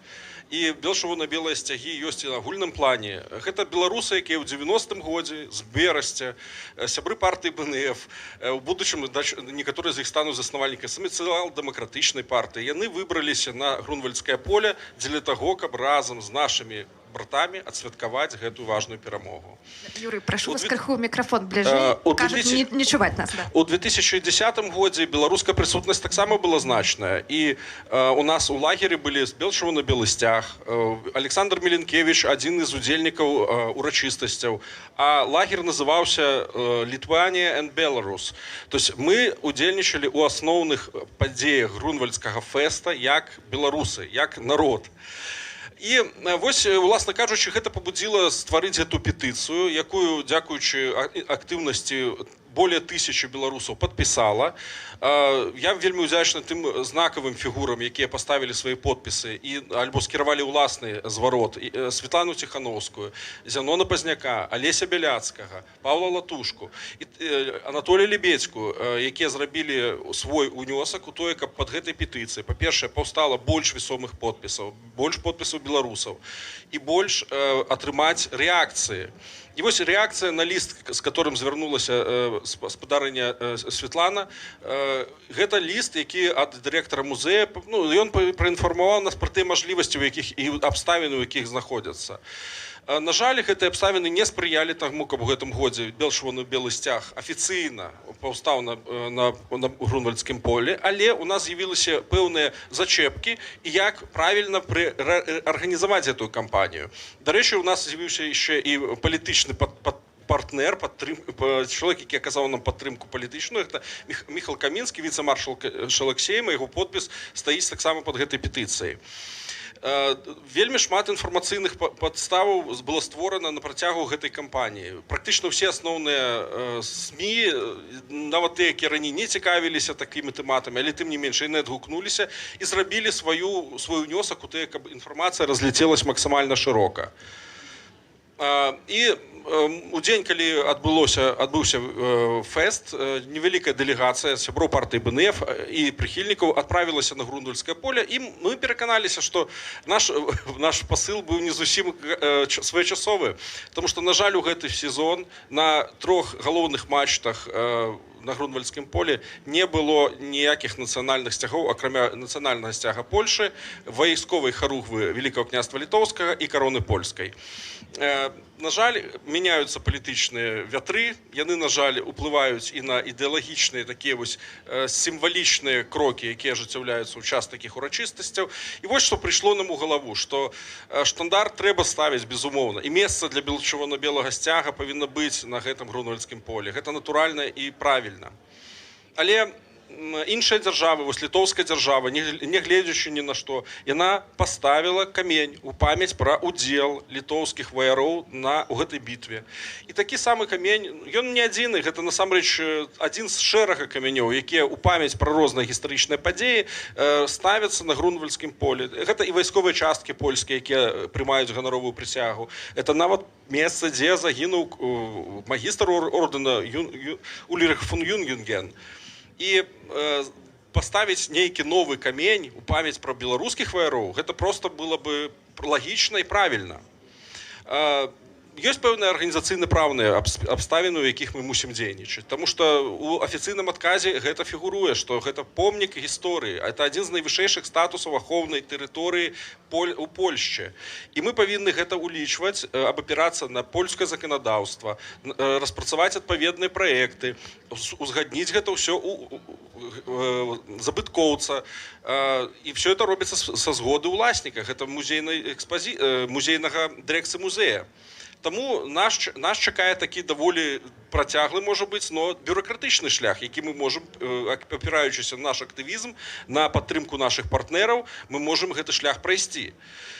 І што я бачу в канцы гэтых падзеяў? Вельмі важна гэта пашырэнне ўдзела беларусаў у штогоднім Грунвальдскім фэсце. Таму што чырвона-белы сцяг гэта не проста сімвал нашай прысутнасці, там гэта яшчэ і шлях да камунікацыі з польскай грамадскасцю, каб мы не прайгравалі у тым, як мы незразумелыя для палякаў, мы не прынятыя імі. Калі мы становімся для іх партнерамі, людзьмі, якія носьбіты агульнай гістарычнай памяці, то мы становімся часткай гэтай натуральнай асяроддзя, дзе беларусы это не нейкія падазроныя дзіўныя людзі, а менавіта гэта людзі, якія гістарычна звязаныя з гісторыяй польскай, непадзельна звязаныя. Ёсць важная прысутнасць на афіцыйным узроўні, бо ёсць так званы Грунвальдскі апель, там, дзе збіраюцца прадстаўнікі дыпламатычных місіяў, дзяржаўных органаў, і там адбываецца дыпламатычная, у тым ліку урачыстая частка гэтага свята. Ну і вельмі важная частка гэта прысутнасць беларускіх рэканструктараў, бо ў Беларусі гэты рух ён фактычна згортваецца. На сённяшні дзень закрыты адзін з важнейшых грунвальдскіх фэстаў наш Грунвальд у Дудутках. І хутчэй за ўсё ўлада не будзе больш спрыяць развіццю гэтага руха. Но актывісты рэканструктары яны выехалі і жывуць зараз у Польшчы. Нават у гэты раз яны ўдзельнічалі ў выглядзе рассеяныя ў іншых харугвах, рассеяныя ў іншых палках гэтага вялізнага лагера. І вельмі важна їх сабрати І переходзіць яшчэ трэба да завяршэння. Я вам дзякую, шановне панство, за тое, што вы дацярпелі да фінала гэтай прэзентацыі. Я прашу вас, тое, хто яшчэ не падпісаў вось на том QR-кодзе, які зараз знік, на жаль, там быў пераход на гэтую петыцыю, і у вас ёсць цудоўная мажлівасць, калі вы яшчэ не падтрымалі петыцыю, падтрымаць яе зараз. Я прашу вас гэта зрабіць, і мы працягнем збор подпісаў далей. Дзякую вялікі. Ёсць пытанне, які час можа заняць працэс атрымання дазволу, каб усталявалі не часовы, а сталы флагшток? Я прыкідваў гэта паводле працэдураў, якія, на жаль, розняцца ў Польшы. Мне даступныя забыткоўцы з падляшскага воеводства. Гэта звычайна займае месяцы. 3 месяцы, 4 месяцы. Все залежыць ад загрузкі гэтага забыткоўца і ягоных мотивации. Ну, то есть, наколькі он зацікаўлены ў важнасці гэтай справы. Я думаю, што гэта мы можам даказаць, што это важная справа, калі пад ёй будзе больш подпісаў, а актыўнасць і рэзананс грамадскі будзе высокі. Дзякую вялікі. 3-4 месяцы, адказ на пытанне. Яшчэ раз можна павітаць Юрыя. І наша апошняя прэзентацыя будзе ад Алісы Рыжачэнкі, прадстаўніцы па эканоміцы і фінансах аб'яднанага пераходнага кабінета. І, адпаведна, па садзе з Алісай мы паразмаўляем пра грошы і дзе іх узяць, а больш дакладней пра праект «Беларусь Democracy».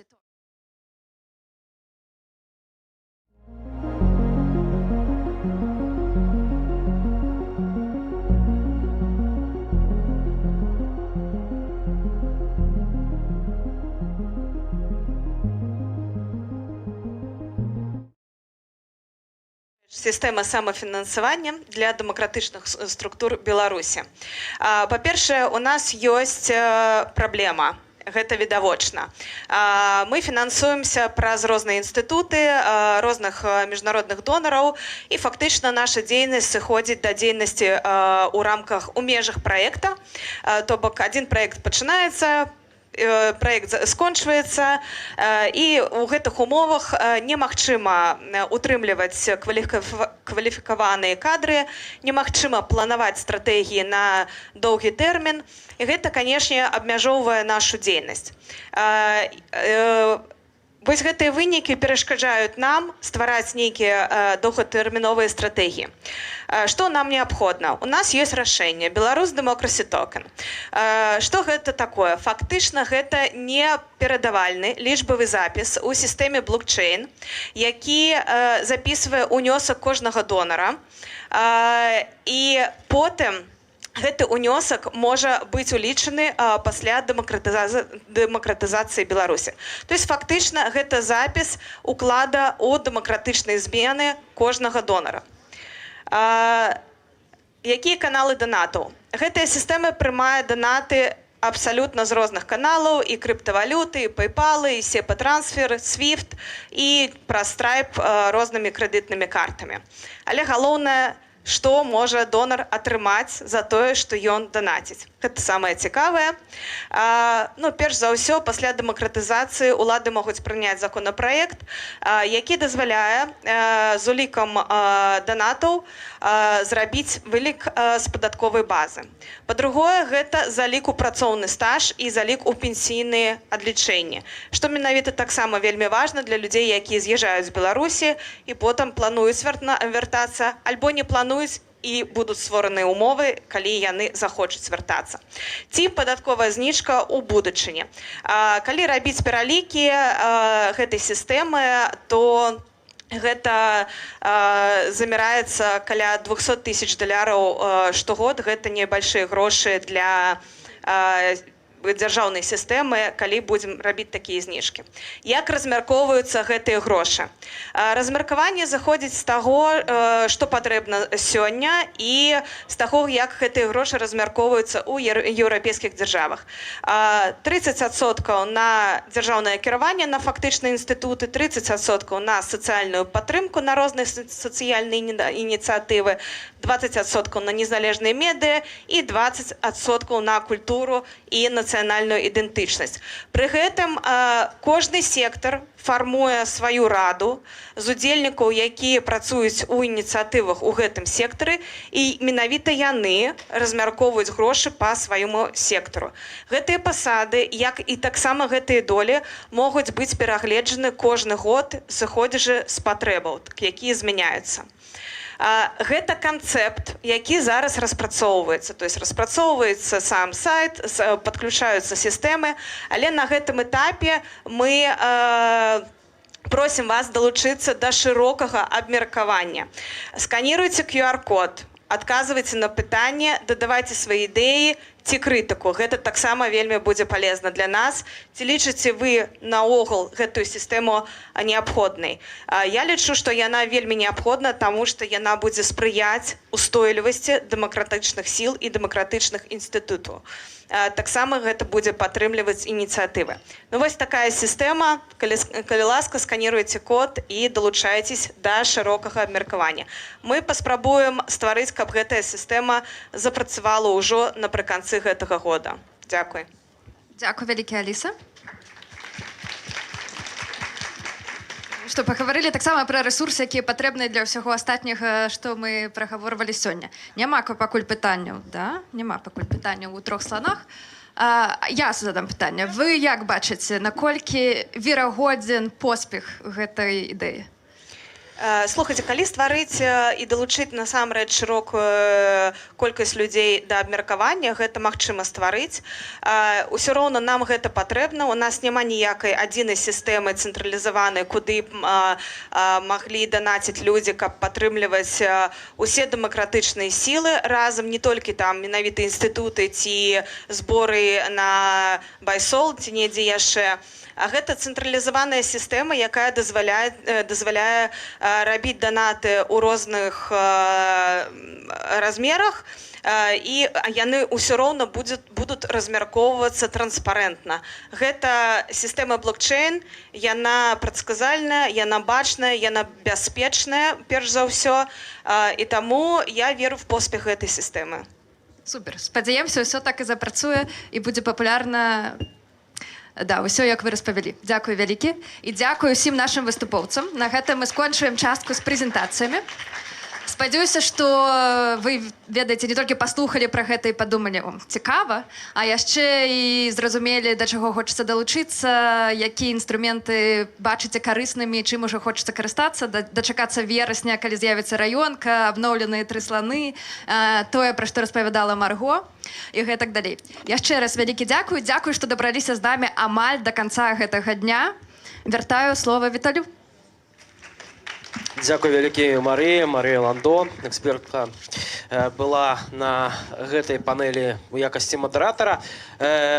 Сапраўды, вельмі насычаны дзень, ужо вось на гадзінніку 20:30 у Беларусі, а мы яшчэ не скончылі, хаця ўжо да гэтага завяршэння 9 гадзінаў вельмі інтэнсіўных абмеркаванняў. Мне падаецца, што нягледзячы на тое, што мы ўсё далей ад 2020-го наши рэфлексіі становятся ўсё больш глыбокімі, ўсё больш разнастайнымі, мы ўсё больш знаходзім агульных нейкіх шляхоў і агульных кропак. Каб не толькі паразважаць пра будучыню Беларусі, але і таксама спыніцца і спакойна зразумець, задаць адзін аднаму пытанні, і пытанні самім сабе, а дзе мы, а хто мы, а што мы, і што мы будзем рабіць далей. Тым не менш, вось калі кажам мы пра агульныя словы, мы шмат чулі канкрэтыкі на сённяшнім канферэнцыі Новай Беларусі. Я спадзяюся, што больш канкрэтыкі мы пачуем яшчэ і заўтра.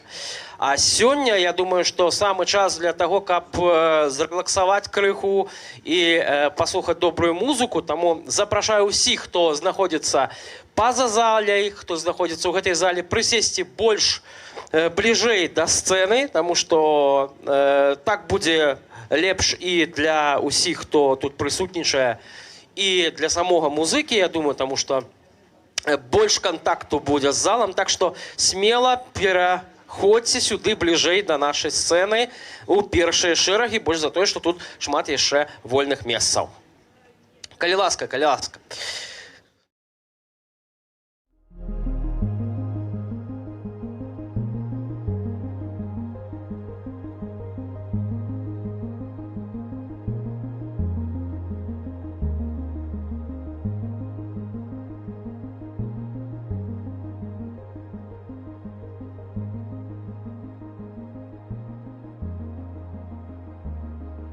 Аднак шмат вострых пытанняў гучала вось менавіта падчас гэтых абмеркаванняў, што мне больш за ўсё спадабалася, што гэтыя пытанні звыкла выклікаюць у людзей некая негатыўную рэакцыю, а тут больш было канструктыва.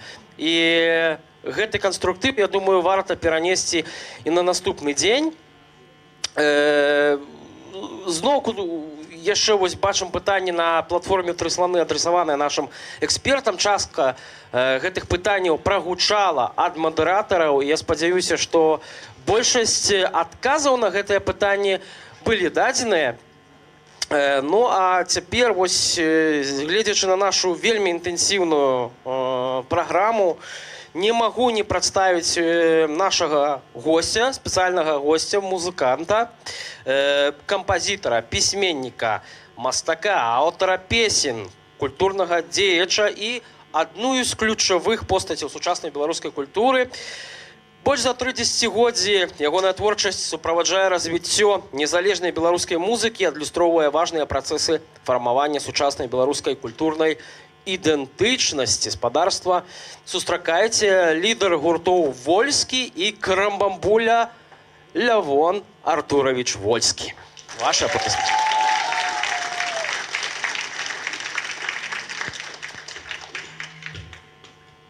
Добрый вечер. Такое представление, что страшно самому можно. Раздайте, коли ласка, 2 хвилины мне отрублевать крышечку.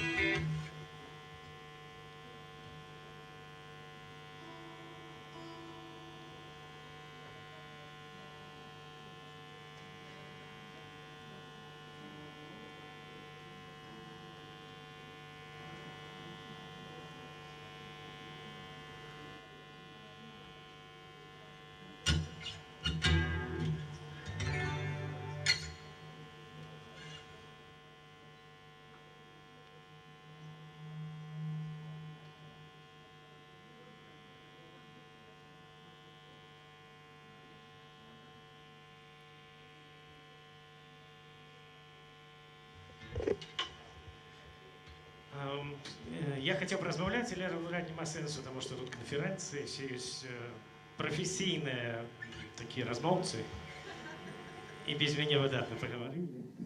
Так что я лепей покарыстаюся тым, что засталося у нас каля 10 хвілінаў. Я думаю, что я праспяваю 5 песень, этого хопіць, потому что это все ж таки не слоўна-музычны формат, а слоўны формат. Мы вырашаем тут, вы вырашаеце тут будучыню Беларусі. Ну і мы таксама музыкі, творчыя асобы, спрабуем вырашыць это таксама у сваім рэчышчы гэтыя пытанні.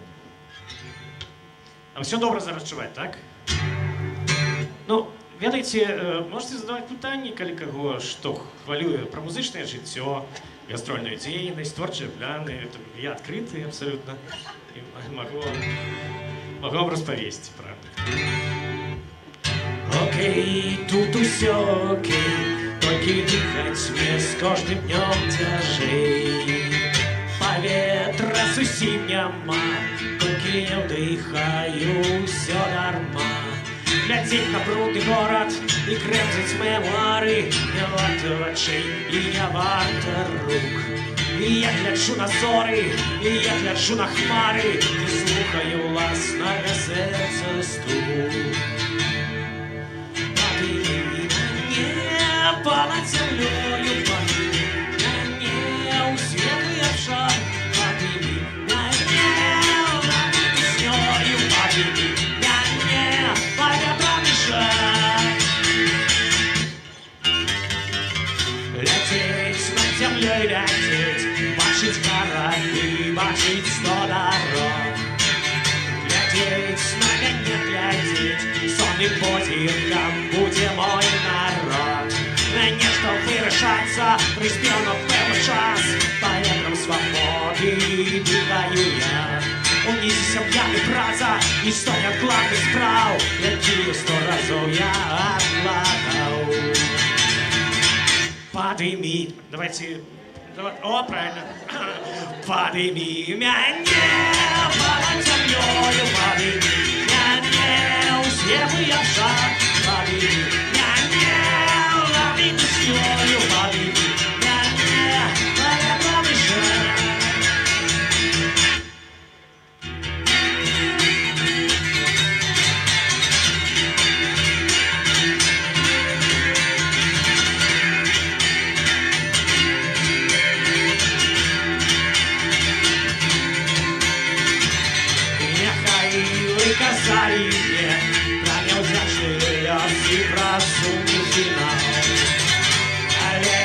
бачил небо я, дыхал небом я, небо я кранал. Подыми меня небо над землею, подыми меня слепый обжар, подыми меня набитый снею, подыми меня поветренный шар, подыми меня над землею, подыми меня слепый обжар, подыми меня набитый снею, подыми меня.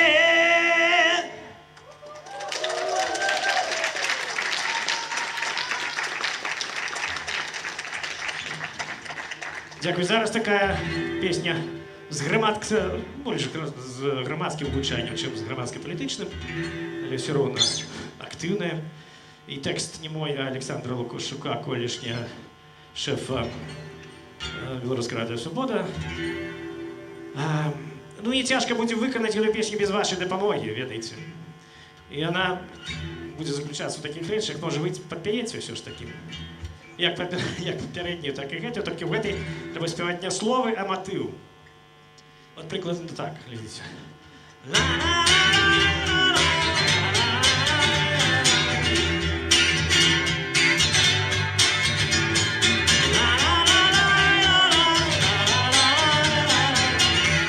Ну і я буду вам показувати коли, і ви коли ласка тоді берете себе в руки, и начинайте. Мне будет тяжковато переключиться, потому что я буду спевать, но я буду робить разные ужимки, пока давайте, давайте, тогда вы давайте. Ну давайте зараз и почнем. Раз, два, три. И... Классно,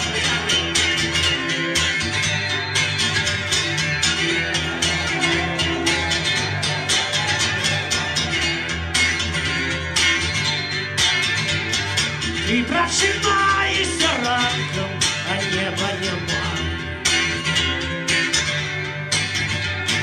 Ты выходишь с дому, а дороги нема.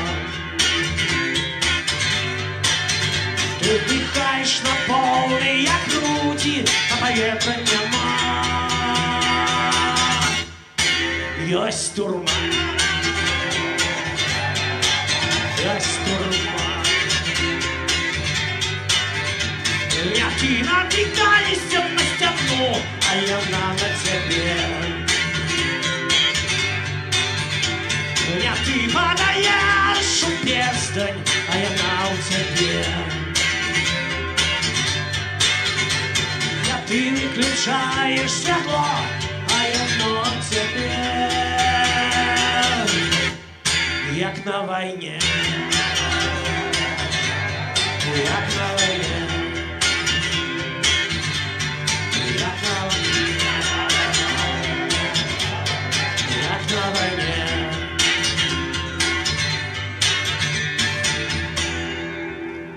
Что застанется, коли попел покрые Русём? Что застанется, коли ветер развеет всё? Что застанется, коли скончится всё? Только любовь, только любовь. Только любовь,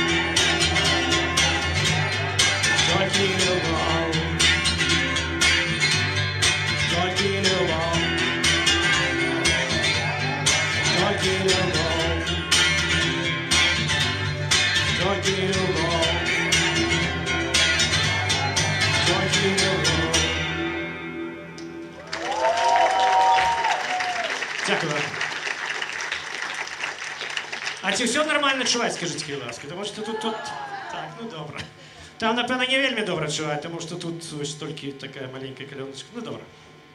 Раз подобається, значить все класно.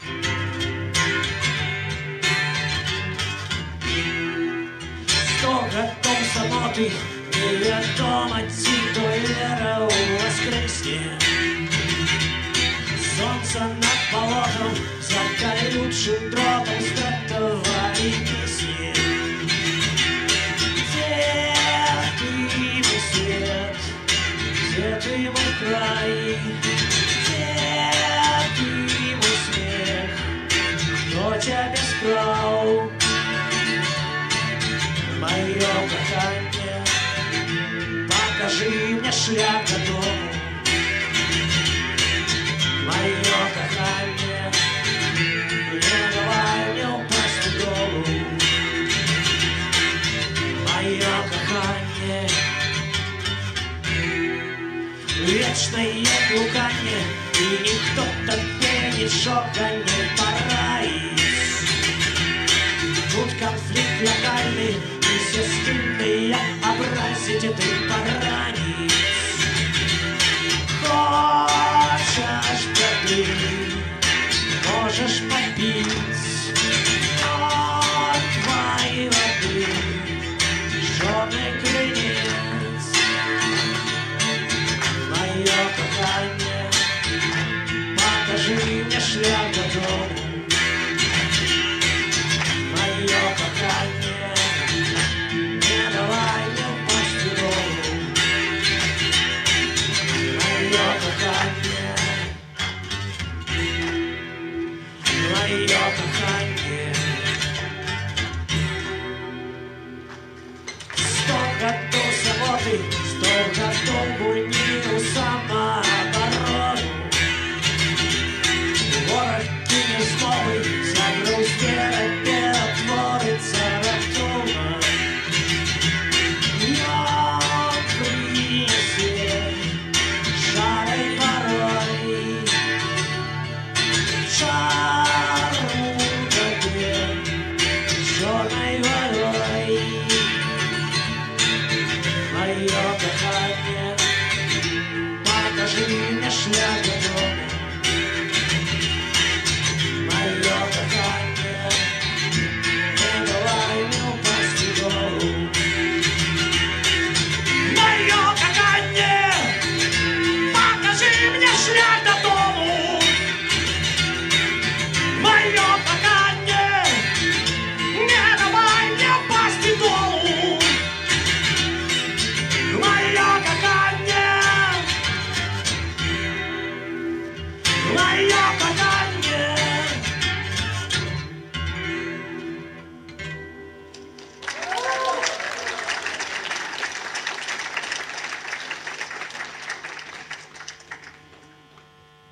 Ну, давайте песни уменских подворотнях, дворов. Неформальный белорусский гимн, старый или добрый. Шмат хто не ведае аўтара этой композиции, просто народная песня. Ну, шмат хто. Просто люди ведаюць, што ёсць такая песня, а хто там пісаў, што? Можа, выйдзем сюды тады? Потому что это уже практично апошняя, и завершим конференцию на такой уснятой ноте.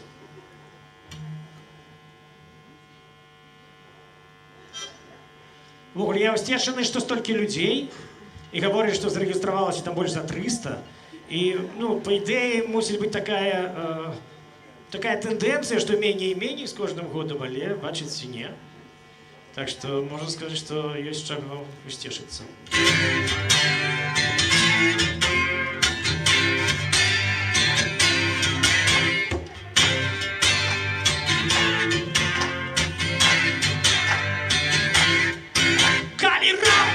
Чуешь коммунальные пахи, и житё тебя возьмет огню. Зразумеешь, что твои шарапахи по-ранейшему тягнут землю. Коли выйдешь в город и залезешь в хор, и с людьми усталюешь контакт. Зразумеешь, что и сегодня, и вчера наше место вокруг и так. Эй, ла-ла-ла, ты не чакай, чакание до стола. Эй, ла-ла-ла, ты не чакай, ты не чакай. Не было Галилея и Боба Марлея, не было Сальвадора Дали. Ни Ленина, ни Леннона, ни Карла Линнея, киты и шарапахи были. Эй, ла-ла-ла, ты не чакай, чакание на стола.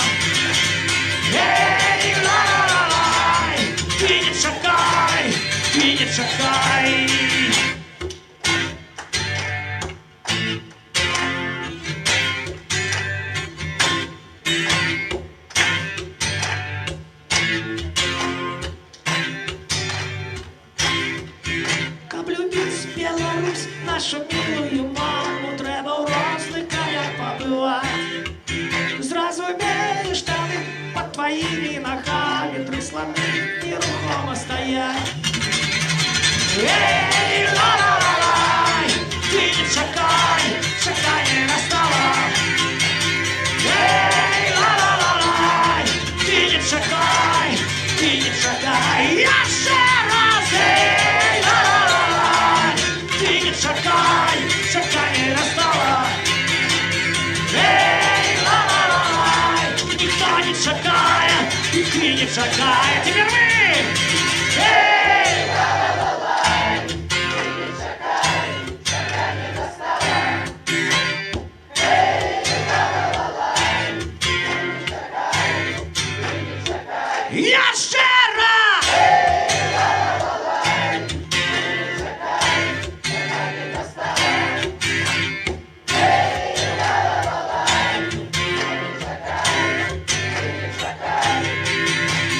Эй, ла-ла-ла-лай, ты не чакай, чакай не настало.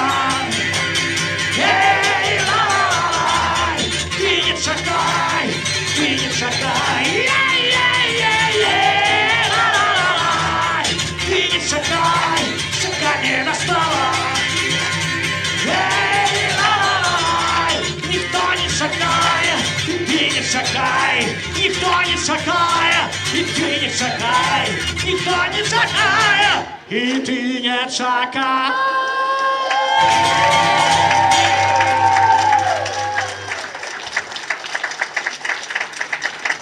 Щиро вам дякую.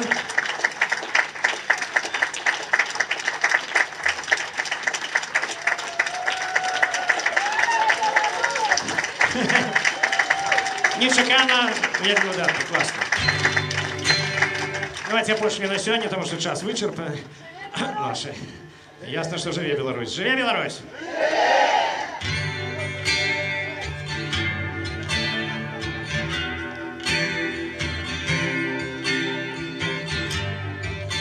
Песня з народного альбому.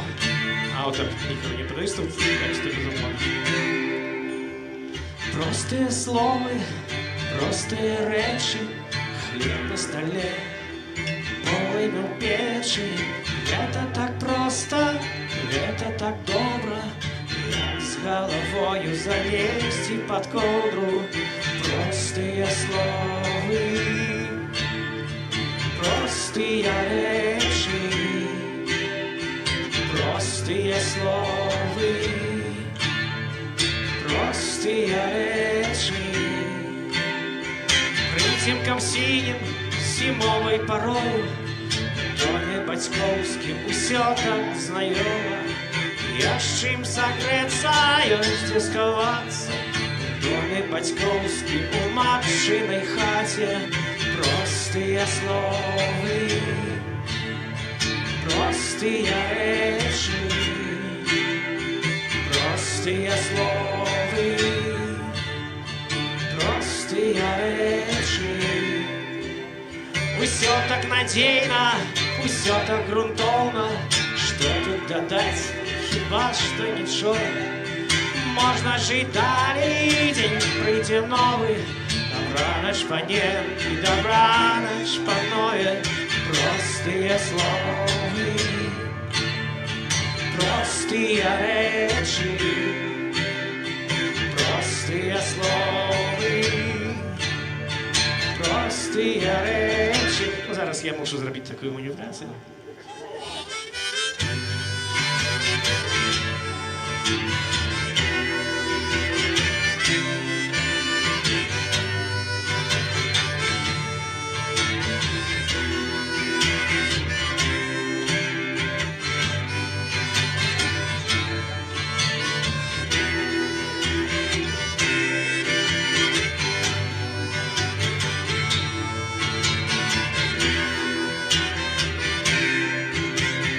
Простые слова, простые речи, простые слова,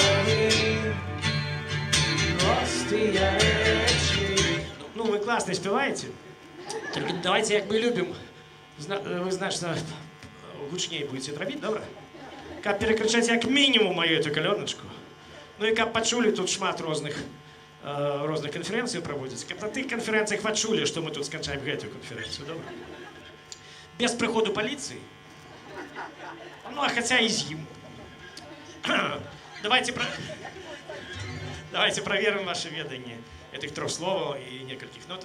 Раз, два.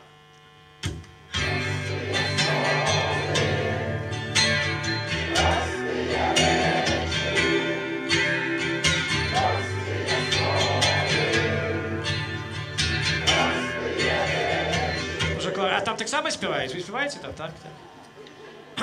Ну не только ліхтариками. Можна і співати так само. Добре, давайте ліхтариками так само. Ну яшчэ крыху давайте зробимо одно намагання. Яшчэ крыху падымем гэты децибелы і потым і нарэшце завершым гэты выдатны дзень. Раз, два, три.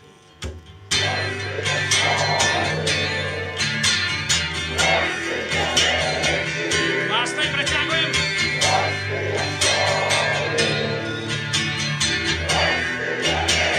Не спыняемся! Простые словы, простые речи, простые словы, простые речи, простые словы, простые речи, простые словы. Простые речи.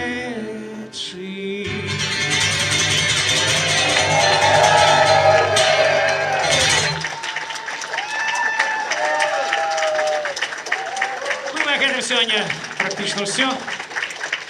Ну, тут сказали про «Живе Беларусь». Ну, давайте проспеваем «Живе Беларусь», добро? Готовы вы, так? Потом, да. Помните стадион, Будапешт, Фредди Меркьюри, помните это все. Давайте уявимся. Живе Беларусь! Живе Беларусь! Живе Беларусь!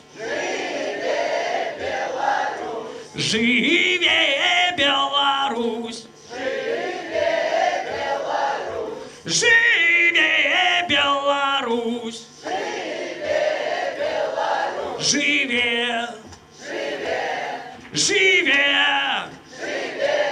Живе! Живе! Живе! Живе Беларусь! Живе Беларусь! Живе! Живе! Живе! Живе!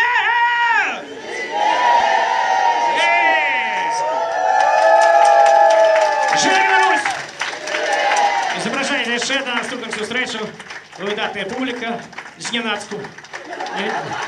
Мне спадабалася. Сустрэнемся яшчэ. Дзякую вам.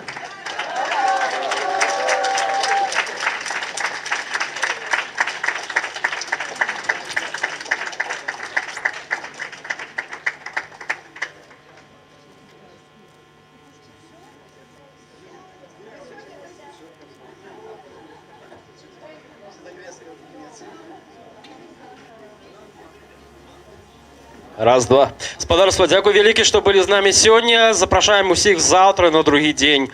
Трэці фармальна дзень канферэнцыі «Новая Беларусь» 10-й. Усім дзякуй, да сустрэчы.